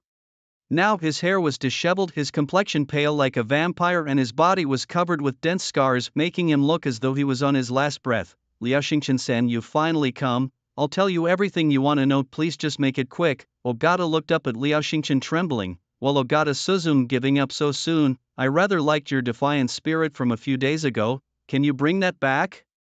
Liao Xingchen teased the man before him. Liao Xingchen-san, please stop mocking me. I give up, ask whatever you want, Ogata said, having lost all his confidence and only wishing to avoid further torment, which caused Liao Xingchen to lose interest in him. Alright then, tell me about your role in the Apocalypse Society, and what was your purpose for coming to China this time? Cough, I am known as Evil Ape within the Apocalypse Society, ranked 10th, the last among the high-ranking members.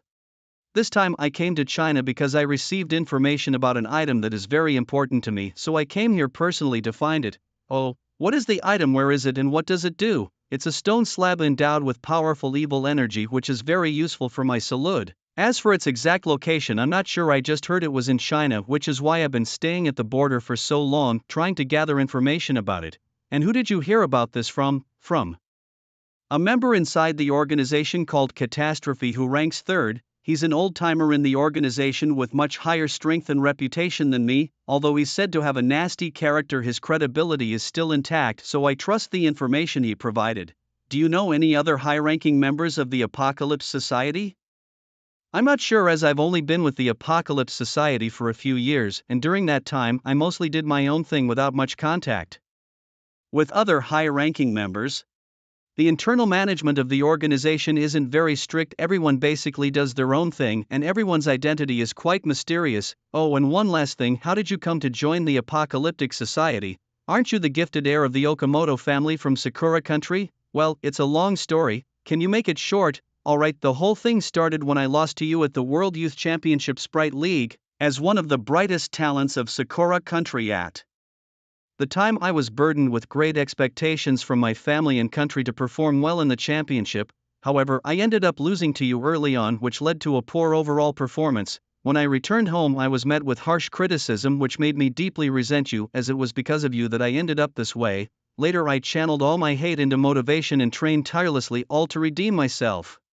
A few years ago, I accidentally stumbled upon a forbidden sanctuary in Sakura country and discovered the guardian beast Salud species. By a stroke of luck, I managed to subdue one of the Saluds. However, taming such a creature is strictly prohibited in Sakura country, and anyone found doing so would be arrested. I was no exception. After being discovered, I fled Sakura country, escaped the pursuit, and eventually defected to join the Apocalyptic Society. My ultimate goal was to challenge and defeat you to prove that I was the strongest.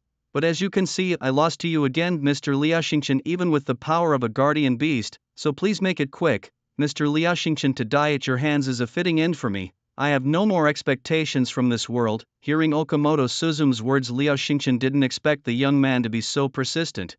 Although Suzume's difficult journey was related to him, it was no excuse for his reckless actions. In the end, Liao Xingchen fulfilled Suzume's wish and executed him personally, providing solace to his determined old rival. After dealing with Okamoto Suzume, Liao Xingchen returned to his office to continue with his work. The next day at the Xia family villa, Xiaoyu decided to send Xiao Pingan back home today. After several days of careful care, Xiao Pingan had slowly come out of his shell and started to become lively again. Having missed his family dearly, he wanted to go home, and after communicating with Xiaoyu, of course, Xiaoyu agreed. During these few days, Xiaoyu noticed that the hatching time for the aluminum steel dragon sprite egg was longer than usual and would take a few more days to hatch, providing a perfect opportunity to take Xiao Pingan home. After discussing with his parents, Xiaoyu took Xiao Pingan to the airport, preparing to fly to Yacheng and then make their way back to his home. Arriving at Shudu City Airport, Xiao Pingan looked around curiously, having never been to an airport or on a plane before. Xiaoyu, on the other hand, smiled broadly as he watched Xiao Pingan, reminded of his own first plane ride after graduating from college, his nervous curiosity not much different from Xiao Pingan's. Xiao Pingan followed Xiaoyu onto the plane, filling the air with his exclamations of wonder, much to Xiaoyu's amusement. Perhaps it was due to fatigue from watching too closely. But Xiao Pingan soon fell asleep after the plane took off. Xiaoyu also breathed a sigh of relief. The little guy had so many questions that Xiaoyu didn't even want to answer them. It was like dealing with 100,000 whys. 3 hours later the plane arrived in Yacheng. Xiaoyu with Xiao Pingan in tow left the airport and headed towards the city center of Yacheng. Upon arriving, Xiaoyu and Xiao Pingan found a restaurant to have lunch. Afterward, they proceeded to the Yacheng Alliance branch to inquire about the exact location of Xiao Pingan's home. Upon reaching the Alliance branch, Xiaoyu approached the counter, spoke to the staff, and presented the special pass given by his father, which proved his identity. The staff member checked the pass, found no issues, and then pulled out a map, pointing out the exact location of Xiao Pingan's home to Xiaoyu, advising him to stay safe on his journey. Looking at the map, the distance was over 10 kilometers, so Xiaoyu decided to take a taxi. Before long, they arrived at the edge of Tokiwa Forest, where vehicles were not allowed further. Xiaoyu had no choice but to proceed on foot with Xiao Pingan, but fortunately, they didn't have much farther to go. As soon as Xiao Pingan saw the familiar surroundings, he instantly perked up, recognizing the path home. Stepping into the boundaries of Tokiwa Forest, Xiaoyu could vividly feel the forest's affection and gratitude, which made the Tokiwa power within him exceptionally active. He could also see the Tokiwa power surging joyfully within Xiao Pingan, as if he were back in his own home. It was evident that Xiao Pingan was deeply loved by Tokiwa Forest, almost as much as Xiaoyu, who already possessed a high level of Tokiwa power. Is this the child of destiny? Xiaoyu wondered to himself. Following Xiao Pingan, they walked along as the young boy excitedly pointed out his usual play spots and where dangerous spirits dwelled, spirits that would attack others but not him, which struck Xiaoyu as odd. After hearing this, Xiaoyu rolled his eyes and thought, "Little brother, you are the child of Tokiwa Forest. Who would dare to bother you and risk their place here?" They chatted all the way until they reached a farmhouse in front of them. Seeing his own home, Xiao Pingan, recalling his previous ordeals, couldn't help but burst into tears. Xiaoyu approached, patted his head and comforted him. Once Xiao Pingan had calmed down, they knocked on the door of the farmhouse. "Who is it? We're closed these days, please find another place." A middle-aged man with a pale face and dark circles under his eyes opened the door, stooping as he spoke. Upon seeing his father, Xiao Pingan immediately rushed to hug him. The middle-aged man was taken aback at first, but as soon as he recognized his son, he burst into tears and embraced him tightly without a word. After the father and son had somewhat stabilized their emotions, they sheepishly invited Xiaoyu inside, and then the man called out loudly to the mother of Xiao Pingan. Having been distraught and unable to eat or sleep during her son's disappearance, she hurried out upon hearing her husband's call and saw the figure she had longed for day and night. Xiaoyu rushed over to embrace Xiao Pingan, crying and simultaneously checking if her son had been mistreated. Once everyone's emotions had stabilized, Xiao Pingan began to explain how he had been captured and how brother Xiaoyu had rescued him. Of course, he left out the intense battles with powerful spirits. Those were secrets shared only between him and Xiaoyu, not to be disclosed to a second soul. Upon learning that Xiaoyu was the lifesaver of their son, the couple hurriedly welcomed him into their home, thanking him profusely and even wanting to kowtow to him in gratitude, which Xiaoyu quickly stopped, insisting that it was too much. With the couple's warm hospitality, Xiaoyu decided to stay for a couple of days to check the surrounding forest for any suspicious individuals who might still pose a threat to Xiao Pingan. That evening, in gratitude for saving their precious son, Xiao Pingan's parents prepared a lavish feast, a full Manchuan imperial feast. Xiaoyu, not one to refuse good food, eagerly enjoyed the meal, which also allowed him to experience a variety of different flavors. After enjoying the feast, Xiaoyu returned to his room and activated his system panel. The system had notified him that his mission was complete. Upon delivering Xiao Pingan home earlier that day, he was ready to check his panel. The host, Xiaoyu talents: Master level Evergreen Power, Intermediate Waveguide Power, Spirits, Charizard, Shiny, Hippowdon Melmetal, Level 1 God, Gardevoir Garchomp Tyranitar Metagross, Shiny, Heracross Greninja Excadrill Duraludon. Hatching items: Luxury Balls X7 Treasure Compass Permanent Move Tutor, Protect, Salamence Megastone. Sizer Mega Stone, Lucario Mega Stone, Premium Water Stone, Premium Fire Stone X3, Ditto Mask, Dynamax Band, Zering, Wishing Stars X2, Dragon Z Crystal, Permanent Move Tutor, Shadow Ball, Full Restore, Fire Z Crystal, Lustrous Orb, Fire Gem Fragment, Master Ball, Permanent Move Tutor, Dragon Pulse, Ghost Z Crystal, Beast Ball, Random Mystery Dungeon Card, Infinite Flute, Hoopa's Golden Ring, Currency, 8,600 mall coins, total lottery draws, 100/1000. Looking at his luxurious panel especially. The maxed out master level evergreen power, Xiaoyu felt invincible in the evergreen forest with enhancements that were too formidable and an overall epic boost in abilities.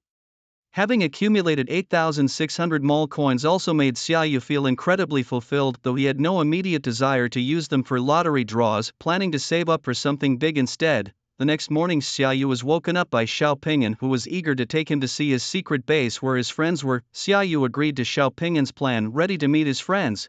Together, they headed deeper into the evergreen forest, and oddly they encountered no spirits along the way. It seemed as if they were all avoiding them. After walking for about an hour, they arrived at a secluded ancient building enveloped in vines. The building was not large, roughly the size of an ordinary bungalow, but the traces on its architecture suggested it had existed for a very long time. Xiaoyu followed Xiao Pingyan through a hidden passageway into the building. Once inside, Xiaoyu saw a vine-entwined stone statue which he could roughly identify as a statue of Shirabi, a mythical creature known for its ability to traverse time and space.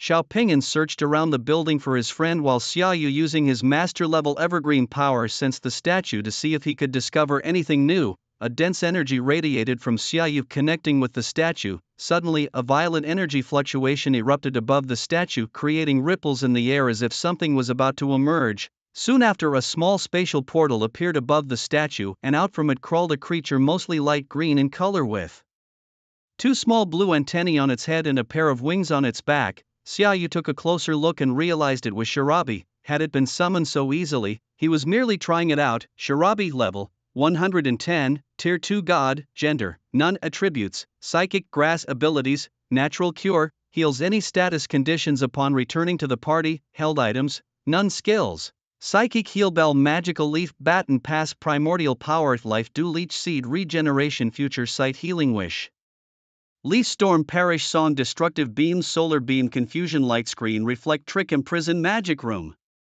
Observing Shirabi's luxurious attributes, Xiaoyu was truly impressed, rightfully regarded as the strongest healer among mythical creatures.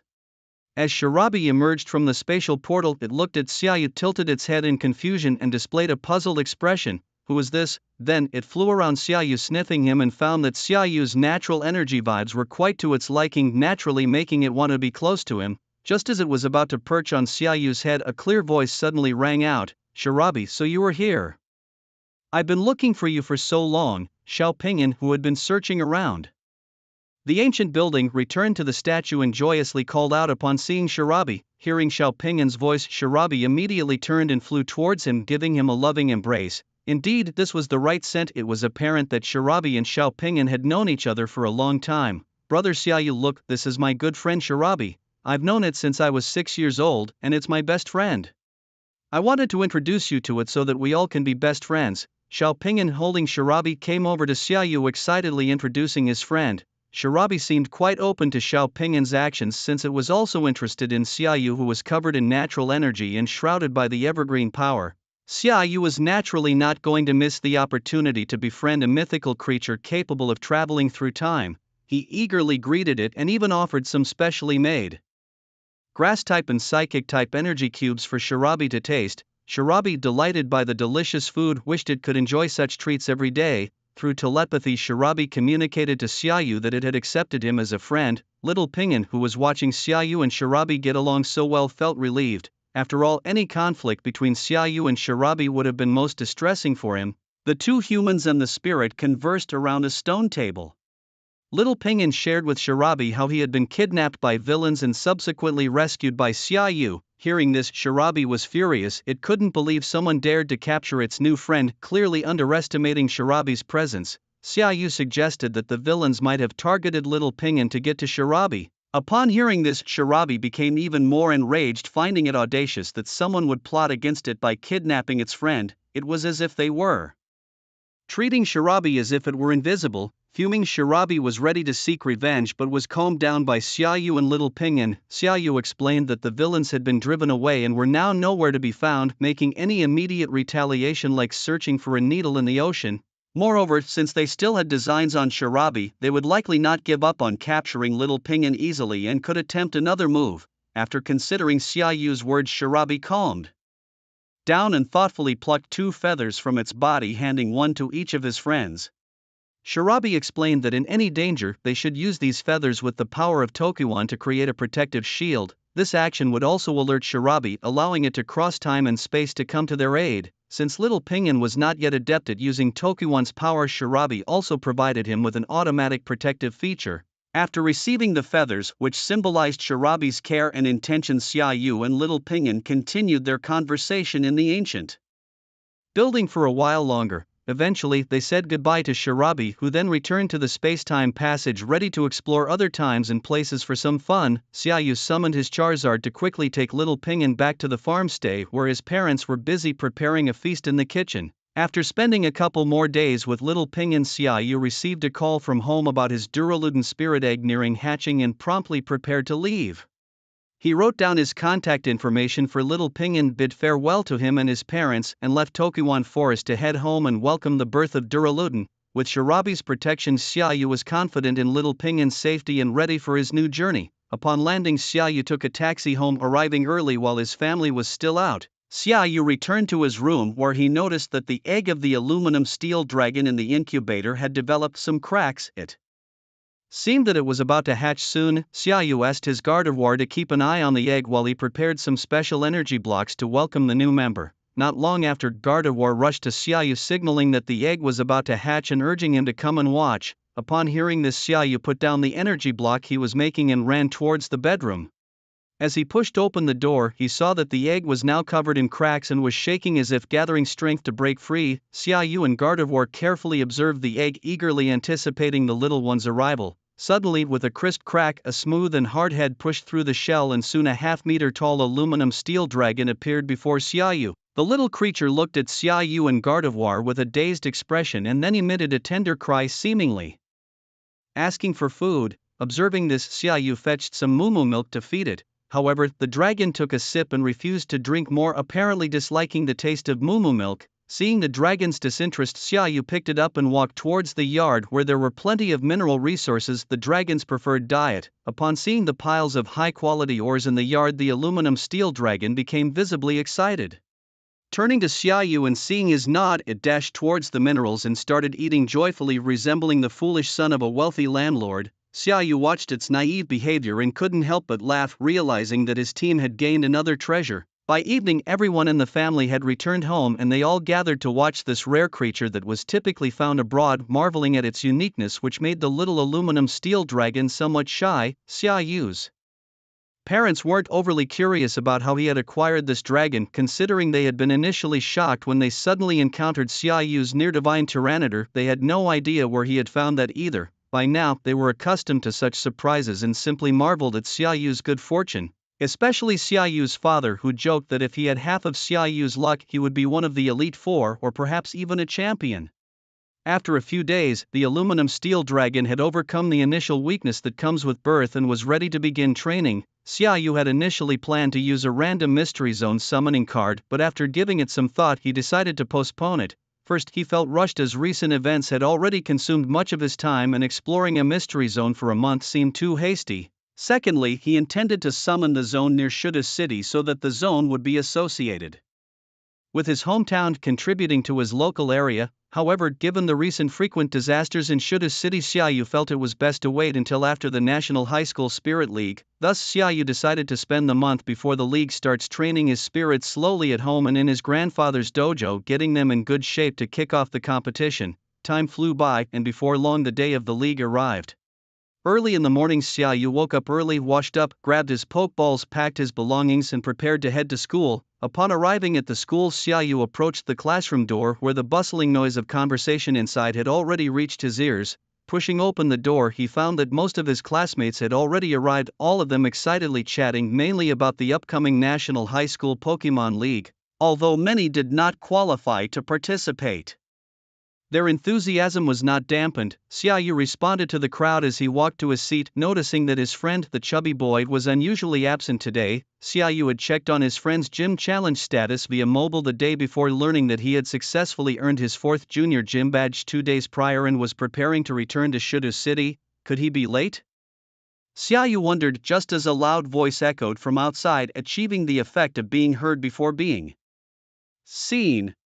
Class 3A, your emperor has returned. The conversation in the room paused abruptly, drawn by the familiar voice. Everyone's gaze turned towards the door, curious to see who dared to be so arrogant. A chubby boy adorned with 4 badges strode confidently into the room, catching everyone's eyes and proudly saying, "Hey, don't be so formal everyone, I know I'm popular, but you're making me blush."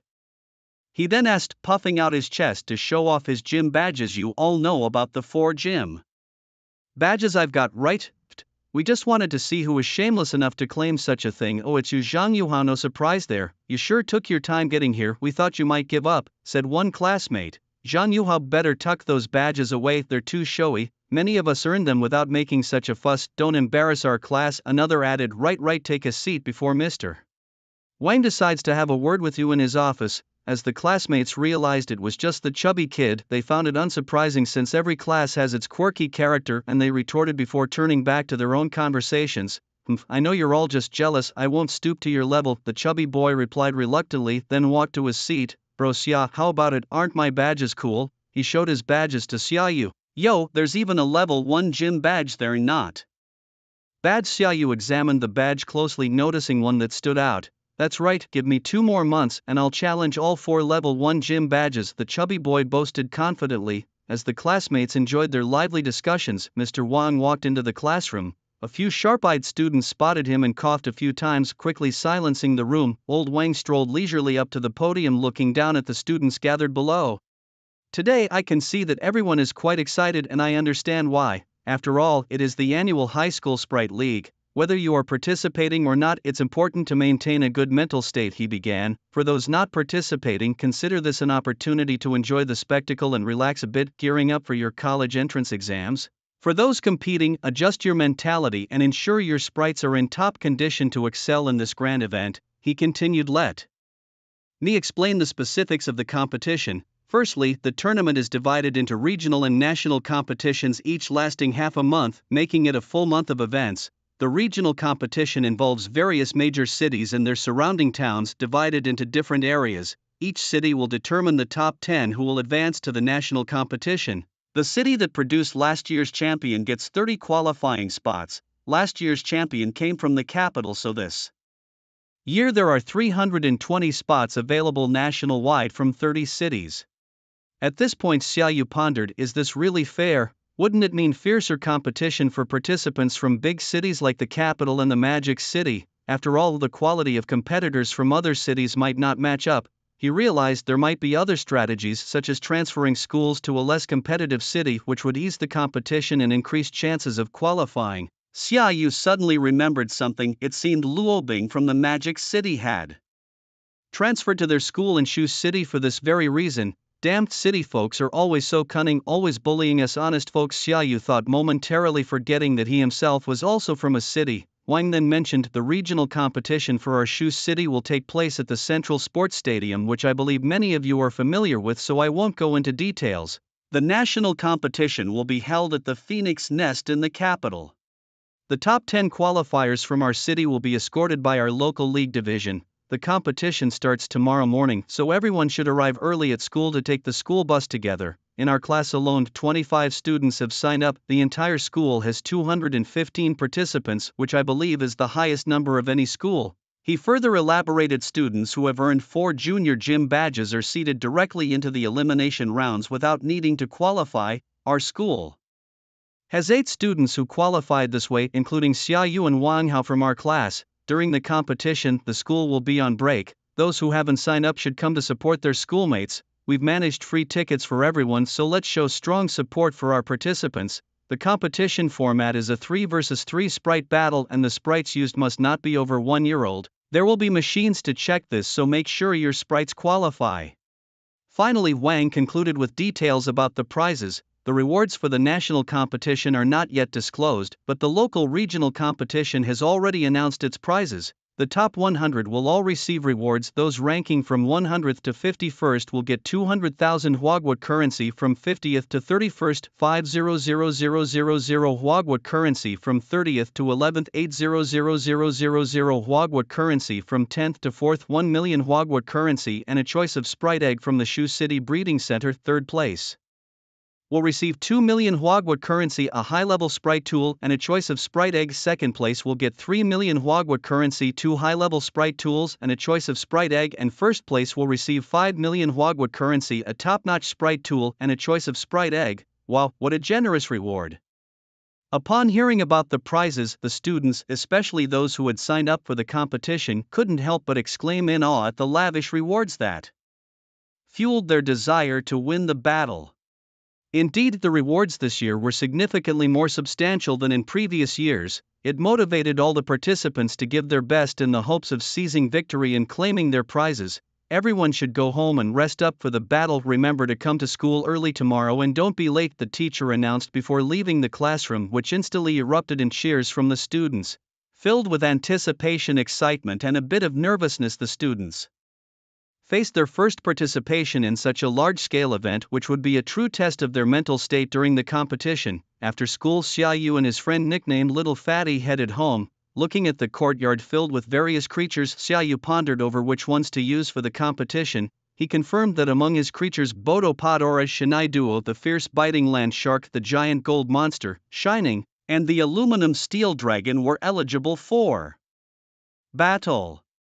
These had all been hatched from eggs, unlike his other creatures, which were caught midway through their growth and whose ages were uncertain, hence they would have to wait until university to compete. Bodo Podora and Shinai Duo were already at level 54, strong enough to compete in the University League and therefore not suitable for newcomers like them. After much thought, it seemed only the fierce biting land shark, the giant gold monster, Shining, and the aluminum steel dragon were fit for battle. The land shark had reached level 50 in recent training, just a step away from turning professional. The giant gold monster had evolved into a quasi-divine complete form at level 47 thanks to previously drawn intermediate magical candies, and the aluminum steel dragon had made a remarkable leap to level 33 over the past month thanks to Xiaoyu's constant nurturing and the help of Middletown dragon scales. Feeling confident with his strong lineup of creatures, Xiaoyu felt that he was unrivaled in the high school league, thinking, who else but me? After selecting his battling creatures, Xiaoyu felt incredibly relaxed, devoid of any pressure. From the moment he signed up, Xiaoyu had become the major powerhouse of this year's high school league, boldly asking, who else is there? In the evening, at the dinner table, Xiaoyu's parents inquired if he felt any pressure about the high school league. Xiaoyu assured them it was all minor issues, confidently declaring that with the perfect genes inherited from his parents, victory was assured. This flattery made his parents quite pleased, both agreeing that their son Xiaoyu had the makings of a master. His sister Xiaotong also chimed in cheerfully. Xiaoyu asked if his parents would bring Xiaotong to watch the matches. His father said he would attend the opening ceremony and would probably only come to watch again when the top 10 were decided. His mother felt similarly, as she needed to focus on her research on Mega Evolution, having identified less than 10 corresponding Mega Evolution stones so far. With plans to unveil Mega Evolution at the national competition, she needed to accelerate her research and could only spare time for a few key matches. Xiaoyu had anticipated his parents' response since they were always busy, so he didn't mind. However, his sister declared that she wouldn't miss a single one of her brother's matches, as her school was also on holiday and she had plenty of time. This delighted Xiaoyu so much that he lifted his sister in a big hug and showered her with kisses. Truly grateful for his little padded jacket, he then proudly promised to arrange VIP seats for her so she could watch his stellar performance up close. That night, as Xiaoyu lay in bed, he received a belated task notification from the system. Ding, host has triggered a chain mission. Achieve first place in the National High School Spirit League Regional Competition. Reward: 5 advanced magic candies, 2,000 mole coins. Achieve first place in the national competition. Reward: upgrade all of the host spirit's qualifications by 1 level. If the qualification is at the limit, it cannot be upgraded. Elevate wave guiding power to advanced level for 1,000 mole coins. Considering the rewards, the national competition offered much more than the regional one. Was it because the difficulty was higher? But Xiaoyu was quick to embrace the challenge, feeling that a crushing victory would be too dull. In his words borrowed From his past life's experience in League of Legends, he preferred challenging worthy opponents. With these thoughts, Xiaoyu drifted into a dream-filled sleep. The next morning he was rudely awakened by his alarm clock, quickly got ready, grabbed his luxury ball, and headed to school. Upon arriving at school, Xiaoyu made his way to the assembly point on the sports field as Mr. Wang had instructed the day before. The field was already bustling with many excited students. Xiaoyu found his class, grade 12 class 1, and walked over. Along the way he spotted several familiar faces, including Luo Bingming, Kai Wujin and Zhu Zhu, who had participated in the mock battle at the start of the school year. Luo Bing and Zhu Zhu looked determined, as if ready to reclaim their honor in this high school league competition. Xiaoyu, unfazed, smiled and nodded at them before joining his class group to wait. Before long, all the participants from Yizhong had gathered on the field. School buses lined up orderly, ready to take them to Shuda City Gymnasium for the competition. Under Mr. Wang's guidance, Xiaoyu and his classmates boarded one of the buses. Sitting next to Xiaoyu was Xiaopeng, his face bearing dark circles, a clear sign of a sleepless night, whether from excitement or nerves. "Brother, do you think I can perform well? Why am I getting nervous as the competition approaches?" Xiaoyu reassured him. "Look at everyone, they're just like you, nervous on their first competition. After the first day you'll see it's not that big of a deal, just give it your all. Besides, your sandstorm team is almost fully formed, and you have a quasi-god with you. What's there to fear? Just go for it." That pepped up Xiaopeng. "Right, I do have a quasi-god, but brother, how come you're not nervous at all?" Xiaoyu chuckled. "Would you be nervous if the championship was well within your grasp? God, showing off again, huh? You're so awesome, I can't top that," Xiaoyu joked, easing the tension off the chubby boy, who seemed much more relaxed now, likely to perform well in the upcoming competition. Since Xiaoyu had directly advanced to the knockout stage, he didn't have any matches in the first few days and appeared quite relaxed and playful. Soon, the school bus arrived at the entrance of Shudu City Sports Stadium, where everyone alighted and lined up in an orderly manner. The entrance of the stadium was already filled with various posters, decorations and banners. There were also quite a few reporters taking photos, interviewing and live streaming the participating students. After all, the University League was highly popular and attractive. Even Xiaoyu was stopped for an interview by a beautiful reporter from the Shudu City Daily, though he would never admit that he agreed to the interview because the reporter was attractive. "Hello student, which school are you from?" she asked. "Doesn't it say right there, Shudu City number 1 middle school? You might want to check your eyesight," Xiaoyu quipped with a chuckle. "Just routine questions, don't mind them. So, do you feel confident about the University League?" "Confidence? I guess a tiny bit, considering I am from number 1 middle school, so I do have some strength." "Not bad, a top student from number 1 middle school, full of confidence." She continued. "How do you view the first round of the qualifiers? Are you confident about advancing, given it gathers all the talents from around Shudu City? The pressure must be immense." "How do I view it? I'll be watching it lying down. Since I'm not participating in the qualifiers, they won't be playing against me." "What? You're not participating in the qualifiers? Are you here just to watch, not compete?" The reporter was visibly confused and felt played. Did you consider the possibility that I've directly advanced to the knockout rounds?" "Oh right. Right, I got a bit muddled there, forgot about the seeded players. Looks like I'm lucky, my first interview is with a seeded player." At this, an elder named Mr. Wang gave Xiaoyu a look, signaling him to wrap up the interview and get ready to enter the stadium. Xiaoyu quickly exchanged a few more words with the reporter. "Alright, thank you for accepting the interview with Shuda Daily and best of luck in the competition." "Goodbye, thank you for the support, goodbye." After concluding, Xiaoyu rejoined his team, ready to enter the stadium. The chubby boy also returned to the team looking quite pleased, apparently having been interviewed as well. By then, many school teams had already gathered outside, all queued up for entry. After a series of checks, Xiaoyu and his teammates entered the venue, admiring the newly renovated competition platforms and various advertising spaces, clearly showing Shudu City's significant emphasis on the event. The students from number 1 middle school stood in the designated area waiting for other schools to enter, arriving early due to their proximity. Soon, the densely packed competitors began entering the venue one after the other, filling up the designated areas. About an hour later, all the participants had arrived. Xiaoyu looked around. What a crowd! Estimating roughly 2,000 people were present. Their school alone accounted for nearly 1/10 of the participants. And considering that over 50 schools had registered, it was no wonder that their school was considered the strongest in Shudu City. Participants from other schools gathered in groups, large and small. Xiaoyu even noticed one school that had only 8 competitors, highlighting the significant disparities between schools from different regions. Once all the participants had assembled, the leaders of Shuda's city began to deliver their speeches, mostly filled with tedious rhetoric that almost sent Xiaoyu to sleep, including a speech from Xiao's father filled with official platitudes. Among the mundane speeches, there were some important announcements, such as the news that certain participants had directly advanced to the knockout stage and were already placed among the top 100 competitors, totaling 20 students. The rest would have to start from the preliminary rounds and fight their way to the top 100 knockout positions. The competition was to be broadcast live and the stadium could accommodate 80,000 spectators.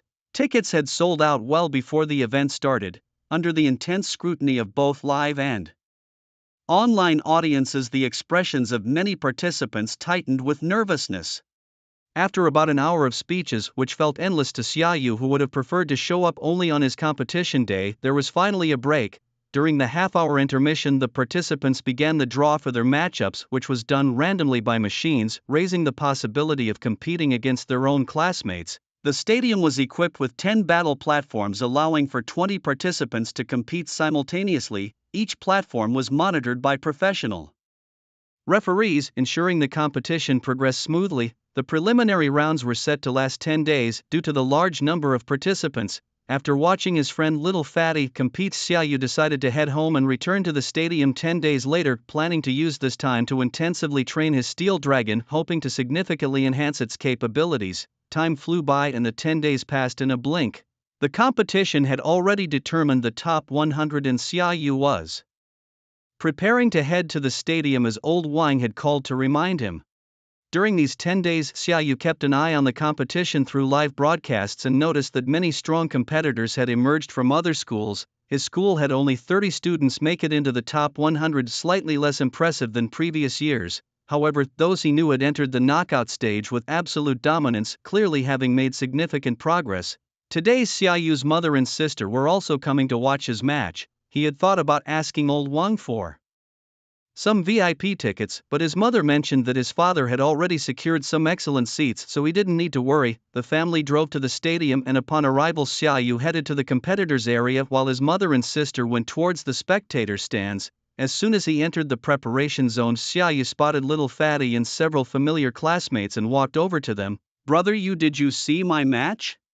Wasn't I strong?" Yes, you're not far from becoming the Sandstorm champion. Keep it up," Xiaoyu responded nonchalantly. Soon after, they began another draw for matchups, as only 100 competitors remained. This time all the smaller battle platforms were closed and a massive central battlefield was raised for the matches. Xiaoyu drew number 91, a somewhat peculiar number, but it didn't matter to him. The strong fear nothing. The method for choosing one's opponent in this competition was that the sum of the numbers should equal 100, hence his opponent was the contestant with number 9. Starting from contestant number 1, the battles were held in sequence, indicating that Xiaoyu's turn was not too far off. Little Fatty drew number 86, only a few matches away. He was still looking around for his opponent, muttering under his breath that he hoped not to face a seeded player, as he was not very confident. Xiaoyu, on the other hand, was quite calm. He didn't expect that there would be any hidden masters in Little Shoe City.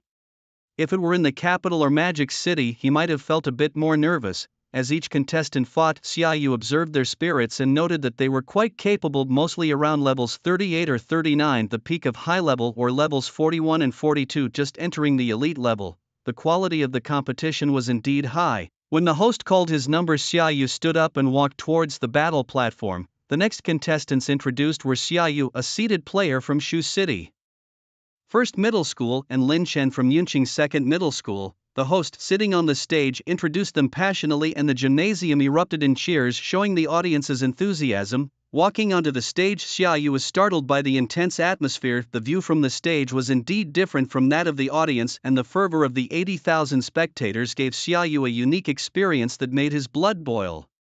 He thought he heard cheers from his mother and sister, but he couldn't pinpoint their exact location. Lin Chen also took to the stage. Having climbed up from the preliminary rounds, he was accustomed to the atmosphere and didn't feel overly nervous. However, facing Xiaoyu, a seeded contestant, he was quite eager to test if the seeded players truly deserved their direct entries. Xiaoyu took a few deep breaths to steady himself, then looked at his opponent as they waited for the referee to start the match. "Contestants, please release your battle spirits." The rule is that you cannot swap spirits once the battle has begun. If you do, that spirit cannot fight again, understood? This rule was not favorable for tactics involving weather conditions as it didn't allow for flexible swapping of spirits. Both Xia Yu and Lin Chen nodded in understanding and then released their respective spirits.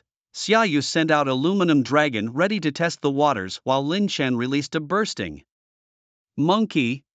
Aluminum Dragon level 36, high level, male steel and dragon type, trait, steadfast, dream, ignores effects of moves or traits that attract, carrying, Milo scale potential, champion level, improving, moves, listed later, bursting monkey level 39, high level, male fighting type, trait, vigor, prevents sleep status by stimulating vigor, no items, potential, professional leveled moves. Scratch, Leer, throw, focus, energy, fury, swipes, knockoff, seismic toss, feint, cross chop, pursuit.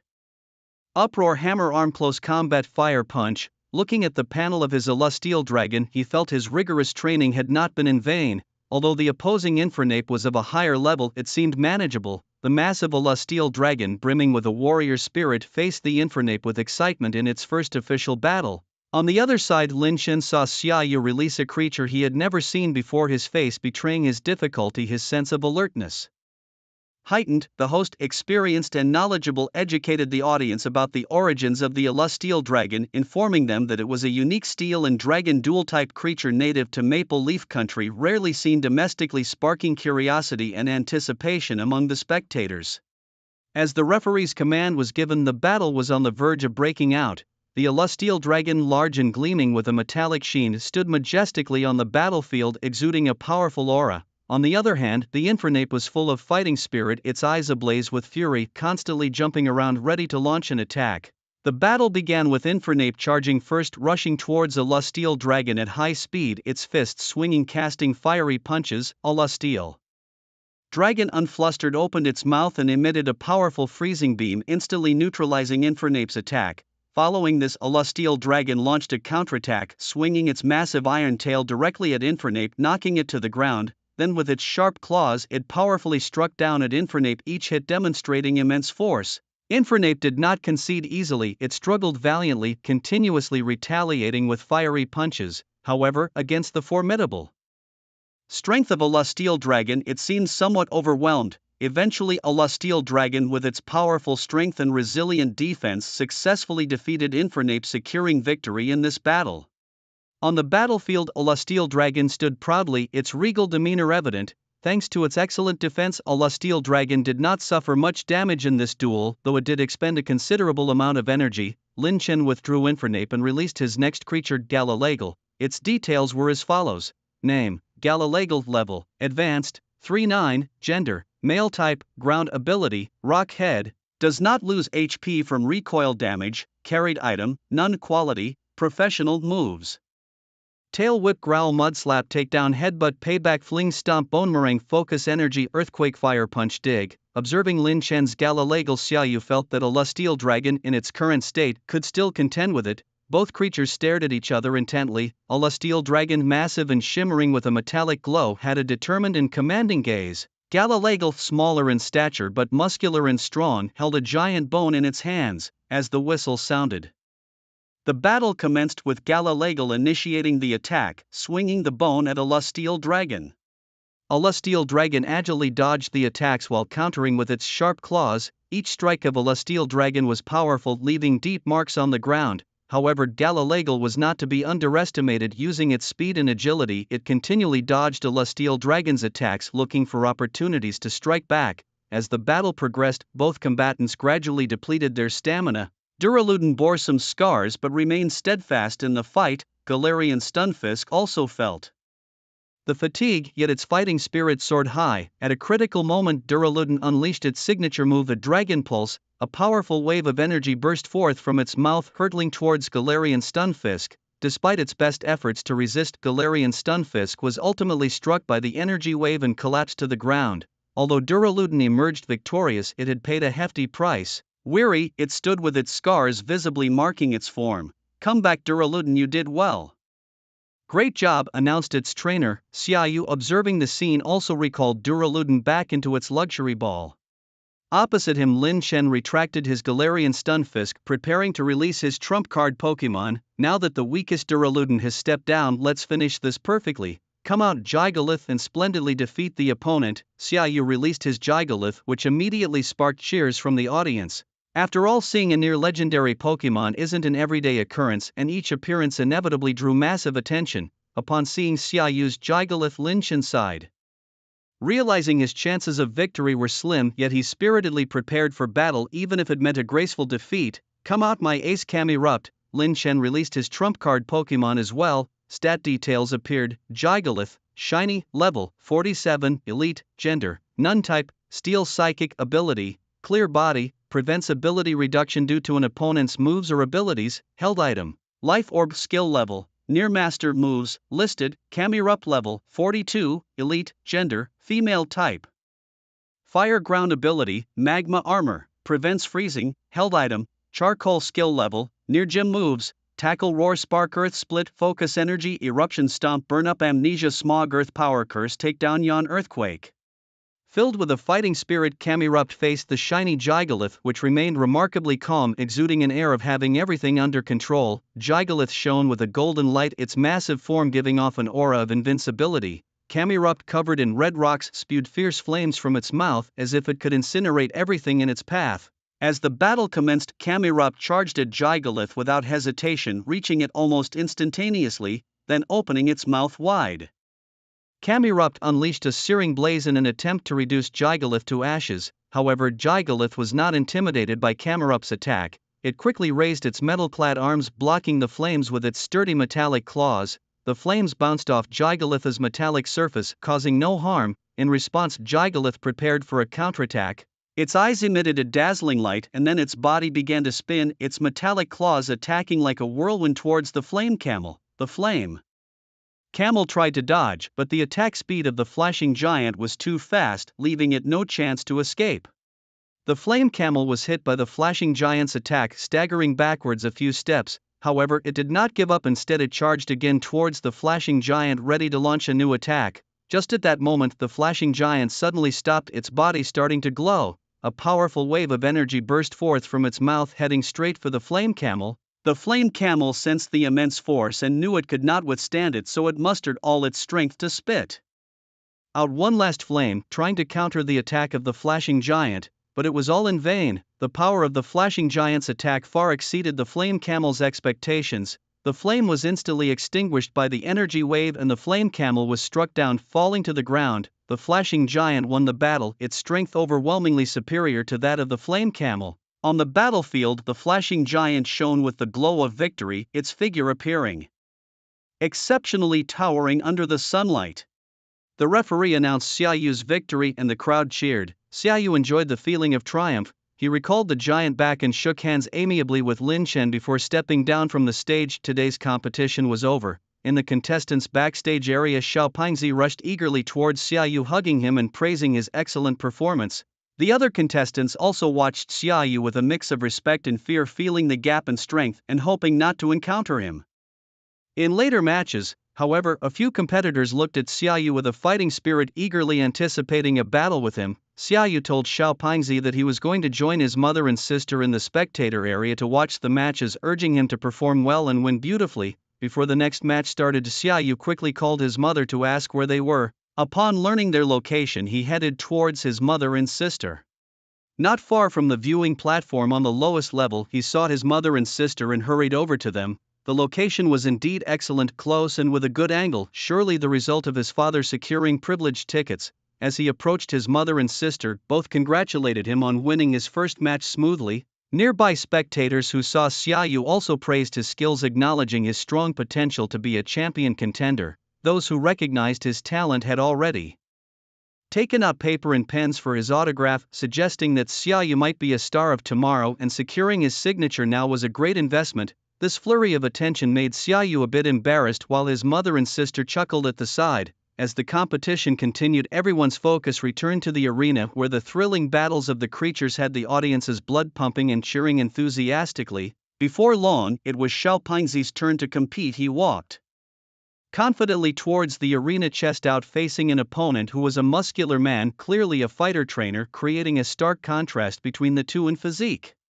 It turned out that the muscular student was indeed a trainer specializing in fighting types. His three fighting spirits lacked effective anti-air moves. After defeating Xiaopangzi's Lycanroc, midday form, they were all defeated by Xiaopangzi's Glisker using kite fighting tactics. Xiaopangzi looked triumphantly at the audience. At that moment he was the star of the gym, basking in the cheers from the crowd. Eventually, under the impatient gaze of the referee, he returned to the preparation room. After watching Xiaopangzi's match, Xiaoyu lost interest in the subsequent battles and prepared to leave the venue. His mother felt the same. She had planned only to watch her beloved son's match. After watching Zhang Yuhao's match, she didn't feel like staying for more as she was quite busy. However, Xiaoyu's younger sister Xiaotong didn't want to leave and was eager to watch more. Without much choice, as she was his dear sister, Xiaoyu decided to fulfill her wish. They stayed behind to watch the games together and even called Xiaopangzi to join them, taking it as a chance to assess the strength of the other contestants while their mother went back to her research. By 5 o'clock in the afternoon, today's matches had concluded. Xiaoyu, accompanied by his sister and Xiaopangzi, headed home. The battles they witnessed later in the day were indeed eye-opening, with several players displaying impressive skills worthy of a challenge. The next morning, Xiaoyu, bringing along Xiaotong, returned to the gym. Since their mother didn't come to watch, Xiaoyu took his sister to sit with their homeroom teacher Mr. Wang, while Xiaoyu himself went to the preparation area. Today, only 50 contestants remained, but the battles would be intense as the top 10 would be decided directly today, with the championship fight and award ceremony scheduled for tomorrow. The next 2 days would involve a visit to the capital to familiarize themselves with the venue. Currently, Xiaopangzi was feeling a bit nervous. Reaching this stage meant facing geniuses with formidable strength. His spirits, Glisker and Lycanroc, midday form, had reached elite levels, and his Shikaras was at level 35, not very high but relatively quickly trained compared to others. He didn't have the advantages that Xiaoyu did. With a bit of luck, he might make it into the top 10. All Xiaoyu could do was silently wish him well. Soon, the battles on the field concluded, and the machine selected Xiaoyu to compete. Confidently, he stepped onto the battle platform. Upon reaching the platform, Xiaoyu noticed something remarkable. Some people in the audience were holding banners with his portrait and name, cheering him on. Xiaoyu was surprised. Had he become famous just after one match? Unknown to him, that morning Shuda Daily had published an interview with him. His status as a seeded player and his impressive performance the previous day had already attracted a fan base. This novel sensation made him wonder, could it be that Xiaoyu was on his way to becoming a big star? It was an odd feeling. Shaking off these thoughts, he focused on his opponent. This time, he faced another seeded player, Li Luo from Shudu City's 4th middle school. The clash between the two seeded players had the audience buzzing with excitement, eagerly anticipating the showdown. At the judges' command, Xiaoyu and Li Luo released their creatures into the arena. Xiaoyu, as usual, sent out his aluminum dragon to lead the charge, aiming to gain more experience. On the other hand, Li Luo released a massive steel serpent. Name: Steel Serpent, level 41, elite, gender, male type. Steel ground ability, hard head, does not lose HP even when using moves that cause recoil. Held item: Assault Vest. Rank: Gym leveled. Moves: omitted to avoid padding the text. Xiaoyu looked at the opposing elite level Steel Serpent and sighed, acknowledging the strength of a seeded player whose first creature was already at an elite level, wondering if his aluminum dragon could withstand the challenge. On the battlefield, the aluminum dragon and the Steel Serpent faced off. The aluminum dragon's body shimmered with a metallic brilliance, exuding a powerful aura. Meanwhile, the Steel Serpent coiled on the ground, its rocky body as solid as boulders. As the battle commenced, Xiaoyu and Li Luo began directing their creatures. The aluminum dragon shone brightly as it spread its arms and charged towards the Steel Serpent with great momentum. The Steel Serpent, firmly rooted to the ground with a body as hard as steel, spewed fiery flames from its mouth. The two collided instantly. The sound of metal clashing and flames bursting filled the skies. The aluminum dragon attacked relentlessly with its sharp claws while the Steel Serpent countered. With its massive body and powerful constrictions, the battle intensified, with neither side yielding. The aluminum dragon unleashed a potent dragon-type skill and the Steel Serpent exhibited its steely strength. In their fierce confrontation, they continuously drained each other's stamina. Eventually, in a fierce collision, both the aluminum dragon and the Steel Serpent sustained fatal injuries, collapsing on the ground unable to move. The battlefield was enveloped in smoke and the remnants of the battle, marking the ferocity of the contest. The audience was thrilled by the intensity of the fight, cheering loudly, "Well done, Aluminum Dragon, you've done your best, rest well now," Xiaoyu thought. Both Xiaoyu and Li Luo recalled their creatures and released their second ones. Xiaoyu brought out his flashing titan, ready to dominate the opposition, having yet to encounter any creature stronger than the titan. Li Luo, on the other hand, released a flare beast. Name: Flare Beast. Level 43, Elite, Gender, Male. Type: Fire. Ability: Blaze, increases the power of fire-type moves when HP is low. Held item: Charcoal. Rank: Gym. Leveled moves omitted. This flare beast was even stronger, possibly Li Luo's trump card. On the battlefield, the flashing titan shone with a unique glow, majestically floating in the air, radiating a strong presence. The flare beast, engulfed in flames, stared down the flashing titan with a fierce determination to battle. As the fight began under the trainer's commands, the flare beast launched the first attack, spewing a scorching fireball.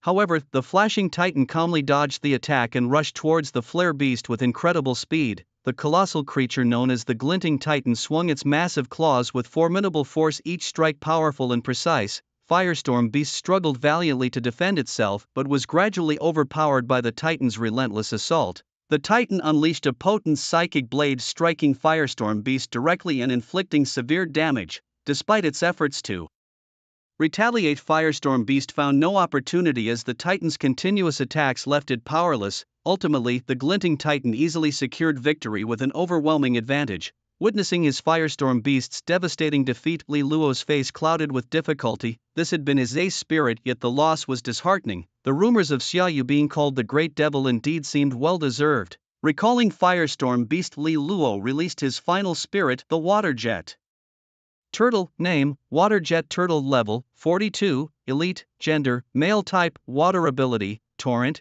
increases the power of water-type moves when health is low. Held item: Mysterious Water Drop. Category: Gym. Level moves: Various. Xiaoyu observed the Water Jet Turtle, sensing that Li Luo had no more tricks up his sleeve. Determined to win this match, he prepared for a full-on battle. In the spacious arena, the Glinting Titan and the Water Jet Turtle stood on opposite ends. The titan, radiating a dazzling golden glow, boasted a gigantic form with a metal-like shell that seemed indestructible. The Water Jet Turtle, a massive turtle with a huge water cannon on its back, readied itself to launch deadly attacks. As the battle commenced, Water Jet Turtle initiated the attack, lifting its head and spraying a powerful jet of water, attempting to engulf the Glinting Titan. However, the titan easily dodged the water attack, swiftly moving to the turtle's side and striking its shell with its sharp claws. Feeling the immense power of its opponent, the Water Jet Turtle grew cautious, retracting its water cannon to prepare for a more powerful strike. At this moment, the Glinting Titan began to unleash its ultimate move. Its body started to glow as energy gathered within, and then it opened its mouth to emit a blast of golden light. This beam, as swift as lightning, shot towards the Water Jet Turtle. Despite the turtle's attempt to dodge, the beam was too fast, striking it squarely. The impact was tremendous, forcing the Water Jet Turtle to stagger back, its shell cracking under the force. The Glinting Titan did not allow its opponent a moment to recover, attacking again with a massive swipe of its arms that left the Water Jet Turtle dizzy and disoriented. Trying to fight back, the turtle had lost too much strength. Its attacks barely made any impact on the Titan. In the end, the Glinting Titan effortlessly defeated the Water Jet Turtle with absolute superiority, its formidable strength leaving the audience in awe. The spectators, especially those waving banners in support, cheered loudly, gaining a deeper appreciation for the near-divine power of the Glinting Titan. Xiaoyu easily won the match. Looking towards the stands where he saw his sister excitedly waving at him, he smiled and waved his hands back in her direction. As he descended from the stage and returned to the preparation room, the remaining contestants grew increasingly wary of him, reluctant to face him in battle as he was simply too strong and in a different league. The competition continued, and soon it was the chubby kid's turn to compete. His opponent was a close match in skill, and their battle came down to the last creature. In the end, the chubby kid narrowly won, sighing with relief after the intense match. Quickly, this round of the competition concluded. Aside from Xiaoyu, who was a seeded player and had faced another strong competitor, the other seeded players had not met each other and won their matches easily. The second round then began with a random draw for opponents, and there was one bye. Luckily for Xiaoyu, he drew it, much to the relief of the other contestants, who were all too eager to avoid facing him. Meanwhile, the competitors restored their creatures to health at the medical station set up in the gymnasium before starting the second round. Xiaoyu, having drawn a bye, found himself idly watching the battles backstage. If not for the rule that competitors couldn't wander around during the match times, he would have preferred to join his sister in the stands and watch the games together. The competition proceeded smoothly, and the chubby kid was fortunate again as his opponent was not a seeded player, allowing him to win the match without much trouble. Unfortunately, their classmate Wang Hao was eliminated and his opponent just happened to be Luo Bing from their own school. It was just bad luck, as making it to the top 10 was otherwise quite likely. Before long, the second round concluded with 13 contestants remaining, from whom the top 10 would be decided. The rules remained the same: draw opponents and one by, then decide the last 3 of the top 10 from a losers group. The machine started drawing, and this time the luck of the bye fell to the chubby kid, who joyously advanced to the top 10 and qualified for the national competition. For Xiaoyu, though he didn't get the bye this time, seeing his close friend advance was a pleasure in itself. Now was the time to see what the capital had to offer. Xiaoyu drew Wang Gang from Shuda City No. 7 Middle School as his opponent. They were the first pair to compete, and upon seeing that he was up against Xiaoyu, Wang Gang couldn't help but sigh at his misfortune. As the competitors took their places on the battle platform and released their creatures as instructed by the referee, Xiaoyu continued with his aluminum dragon, while Wang Gang released an impressive-looking Charizard, level 45, elite, male fire/flying type with the Blaze ability, which enhances fire-type moves when its health is low, carrying charcoal and classified as near champion level.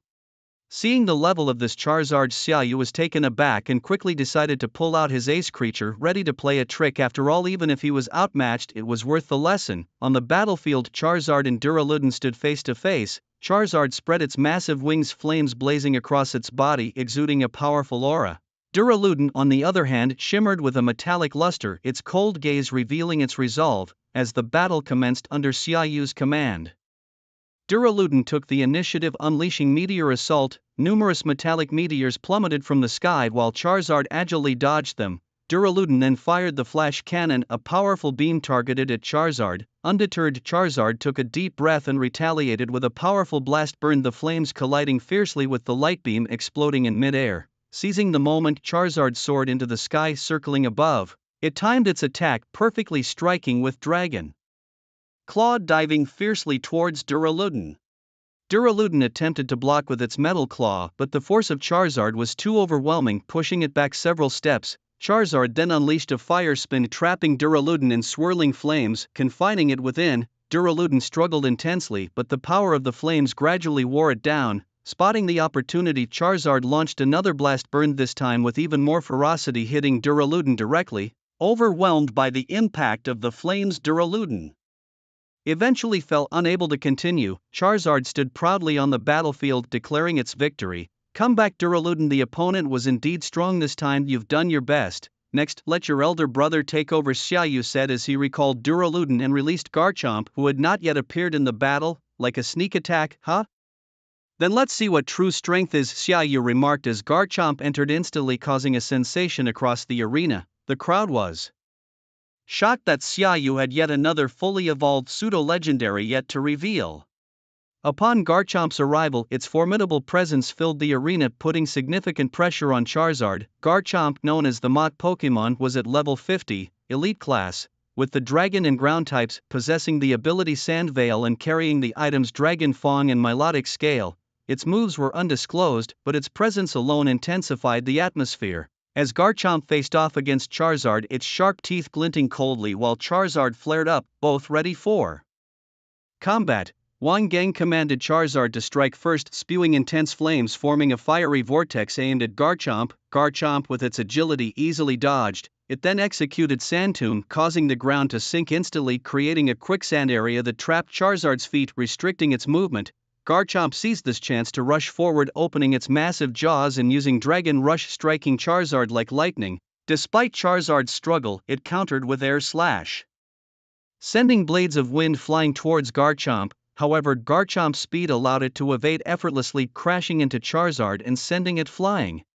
Regaining its stance, Charizard again breathed fire in retaliation, but Garchomp, calm and composed, used Stone Edge. the ground erupted with sharp stone spikes blocking the flames and advancing towards Charizard. Charizard was struck by a stony spike, suffering significant injuries. Seizing the opportunity, Garchomp unleashed Earthquake, causing the entire battlefield to tremble violently.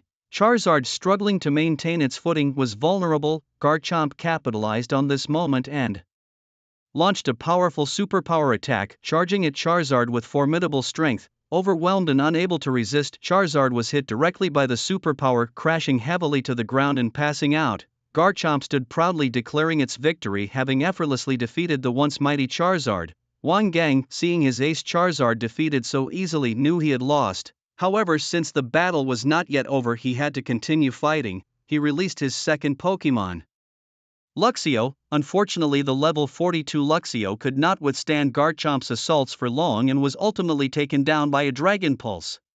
Wang Gang recalled Luxio and sent out his third Pokémon, Furfrou. This level 43 Furfrou also did not last long against Garchomp and was quickly defeated. Garchomp roared victoriously on the field, proclaiming its invincibility. A defeated Wang Gang hung his head in dejection. Although he anticipated a loss, he did not expect such a crushing defeat. The audience too was awed by Garchomp's power, with shouts of acclaim filling the air. Some even began proclaiming Xiaoyu as the strongest high school trainer in China. Much to Xiaoyu's mixed feelings of amusement and embarrassment, Xiaoyu also secured his spot in the national competition, stepping down from the stage with the crowd's enthusiastic cheers still echoing in his ears. The matches were over for him and his friend Xiao Pangzi, but they decided to see who else would make it into the top 10. Together, they approached Mr. Wang in the spectator stands. Mr. Wang's face lit up with joy upon seeing them. His class unexpectedly had two students entering the top 10, a remarkable feat given the stronger competition this year. Xiaoyu, carrying his sister, continued to watch the subsequent matches. The following battles were fiercely contested as the competitors employed their best strategies, each determined to secure a spot in the top 10. The matches were thrilling, with each move met by an equally strong countermove and none dominated as Garchomp had done earlier. Eventually, the selection for the top 10 concluded. The three eliminated contestants were visibly upset and frustrated, but such is reality. There are always winners and losers. The officials of the Shida City Regional Competition announced the top 10 qualifiers: Xiaoyu, Zhang Yuhao, Luo Bing and Zhu Zhu from Shida City No. 1 Middle School, Zhao Ritian and Yi Liangchen from No. 4 Middle School, Bai Yi from No. 7 Middle School, Yi Xian from No. 9 Middle School, Terry from Yangcheng No. 1 Middle School, and Li Ao from Yinqing No. 1 Middle School. These 10 would represent Shida City in the national competition, highlighting the disparity in regional resources and the educational strength of Shida City No.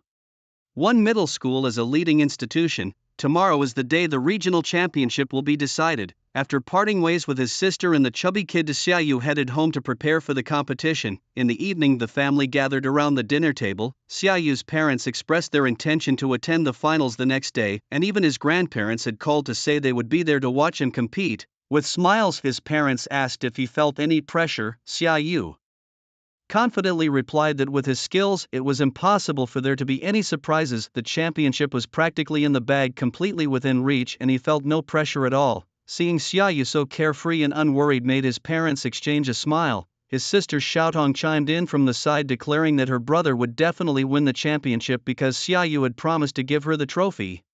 Thus, the little one was exceptionally supportive and confident in her brother. Early the next morning, the family set out together for the sports arena, ready to face the upcoming battle for the regional championship. Upon arriving at the entrance of the arena, they met up with the waiting grandparents. With the elderly couple's support, Xiaoyu entered the preparation area, separating from his family. Before long, all the contestants had arrived. Since today was the championship, one of the city's top fighters, Sukaya, member of the Four Heavenly Kings temporarily stationed in Shida City, was also invited to witness the birth of the strongest high school student in Shida City. The spectator stands were unusually lively today, with almost all of the city's bigwigs present to watch the finals.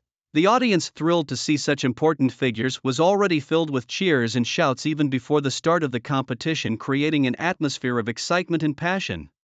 The competition continued with the participants being randomly selected by a machine. The first matchup drawn was Luo Bing against Yi Liangchen. The fight ended quickly as Luo Bing's strength overwhelmingly surpassed that of Yi Liangchen, highlighting a significant gap between the two. The second pair was the chubby kid Zhang Yuhao against the school beauty from 9th Middle School, Yi Xian. this time Zhang Yuhao wasn't as lucky. Facing the formidable Yi Xian, he was decisively defeated. Without even forcing her to use her third spirit, after stepping down from the stage, Zhang Yuhao came to Xiaoyu to complain, asking him to avenge him and teach that girl a lesson for underestimating him. Xiaoyu patted his shoulder and said that if they crossed paths he would definitely take the opportunity to teach her a lesson, as he was determined to win the championship and anyone standing in his way would have to face his wrath. The third matchup featured Tai Rui against Li Ao, whose battle was evenly matched until the very last spirit determined the winner, with Li Ao emerging victorious. After their match, the host called Xiaoyu and Zhao Ritian's names. It was his turn to step into the arena. As Xiaoyu and Zhao Ritian walked onto the stage, they were met with screams and cheers from the audience. Xiaoyu saw more banners supporting him than usual and waved in the direction of his parents, grandparents, and sister. Shaotan. Suddenly standing on the stage, Xiaoyu sensed someone probing him with wave-guiding force. He used his own wave-guiding force to lock onto the source and looked up into the stands, spotting Sukai smiling at him. Sukai's wave-guiding force was clearly stronger than Xiaoyu's, likely at least at the level of advanced wave-guiding force. Xiaoyu smiled back, pondering their silent exchange. Soon he shifted his focus back to the match, reminding himself that all other concerns could wait until after the competition. With the referee's signal, Xiaoyu and Zhao Ritian released their first Pokémon. Xiaoyu chose to release his Illuma Steel Dragon, which had reached level 37 after 2 days of intense battles, now capable of competing with entry-level elite Pokémon. Zhao Ritian, on the other hand, released a Venusaur. Details were as follows. Name: Venusaur, level 43, elite level, gender, male, type, grass, poison ability, Overgrow, increases the power of grass-type moves when HP is low, held item, advanced. Leaf Stone, rank, gym-leveled moves, redacted. Despite being a few levels higher, Venusaur's type was at a disadvantage against Illuma Steel Dragon, setting the stage for a fierce clash. On the battlefield, the Illuma Steel Dragon shimmered with a silvery glow, its massive body and steadfast gaze fixed on its opponent. The Venusaur stood firm, its large flower emitting a strange fragrance and its skin a deep green radiating strength. The battle commenced with Zhao Ritian directing Venusaur to attack first. It unleashed a green energy beam from its mouth, speeding towards Illuma Steel Dragon. Calmly, the dragon pushed off the ground with a powerful leap, elegantly evading the attack. In retaliation, Illuma Steel Dragon gathered a sparkling orb of electric energy in its mouth and shot it towards Venusaur. Quick to react, Venusaur opened its mouth and released a massive cloud of poison, enveloping the energy orb and gradually weakening its force. The battle intensified as both sides exchanged blows, escalating into a fierce struggle. Illuma Steel Dragon executed Meteor Flash Charge, transforming into a streak of silver light and rushing towards Venusaur like lightning. Venusaur countered with Mega Drain, absorbing the impact's energy into itself. However, Illuma Steel Dragon did not back down and unleashed its cannon beam, a powerful beam of light that struck Venusaur directly. Reeling from the impact, Venusaur staggered but remained stubbornly upright. Refusing to yield, it responded with Razor Leaf, sending numerous sharp leaves flying towards Illuma Steel Dragon like blades.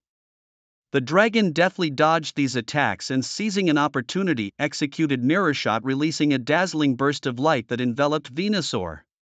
In this fierce exchange, Illuma Steel Dragon gradually gained the upper hand, continuously launching attacks. Illuma Steel Dragon overwhelmed Venusaur, who struggled to keep up. Finally, after a fierce collision, Venusaur collapsed from exhaustion. Panting heavily, a victorious gleam shone in Illuma Steel Dragon's eyes as it stood over the defeated Venusaur. Well done, Illuma Steel Dragon. Come back and rest now, let your other two brothers take over. Xiaoyu recalled the exhausted Illuma Steel Dragon and released his glinting golem, ready for battle. Zhao Ritian also released his second Pokémon, Emperor Neighbor, prepared for the next challenge. Details were as follows. Name: Emperor Neighbor, level 45, elite level, gender, male, type, water steel ability, competitive, dream trait, special attack significantly increases if its stats are lowered, held item, mysterious water drop, rank, gym leveled moves, redacted. Secure this victory. Glinting golem, watching Emperor Napo before him, Xiaoyu had already started popping champagne. On the battlefield, the glittering giant and Emperor Napo stood opposite each other, with a tense atmosphere enveloping the air around them. The battle commenced and Xiaoyu commanded the glittering giant to attack first. Its body shimmered with a golden glow, emitting a powerful energy wave from its mouth, speeding towards Emperor Napo. Unfazed, Emperor Napo fluttered its wings swiftly, dodging the energy wave. it retaliated by spouting a blue water jet from its mouth at the glittering giant. The glittering giant agilely dodged the water jet attack, its body becoming even more dazzling as it unleashed the comet punch. Countless golden lights converged into a massive fist smashing towards Emperor Napo. Emperor Napo sensed the formidable force of the glittering giant and flapped its wings hard, attempting to escape the range of the attack, but it was too late. The comet punch hit Emperor Napo accurately, sending it flying into the distance. Struggling to its feet, Emperor Napo's eyes filled with defiance.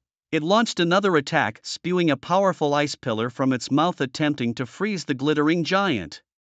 The glittering giant easily evaded the ice pillar attack and countered with an earthquake, causing the ground to shake violently. Emperor Napo lost its balance due to the quake. Seizing the opportunity, the glittering giant attacked again, its body emitting a dazzling light as it unleashed the psychic blast. A powerful mental force struck Emperor Napo, plunging it into a brief coma. At the moment Emperor Napo fell into a coma, the glittering giant charged forward, delivering the final blow. The destruction ray, a powerful beam of energy, burst from the mouth of the glittering giant, hitting Emperor Napo directly. Emperor Napo received a fatal blow and collapsed to the ground, unable to rise again. The glittering giant emerged victorious, its body glittering with a golden light, displaying its immense strength. Although the glittering giant was not much injured, the battle had drained a significant amount of its energy. Zhao Ritian withdrew Emperor Napo, his expression sullen as he released his trump card Spirit, the blazing roaring tiger, hoping it could take down Xiaoyu's glittering giant. Name: Blazing Roaring Tiger. Level: 46, Elite, Gender: Male. Attributes: Fire Evil. Trait: Blaze, increases the power of fire-type moves when health is low. Carrying item: Charcoal. Talent: Near champion leveled moves, various. Seeing this blazing roaring tiger, whose level was close to that of the glittering giant, Xiaoyu inquired if it wished to continue fighting.